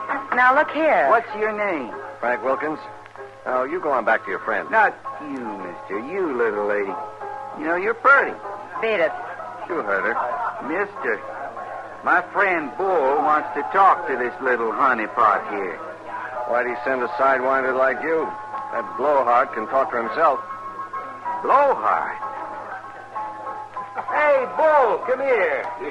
Yeah, Darwin. Yeah, what do you want? This fella called you a blowhard. Is that right? Did you call me that? Yeah, I called you. Hey, you! Now, don't go for that gun. It's just a friendly fight. I ain't mad at you. We got a difference of opinion is all. Hit him again, Bull. Why, sure, but not here. Like the marshal said, no need to bust up the place. We'll go outside. Unless you're yellow. Frank, It's don't... all right, Miss Kitty. You wait here. Come on, everybody. Me and this fellow's gonna kick up some dust, loser! The loser buys the drink. Come on. Oh, now. Come on. Over here, Bull. Yeah. All right, now stand back there. Give him some room. Yeah, now. You ready, mister? Yeah, I'm ready.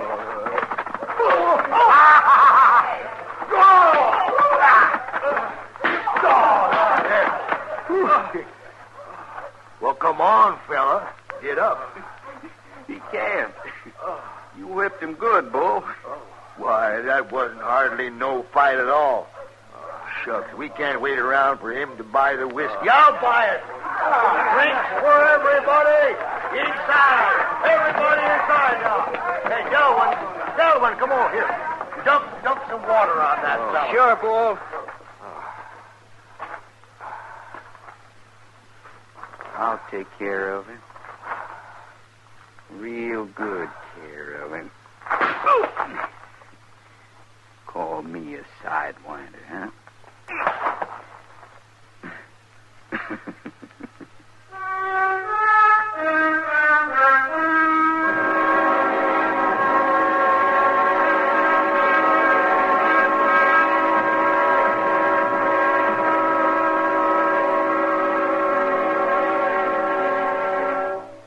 Now, just listen a minute, if you will. I've got a little story to tell you. Well, it's not so little. It's sort of a tall tale. It's about a Navy hero. Alfred Bullrod Stormalong was his name. Oh, he was a legend, he was. Where he was born doesn't matter, but he was first heard of in Boston Harbor. That was when he signed on as a member of the crew of a ship called the Lady of the Sea. Now, old Stormalong stood 30 feet tall and had muscles in his arms big as powder kegs. And when the good captain got a look at him, he said to the rest of the crew, "Here's an able-bodied seaman for you." Then he entered Alfred Bullrod's name in the log as Stormalong, A.B. Somebody realized that the A.B. could also stand for able-bodied, and they sort of picked it up. And for a long time, seamen would put that A.B. after their own names, meaning able-bodied seamen. Yes, sir. Well, old Stormalong was a great sailor, he was. And it wasn't many a year before he captained his own ship. The courser it was, one of the biggest afloat. Why, it was so long from stem to stern, it took a man on horseback 24 hours to make the trip. The mast was hinged so to let the sun and the moon get by. Took a man a week to climb the rigging. Yes, sir. The courser was a big one. And Stormalong's skill as a sailing man became known throughout the 7 seas. One of his greatest feats was taking the courser through the English Channel. Seems the channel was only about 2 inches wider than his ship at high tide. But old Stormalong was up to the problem. You bet he was. He bought all the soap in Holland, and he and his men greased down the sides of the courser. Well, sir, it slipped through that old channel as slick as a whistle. Didn't damage it one bit. But so much of that soap rubbed off onto the English coast that to this day, the cliffs of Dover are white. Of course, you believe me, don't you? Say, it's nice being citizens of a country where you can laugh and talk about things free as a breeze, and write and read and worship, too. Yes, sir. Maybe you don't think about it much, but you should.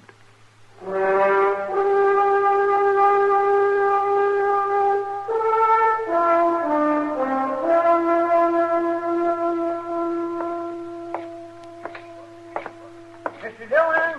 What? Mr. Dillon! Mr. Dillon, I've been looking all over for you. Well, you found me, Chester. What is it? Frank Wilkins. He's dead. He's what? Dead. Well, I was sitting with him just a few minutes ago. Yes, sir, but he's dead now. Well, what happened? Well, they told me he got into a fist fight with some buffalo hunter over at Long Branch. Bull Hogan? Yes, sir, that's the name. He went outside, and that man plain beat Frank to death with his fist. Wait a minute, Chester. Do you mean that all those people at the Long Branch stood and watched it and nobody stopped it?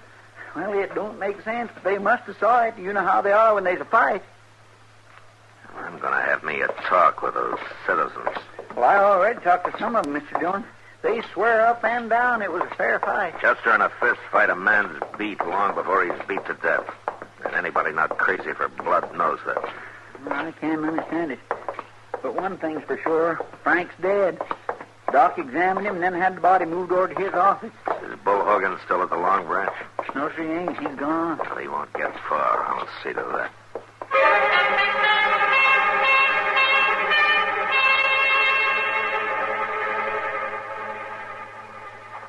Delwyn?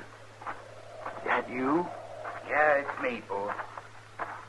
I got your horse hid in them trees. You better get going. Delwyn, I come into Dodge City to have me a good time. This ain't no fun sneaking out here to the edge of town, hiding in the dark. Ain't having me no fun at all. Well, it's better than being hung, ain't it? You killed that man. Well, I didn't mean to. That don't make no difference. He's dead. You're stronger than you think you are. I never seen a man hit so hard. I can swing faster and hit harder than any other man in this territory. Keep your voice down, Bull. Being strong won't do you no good at the end of a rope. Well, it was a fair fight. That don't matter. They aimed to hang you, Bull. You didn't see how they was all looking at you, cold-like. Why, if I hadn't have made you leave that saloon when I did, they'd have closed in on you then and there. I'm the only friend you got, Bull. Delwyn, you ought to tell them that I didn't mean to do it. That wouldn't do no good. Not now. Your only chance is to get out of town till they cool off. Now, come on. Lucky I remembered seeing that old sod hut upriver on my way in. It's a good place to hide. You reckon I can find it? You go just like I told you, and you find it. I don't want no thanks for this, Bull. I'm risking my neck to help you, but that's what friends are for. Stay here in town and see how the wind blows. Tomorrow I'll ride out and let you know. Bring some grub and a bottle, huh? Sure. Now get going. I ain't never run away from nothing before in my whole life. You ain't running away, Bull. You're being smart. I ain't never tried that before, neither. I hope it works.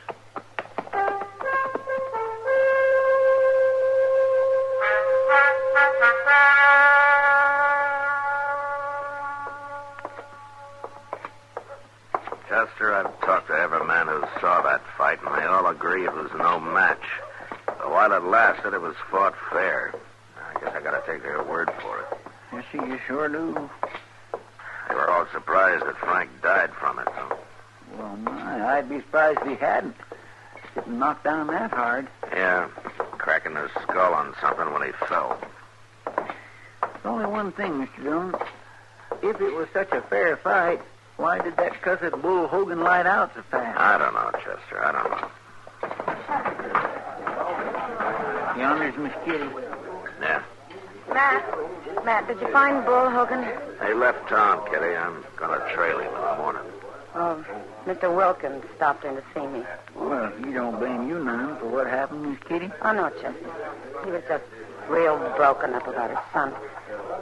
Matt, did you know he's offered $1,000 reward for Bull Hogan? Yeah. I wish he hadn't. Well, it's easy to see how he feels. Matt, that Delwyn Casper's here. Yeah. Hey, Casper. First, I want you to tell me where Bull Hogan is. And then I want you to get out of Dodge and don't come back. I don't know where he is, Marshal. How would I know? You were bragging about being his friend. Me? I never laid eyes on Bull Hogan till tonight. I ain't no friend of his. You left here together, didn't you? But we went separate ways. Bull hightailed it right on out of town. Me, I just stepped out for a while because the climate here didn't seem healthy. It hasn't changed. Now, look, Marshal, I didn't do nothing tonight except go along with the crowd for a little fun. You got no cause to ride me. You started that fight, Casper. Well, I didn't finish it. Bull Hogan done that. There ought to be some way to prove I'm no friend of his. Tell me where he went. If I knew, I would. I sure would. I hear the father of that poor fella Bull killed has put up $1,000 reward for him. Is it true? Yeah, it's true. Marshal, could I clear myself if I helped you trail Bull? You're going to be busy traveling, remember? Now, you get out of here, and if I see you again tonight, I'll lock you up. You'll be out of town at daybreak. You're a hard man, Marshal. You ain't fair. I said get up. Well, you got rid of him, Matt. Yeah, it was a pleasure, Kitty. Casper just ain't no good at all. I sure would hate to be laying helpless somewhere and have him find me. Well, that's a good way to put it, Chester.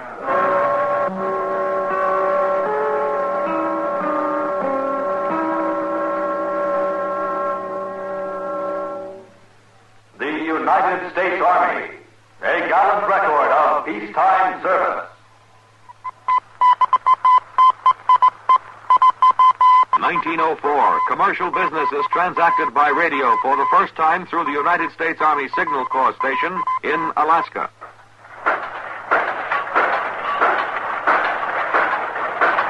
American industrial might is based on the technique of mass production, which began with the manufacture of rifles by the United States Army in the 1820s. Captain John Hall in 1819 designed a unique breech-loading rifle and began production at the Federal Armory in Harpers Ferry, Virginia. Captain Hall then designed and built machinery to mass-produce the rifle with all parts interchangeable, a revolutionary advance in manufacturing technology. The United States Army, a gallant record of peacetime service.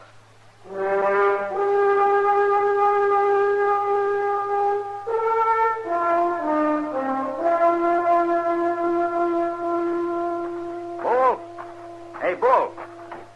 Is that you, Delwyn? You got here early. Yeah. I see you found the hut. There's nothing to it. You gave me real good directions, Delwyn. What's the news? You don't look good for you, Bull. They got $1,000 reward out. No, it was a fair fight. It ain't like I done murder. They think you did. It's the same thing. Did you bring me something to eat? No. I thought about it. I decided not to waste the money. No, what do you mean, waste it? What's that gun for? No, Delwyn, you said you was my only friend. I guess I was lying.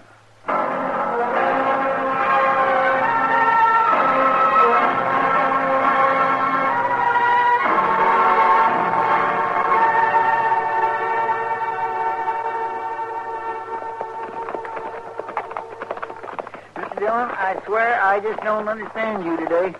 First off, you run that Delwyn Casper out of town, then we meet him out here heading back to Dodge, and you tell him it's all right. Well, he says he got Bull Hogan. He claims the reward. Yeah, and you just look at him and nod as if say that money's all his right now.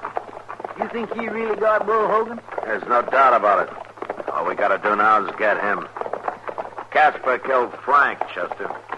What? He probably clubbed him with a pistol. You know, it's something you said to me that started me thinking in that direction. Me?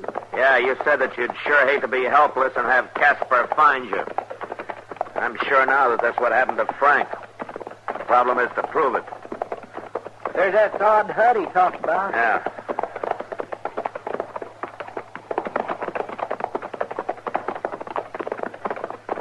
My goodness, there's Bull, too.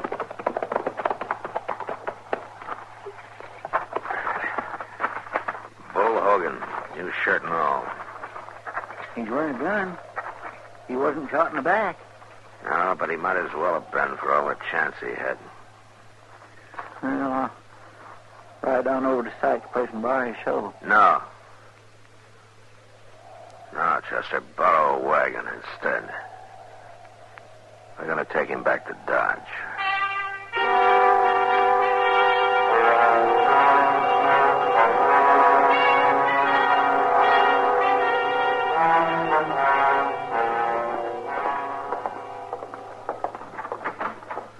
Here he is, Mr. Dillon. All the way over here, I couldn't get a word out of Chester except you want to see me. That's right, Casper. Well, do I get my reward? I think you could say that. Then you found Bull.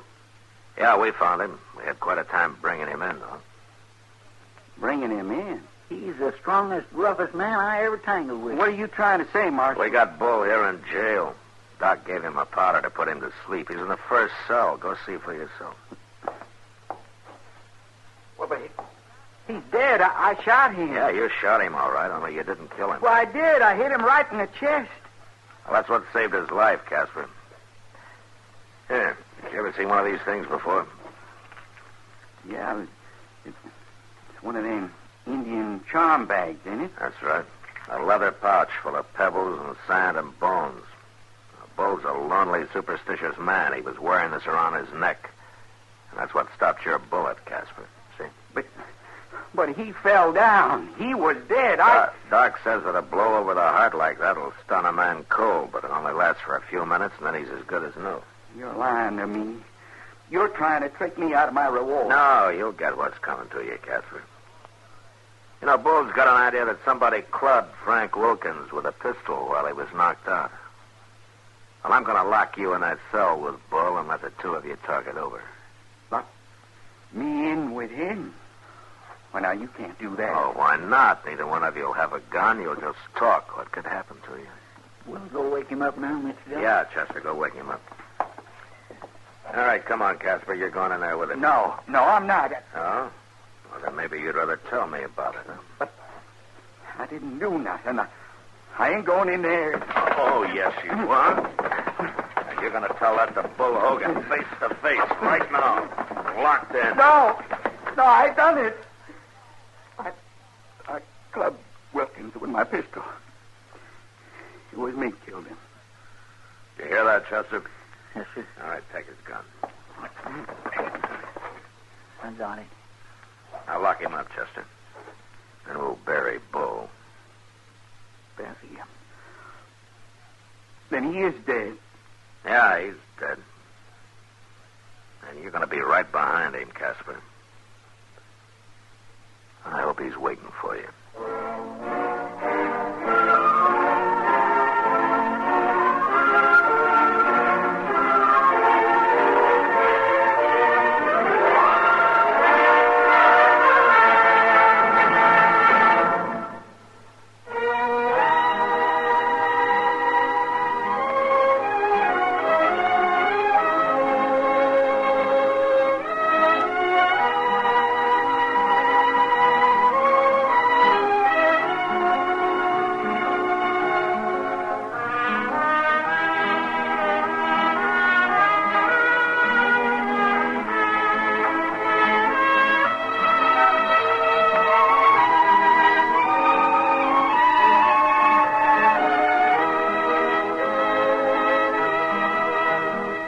Gunsmoke.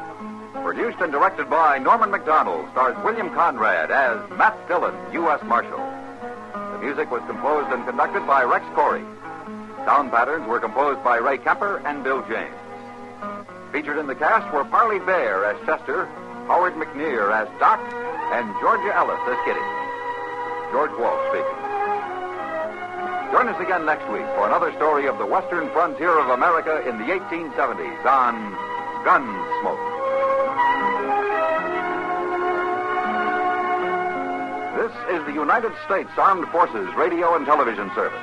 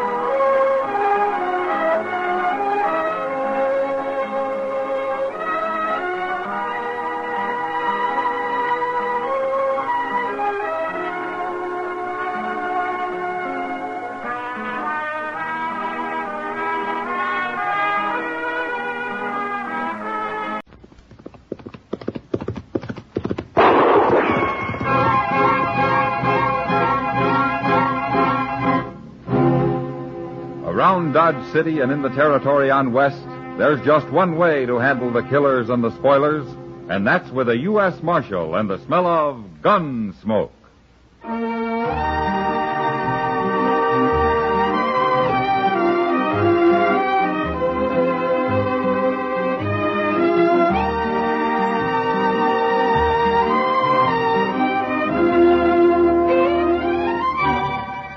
Gunsmoke, starring William Conrad. The story of the violence that moved west with young America. The story of the man who moved with it. Matt Dillon, United States Marshal.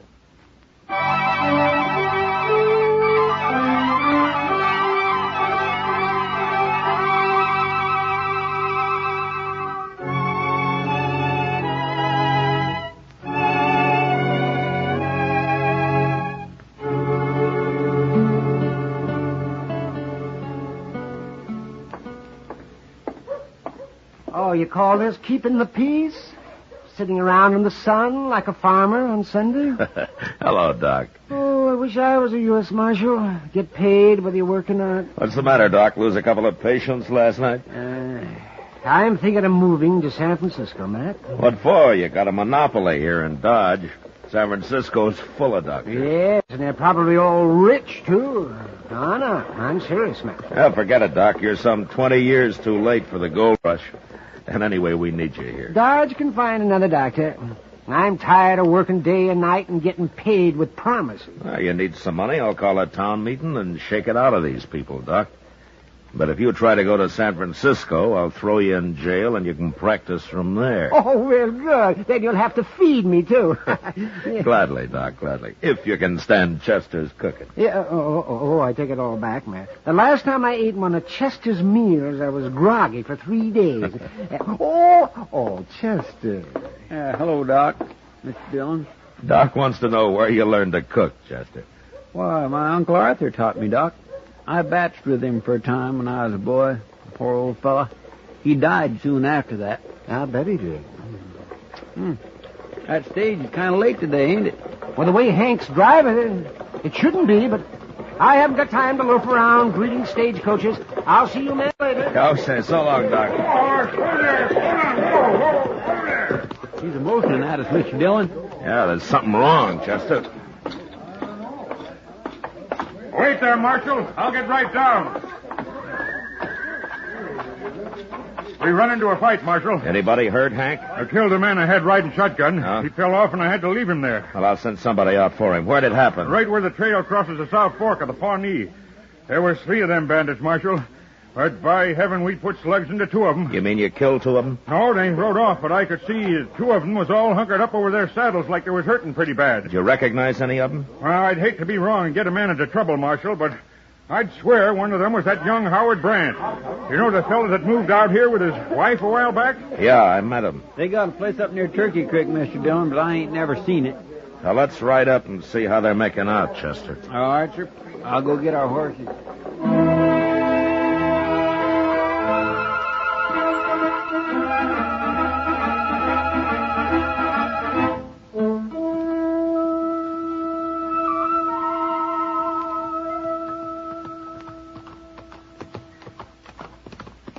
I met Howard Brandt when he first come out here, Mr. Dillon.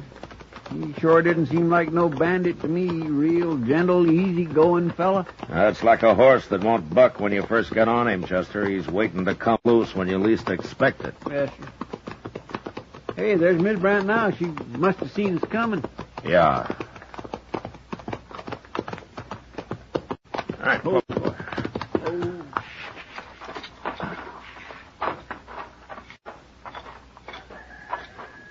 Hello, Miss Brandt. Howard ain't here. It's important, ma'am. We'll just wait on the porch here. We won't bother you. It's no use, Marshal. Howard won't be back till tomorrow. Look down there, Chester, on the steps. What? Hey, that's blood, Mr. Dillon. Miss Brandt. That's chicken blood. I just killed one. I'm sorry, Miss Brandt, but I'm going to have to talk to Howard. Is he bad hurt?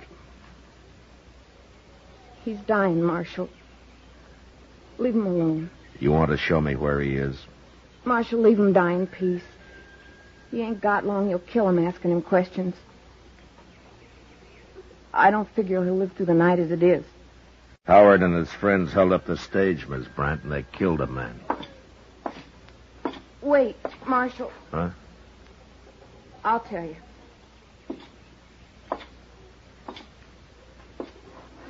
All right. Jed Butler planned it all. I never heard of no Jed Butler, Mr. Dillon. Does this Butler live around here, Miss Brandt? Howard knew him in Oklahoma Territory, Marshal. He and a man named Blake come by here one night a few weeks back. They didn't come into the house, so I can't tell you what they look like. But they talked Howard into holding up the stage, is that it? I didn't know nothing about it, Marshal, till today. I was inside redding up the house, and I heard a shout. And I come out, and I found Howard laying in the dirt. They just dumped him there and rode off. You think they forced Howard to go along? No. He probably wanted to go. He disappointed me, Marshal. I thought Howard was an honest man. Maybe it's as well he's dying. I'm going into him now, Marshal. You, want me to send Doc out? No. It wouldn't do no good. Well, if there's anything I can do for you, Miss Brandt, you let me know. Thanks, Marshal. But I reckon it's too late now.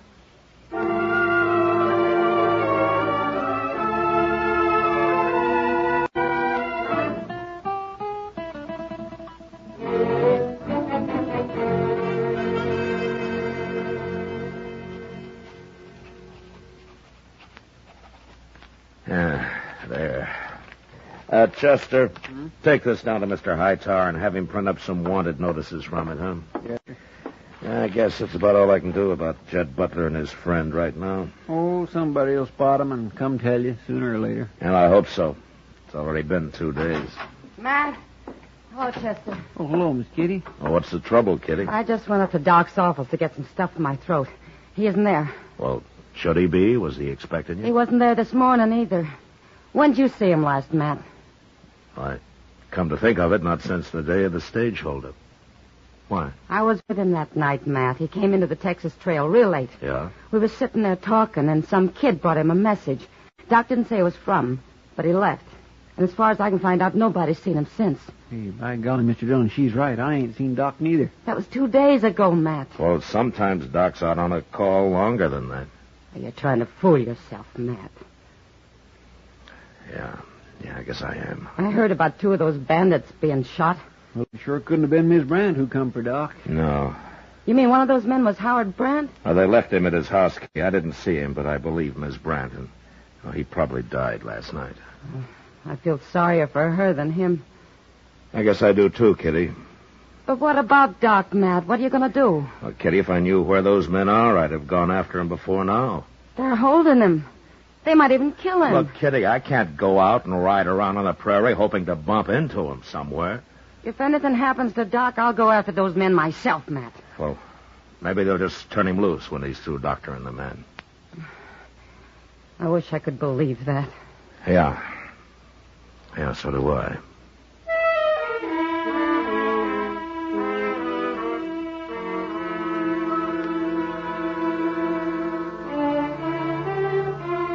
We waited. The rest of that day and through the night, but nothing happened. The next morning, however, I was walking down to the office when I saw Miss Brandt drive by in a wagon. I waved, but she went on past me without a sign. And as she did, I noticed a figure lying in the back of the wagon wrapped in a blanket. As I watched her drive down the street and on out of town, I realized she must be headed for Boot Hill. I got Chester, and we followed her out to the burying ground. She had stopped and was taking a shovel out of the wagon when we walked up to her. I don't need no help, Marshal. The ground's hard, Miss Brandt. We'll dig a hole for you. Leave me be. He's my man, and I'll bury him myself. Right where he deserves. Among the rest of these murderers and outlaws. What are you looking at, Marshal? Your face? What happened to you? Shows, does it? Yeah. Jed Butler did that, Marshal. He came by yesterday. Knocked me around some. He did? What for? Where is he? I was going to come tell you.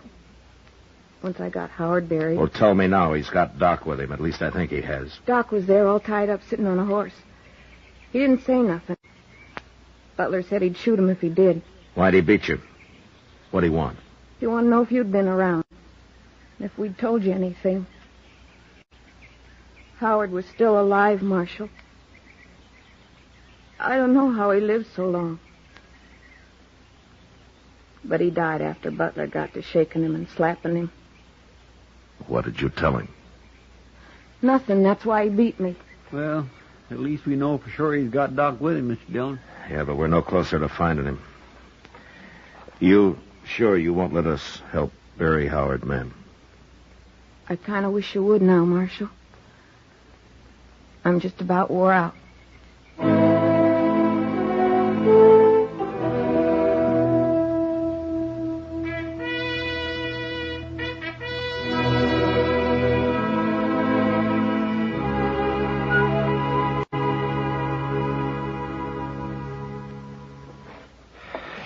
Mr. Dillon, I just can't stand this waiting around doing nothing much longer. Couldn't you organize a posse or something? Butler'd get scared if he got wind of a posse, Chester. You mean he'd shoot Doc and try to get away? Yeah, he might.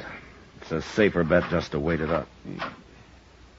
Well, Tobile, but come on in. How are you, Tobile? Tobile always good, Chester. Where you been the last month, anyway? Out scalping white men? Tobile no scalp white man long time. Maybe too long. Well, for a tame Indian, you sure got a wild look in your eye. What you doing here? Tobile hunt antelope on prairie. Huh? Way off see two white men. One ride very funny. Tobile go very close. They no see, but Tobile see. What did you see, Tobile? White medicine man. What, Doc? Good man. Take bullet out of Tobile long time ago. No like him all tied in rope. Come quick, tell Marshal. Do you know where they are? Can you track them? White man easy to track, like buffalo herd. Always big fool. When was this, Tobile? Yesterday. Long ride from here. All right. Chester, go get our horses and find a fresh one for Tobile. Maybe we won't be too late.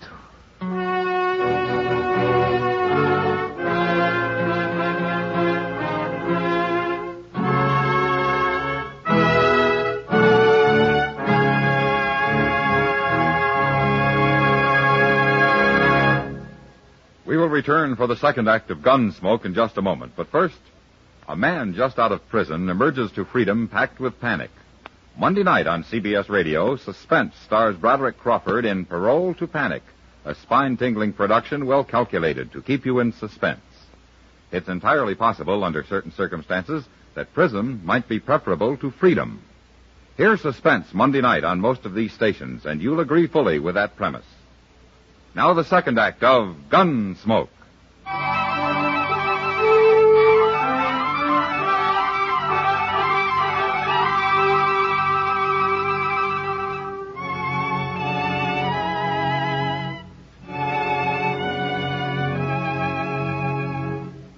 It was 60 miles to where Tobile had seen Doc and Jed Butler, but we rode hard and covered it in a very few hours. From there on, however, with Tobile tracking, we had to slow down. And it was growing dusk when the trail finally led to the edge of a small bluff, and then turned and dropped down around the side of it. We dismounted and followed it the rest of the way on foot to where we could see a small cabin hidden in a clump of box elder at the base of the cliff. And there we waited for the dark. When it came, we sneaked up to the cabin and stood close to the wall, listening. How's he now, Doc? I've told you before, Butler, the man's dying. Listen, you, he's the only man I ever called friend. He'd better not die. I'm a doctor, Butler. I'd do anything in my power to save a life, even that of a murderer.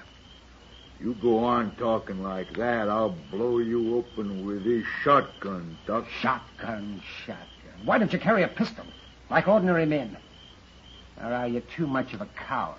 Doc, You're either a fool or you're plumb crazy. Oh, why? Because I'm not afraid to die? Well, you're going to die just as soon as he does. I ain't going to leave you around to spread no tales. I'm going to kill you and get out of here. And it won't be very long, Butler. Blake'll go most any minute. Maybe I ought to shoot you now. Just leave him here. Well, I thought you said that he was your friend. He is. And I'm getting a spooky feeling. Chester, Tobile, Any more let's get talk back. out of you, Doc, and I won't wait. You're going to kill him, Mr. Dillon. Do something. You better bust in there before it's too late. No. He killed Doc. Sure we do that. Yeah, Tobile's right, Chester. But we got to do something. Doc said himself that wounded man's going to die any minute. Hell, I'm thinking, Chester. If plenty time, could wait and shoot when come out in morning. Yeah, but we got no time. There might be a chink somewhere in that cabin that I could poke a gun through. Man say him very spooky now. One little noise, shoot Doc fast. Yeah, I know. I wouldn't dare take the chance. Tobile know many trick, all kind. But here, nothing. If Butler used a pistol, Doc might have a bare chance, but that cussed shotgun... Wait a minute. What, Mr. Dillon? That shotgun. It's not a six-shooter, and it's not a repeating rifle. What do you mean? He can shoot it once, and then he's got to reload. Once is all it takes. To kill one man it is, Chester. What are you doing, Mr. Dillon? Here, take my gun belt, Chester. What? Here, take it. Yes, sir, but what for? I'm going in there. Unarmed. What? Now, when I get inside, you and Tobile sneak up close. And you'll be ready to come through that door when you hear his shotgun go off. Mr. Dillon, you can't do that. Yes, I can. He'll kill you, sure. Maybe. But if you two don't get in there fast, if he does shoot, he'll club Doc to death. But, Mr. Dillon... All right, now, quiet.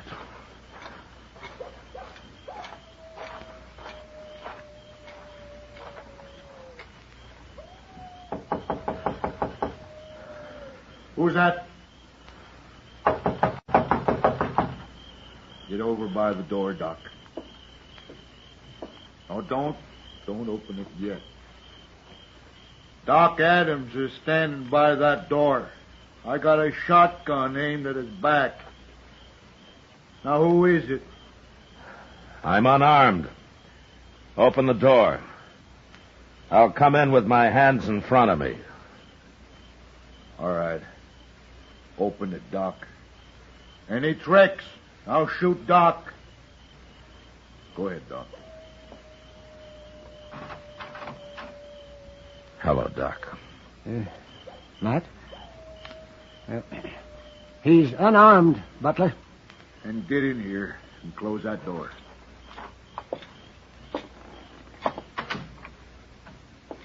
Who are you? Matt Dillon. Dillon? Marshal? That's right.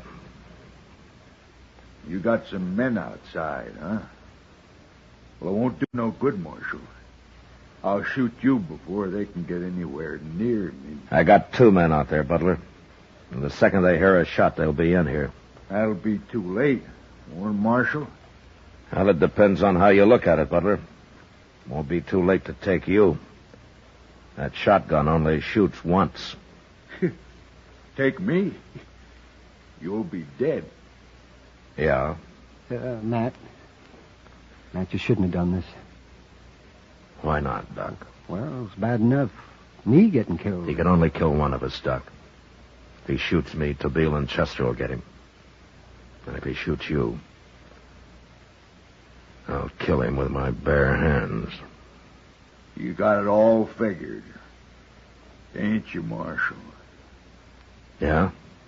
Well, I'd rather kill a U.S. Marshal than a doctor any day. You know that?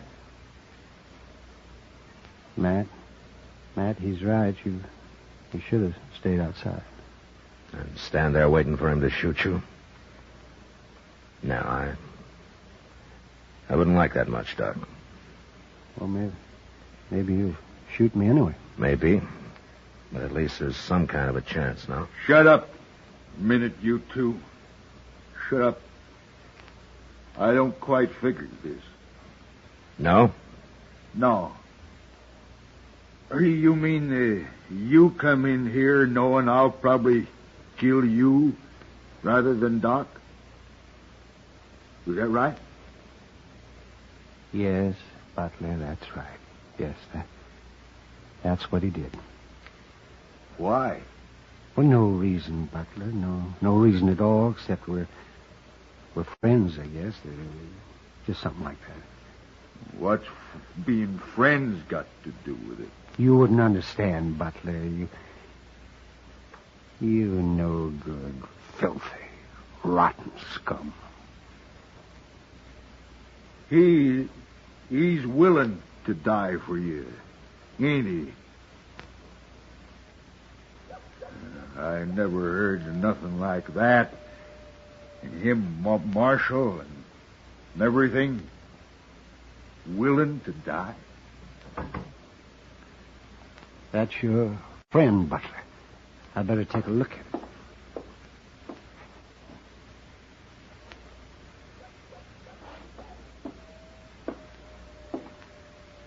He's dead now. Well, make up your mind, Butler. I just don't understand a man like that. Greater love hath no man than this, that a man lay down his life for his friends. What's that? You ain't saying that. That come from something. Scripture, huh? Is that what it is? Blake's the only friend I ever had. Oh, and a while ago you were willing to leave him here to die. Alone. You don't know anything about friendship, Butler. No, I guess I don't. Anyways, if I was in a spot like you, there ain't nobody in the world would have walked in here to do for me what the Marshal's willing to do for you. Oh, and I feel sorry for you, Butler. Real sorry. If it'll still give you pleasure to shoot, well, go ahead. No.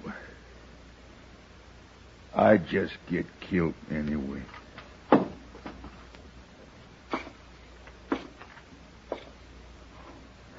All right, give me the gun, Butler. Sure. I never knowed people like you in the dock before, Marshal. You sure you ain't crazy or something? Maybe. Maybe we are a little, Butler. Who knows?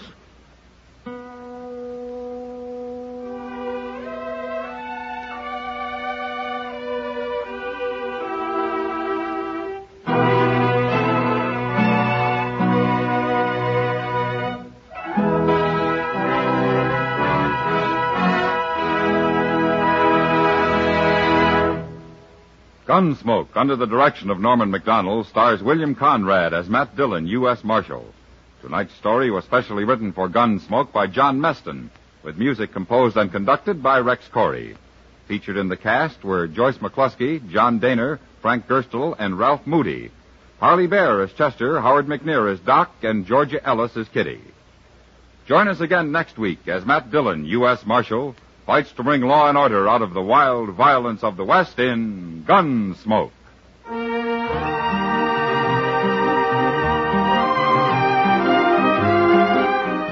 Tomorrow afternoon, for its 11th feature report to America, the CBS Radio Department of Public Affairs tells the story of the wetbacks, the thousands of illegal immigrants who cross our southern border through America's big back door to look for work and wages. Hear Wetbacks, Sunday afternoon on most of these same stations. George Walsh speaking. John Lund, as yours truly, Johnny Dollar, brings you Colorful Mystery Tuesday nights on the CBS Radio Network.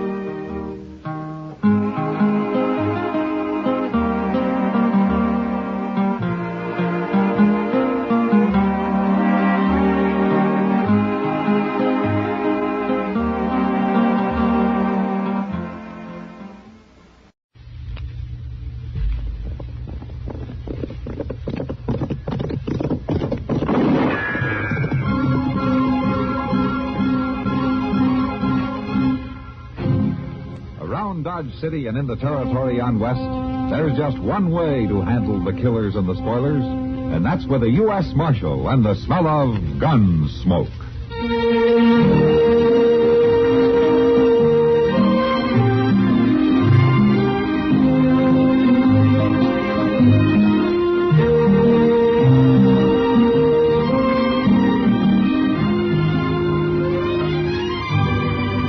Gunsmoke, starring William Conrad, the story of the violence that moved west with young America, and the story of a man who moved with it. I'm that man, Matt Dillon, the United States Marshal. The first man they look for and the last they want to meet. It's a chancy job, and it makes a man watchful and a little lonely.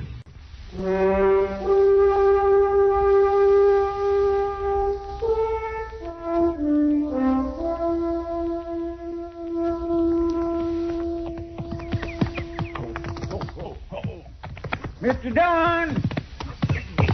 Oh, Mr. Dillon! Now, what is it, Chester? Come on out here, Mint. I got something to show you. Why couldn't you bring it in the office and show me? Well, because the door ain't big enough. What? Looky, I just bought me a new horse. This? Yes, sir. Here. Calm down. I'll quit that. He's kindly edgy.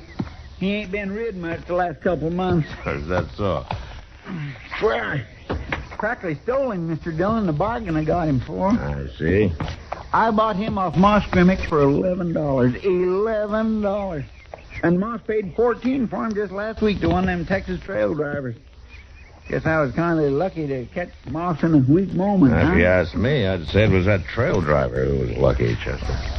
What are you talking about? This is a good horse. Yeah, he might be if it wasn't bowed in both front legs, didn't have bad hocks, and wasn't wall-eyed, Roman nose, and probably wind broke. Wind broke? I'd say that horse is worth about $5, Chester. On a gamble, of course. $5? Mr. Dillon, if that horse ain't worth $20, I'll eat him. Raw. And I'll tell you something else. If you Wait a minute, Chester. What's the matter?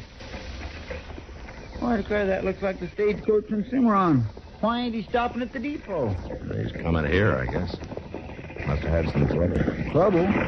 They don't carry no bullion or nothing that's worth anything. Oh!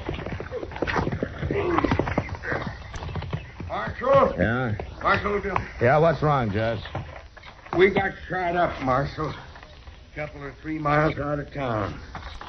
One of the passengers inside there's hurt. Oh, I'll take a look. Feller rode up alongside, mask over his face, fired point blank. Good Lord. What's the matter? Give me a hand here, Chester. It's Doc. He's shot bad.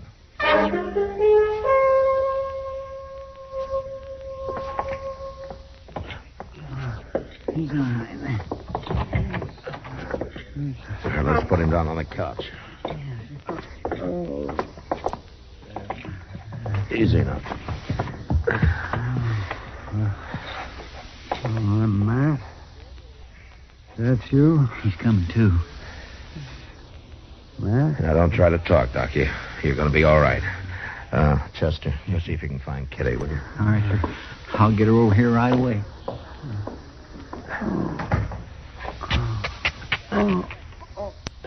Sorry, Doc. I'll go as easy as I can, but I got to get this shirt and vest off of you.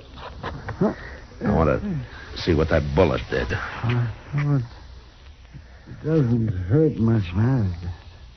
Just I'm weak. There's loss of blood. You got any idea who did it?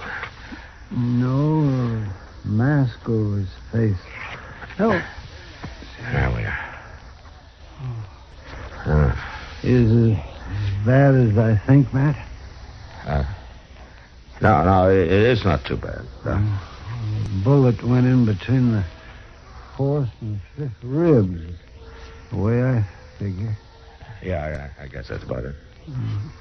Say, that Sawbones from the east, is he still staying over there at the Dodge house? He left the same day you did, Doc. He took a train. You're the only doctor within 100 miles of here. Oh, that bullet's got to come out, man. It ought to, I guess. It's got to. Right away, a blood poison will set in. Yeah, I know. It was such a good week, too, man. A good vacation. I had a country down there just crawling with game. There's prairie chicken, quail, pheasant. Oh, yeah, a real fine vacation. It's the first one in 2 years. Well, you tell me about it later, Doc. You save your strength now. Might not be any later. Unless you hurry up and get that bullet out of there. What? There's nobody else I'd trust, Matt, and it's got to be done. Oh, but, Doc, I can't. You got to, Matt. Unless you're hankering to bury me. But, Doc, I just can't. All right, Doc, but you got to tell me what to do.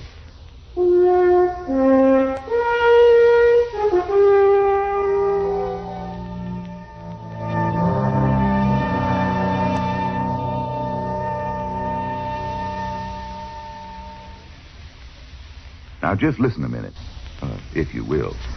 I've got a little story to tell you. Well, it's not so little. It's sort of a tall tale. It's about John Darling. Maybe you've heard of him? Used to be a boatman on the Erie Canal. Moved west and became a farmer. Well, old John Darling was a hard worker, he was. Became a real champion farmer. They tell about one time when John was re-shingling his barn. A heavy fog rolled in, but that didn't slow him up at all. No, sir. He kept hard at his shingling till noon. Well, while he was having lunch, the sun came out. And John discovered he'd laid the shingle roof 40 feet above the rest of the barn. Winters used to get pretty cold up that way, but this one particular winter was the granddaddy of them all. It got so cold that the air froze thick, and you had to push real hard to get through it. Well, this heavy air wouldn't let the smoke out of John's fireplace chimney. He found a solution, though. He whittled himself a paddle, fixed an oarlock to the fireplace, and he pushed the smoke up the chimney. He sat there by the hour, rocking in his chair, paddling in the smoke and singing. Everything worked real fine till one bad night when the smoke froze into a 96-foot column straight up from the chimney. It was too much for him to lift with the paddle, and he just had to suffer through the rest of the winter as best he could. It was kind of a joy, though, in the spring when things began to thaw out. He had lots of entertainment listening to singing coming out of the melting smoke. The songs he'd sung during the winter had frozen right into the smoke as it went up the chimney. Fact of the matter was, he got so interested listening to himself sing that he tripped and broke a bottle of growing tonic he'd concocted. This stuff was pretty powerful, and it soaked down into the ground where he'd planted wheat. Next morning, John was one surprised gent when he stepped outside. Yes, indeed. His wheat overnight had grown as high as his roof. Hard to believe, isn't it? Say, isn't it nice being citizens of a country where you can talk and laugh free as a breeze, and write and read and worship, too? Yes, sir. Maybe you don't think about it much, but you should.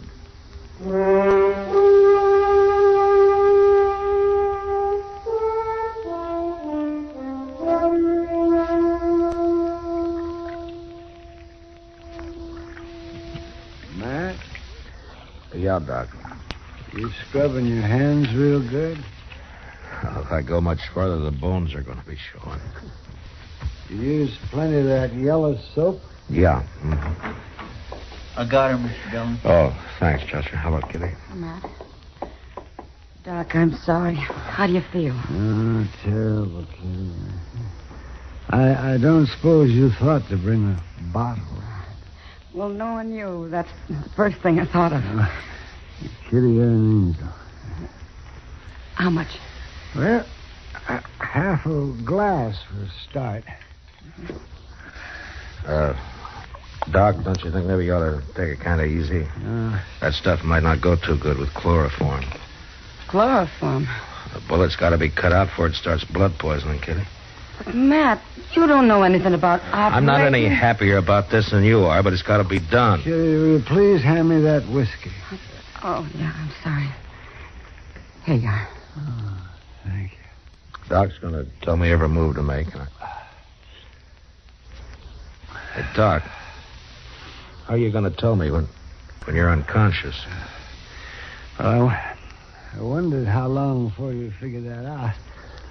Say, Kitty, fill that up again. No, wait a minute, Doc. Now, don't you worry about mixing whiskey and chloroform. There's not going to be any chloroform. Doc, I can't. I know what I'm doing now. That bullet, Matt, that's going to be tricky getting it out. Doc, isn't there something I can do? Yes, will you pour me that drink, please? And Matt, you bring that bag of instruments over here, will you, and spread them out there on the table, and I'll show you what you're going to need. Look, Doc, I don't... Go on now. You hurry up. All right. Kitty. Here you are. Oh, thank you, Kitty. Oh. Well, what are we going to need here, Doc? Well, let me see now. See, turn over. Oh, that thing there looks like blacksmith's nippers. Oh, these? Yes, that's right. They're forceps. Yeah. Now, and then those two things right there, you see? They're probes. Uh-huh. And then that hook probe, too. We'll need that to get hold of the bullet. Yeah. And then a couple of them little knife things right there. Lancets. You mean these? That's right. I guess that ought to do it, so. You can just put the rest of the stuff away. Yeah. And, Chester? Yeah, Doc? You bring that brown bottle off that shelf there. That's iodine. Sure, Doc. Kitty, I'll have another little drink there before you leave. But, Doc... Whatever he wants, Kitty. It's his party. Yeah,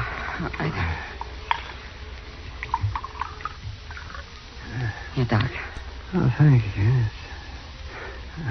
I'll be back when you need me. Oh, thank you, Kitty. Good luck, Doc.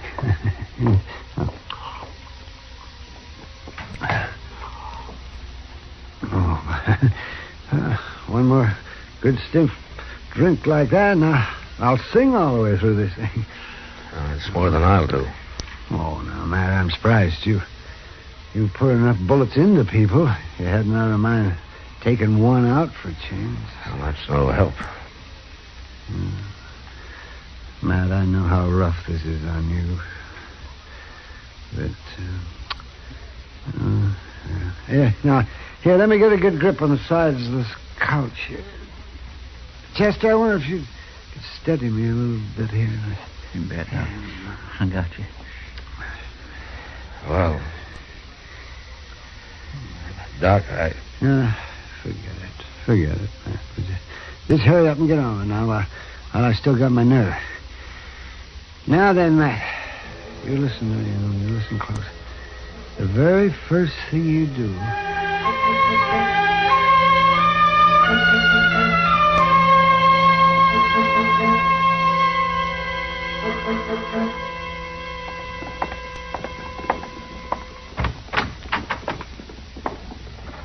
Oh, how are you, Chester? Oh, Mr. Dillon. How's Doc? Just about the same, I'm afraid. He's breathing pretty weak. Yeah. He ain't come to yet. Miss Kitty's sitting with him for a while. I'm getting worried, Mr. Dillon. It's been pretty near 24 hours now. Yeah, I know. It just don't make sense. Doc never had an enemy in his whole life. I know that. It couldn't have been somebody trying to rob the stage, or they'd have shot the driver. No, it wasn't a holdup, Chester. Say, look, maybe they mistook Doc for somebody else. No, I thought of that too, but it just doesn't make sense. The only other passenger was a salesman from the east, and he doesn't look anything like Doc, and he doesn't know a soul in this part of the country. No, it was Doc that the gunman was after. But why? There ain't a person in this town that ain't beholden to Doc. It seems like there's one who isn't. First vacation Doc's took in 2 years and has to end up like this. Why, if Doc was to die, this town would be in a real trouble. Forget it, Chester. There's no use jumping at things. As long as I live, I won't never forget Doc laying there, gritting his teeth, turning white, and still trying to grin while you dug that bullet out of him. Whoever done that must have been crazy. I thought of that, too. Or maybe a stranger in town who didn't know Doc, but that still doesn't help. Come in. Anything I can do for you? You sure can, Marshal. You can get your hands up. You two. Well, I'll take that gun of yours, Marshal. There. That's better. What's on your mind, mister? You've been talking all over town, telling what you was going to do with that fellow that shot that doctor. Well, Marshal, you're looking at him.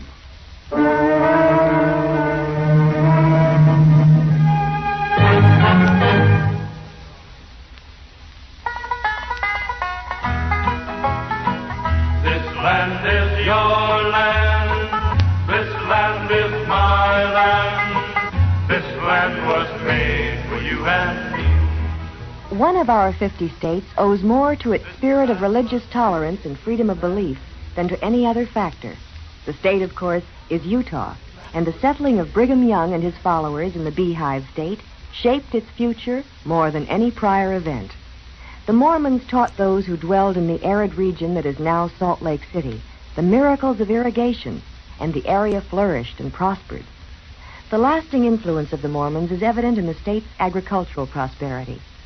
And visitors to the Temple of Queens, the Rainbow Natural Bridge, the copper mines at Bingham, the sheep ranches of Duquesne, or the richly colored sandstone Navajo Twins and Needle Rock, see what the first Mormons saw over 100 years ago, that Utah is the promised land.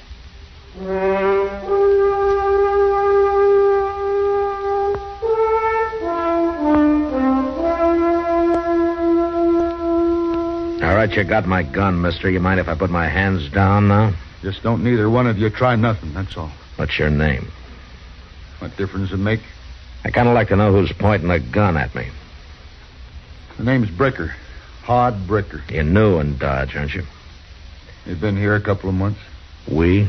You asked too many questions, Marshal. I'm going to ask one more. Why did you shoot Doc? Because he had it coming, that's why. And if he... Oh, you hold it there. Take it easy, Chester. Well, I was just shifting my feet around. You two know what's good for you. You won't know more than breathe. What did Doc do to you, Bricker? Plenty. Something bad enough that you wanted to kill him? 10 times over. Doc never hurt nobody in his whole life. You shut up. That's what the marshal's been saying all over town. That doctor never done nobody any harm. That whoever shot him was a dirty skunk and hanging was too good for him. And you don't agree with that, huh? I said he had it coming, didn't I? And I had plenty of reason. Is that why you came here, to tell me about your reason? Well, I just wanted you to know, that's all. But you try to make a move, and I'll shoot you, Marshal. I didn't come here to, but I will if I have to. Yeah, you said that. All right, Bricker, what about your reason? What did Doc do to you? He killed my young'un. That's a gall dang lie. Shut up and stay back there. Do like he says, Chester. 6 years old. Our only young'un. And he killed her just as sure as if he had pointed a gun at her head. But he didn't point a gun at her, did he? It was just the same as. She was took sick sudden like with the chokes. And I come for the doctor. And he was gone out of town on a hunting trip. The only doctor here, and he was gone. He's got no right to, when he's the only doctor in town. That was the only vacation Doc's had in over 2 years. And there wasn't nothing we could do for her. I sat with her for 2 days and 2 nights, watching her fight for her breath, all the time getting weaker. And finally, she died. And day before yesterday, I buried her. So you got a gun and went after Doc, huh? I heard he was coming back to town yesterday, so I rode out and met the stage and shot him. And he had it coming. You figured killing Doc would bring your daughter back? Well, if he had been here like he ought to, she'd still be alive. Maybe, and maybe he couldn't have saved her anyway. He ought to have been here. Now, you shut up and listen to me. I seen Doc work 72 hours straight without sleep during epidemics. There's a whole lot of people walking around Dodge today who wouldn't be if it weren't for Doc, and some of them are young'uns, the same as yours. Doc would have been the sorriest man in town if he'd known about your daughter, but he didn't know. Because of something he didn't even know, you lost your head. And you went out like a mad dog and you shot him down. And now you're sorry about it. What are you talking about? That's what it is, isn't it? You come to your senses now. That's why you come in here, to give yourself up, isn't it? I told you, I know what you told me, but that wasn't your reason for coming, was it? Now, you hand over that gun, Bricker. You stay back. I'll kill you. You won't pull that trigger, and we both know it. Now, you hand over that gun.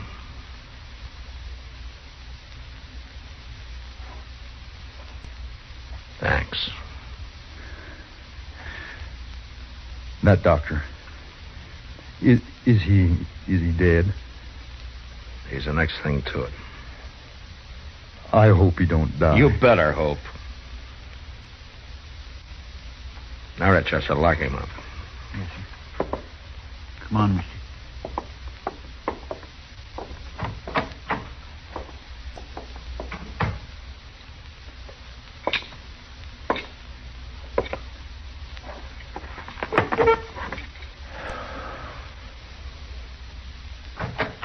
Matt?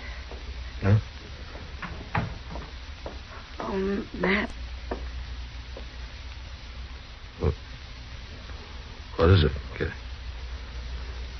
Matt, I think Doc's going to be all right. He's awake, and he's mean, growling. That's a good sign. He says if he's not out of bed in 3 days, you'll probably take over his practice. Now that you've had a try at it. You know something, Kitty? No. What, Matt? I think I'm going to send that miserable old goat a bill.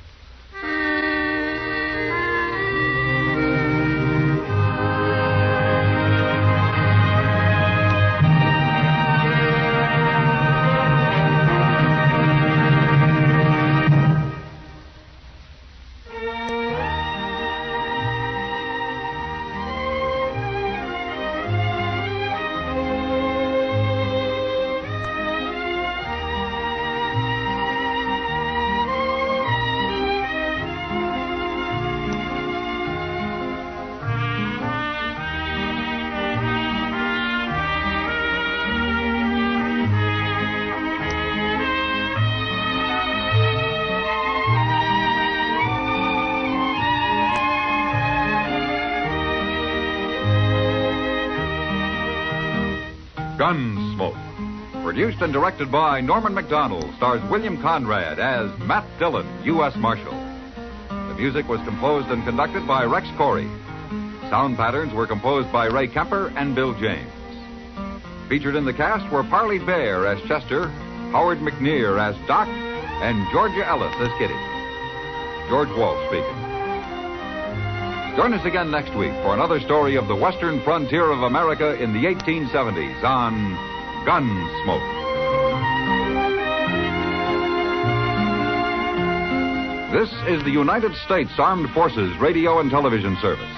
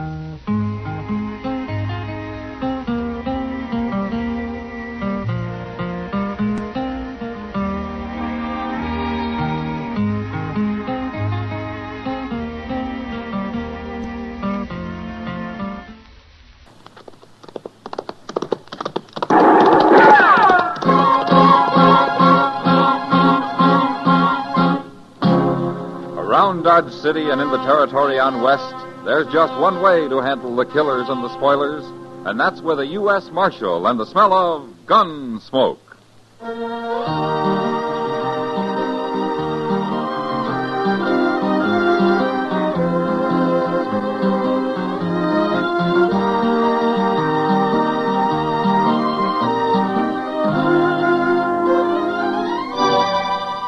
Gunsmoke, starring William Conrad. The story of the violence that moved west with young America. The story of a man who moved with it.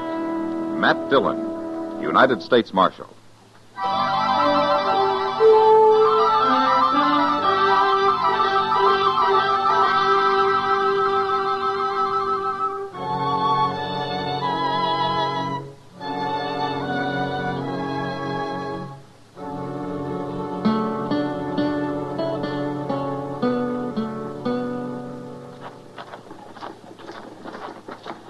I don't know what got into the boy, Mr. Dillon. When I come for you, he was offering to shoot his initials into the mirror behind the bar. Is he drunk, Chester? Yes, sir. But mostly it seems like he just plain wants to howl. Well, he can howl all he likes as long as he keeps his gun quiet. Oh, there he goes. Yeah. I hope that's the mirror and not some man he's shooting at. Yeah, so do I. Old Dolph would hate to lose that boy. All right, watch it now. Look, he's laying on the floor, Mr. Dillon. He's been killed. Look what he done to my mirror, Marshal. You shoot him, Sam? No, I hit him with a bung starter. He ain't dead. But I'm about to have to shoot his friend here. Go ahead and try it. Maybe I will. Easy, Sam. All right, what's your name, mister? My name's Blades. I work for Tom. You mean you work for his father, don't you? Well, sure, the old man owns the ranch, but me and Tom, we work together. Oh, my. Pick up his gun before he comes to, Chester. Yes, sir. All right, Blades. Tom's going to sleep it off in jail. You want to be locked up with him, or you're going to go home quietly? I ain't done nothing. It was that girl over there got him started. No, what girl? That one sitting at the table in the red dress. What, Kitty? Yeah, that's her name. Wait till old Dolph hears you threw his son in jail. I'll tell him myself. Now, you get out of here. I'm going. He's at the Dodge House right now, Marshal. I'd like to hear you tell him. Can you get Tom over to the jail, Chester? Yes, sir, I sure can. All right, lock him up. I'll be back later. Yes, sir. All right, come on now, Tom. You ain't hurt You gonna let Chester put him to bed, Matt? Yeah. Sam knocked all the fight out of him, Kitty. I know. I saw it. Blade said that you made him mad. That's one way of putting it. Oh, what do you mean? He made me mad. I don't like fresh kids, Matt. Tom Vickers must be 20. Well, he's been acting like a kid. You know, Matt, he's changed lately. He used to be a gentleman like his father. I don't know what's come over him, but if he were mine, I wouldn't allow him off the ranch. Well, maybe you've just forgotten what it's like to be young, Kitty. I'm young enough to pour this glass of beer over your head. You know what I mean. Sure. Well, that fella Blades is older, though. Maybe he's responsible for Tom's jumping the fence. I don't like him at all. I'm sure he isn't a good influence on Tom. Yeah, Tom's too easily led. Yeah, he isn't the man his father is. He sure isn't. Anyways, he better leave me alone. Yeah, I'll tell him to. Well, I gotta go see Dolph now. He isn't going to like your throwing his son in jail. Yeah, maybe not. But a stranger was shot and killed on his range yesterday. And I don't like that. Oh? I hadn't heard. Well, they haven't been talking much about it. Well, looks like you and Dolph are in for a pleasant little talk. Yeah. Well, so long, Kitty. Goodbye, Matt.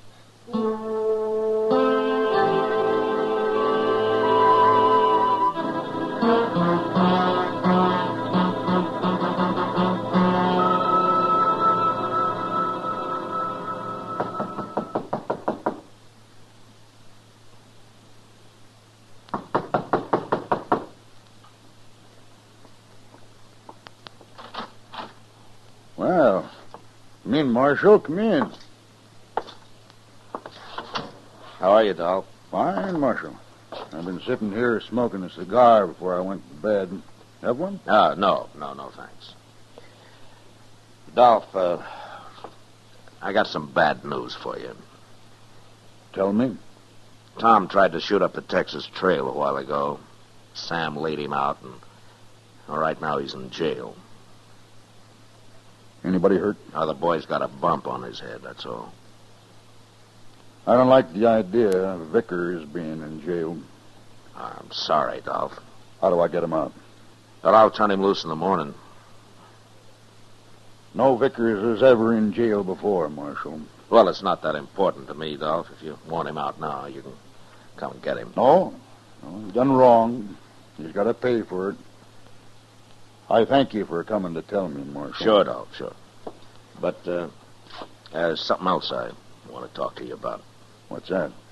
Well, I heard that a man was shot and killed on your range yesterday. It's true. Who did it? He was rustling cattle, Marshal. Oh. Well, were you there? No, but I've been losing a lot of stock lately. That fella got caught by my men, put up a fight. So, there's one less thief around. You know who this man was?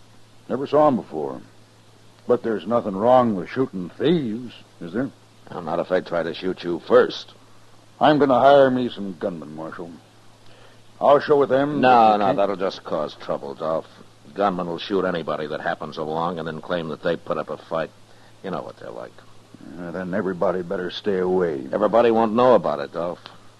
You don't want innocent men killed, do you? Of course I don't. But I don't want my cattle stole either.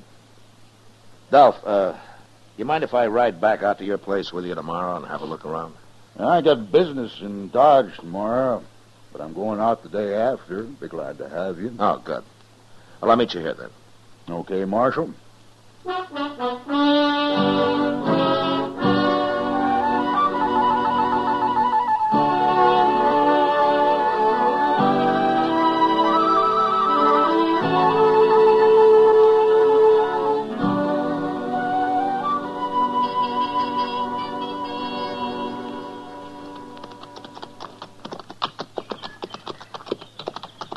There's some men branding cattle up ahead, Dolph.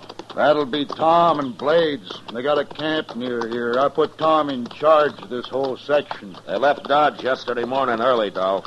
I know. I saw them leave. Oh, you did? They didn't see me. I was sitting across the street. Oh. Yeah, that's Tom, all right. Coming to meet us. He shouldn't stop work just 'cause we ride by. We'll wait here. Who now? Who?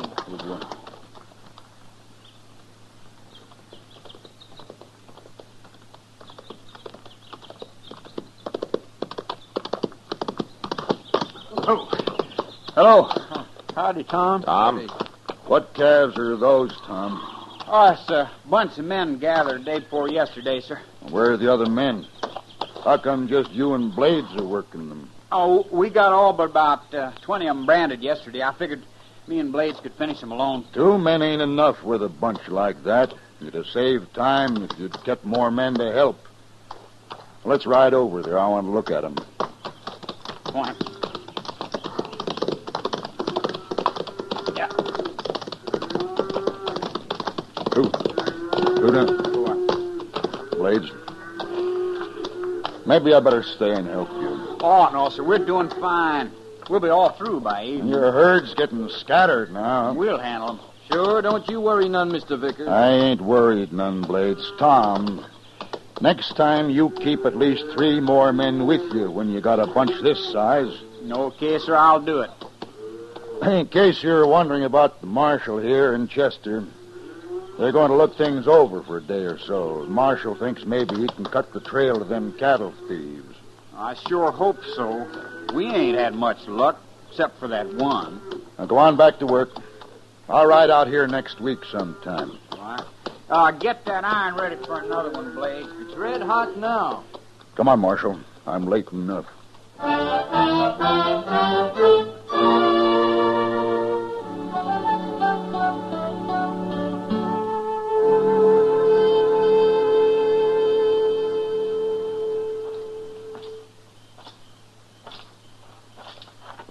Sure is a nice this evening, Mr. Dillon, ain't it?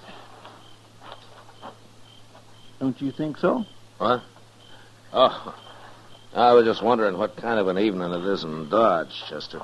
Oh, if there was any real trouble, somebody would have rode out and told you. Yeah, I suppose so. It's been 2 days now. Oh, we better get back tomorrow. That'll suit me fine. I swear we've rode 1,000 miles over this ranch, and all for nothing, as far as I can tell. Yeah, maybe. Why don't you come sit in the porch, you two? Oh, we're just walking our supper off a little bit, Dolph. Yeah, I've been in the saddle so much the last 2 days, I need to stand. Suit yourselves. Dolph, from what the men tell me, you've lost only about 100 head of calves altogether. I had the impression that it was a lot more than that. I won't put up with one calf being stolen from me, Marshal. I'm an honest man, and I work hard. And if a neighbor or stranger needs help, I'll give it to him gladly. But I'll kill the man that steals. Well, I wish you'd do one thing for me, Dolph. What's that? The next time you lose any stock, send word to me before you turn this outfit into an armed camp. Well, Marshal, if it was anybody else, I'd tell him to mind his own business. But, I'll do it. Thank you, Dolph. Oh, by the way, we're going to be riding back to Dodge tomorrow. All right. But I won't give you more than a couple of days next time. Well, that's better than nothing, Dolph.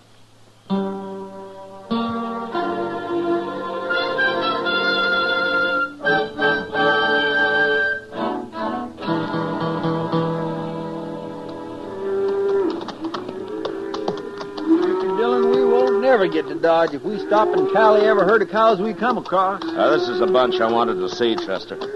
We'll travel as the crow flies from here in. Come on.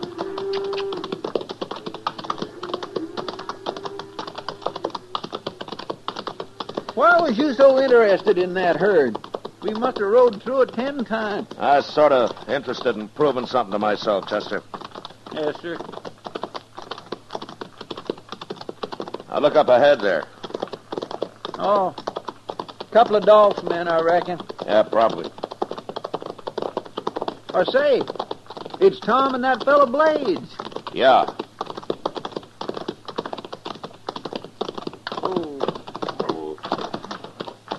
Where's my old man, Marshal? We left him at the ranch, Tom. We're going back to Dodge. Empty-handed, huh? Not quite. What do you mean, not quite? Well, Blades will tell you. I just looked over that bunch of stock back there. Sure. We gathered them yesterday. Now we're going to do a little branding. You better. We'd better? You ain't bossing us, Marshal. Just get them branded, Tom. All of them. Of course we'll get them branded. See that you do. Come on, Chester. Yes, sir.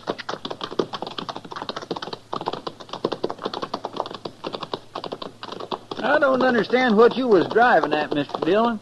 That's the same herd those two were working the day we rode by here with Dolph, Chester.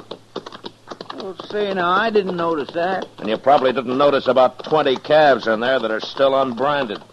What do you mean? Tom Vickers and his friend Blades are thieves, Chester. And probably murderers to boot.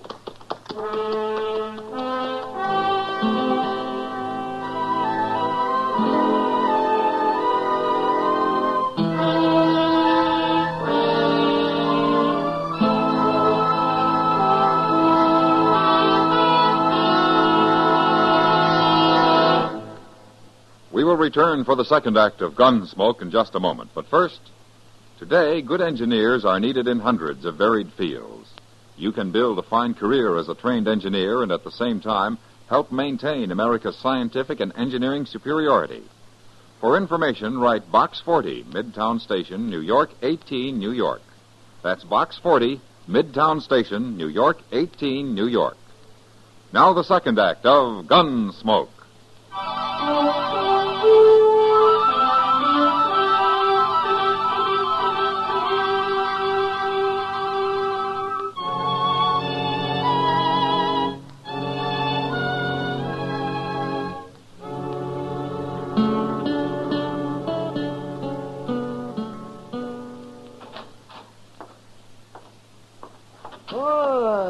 Chester, there you are, my boy. Where's Matt? Oh, he'll be back in a minute, Doc. Sit down. Oh, don't mind if I do. Say, he told me about Dolph Vickers' son last night. You know, the only thing I can't figure, Doc, is why he don't tell Dolph. Oh, he's got his reasons, I expect. But I didn't come here to gossip. Have either of you had supper yet? I had early tonight. But Mr. Dillon probably go with you. Yeah. There's Good evening, Doc. You look hungry. You look worried. Dolph Vickers' boy? Yeah. Sooner or later, I'm going to have to arrest him, Doc. I've been trying to figure some way to do it without breaking the old man's heart. Oh, I don't suppose there is any other way, Matt. And if there is, I haven't thought of it. Somebody out back, Mr. Dillon. No, stay where you are, Chester. I'll see who it is. I'll be right with you, Doc. Sure, Matt. You're going to starve to death waiting for somebody to eat with around here, Doc. Oh, why, fasting's good for Manchester. And a little of it wouldn't hurt you. Oh. Seems to me I spent my entire youth fasting, Doc. I won't never make up for it. Uh-oh. What's that? I don't know, but I better go see.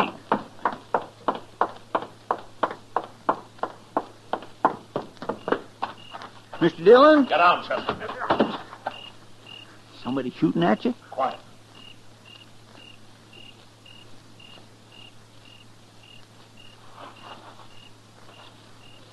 It's okay, Chester. They've gone. Somebody was shooting at you. Yeah. After they knocked on the door, they ran out behind that far shed there. Mighty poor shooting. Well, ain't we going after them? Now, they had horses hidden there. I heard them ride off. Well, I'll go buy a couple from the rail. No, let them go, Chester. Hey, but Mr. Dillon, they tried to ambush you. I know, but I'd prefer not to shoot them. Especially Tom Vickers. Tom? We'll ride out to the ranch tomorrow, Chester. Maybe we can bring him in without a fight. Anyway, it's worth a try. For Dolph's sake.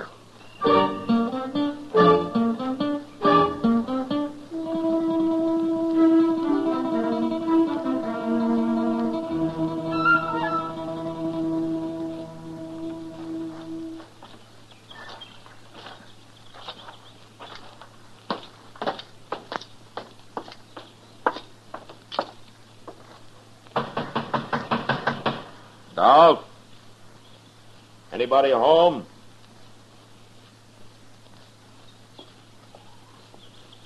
Here comes somebody. Oh. Hello, Marshal. Hello, Dolph. Chester. Hello, Dolph. Come on in. Come on in. Thank you. Where are you going, Tom? Ain't you going to say hello? I got work to do. What kind of manners is that? There's no use running away, Tom. You wouldn't get far. What? Now, come on back and sit down, huh? You do a lot of ordering around, don't you, Marshal? Sometimes I do. What's the matter between you, anyway? Be better if you told him, Tom. I don't know what you're talking about. All right. Did you brand those calves the other day? What calves? Wait a minute, Dolph. Did you, Tom? Of course we did. You willing to ride out there with us and prove it? I ain't riding nowhere. I've had enough of this. You tell me what you're talking about. Tom? Maybe you better tell me, Marshal. Well, Dolph, you remember the herd Tom and Blades were working the day we rode out here with you? Of course I do. Well, I saw that same herd on the way back to Dodge. There were still about 20 unbranded calves in it. Say it out, Marshal. I ran into Tom and Blades just beyond, and I told them to be sure and brand those calves. Go on. So they knew I was on to them. On to what? Dolph, I'm willing to bet everything I got that if we find that herd, those calves are either still unbranded or missing. What makes you so sure? Tom refuses to ride out there with us. What you're saying is mighty serious, Marshal. I hope you won't regret it. Come on, Tom. We'll go see them calves. No. We're going out there, I said. I ain't going. You'll do what I tell you. Not this time. We're going if I have to knock you down and tie you onto your horse. And you know I'll do it. Yeah, you would. Them calves ain't there.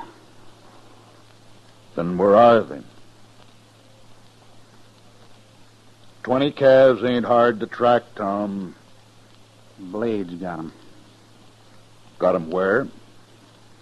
Up a little spring. You don't have to say it. I know a little spring ain't on this ranch. Go on. There are 3 other men up there. You don't know 'em. They're holding over 100 head by now. Tom. You gonna charge your own son for stealing from you? Are you? Tom, you and Blades killed that stranger to help you cover up all this, didn't you? It's too bad we didn't kill you, Marshal. What's that? They tried to ambush me in Dodge last night, Dolph. My own son. A murderer. And a thief. Tom, come into the other room with me. You'll excuse us, gentlemen.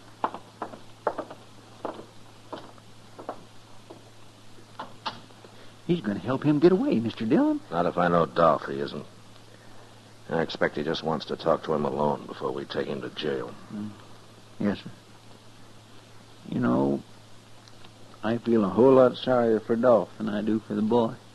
I guess you should. Mr. Dillon. It's all right, Marshal.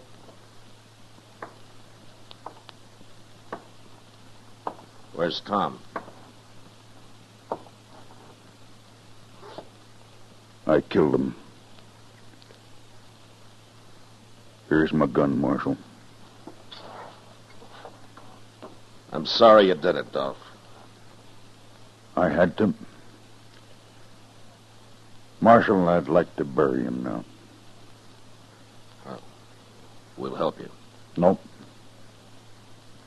I'll bury my own dead. Then I'll ride into jail with you. All right. You'll get my calves back? I'll pick up a posse when we get to Dodge. The boy was my responsibility, Marshal. You understand that. What you did was wrong, Dolph. You can wait here in the cool of the house. I'll be back. We'll wait.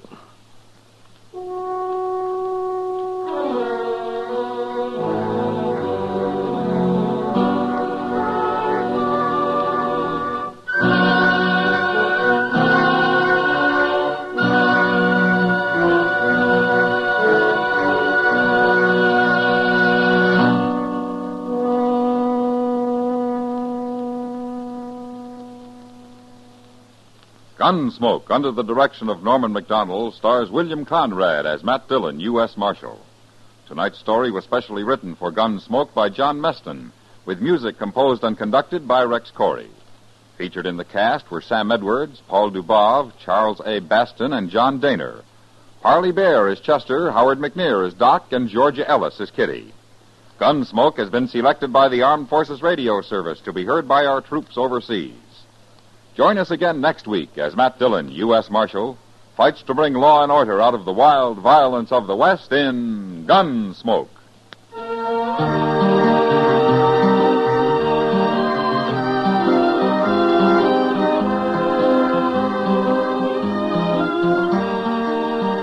Tomorrow, don't miss The High Mountain, a hard-hitting documentary report on the progress and problems of 15 million Negro Americans.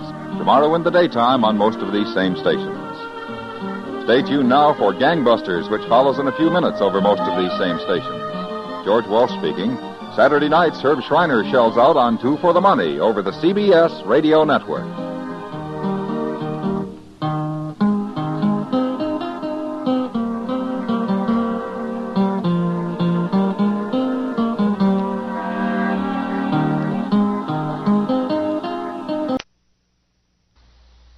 Now, Sugar Crinkles, the sugar rice treat that's just right sweet, is proud to present Gunsmoke.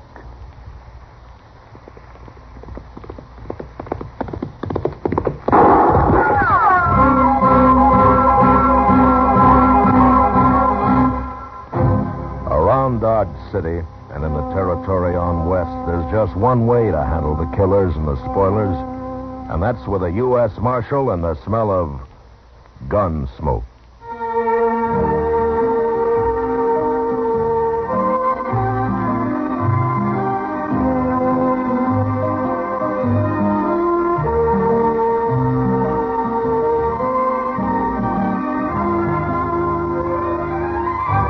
Gunsmoke, the story of the violence that moved west with young America. The story of a man who moved with it. Matt Dillon, United States Marshal. Say, if there ever was a cereal designed to boost a family's breakfast morale, it's new Sugar Crinkles. Why, that sugar rice treat that's just right sweet makes breakfast more fun than a circus. Come breakfast time, just pour on milk, and you've got a breakfast main dish as you like it. Those golden nuggets of sugar-coated rice we call Sugar Crinkles are really special. Not too sweet, the way some sugar-coated cereals seem to be, and not like others that don't seem sweet enough. Sugar Crinkles really are the sugar rice treat that's just right sweet.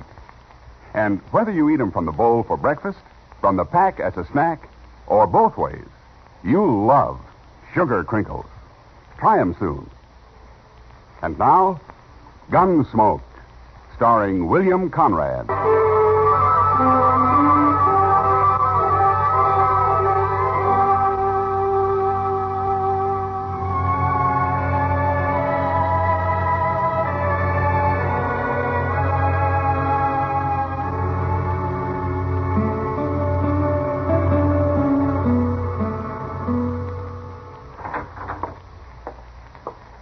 I got the mail, Mr. Dillon. Oh?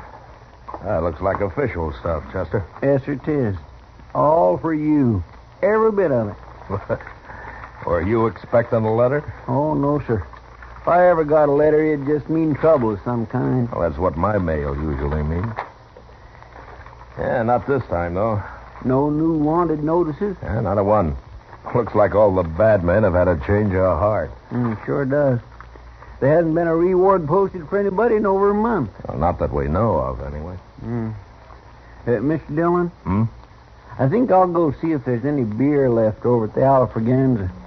You join me? No thanks, Chester. Okay, sir. I'll see you later. Yeah, sure.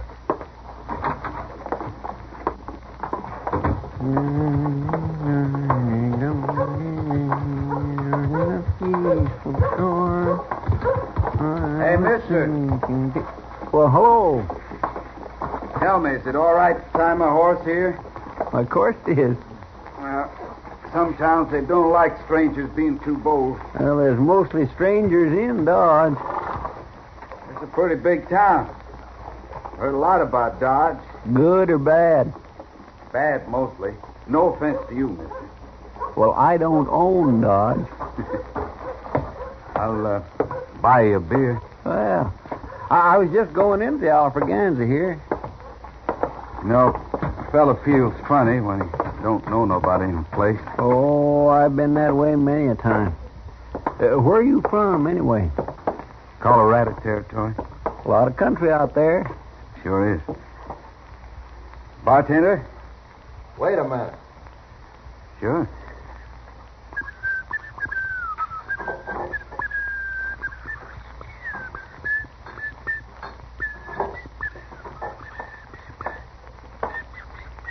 Hello, Chester. Oh, Sam. Now, what'll it be, stranger? We'd like 2 beers, please. You must be buying. Yeah, I am. Why? Well, you don't look like you got any more than the price of 2 beers on you. Oh, don't mind Sam, mister. He gets spells like this. That's all right. It's all right, he says. And if it wasn't all right... Oh, leave him alone. Well, Sam, I my hate these gracious. saddle bums that ride 100 miles to a fine saloon and then order a glass of beer. One thing I'll say for the Texans, they may cause a little trouble now and then, but they drink right. Well, I don't take whiskey myself, but I'll buy you one, mister. Oh, beer's good enough for me. Sam, you stay up too late nights. It sours you. It'd sour anybody. Waiting on a lot of riffraff. Hey, Sam.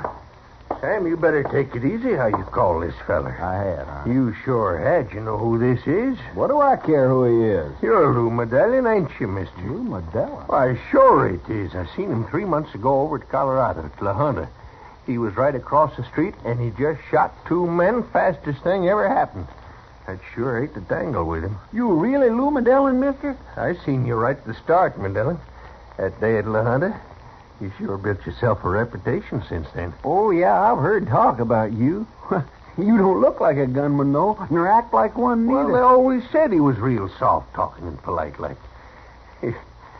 I'm proud to know you, Medellin. My name is Casey. How do you do, Mr. Casey? Mr. Casey. Imagine Lou Medellin calling me Mr. Casey. Say, I sure would like to buy you a drink. No, wait a minute, Casey. I sort of owe this man an apology. The drinks will be on the house, okay?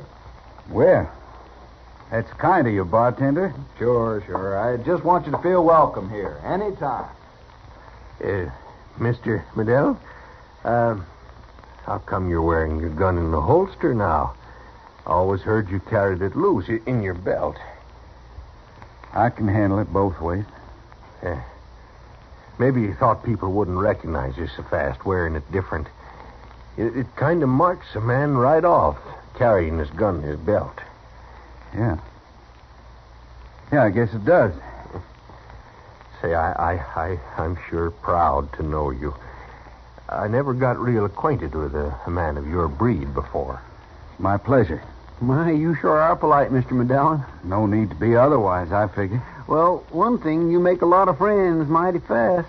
But then I guess that's easy for a man like you. Sometimes it is. Well, let's move over to the table, gentlemen. We'll have our beer there. Sam, Mr. Medellin wants the drinks brought to a table. You bet. Be right there.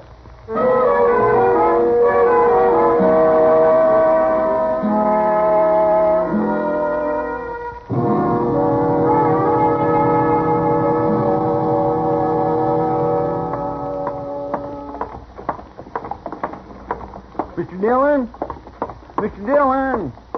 Yeah, what is it, Chester? Say, I've been looking all over for you. Oh, trouble? No, sir, but there sure could be. Did you ever hear of Lou Medellin? Is he in town? Yes, sir. He was right in the Alafraganda there about an hour ago. I had a beer with him. Well, what's he doing in Dodge? You find that out? Well, he didn't say, Mr. Dillon, but he is about the nicest, politest fella you ever met. All I've heard about him is he started killing people a few months ago up in Colorado territory. Yes, sir. He's a gunman, all right. Casey saw him in a fight in La Junta. He's with him right now. Casey's a fool, Chester. Don't you be. No, sir. It's just that I never met nobody like him. Oh, he's so quiet and easygoing. Sure. I think I'll have a talk with him, Chester. Come on. Say, you think he's here looking for trouble, Mr. Dillon? Man like that's always looking for trouble. Well, yes, sir, I guess that's true, all right.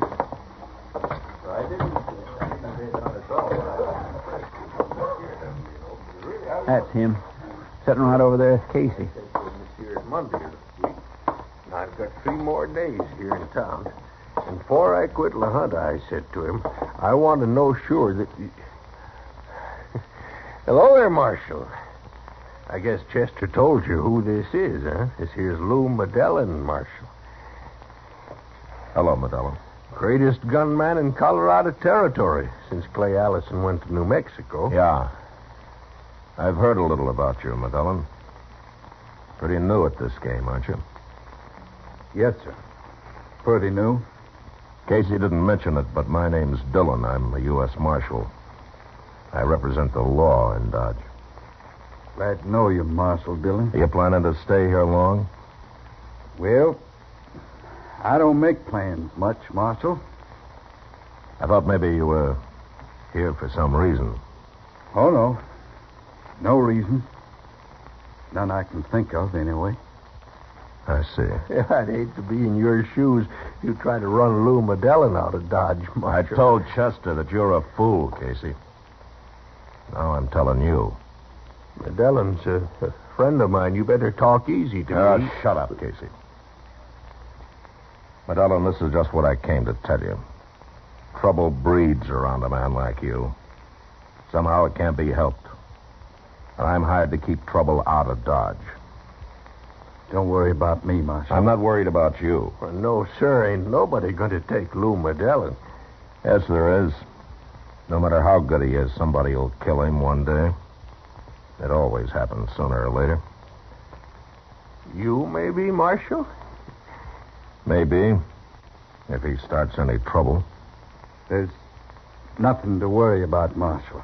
Don't you tell him a man like you ain't afraid of him, Dillon. Tell him. I think he knows that. Don't you, Marshal? I'm an old hand at this game, Dillon.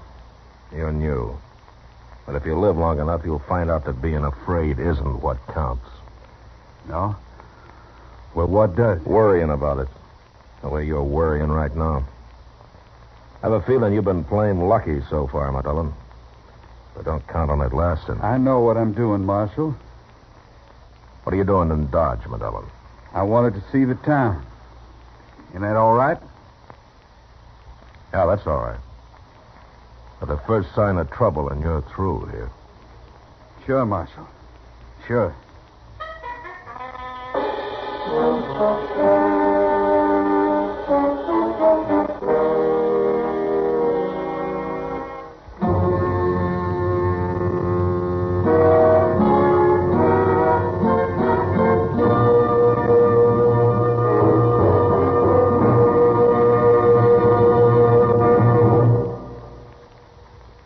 If your family's getting weary of the same old breakfast cereal every morning, time to retire it and introduce them to New Sugar Crinkles.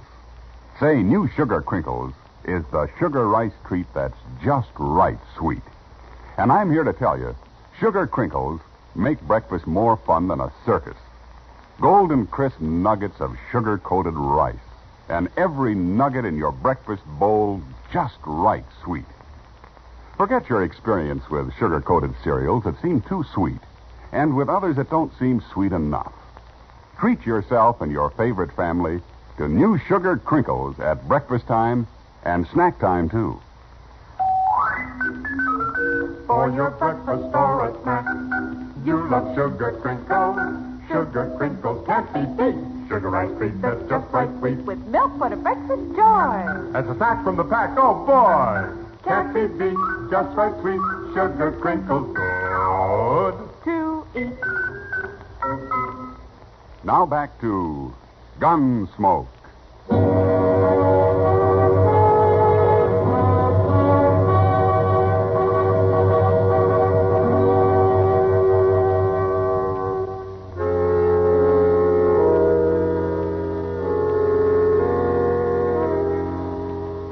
I'd seen a lot of gunmen and killers in my time, and some of them were mighty peculiar people.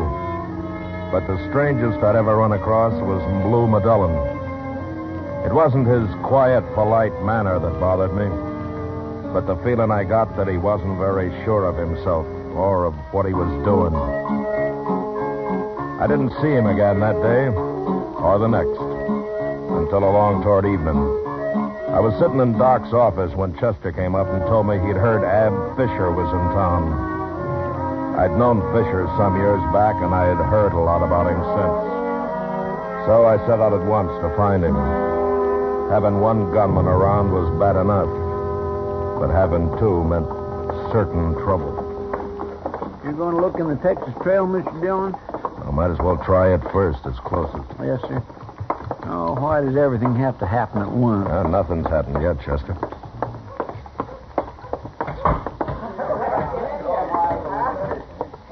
See him? No. Well, there's Lou Dillon over there. Well, he's sitting with Miss Kitty, Mr. Dillon. Yeah. Stay here, Chester, and keep your eyes open, huh? All right, sir. Kitty, I'll tell you what I'll do. Oh, hello, Matt. Hello, Kitty. Dillon. Pull up a chair, Marshal. Oh, thank you. You look worried about something, Matt. Maybe it's because I'm sitting with his girl. You're sitting with me because you got the price of a drink, mister. That's not very nice of you, Kitty. Never mind, Dillon. Tell me, do you know Ab Fisher? Ab Fisher. No, I don't, Marshal. Ever heard of him? Never even heard of him. Good. So long. Goodbye. He's sure worried about something. I know he is. Don't pay any attention to him, Kitty. Have another drink? Where'd you get all the money? You didn't have much last night. Casey over there lent me some, till mine gets here. I've heard that story before, too. Who's this? Never saw him before.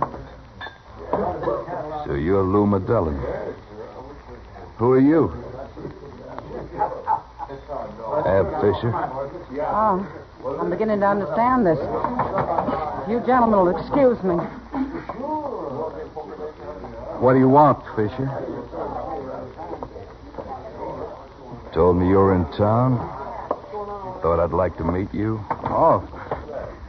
Well, I'm glad to know you. I heard about you in Denver. Oh, sure. They say you're pretty fast. Yeah, I guess I am. But, Dillon, it makes me uncomfortable to be around a man who thinks he's better than I am. Huh. Don't feel that way. Here, I'll buy you a drink. Put your money on the table. All right. There it is.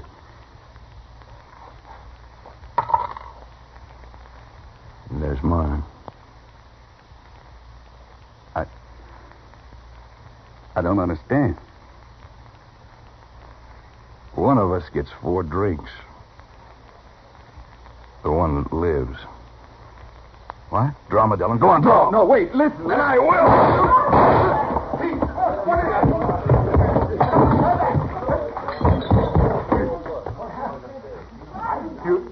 You killed him. You killed Lou Dillon. Yeah, did you? But he didn't even draw. He never even tried. He had his chance. If he lives, I'll give him another one. Anytime. Right now, I'm going to have me 4 quick drinks. Hold it, Ab. Matt Dillon. Well, so it is. Don't try anything. Why should I, Matt? You're under arrest, Ab. What for? For killing Lou Dillon. They say you drew first. He was kind of pokey about it, and I had to. But you can't arrest me, Matt. It's murder, Ab. Guess you haven't heard. Lou Dillon's got a price on his head. He's wanted in Denver for shooting a few citizens while he was robbing a bank. Dead or alive, Matt. I'll get $1,000 for this. Is that true? Yeah, it's true. You're no good anymore, Ab, but at least you never tried to lie your way out of anything I know of. If it wasn't true, Matt, I'd have tried to shoot you. I'll telegraph about it. But meanwhile, you'll have to sleep in jail. Sure, Matt. Save me the price of a room. Oh, Casey, don't stand there. Get Dillon over to Doc's.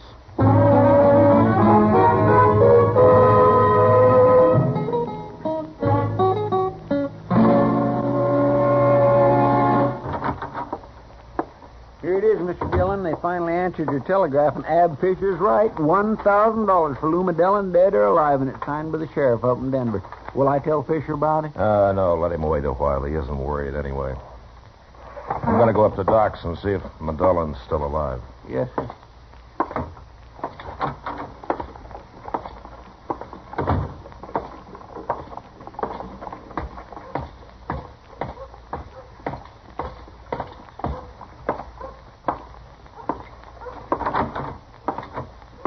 How is he, Doc?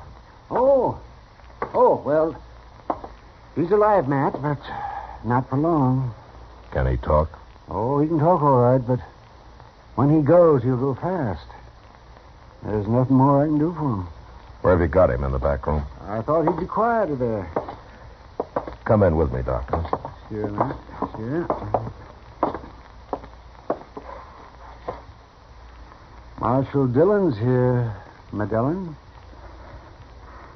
Hello, Marshal. How you feeling, Dillon? poorly. I ain't going to make it, Marshal. That fella shot me up bad. Yeah. Matt Dillon, I want to ask you something about last night. Oh. Then you found out? No, I haven't found out, but maybe you'll tell me. Why didn't you draw on Ab Fisher? I was too scared, like you said. I tried to tell him about everything, but he shot me before I could talk. And that doesn't make sense. How could you have killed all the men they say you have acting the way you do? Marshal, I never killed a man in my life. What? No, sir.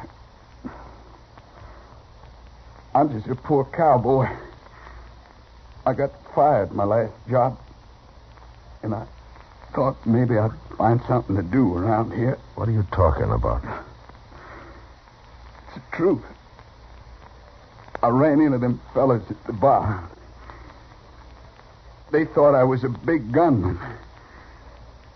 And they gave me a lot of respect, Marshal. I never had no respect before. From nobody.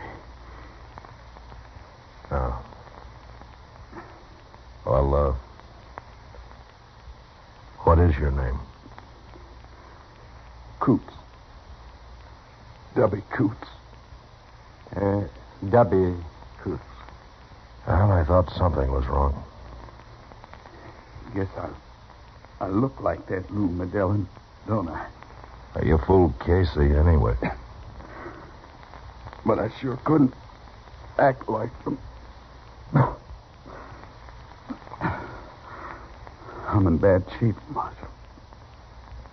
I'm sorry, Coots. It's all right. First time in my life I got any respect. Very first...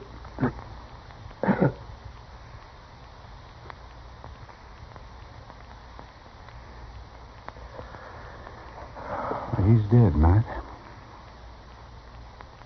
W. Coots, huh? Poor devil. Yes, it's kind of sad, Matt. Yeah. It's going to be kind of sad for Ab Fisher, too.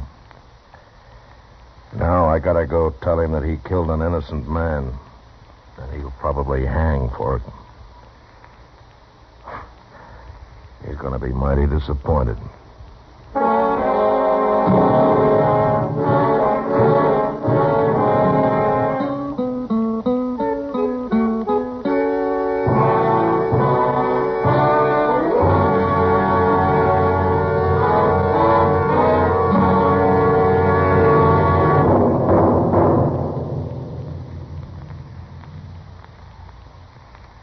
In just a moment, we'll tell you about next week's adventure on Gunsmoke. If you want to be a real good scout, Mom, tell you what to do. See that your whole tribe sits down to Post Toasties for breakfast in the morning. What a way to start the day for every big and little Indian in your wigwam. You see, Post Toasties are heap good cornflakes, spankin' fresh, crisp, with that sweet kernel corn flavor toasted right in. It's a feather in your cap to serve 'em.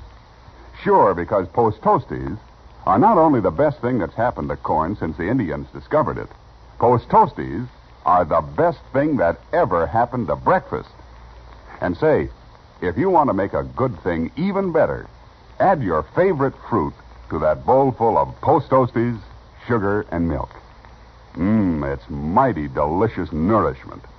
Get Post Toasties, the heap good cornflakes, next time you shop.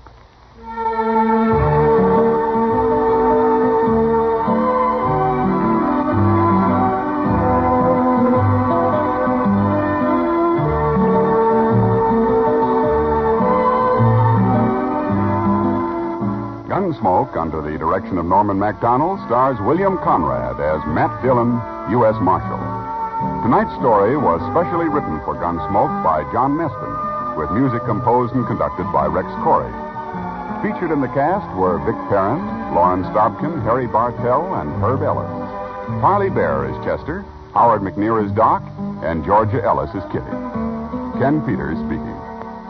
Join us again next week as Matt Dillon, U.S. Marshal, fights to bring law and order out of the wild violence of the West in Gunsmoke.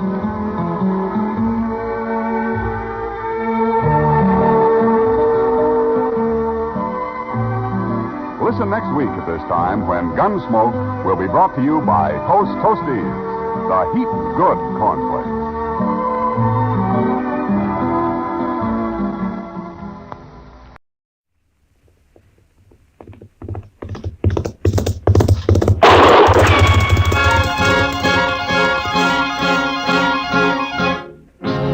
Around Dodge City and in the territory on West, there's just one way to handle the killers and the spoilers, and that's with a U.S. Marshal and the smell of gun smoke.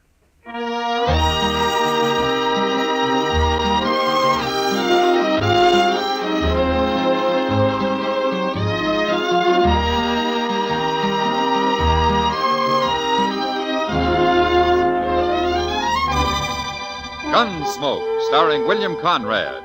The story of the violence that moved west with young America. The story of a man who moved with it. Matt Dillon, United States Marshal.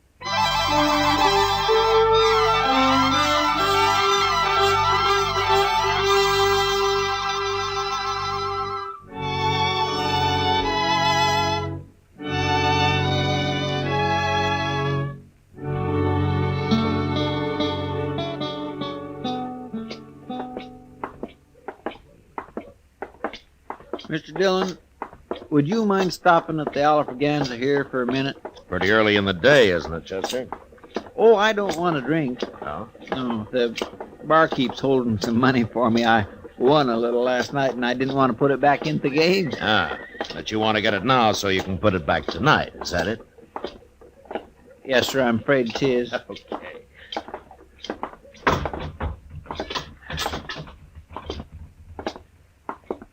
Mike? Come for your money, Chester? Yep. Hello there, Marshal Dillon. How are you, Mike? Well, here you are, Chester. 3, 4, 5, 6. Thanks, Mike. Here. Buy yourself a drink. Yeah, I sure will. See you tonight, Chester. Sure. Excuse me. Yeah. I heard the bartender call you Marshal Dillon. Well, that's right. I got something to tell you, Marshal. Go ahead. It's important. Okay. You're going to die, Marshal. Who are you, mister? Wilbur Hawkins. I'm a whiskey drummer. First time I've been to Dodge, though. I worked around St. Louis till they sent me out here. Liked it better in St. Louis. There are lots of important people there. Wait a minute. What are you talking about? You're going to die, Marshal. I heard them saying so. You heard who saying so? Well, I don't know their names.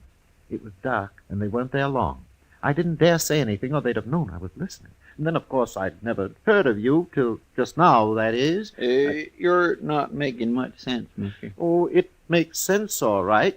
You see, I rode the Santa Fe out here from St. Louis, and one night I was all wrapped up trying to sleep, and these two men came by and stood there in the aisle. One gave the other $300. He said it was to kill Marshal Dillon, but he didn't say where. So, of course, I didn't know till just now. Is that all you know about it, Mr. Hawkins? Yeah, that's all, Marshal. I've done my duty now. I'll be going. Goodbye. Well, what do you make of that, Mr. Dillon? I don't know, Chester. He acts so crazy like I don't know whether to believe him or not. No. But I suppose we'll find out soon enough.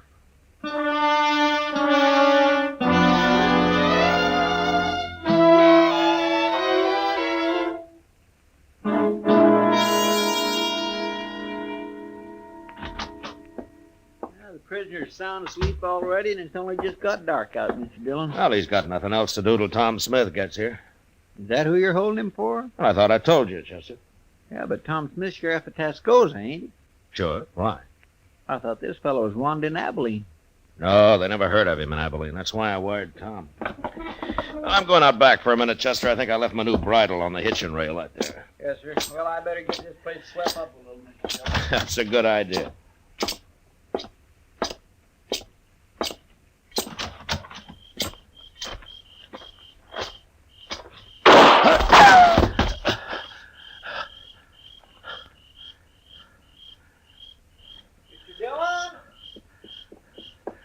Stay there, Chester. Stay there. Mr. Dillon, you've been shot. Well, I was trying to play possum, Chester. I wanted to get him to come up where I could see him. Oh. But he's gone now. You scared him away. He ran down the alley there. Oh, he'll be lost in the crowd, but now... Oh, I'm sorry. Well, it doesn't matter, Chester. What? He probably thinks I'm dead. So I'll just go on playing possum. How do you mean? Come on, let's go up to Doc's office. I'll tell you there.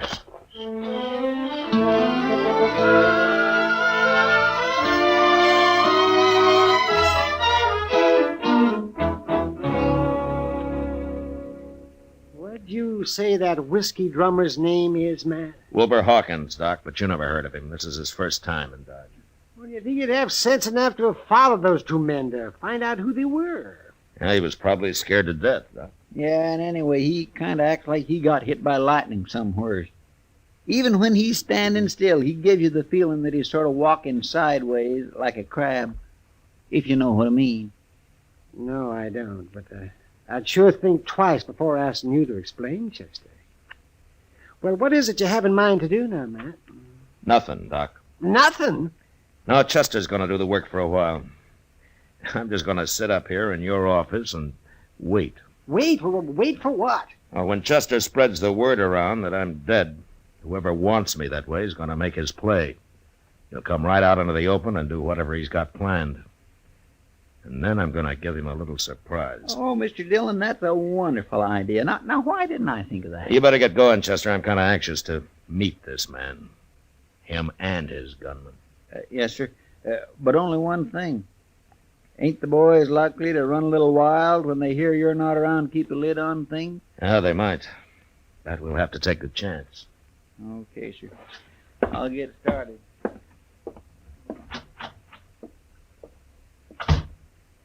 Well, I kind of think Chester's right, Matt. There's a lot of men in Dodge who are just waiting for an excuse like this. If it gets too bad, I'll just have to come to life again. Tell me something, Doc. What are you going to do to entertain me while I'm waiting up here, huh? Say, I never thought about that. I suppose I got to feed you, too. You'd be a mighty poor host if you didn't. Well, how long do you figure on staying here, anyway? I don't know, Doc, but I don't think it'll be very long. You want to play a little cribbage, or would you rather fix supper first? Well, you're the first dead man I ever saw with an appetite. Well, I'll go get the cribbage board, but I'm making no promises about supper.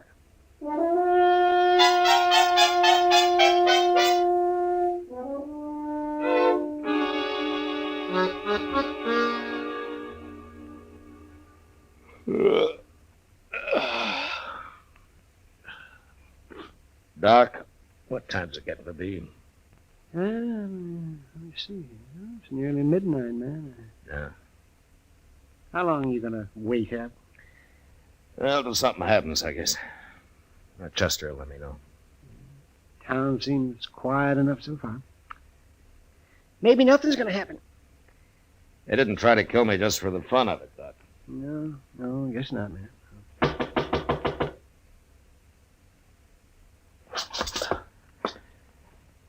All right, answer it, Doc. After I get to the back room. Maybe it's a patient. I'll be holding a gun on him anyway. I'm coming. Kitty, what are you doing here this time of night? I might tell you if you ask me in, Doc. Well, of course. Come in. Where's the corpse, Doc? What's that? The body. I expected to find him all laid out. Oh, you mean Matt? You, don't seem too upset about the corpse, Kitty. Oh, all that talk didn't fool me. Just didn't make sense, Chester, running around telling everybody you've been killed. No, why not? I know Chester too well. If you were dead, he wouldn't be acting like that. No, I guess he wouldn't. Where is he, anyway? I haven't seen him for a couple of hours, but most everybody else believes it, Matt. Now they do, huh? Mm-hmm. Good. I don't know what you're up to, but I figure someone's been trying to kill you. Is that right? Yeah?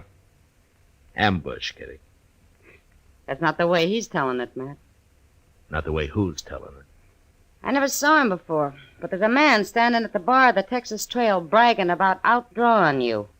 You mean he's admitting he killed me? I kind of thought you'd like to know. That's him, Matt. This is what you've been waiting for. Is there anybody with him, Kitty? No, he's alone as far as I know. Anyway, you better come to life again, Matt. There's going to be trouble if you don't. There hasn't been any trouble yet, has there? No, but they're working themselves up to it. Yeah. Well, maybe I better not wait any longer. But I'd like to take that gunman's employer along with me, though. You can find out who it is, Matt. Beat it out of him. You better come with me, Kitty, so you can point this man out. Yeah. And you take cover in case he wants to fight. Any man who's coward enough to shoot you in the dark isn't going to face you now, Matt. Yeah, maybe not, Doc, but you never know.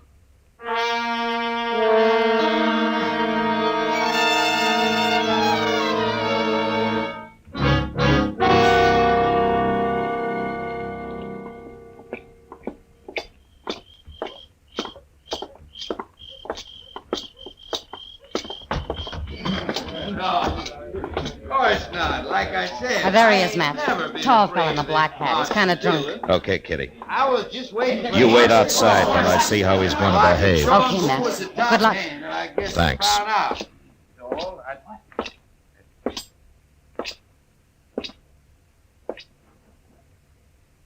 I'm Marshal Dillon, mister. Oh, Who are you? I'm Tom Rogers. I thought you was dead, Marshal.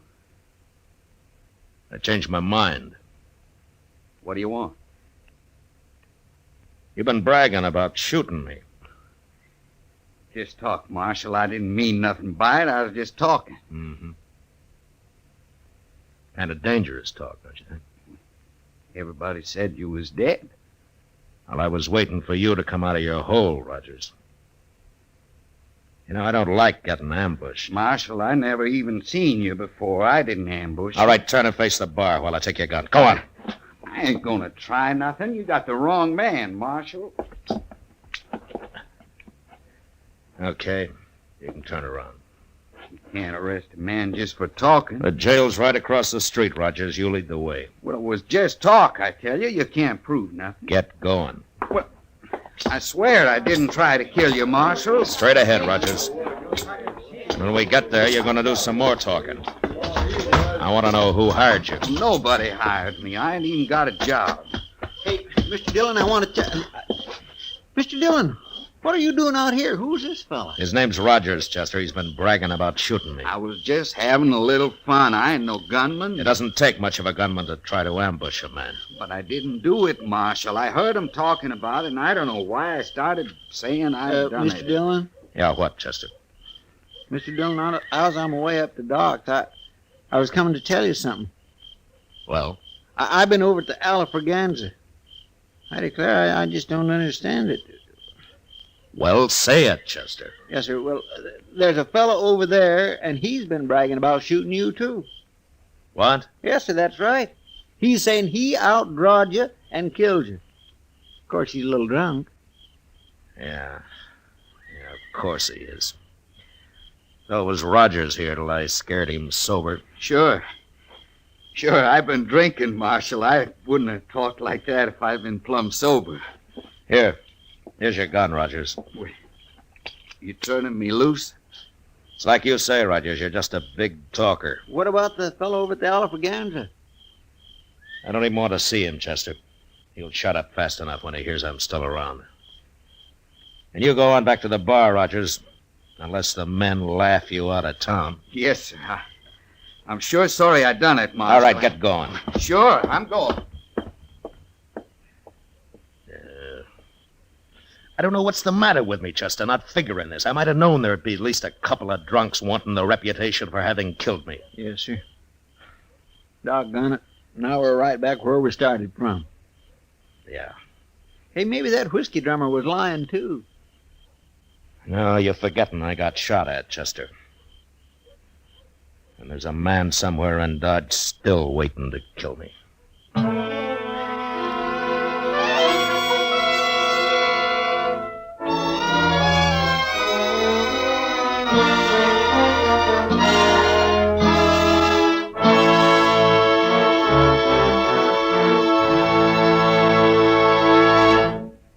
We will return for the second act of Gunsmoke in just a moment. But first, this Monday night on most of these same CBS radio stations, hear Ida Lupino and Edmund O'Brien in the stirring screenplay adaptation of The Star on the Lux Radio Theater. It's a hard-hitting drama about a has-been who attempts a comeback in a juvenile role. This will be Lux Radio Theater, drama at its best, Monday night at the Star's address. Now the second act of Gunsmoke.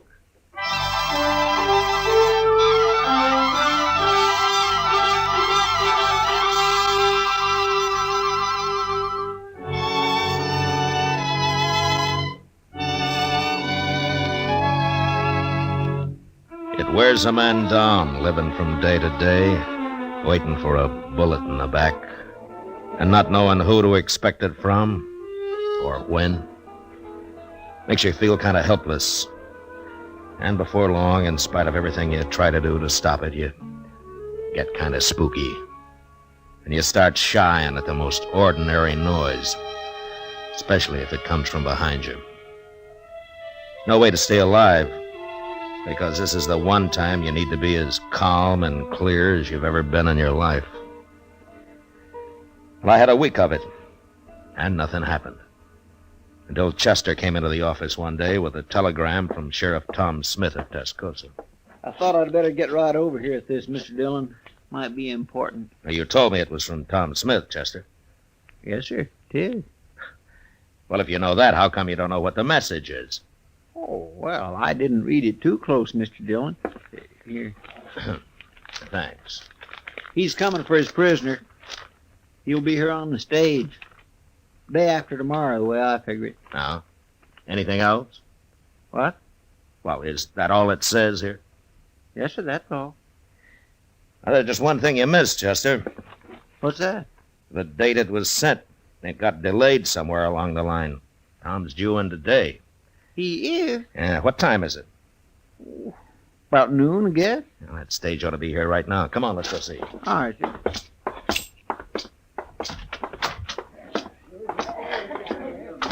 Well, there it is, Mr. Dillon. Must pulled in just a minute ago. I don't see no passengers, though.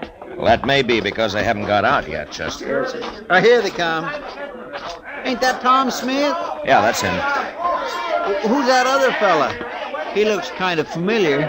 Now, that's Wilbur Hawkins, Chester, that little whiskey drummer. Oh, yes. Well, now, I've been wondering where he's been. Matt Dillon. Hello, Tom. Hey, how are you, Matt? Hello, Chester. Hello, Mr. Smith. Well, I'm sure glad that trip's over. Next time I'll come horseback. Now, the stage is easier when you're taking a prisoner back, though. Yeah, I guess you're right at that, Matt. And I hope you still got him. I'd hate to make this trip for nothing. Oh, he's there. Anytime you want him. Hey, where's Wilbur Hawkins going? Ain't he even going to say hello? You know that little fellow? Oh, yeah, we know him. He told me he's staying at the Dodge house. Crazy talkingest man I ever run into. I told him, Hawkins, if you tried thinking a little first, you might make a whole lot more sense a whole lot faster. Well, he means well, Tom. Maybe. But he tells some mighty strange stories. Oh, what do you mean? Well, of course it could be true, but he told me he heard a couple of men in a bar talking about me. He didn't know who they meant till I introduced myself on the stage and he recognized my name. Well, what are you looking like that for, man? No. Go ahead, Tom. What did Hawkins hear? Well, he said this one fellow was going to give the other fellow $300 to shoot me. Ain't that the darndest thing? Yeah, that sure is. I don't know, Matt. There's a lot of men that'd like to kill me, but I don't believe they'd be standing around talking about it that way. I kind of think he made it all up. No, he didn't make it up, Tom. Not quite. Huh? You know something about this? You mean someone is out to shoot me? Yeah. Who? I'll tell you about it on the way over to the Dodge House.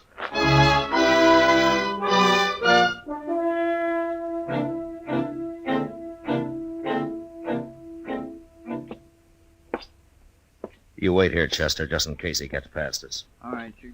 He ain't gonna get past us. But I can't figure, Matt. Why Hawkins would want to kill you and me. Now, that doesn't make much sense, Tom.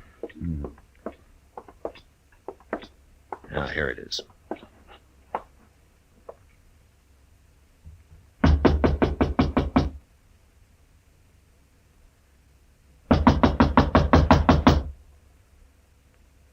Who is it? It's Tom Smith and Matt Dillon, Hawkins. What are you doing here? We want to talk to you. Open up, Hawkins. Tom, get out of the way. Yeah.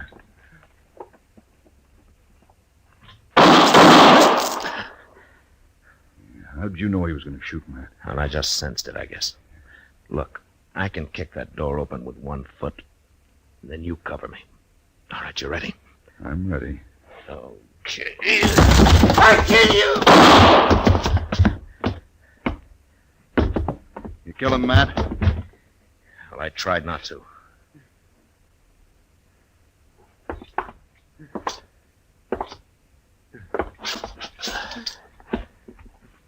Hawkins. You hit me. Now, I'm going to die. I had to shoot, Hawkins. But why did you want to kill us? Smith and me. A lot of people want to. I hear them saying. Nobody said nothing. You made all that up, Hawkins. You took a shot at me last week, didn't you, Hawkins? Didn't you? No, Dan. I can't kill anybody now. Why? Why did you want to, Hawkins? Tell me. I killed other men. Important men. I told them about it first. And then I killed them. But why, Hawkins? I don't know. I had to. I had to do it. Die.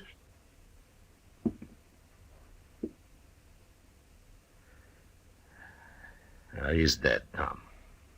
Matt, what the devil was he talking about? I don't know. But it doesn't matter much. I don't understand it. I never saw him before yesterday. Now, Hawkins was a murderer, Tom. The kind that doesn't need any particular reason. Nobody will ever know why he did what he did. Yeah, he was crazy, if you like. Sure was crazy. You think he's done a lot of killing, Matt? Yeah, probably. That's the most dangerous kind of man there is, Tom. A murderer with no reason at all.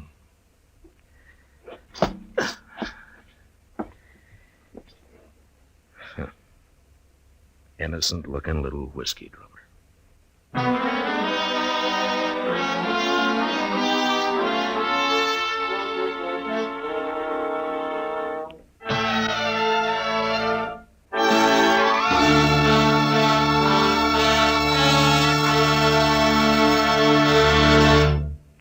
Gunsmoke, under the direction of Norman Macdonald, stars William Conrad as Matt Dillon, U.S. Marshal. Tonight's story was specially written for Gunsmoke by John Meston, with music composed and conducted by Rex Corey. Featured in the cast were Edgar Barrier, John Daner, and Vic Perrin. Harley Bear as Chester, Howard McNear as Doc, and Georgia Ellis as Kitty. Join us again next week as Matt Dillon, U.S. Marshal, fights to bring law and order out of the wild violence of the West in Gunsmoke.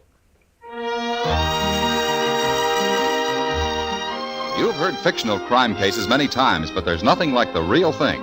We're talking about Night Watch. This Monday night, following the Bob Trout news, you'll be on the scene when a burglar is caught in the act.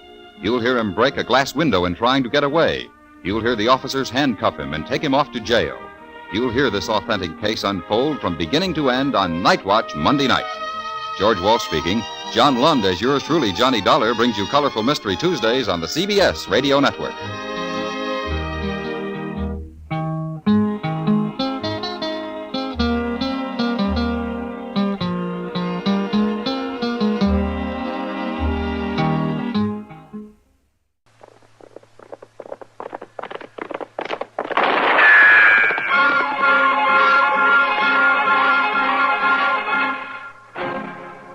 Around Dodge City and in the territory on west, there's just one way to handle the killers and the spoilers, and that's with a U.S. Marshal and the smell of Gunsmoke.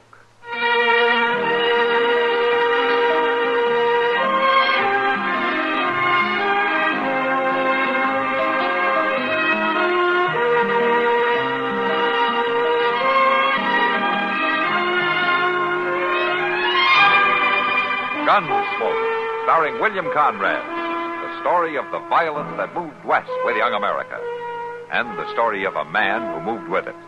I'm that man, Matt Dillon, United States Marshal. The first man they look for and the last they want to meet. It's a chancy job, and it makes a man watchful and a little lonely.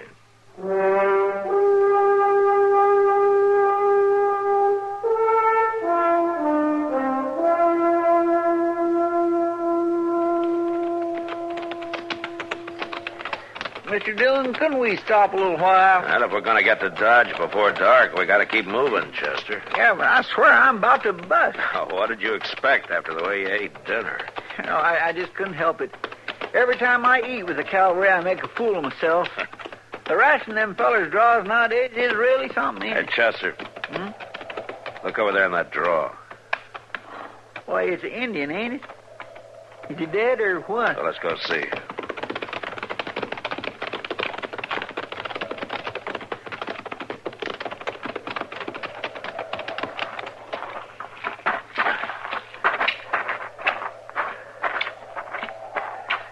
He's dead, all right. And that was an ugly death, too. My goodness, shot in both knees. Yeah.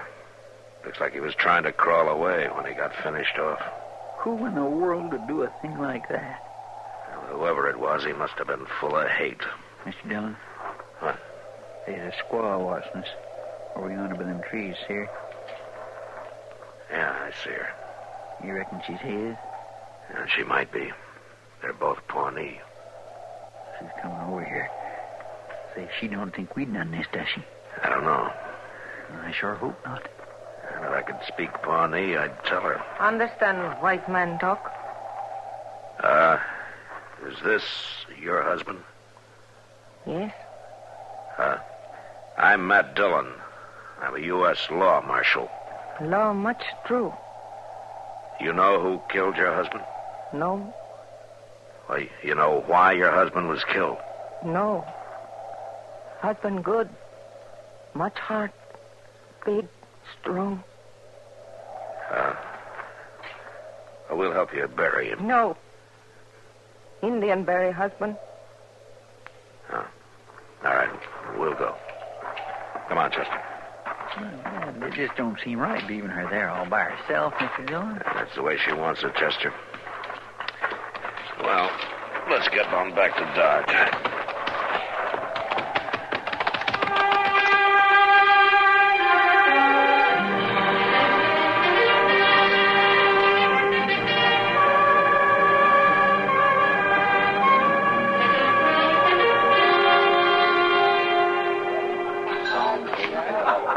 Well, hello, Matt. Hello, Kitty.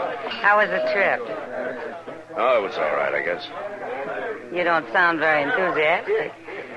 Have a beer and tell me all about it. No, thanks, Kitty. I'm going to go pick up my laundry, and then I'm going to go get some sleep. Evening, kiddies.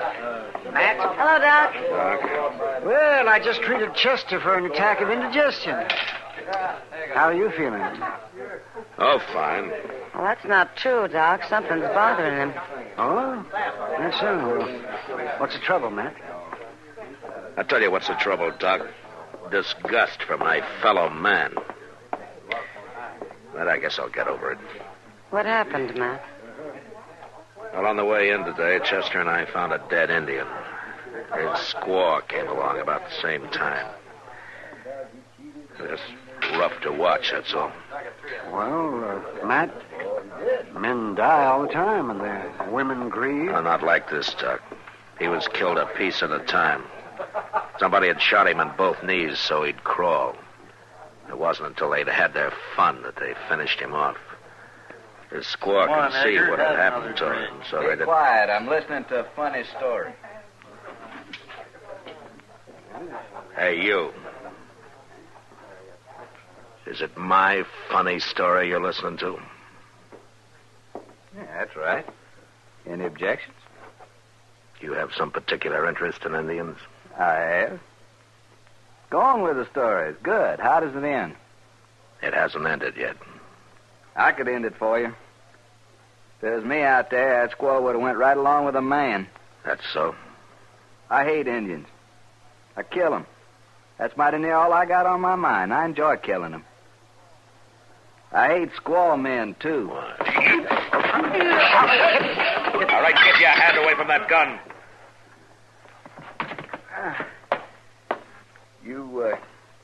You wearing some kind of badge there under that vest? That's right. I'm a U.S. Marshal. And you figure that gives you a right to tell me who I can hate? No. That's your business. But what you do about it is mine. Well, I'm going to go on killing Indians is what I'm going to do about it, Marshal.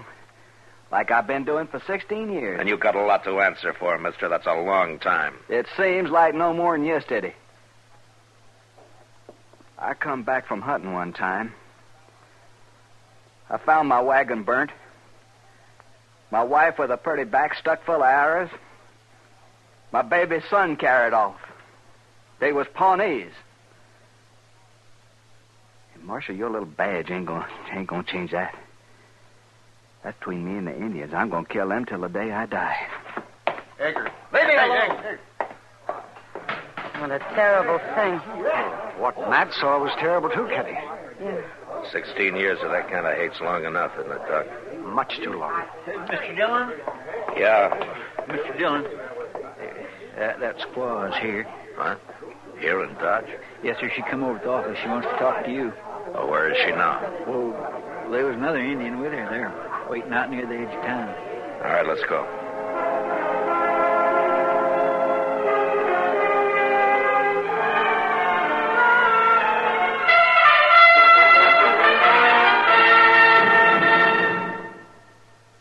Hello, this is Marvin Miller with another page from your American Heritage Scrapbook. The majestic Hudson River, which has cut such a wide path through American fact and fiction, was apparently first discovered by Giovanni da Verrazzano, a Florentine navigator, on April 17, 1524. But the man for whom it was named, Henry Hudson, made the first conclusive exploration of the river during the months of September and October of 1609. Henry Hudson, hoping to find a waterway through North America to the East Indies, sailed his ship, the Half Moon, up the Hudson as far as present-day Troy, New York. In the 1620s, Dutch patroons had established a permanent colony, New Netherlands, along the banks of the Hudson, and New Amsterdam was spreading out from the southern tip of Manhattan Island. It was in 1664 that an English invasion force entered the deep-channeled mouth of the Hudson River and took over control of New Amsterdam from the Dutch. They renamed the city New York. Ships flying the Union Jack cruised the Hudson for more than a century, bringing furs and food supplies to cosmopolitan New York. Control of the Hudson became imperative during the colonial revolution for independence. The British attacked and captured Fort Washington and Fort Lee late in 1776, but their attempt to cut the jugular vein that united New England and the Middle Colonies was unsuccessful. Colonial independence won, peace reigned again over the river Henry Hudson once described as the Great River of the Mountains. Yes, running 306 miles from the summit of Mount Marcy in the Adirondacks to the wide-spreading harbor of New York City, the Hudson River became the lifeline of a new nation, just beginning to explore and develop its natural riches.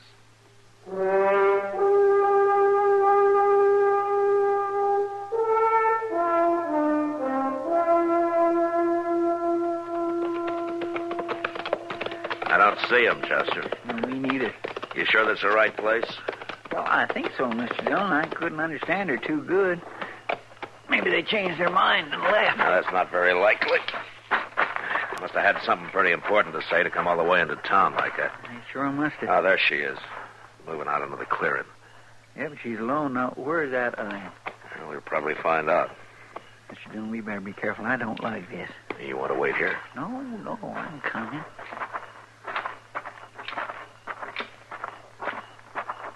We talk. You come alone now. My friend says that there was another Indian. He back there. He little white wolf. Brother. He no make talk. He wait. Is that the one, Chester? Well, I think so. He never come near enough for me to get a real good look at him. Any other Indians here? No other. 3. All go. Leave village. Make new house. Oklahoma. Huh. All right, we talk now. White man kill husband.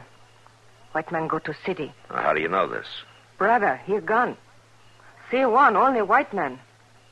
Then go find husband dead. Brother track white man. Go to city. Who is the white man? He wear black hat, spotted shirt.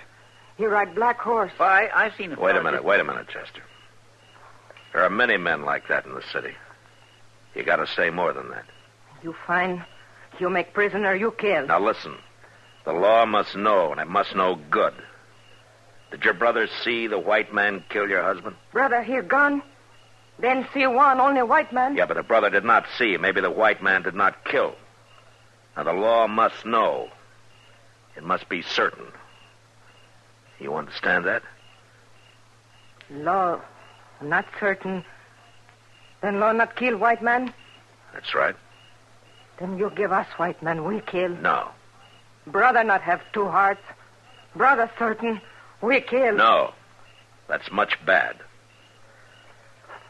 Now, you go to Oklahoma. You make new house. White man big enemy. We no make peace. We wait. We kill. Well, that's sad. Reckon she means it? Yeah, she means it all right. They'll get him.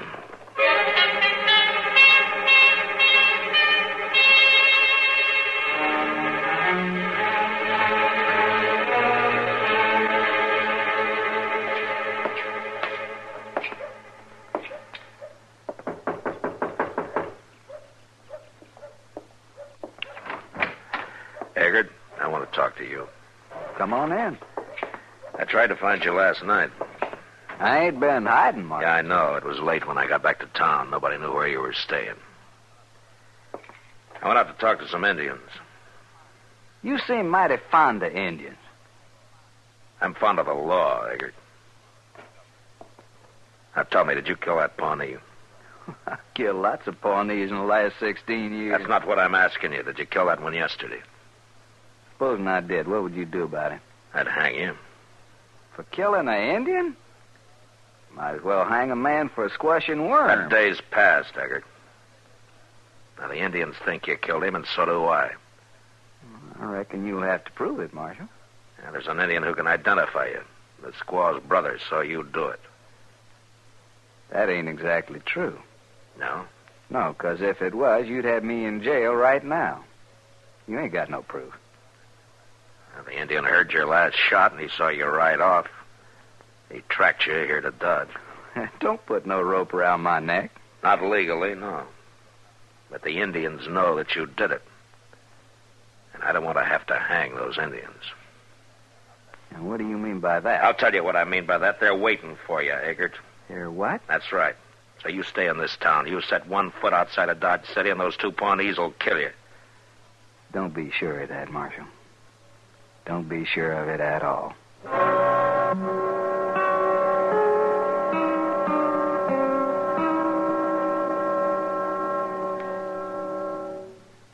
This is Myron J. Bennett, back again with another little-known item of American military history.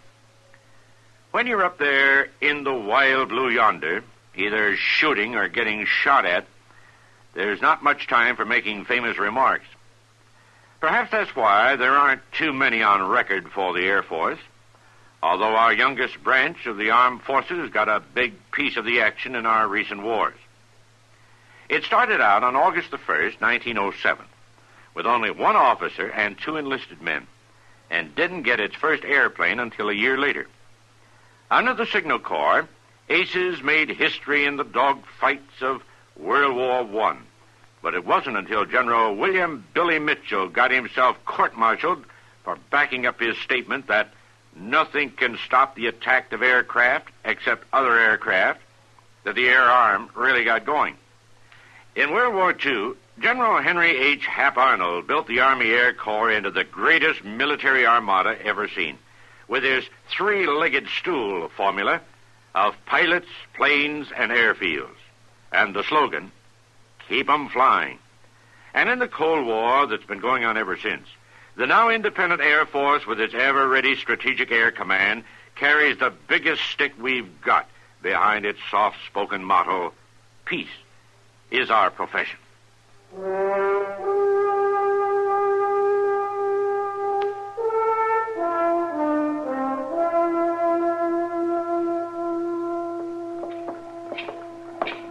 Got time for a cup of coffee, Matt? Yeah, I reckon so, Kitty.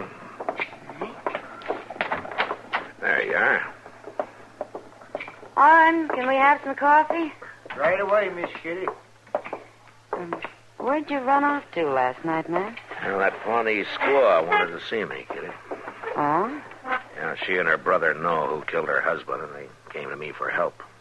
I get them to believe in the law, Matt. That's good. Yeah, it'd be fine if the law could do anything about it. Your coffee? What do you mean, Matt? No legal proof. So the Indians are going to do it in their own way. Who was it? Eggert? That man who lost his wife and baby? Yeah.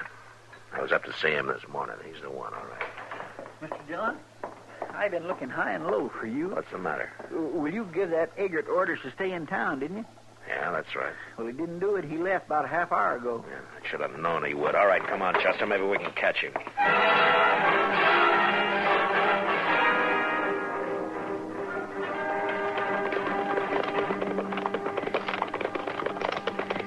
Seems like we ought to have caught up with him, but now, Mr. Dillon. Yeah.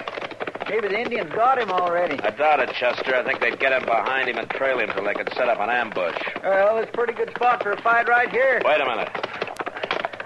There's the squaw over there in those trees. And she's riding up that little gun. Yeah, come on. She's turning. Well, she jumped off. I'll get her. You catch the horse. Yes, sir.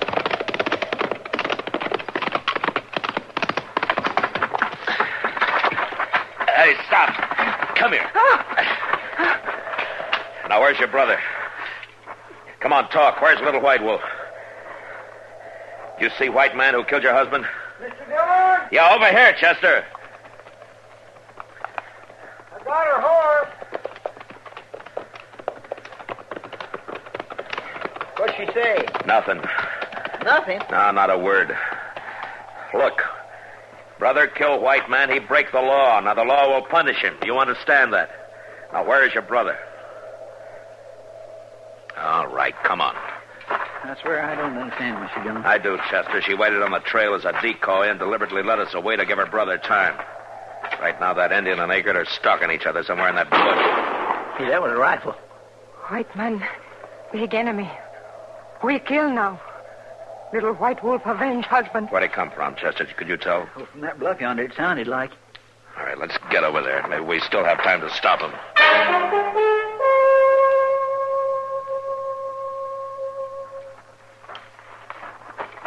Eggert! Eggert! Maybe that Indian got him, Mr. Dillon. Eggert! Here, Marshal.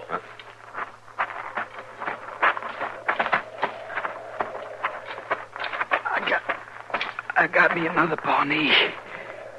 But he got me, too. Where is he, Eggert? Right in them rocks.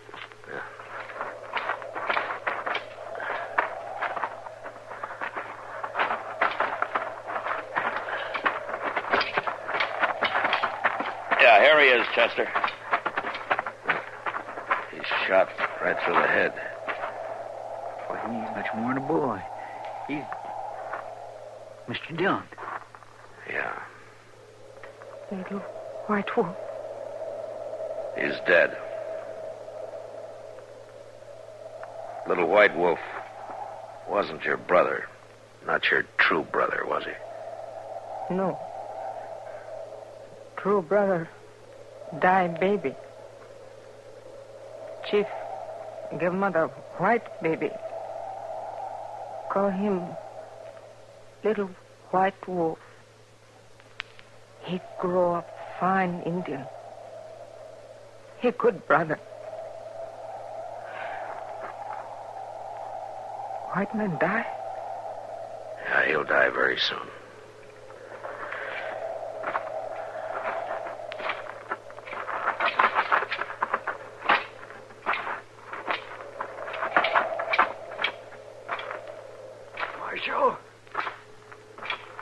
Marshal? Yeah, Egbert. Did I kill him? You killed him. Oh, that's good. You were just a kid. About 18. I'm glad. That's just about right. By now, my own son would have been just about 18. Mm-hmm.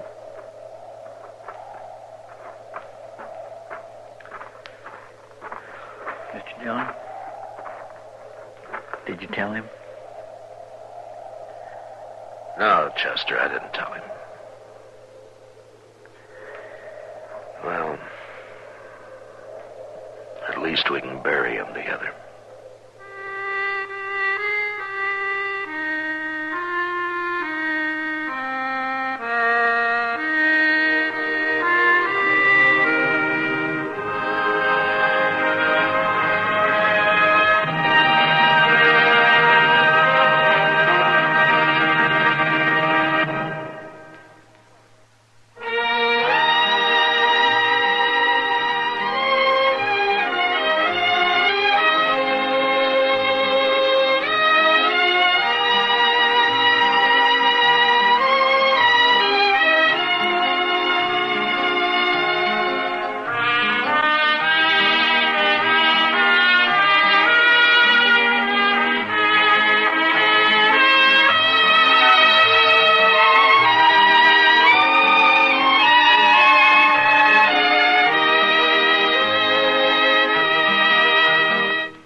Gunsmoke, produced and directed by Norman Macdonald, stars William Conrad as Matt Dillon, U.S. Marshal.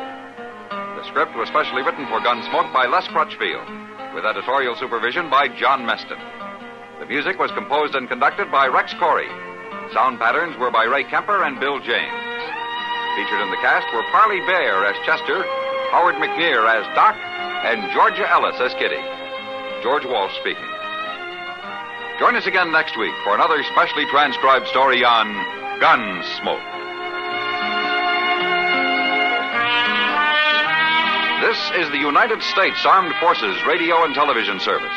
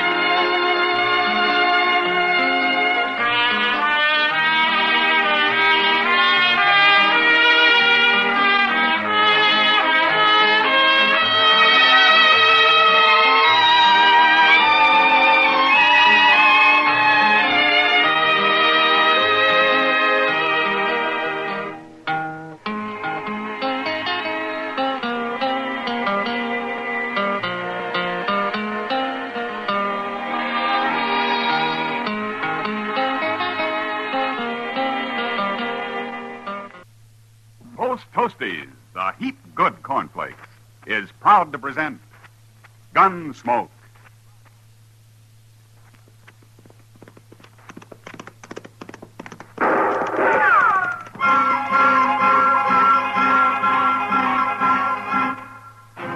Around Dodge City and in the territory on west, there's just one way to handle the killers and the spoilers, And that's with a U.S. Marshal and the smell of gun smoke.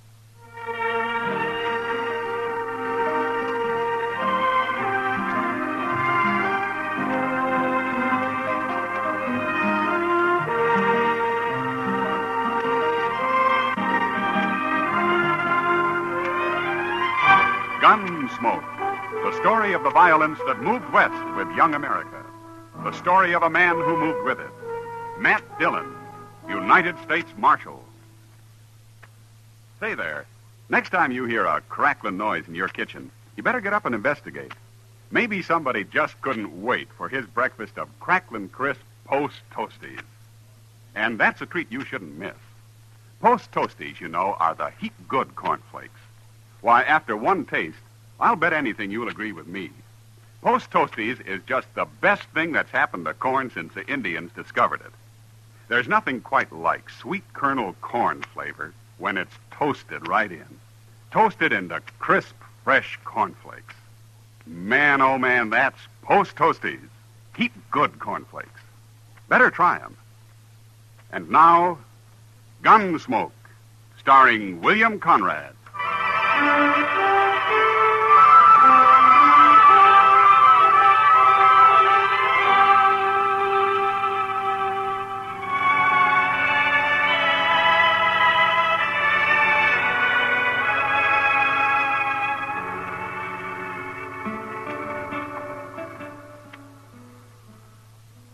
It's a darn shame, Mr. Dillon. Oh, what is, Chester? Well, before long it'll be too cold to set out here of an evening. Winter's too cold, summer's too hot. How do you like spring, Chester? Oh, spring's all right, up here. But I remember back in Waco, we all got the ague every spring. Terrible fever. Makes a man feel like a harp with 1,000 strings. Yeah, I know. I've had it. That stage is mighty late tonight. It sure is. You know, my ma had a theory we'd be immune if we ate 3 hard-boiled eggs on Good Friday.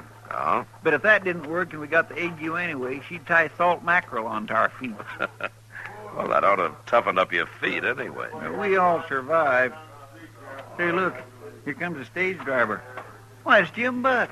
Oh, yeah. Marshal. Hello, Chester. Hello, Jim. Trouble, Jim? I'd call it trouble, Marshal. Got held up. One passenger shot down in cold blood. What? You're the meanest thing I ever saw. Where'd this happen? Other side of Wagon Bed Springs, between there and Jesse Daggett's. Daggett's? He runs the stage station out there near the Colorado line. And I got a mighty strong feeling Jesse Daggett's in on this, Marshal. What makes you think so, Jim? He knew I was carrying gold. After we'd laid over an hour or so at the station, I seen Daggett talking to a man who just rode in. Cussed looking a gunman as you'd want. Well, then what happened? The fellow rode off. Left before we did. Was alone? Yeah, just him, with his face covered.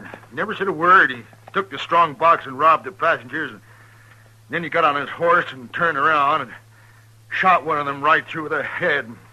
Why would a man do that, Marshal? I don't understand. Well, maybe he just likes to kill, Jim. But I'll go back with you tomorrow. Maybe we can find out.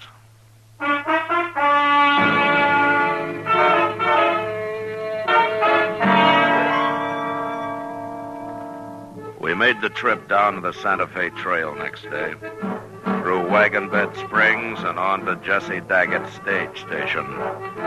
I sat on the box with Jim Buck while Chester rode inside with the passengers. And by evening, everybody was glad when we reached Daggett's. It was a typical road ranch with a large eating room and a row of sleeping quarters for the travelers. Jesse Daggett himself was a tall, angular man, gaunt and gray. He was quiet, but one could feel the trouble that lay inside him. The first chance I had to talk to him was in the yard after supper. Cold weather be coming soon. Have to lay in more whiskey. You, had this station long? 3 years come spring. Built it myself. Pawnees try to burn it down now and then, but I'm still here. You plan to stay here, Daggett? Man's plans are his own, Marshal. I'm sorry. It was just an idle question. It's all right. Yeah, I think I'd like it here myself. No neighbors, but lots of company passing through. It ain't all good company. Well, lots of people travel, good and bad. True. Like the man who held up Jim Buck's stage yesterday and shot that passenger. What about him? Well, you might call him the bad kind, don't you think? What I think won't raise the dead, Marshal. It might keep more people from dying, though. I figured that's what you're doing. You're looking for that fella. Jim Buck thinks it might have been that gunman you were talking to here the day of the holdup. That was Nat Pilcher. But I don't care what Jim Buck thinks. Well, everybody expects a stage to get held up once in a while, but it's a different matter to shoot people down for nothing. I don't figure this man, unless he's just a born killer. He could have a lot of reasons. Men are all different. Yeah, sure. All got different reasons for doing what they do, living the way they live. Guess it's what's happened to them in the past spells it out. That's true. I'll tell you something, Marshal, but ain't what you want to hear. I believe in letting every man kill his own snakes. Now, this business is between whoever the bandit is and me. Is that it? That's it exactly. Every man for himself, you might say. I won't interfere, but I won't help. I see. Got to be like that. Even though a man was killed for nothing? Let dog eat dog, I say. Yeah. I hope you won't regret it, Daggett. One more regret won't break me, Marshal.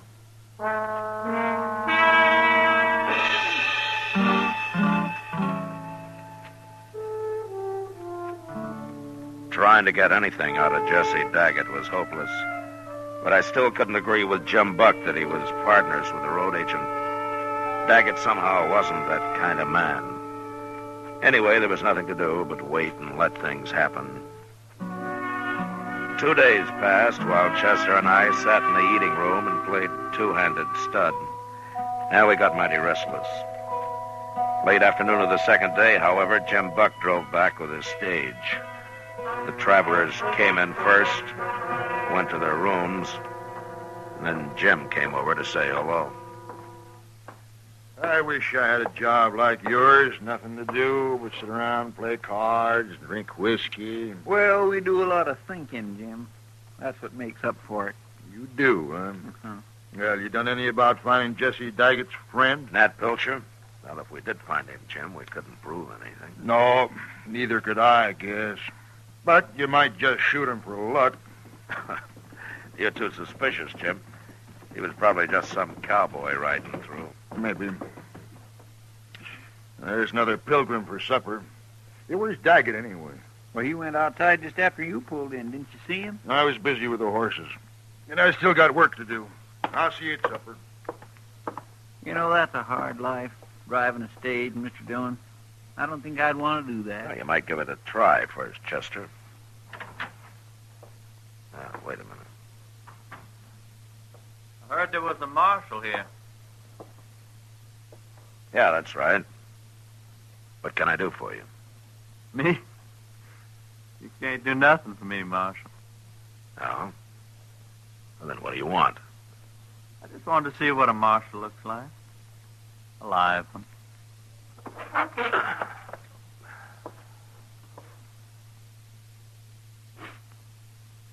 Satisfied? Sure. Then get out of here. You're touchy, Marshal. Real touchy. But I don't want him to start no trouble. I want to come in to say hello. Friendly like. What's your name? Pilcher. Nat Pilcher. I thought so. Sure. I'm a friend of Jesse Daggett's. An old friend. Where do you live, Pilcher? You got a job around here? I'm a cowboy, Marshal. Know anybody needs a good hand? Oh, what do you do besides ride? Funny. You ask that. Is it? You being a lawman, dear. Ever hear of Charlie Hall, sheriff over in New Mexico? I have. They say Clay Allison shot him. That's what they say, Marshal. But I know for a fact it wasn't Clay. Nice meeting you, Marshal. See you later.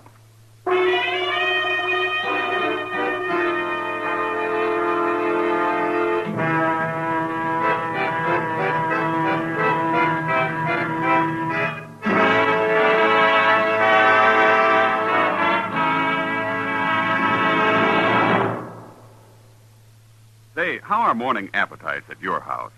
Well, if they're pretty drowsy, here's a real good way to wake 'em up. Set a bowl full of Post Toasties, the heap good cornflakes, at everybody's place. Just watch your folks take notice when they see how crisp Post Toasties are. And wait till they taste that sweet kernel corn flavor toasted in.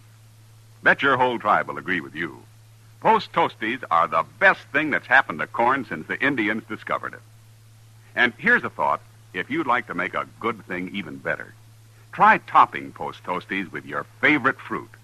You'll find that's a mighty good way to start the day. Fact is, it's a downright delicious way. So next time you shop, be sure to ask for Post Toasties. They're the heap good cornflakes. You'll see. Post Toasties heap good cornflakes. The best thing that's happened to corn since the Indians discovered it. Heap good cornflakes. Post Toasties heap good cornflakes. Now back to Gunsmoke.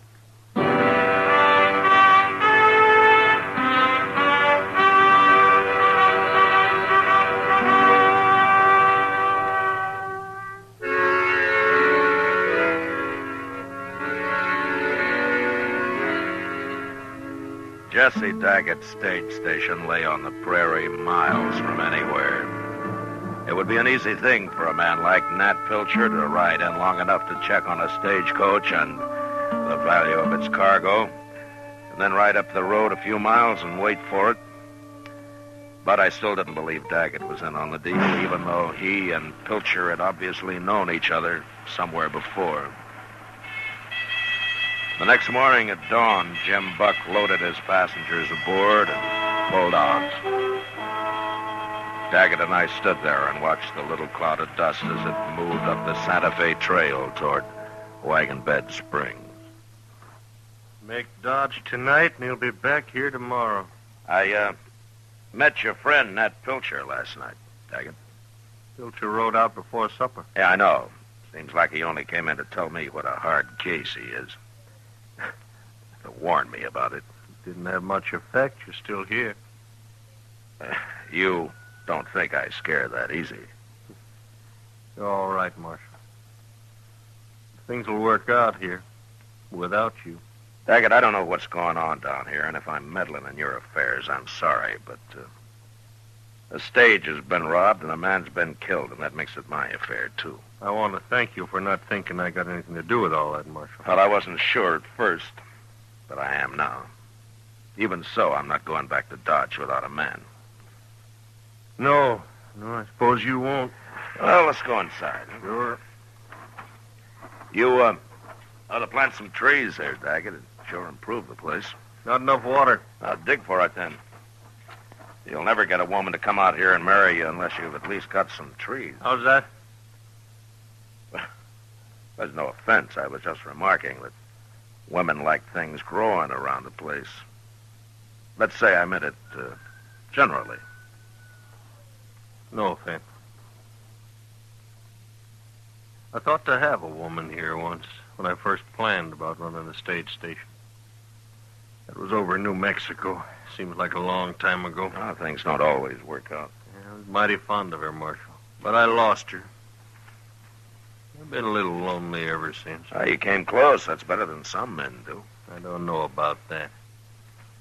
But it is funny how a man goes right on living, even when his luck's about run out. Yeah.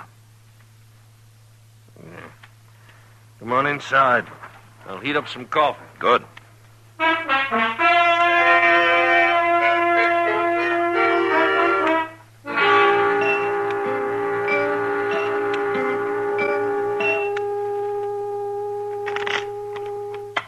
Cut him, Chester. Mr. Dillon, do you mind if we don't play anymore? I'm beginning to see things. It's okay with me. The stage ought to be here soon anyway. And just think, Jim Buck's been all the way to Dodge and back, and we just been sitting here another 2 days. Well, waiting's always the hardest part. Well, there's the stage now. At least there'll be some people around here. Yeah. Hello, Jim. Come out here, Marshal. What? More trouble, Jim? You stopped me again, Marshal. By heaven, I'm going after him now if you don't. Take a look in the coach here. Why? What's the woman? Is she dead, Jim? Of course, she's dead. She's got a bullet in her. Where are your other passengers? There ain't any. She's the only one this trip. Look at her, Marshal. He killed her. And there's some blood soaking through your jacket, Jim. You hit bad? In the shoulder. Knocked me off the box. I wasn't going to stop at all, and he just rode up and put a bullet in her and rode off. Never said a word. You think it was Pilcher? Well, let's ask Jesse Daggett here who it was. No. Take a look in the coach, Daggett. Take a good look.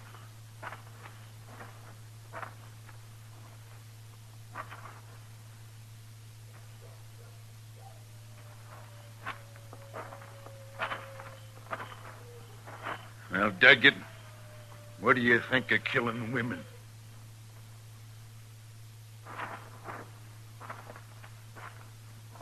Look at him, Marshal. I told you. Did you ever see a guiltier-looking man? You're wrong, Jim. Doesn't even make sense. Well, he didn't do it. No. But he's in on it somehow. Chester, I'll help you bring the woman inside. Then we'll see what we can do about your shoulder, Jim. Come on.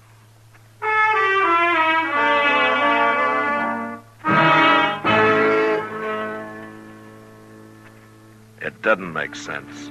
None at all. But I figured it would soon. And after I did what I could for Jim Buck's shoulder, Chester and I buried the woman. Put a cross over her grave. We'd find out later who she was. The rest of the night, we took turns watching for a move from Jesse Daggett. And sure enough, an hour before dawn, he saddled up and rode out into the prairie. We let him get a little start and then took a couple of his horses and followed him. You think he's going to meet Pilcher? If he can find him. We must have come 10 miles already. Yeah, about that. We shouldn't have let him get so far ahead of us, so. Well, we're right on his trail. Yeah, I know. Hey, what's that up there? Huh? Look. What's the man? Yeah, come on. Come on.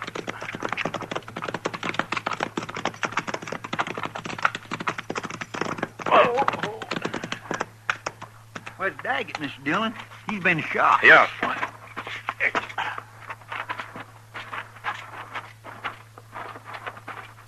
You followed me, Marshal.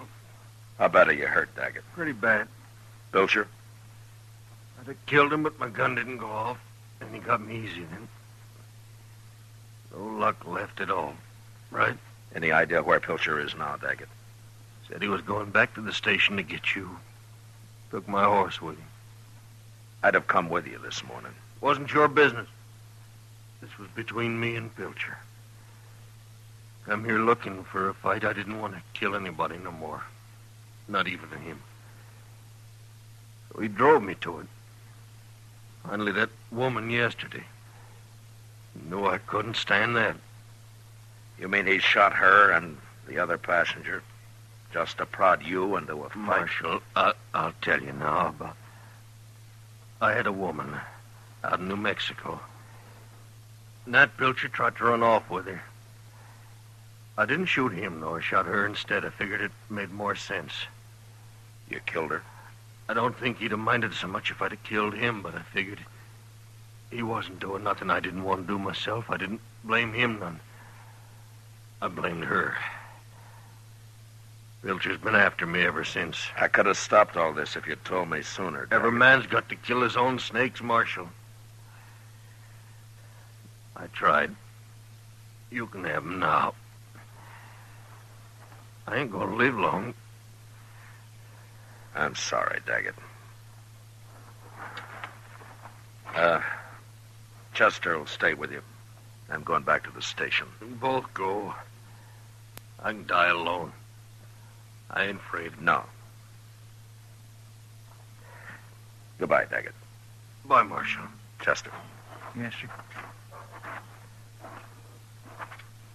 Do what you can for him. Poor fella. I'll send somebody out to help you bring him in later. Yes, sir.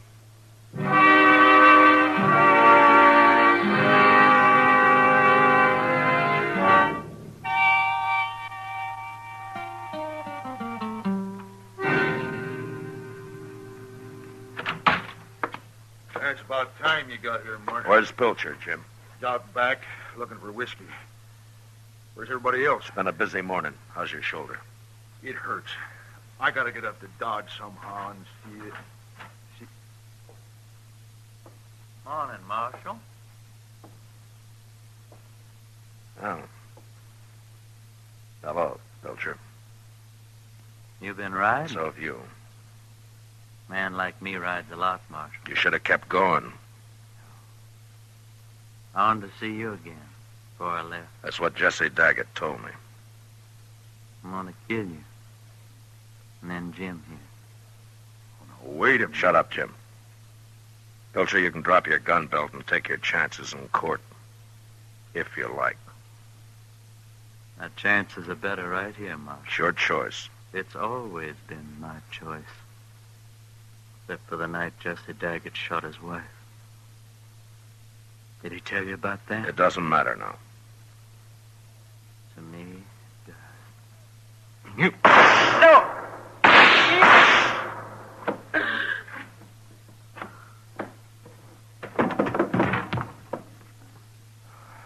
You killed him, Marshal. Yeah. You hit? No. What's this all about, anyway? A woman. Jim, I'm going to hitch up the stage and drive you into Dodge. Yeah. I'd be grateful for that. We'll have to go out of our way some. Huh? Why? Daggett's luck ran all the way out this morning, that's why.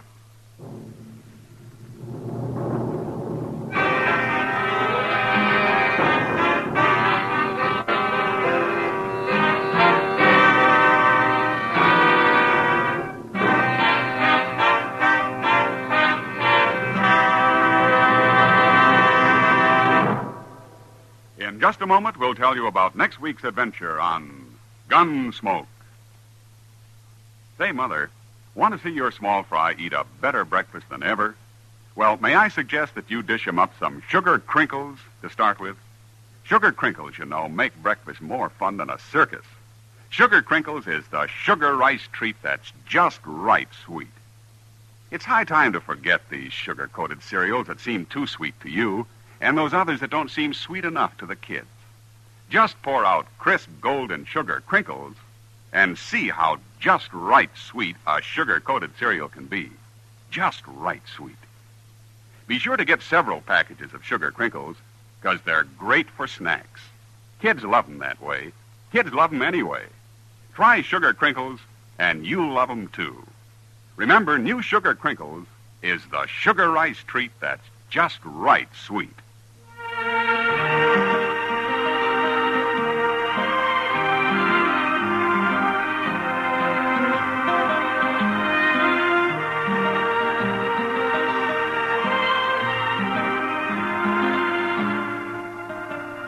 Gunsmoke, under the direction of Norman Macdonald, stars William Conrad as Matt Dillon, U.S. Marshal. Tonight's story was specially written for Gunsmoke by John Meston, with music composed and conducted by Rex Corey. Featured in the cast were Jack Edwards, Lawrence Dobkin, and John Daner. Parley Bear is Chester. Ken Peters speaking. Our freedom to worship God is a precious national heritage. Attend the church or synagogue of your choice with your family and support it actively. Light your children's life with faith. Bring them to worship this week. Join us again next week as Matt Dillon, U.S. Marshal, tracks a renegade during his fight to bring law and order out of the wild violence of the West in Gunsmoke.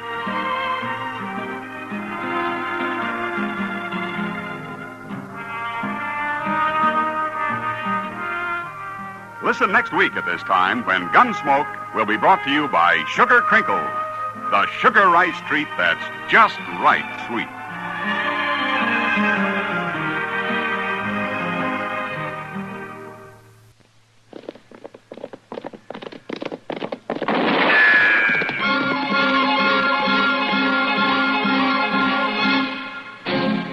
Around Dodge City and in the territory on West, there's just one way to handle the killers and the spoilers, and that's with a U.S. Marshal and the smell of gun smoke.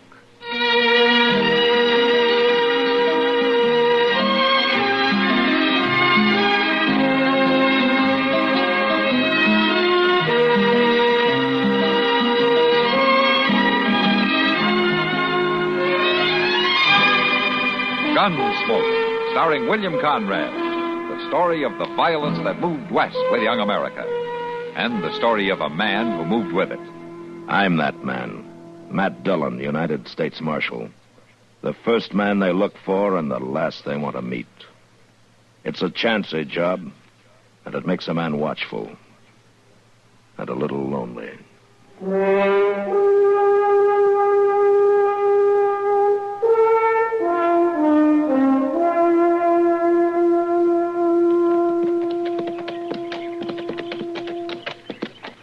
I sure would like to turn off here and go down to that stream and catch me a mess of fish, Mr. Dillon. Even the fish have enough sense to lie low under a noon sun like this, Chester.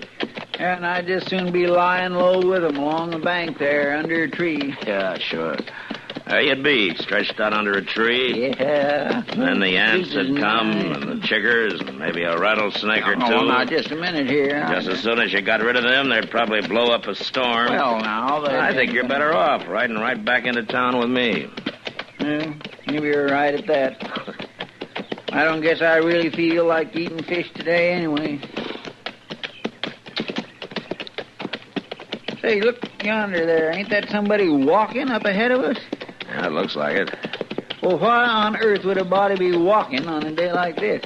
He probably has no choice. Well, everybody around here rides a horse, Mr. Jones. Looks like he has been riding one. How's that? Well, he's carrying a saddle, Chester. Well, my land, I can see that, but what do you suppose he's told Well, we'll us? be up with him in a minute. Why don't you ask him? Oh, well, I wouldn't want to come right out and ask him. why he- Greetings, gentlemen. Yeah, hello. Hello? Carstairs. Sedgley Carstairs. Matt Dillon. This Chester Proudfoot. Pleased to meet you. Is that a star you're wearing? Yeah, U.S. Marshal out of Dodge City. Well, Marshal, I feel a bit awkward without my horse. Rather warm for walking. Yeah, we were just wondering about Lost that. him, you know.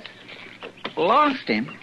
In this open country? Chester, let the man talk. Well, yes, sir, but... Yeah, I lost him in a card game. Poker. Oh. Not very good at poker. You bet your horse? All I had at the moment. Temporarily embarrassed, you might say. Mr. Dillon, what's he talking about? He means he's out of money. I'm afraid that's correct. But you didn't lose your saddle, huh? Oh, I didn't wager my saddle, sir, no. That's the only one I've found to give me any comfort in your American style of riding. I feel I must keep it. That's a good idea in case you got another horse. Oh, I mean to win him back. That's one reason I'm heading for Dodge City. Who'd you lose your horse to? A chap named Pete Knudsen. We came up together driving cattle from Texas, but he gradually won everything I had, and last night he won my horse. So, now I'm afoot. Pete Knudsen's a mean man in a poker game. He's a mean man out of one, too. If he weren't so mean, I might not be so determined to win back my horse, Marshal. I see. Well, at least we can give you a lift into town. You climb up behind me. You take his saddle, Chester. Yes, Mr. Dillon. There you go. That's very sporting of you. Perhaps I can repay you sometime. Just don't try too hard to repay Pete Knudsen. It's somewhat an affair of honor, you know. You'd be better off just to think of it as a poker game and leave honor out of it.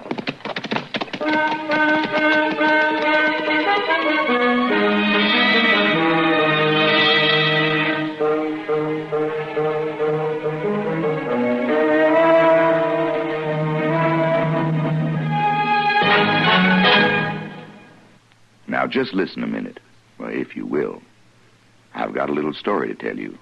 Well, it's not so little. It's sort of a tall tale. I don't know if you've heard of Joe Mazurek or not. If you've never worked in steel, then you probably haven't. But he was a legendary giant whose body was made of pure steel. It was Joe who invented riveting. Joe would stand there shaping rivets out of the hot steel with his thumb and fingers, and while the rivets were taking shape, he'd punch holes in the girders or plates with his little fingers. Then he'd plug the rivets into the holes and pound them over with his knuckles. Worked so good that they invented riveting machines to take his place on jobs he couldn't get to. Joe was a busy man, you bet. But in between jobs, he couldn't just stand around doing nothing, so he'd stockpile cannonballs, making them out of white hot steel the way little children make snowballs, by rolling them in their hands. For entertainment, Joe used to have what he'd call a taffy pull, only he'd use steel instead of candy. And as he stretched it out, his fingers would be shaping it. When he finished each long tug, he'd break it off and lay down another length of rail to cool. Guess half the rails of the B&O were made by Joe at his taffy pulls. Yes, Joe Mazurak was the spirit of the steel industry, the spirit of those men who worked and sweat before the open horrors of the Alleghenies, who laughed and bragged about the strength of their giant while they turned out the finest steel in the world. Some of that steel was Joe Mazurak himself, to hear them tell it. It seems that during the year of the big layoff, when the steel mills couldn't get metal to process, why, Joe, he melted himself down in the flames of hearth number 7 so as America could maintain its steel supply. Yes, old Joe was quite a legend, wasn't he? Say, isn't it nice being citizens of a country where you can laugh and talk about things free as a breeze, and write and read and worship, too? Yes, sir. Maybe you don't think about it much, but you should.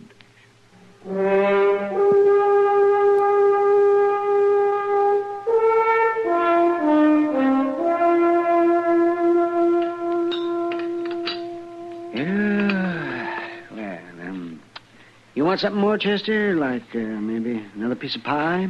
No, thanks, Doc. Just a little more coffee. I'll buy. No, I've had plenty. Had plenty of that Carstairs fellow, too, come to think of it. Oh, is that so?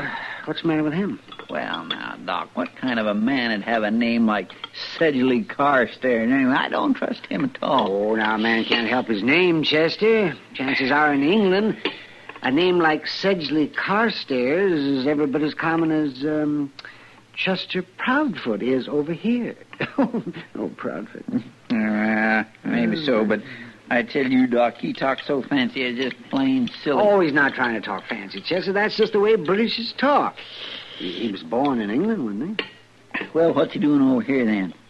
Why didn't he stay at home where folks could understand him? Oh, no, I expect he's here for about the same reason the rest of us are. What reason? To make a living.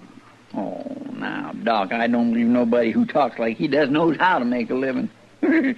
These ways, he sure don't know how to keep a horse. See, you know, I've run into a couple of these fellas before. They're what they call second sons. Second son? What's that? Well, it's the second son born into a British family. You see? Usually a wealthy family. Well, sometimes even a titled family. You mean lords and dukes and queens and all such as that? Could be. Well, say, then, this Carstairs fellow might be rich. Huh? You can't be sure. In England, it's the first sons who get everything. Doc, you mean them lords and dukes and stuff don't give their second boys nothing? Sometimes not, unless maybe they send them something a couple of times a year to keep them from hanging around the estate, raising a fuss. You mean they bribe their boys to stay away? It's been done. Sometimes those second sons turn out to be kind of ornery once they find out that they're not going to get their share of the family loot. Oh, it's a dirty trick. You can't rightly blame them for that. Say, Doc, you reckon this Carstairs feller's getting paid to stay away? Can't tell, Chester. Well, something to think about, though.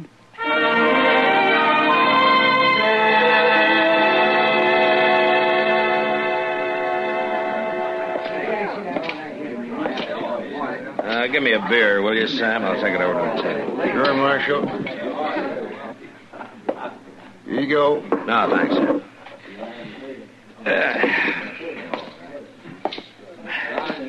Well, evening, Kitty. Hello, Matt. Sit down. Thank you. What, are you going to talk to me, or are you just going to look around the room? What? Oh, I'm sorry, Kitty. I was just looking for somebody. He's over there at the far table. You can't see him too well with all the crowd standing around. Yeah. Now, how'd you figure I'd be interested in Carstairs? Well, everybody's interested in him. I hear he's the willingest poker player to hit Dodge since the Santa Fe Railroad gangs. And the willingest loser. He doesn't seem to care who he loses it to. So he keeps on playing. I wonder where he gets his money. Well, they say all he has to do is walk into the bank and he comes out with all the money he wants. It could be gossip, you know. Yeah. He was down to betting his horse a few days ago. You worried about him, Matt? No, not exactly worried, Kitty. But he's a likable fella. I just hate to see him losing all his money. I wonder why he's doing it. He wants to learn to play good enough poker so that he can sit in on another game with Beat Knudsen. He wants to win his horse back. Well, you can't blame him for that. But if Knudsen hears about the money, there'll be a lot more involved than a horse. No, gentlemen, no. The game's breaking up. Yeah, looks like it. Opens tomorrow. Then I'll be only too glad. Hi, hello, Marshal. Miss Kitty. Hello, Sedge. Mighty pleasant chaps in here, Marshal. Oh, why shouldn't they be pleasant? I understand you're supporting them. I am losing a good deal of money, that's true. But I'm learning, Marshal. I'm learning.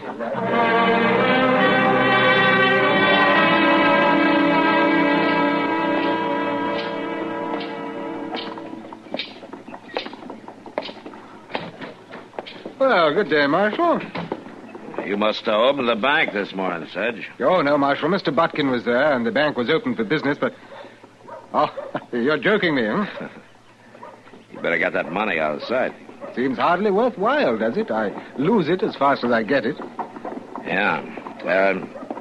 Sedge, I'd like to talk to you about that. Oh, it's my money, Marshal. Nothing shady about it. I'm not worried about that. I just think maybe you ought to be more careful, that's all. Careful? Yeah, there's talk all over town that you're a rich man. For somebody as free and easy with his money as you are, it could be dangerous. Then you haven't a worry in the world. I'm certainly not a rich man. And maybe you ought to quit acting like one. Oh, it's just that my latest bank draft was waiting for me here when I got to town. Bank draft? Yes, from London. They send me a remittance check twice a year, Marshal, to keep me safely on this side of the ocean. But it'll be gone soon. Well, it's your business. Just make sure that you don't lose more than your money. Well, thank you for your interest, Marshal. Now, if you'll excuse me... Yeah. See you later, Sedge.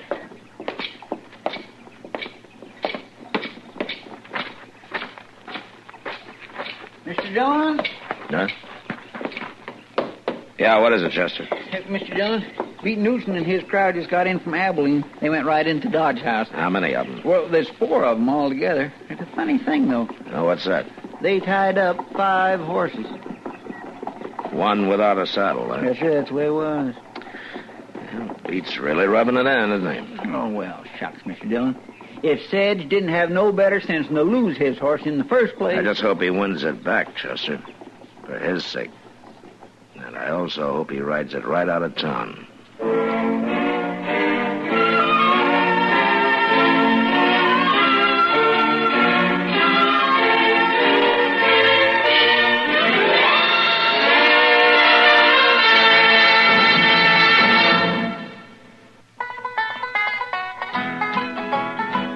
This land is your land. This land is my land. This land was made for you and me.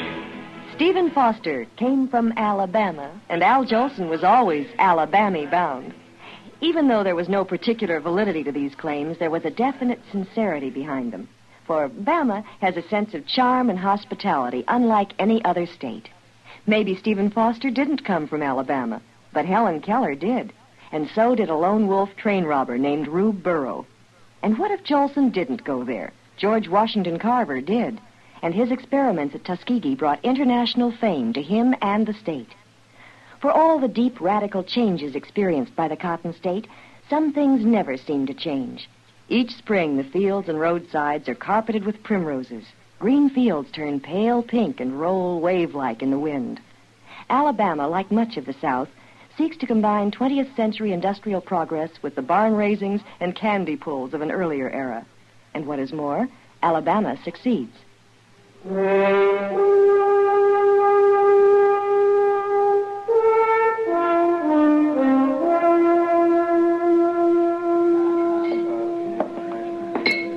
Hello, Knudsen. Oh, well, it's about time you showed up. I thought you'd be down to the Long Branch by now.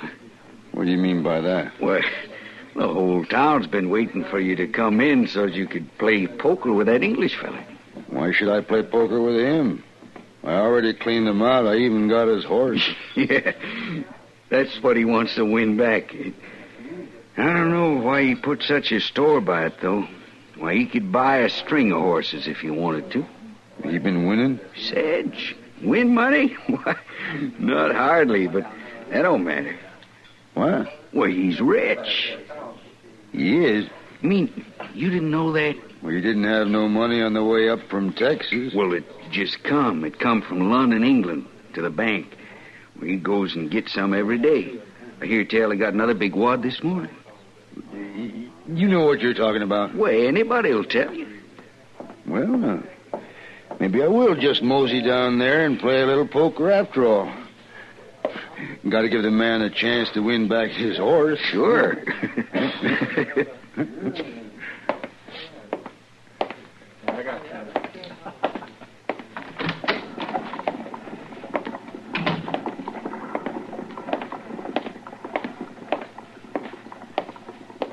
Hey, Knudsen.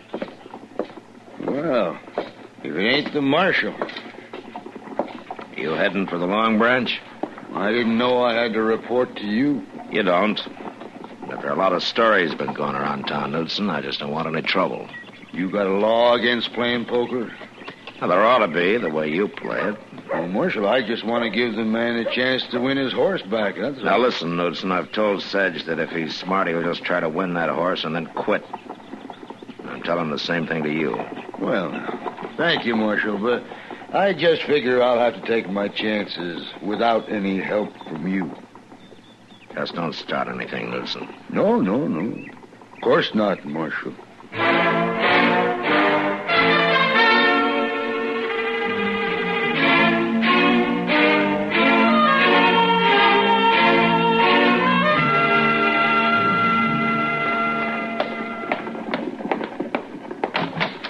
Mr. Dillon, there's something downright peculiar going on around here. What? Well, that English fella, he won back his horse from Beat Knudsen. He did? Mm-hmm. Well, it looks like Carstairs' luck has finally changed, doesn't it? No. Old Beat stood pat on a pair of sixes. Now, you know he never done a thing like that before in his life. Oh. And he let Carstairs win. Yeah, but that's not all. They all went off to the liver stable, Knudsen and his crowd, to get the horse. Friendly as you please. Knudsen had a jug, and they was getting old Sedge all liquored up. Well, it don't make sense, but... Are they still there? That's what I was getting at. They rode off out of town. Oh, come on, Chester. I think maybe we better follow him.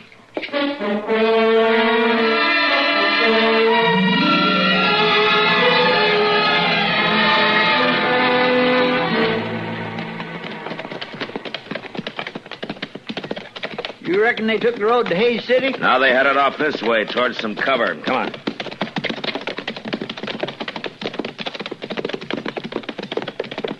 I'm gonna play a hunch, Chester. Isn't there a deserted shack just over the rise? Yes, sir, there is. I figure they'd stop the first place they come to. Well, you think they're gonna gamble him for the rest of his money? They won't bother to gamble, Chester. Yeah, we'll leave the horses here.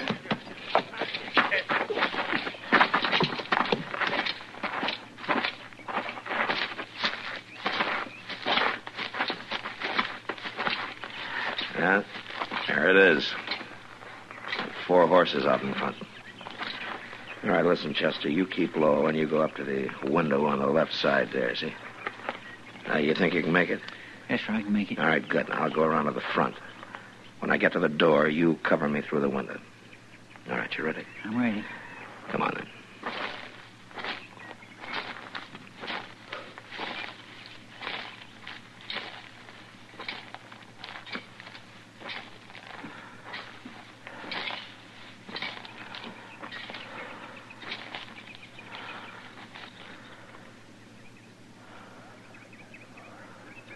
All right, Chester.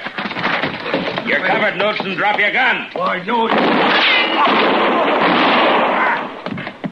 Either of you two want to argue? Not me, Marshal. All right, climb through the window and get their guns, Chester. Yes, sir. Now stand them up against the wall. Yes, sir, I will. All right, step lively. You move along, both of you. Come on.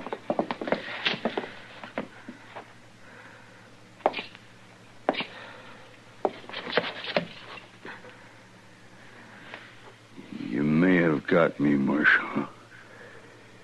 But you're too late for that fancy talker. Where is he, Knudsen? Where's Carstairs?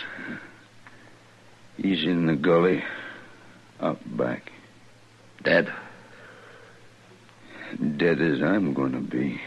You're a fool, Knudsen. All you had to do was keep on playing poker with him. He'd have lost everything he had. You didn't need to kill him to get it. Marshal, you want to laugh? Something funny, Knudsen?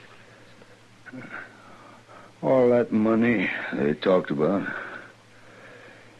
it was all spent. He just had $3 on him. $3.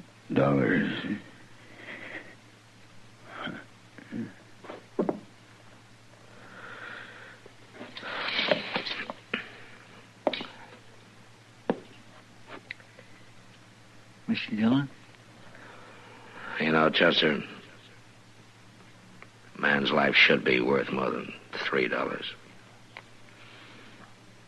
A lot more.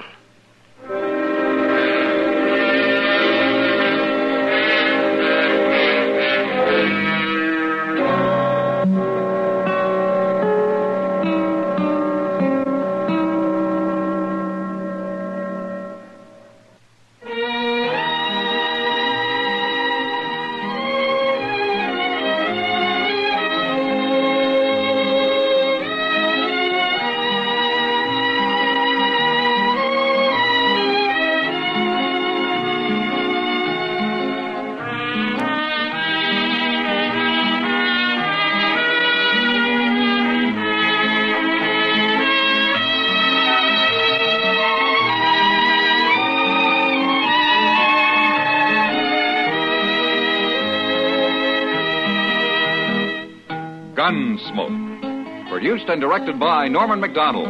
Stars William Conrad as Matt Dillon, U.S. Marshal. Featured in the cast were Parley Bear as Chester, Howard McNear as Doc, and Georgia Ellis as Kitty. George Walsh speaking. Join us again next week for another specially transcribed story on Gunsmoke. This is the United States Armed Forces Radio and Television Service.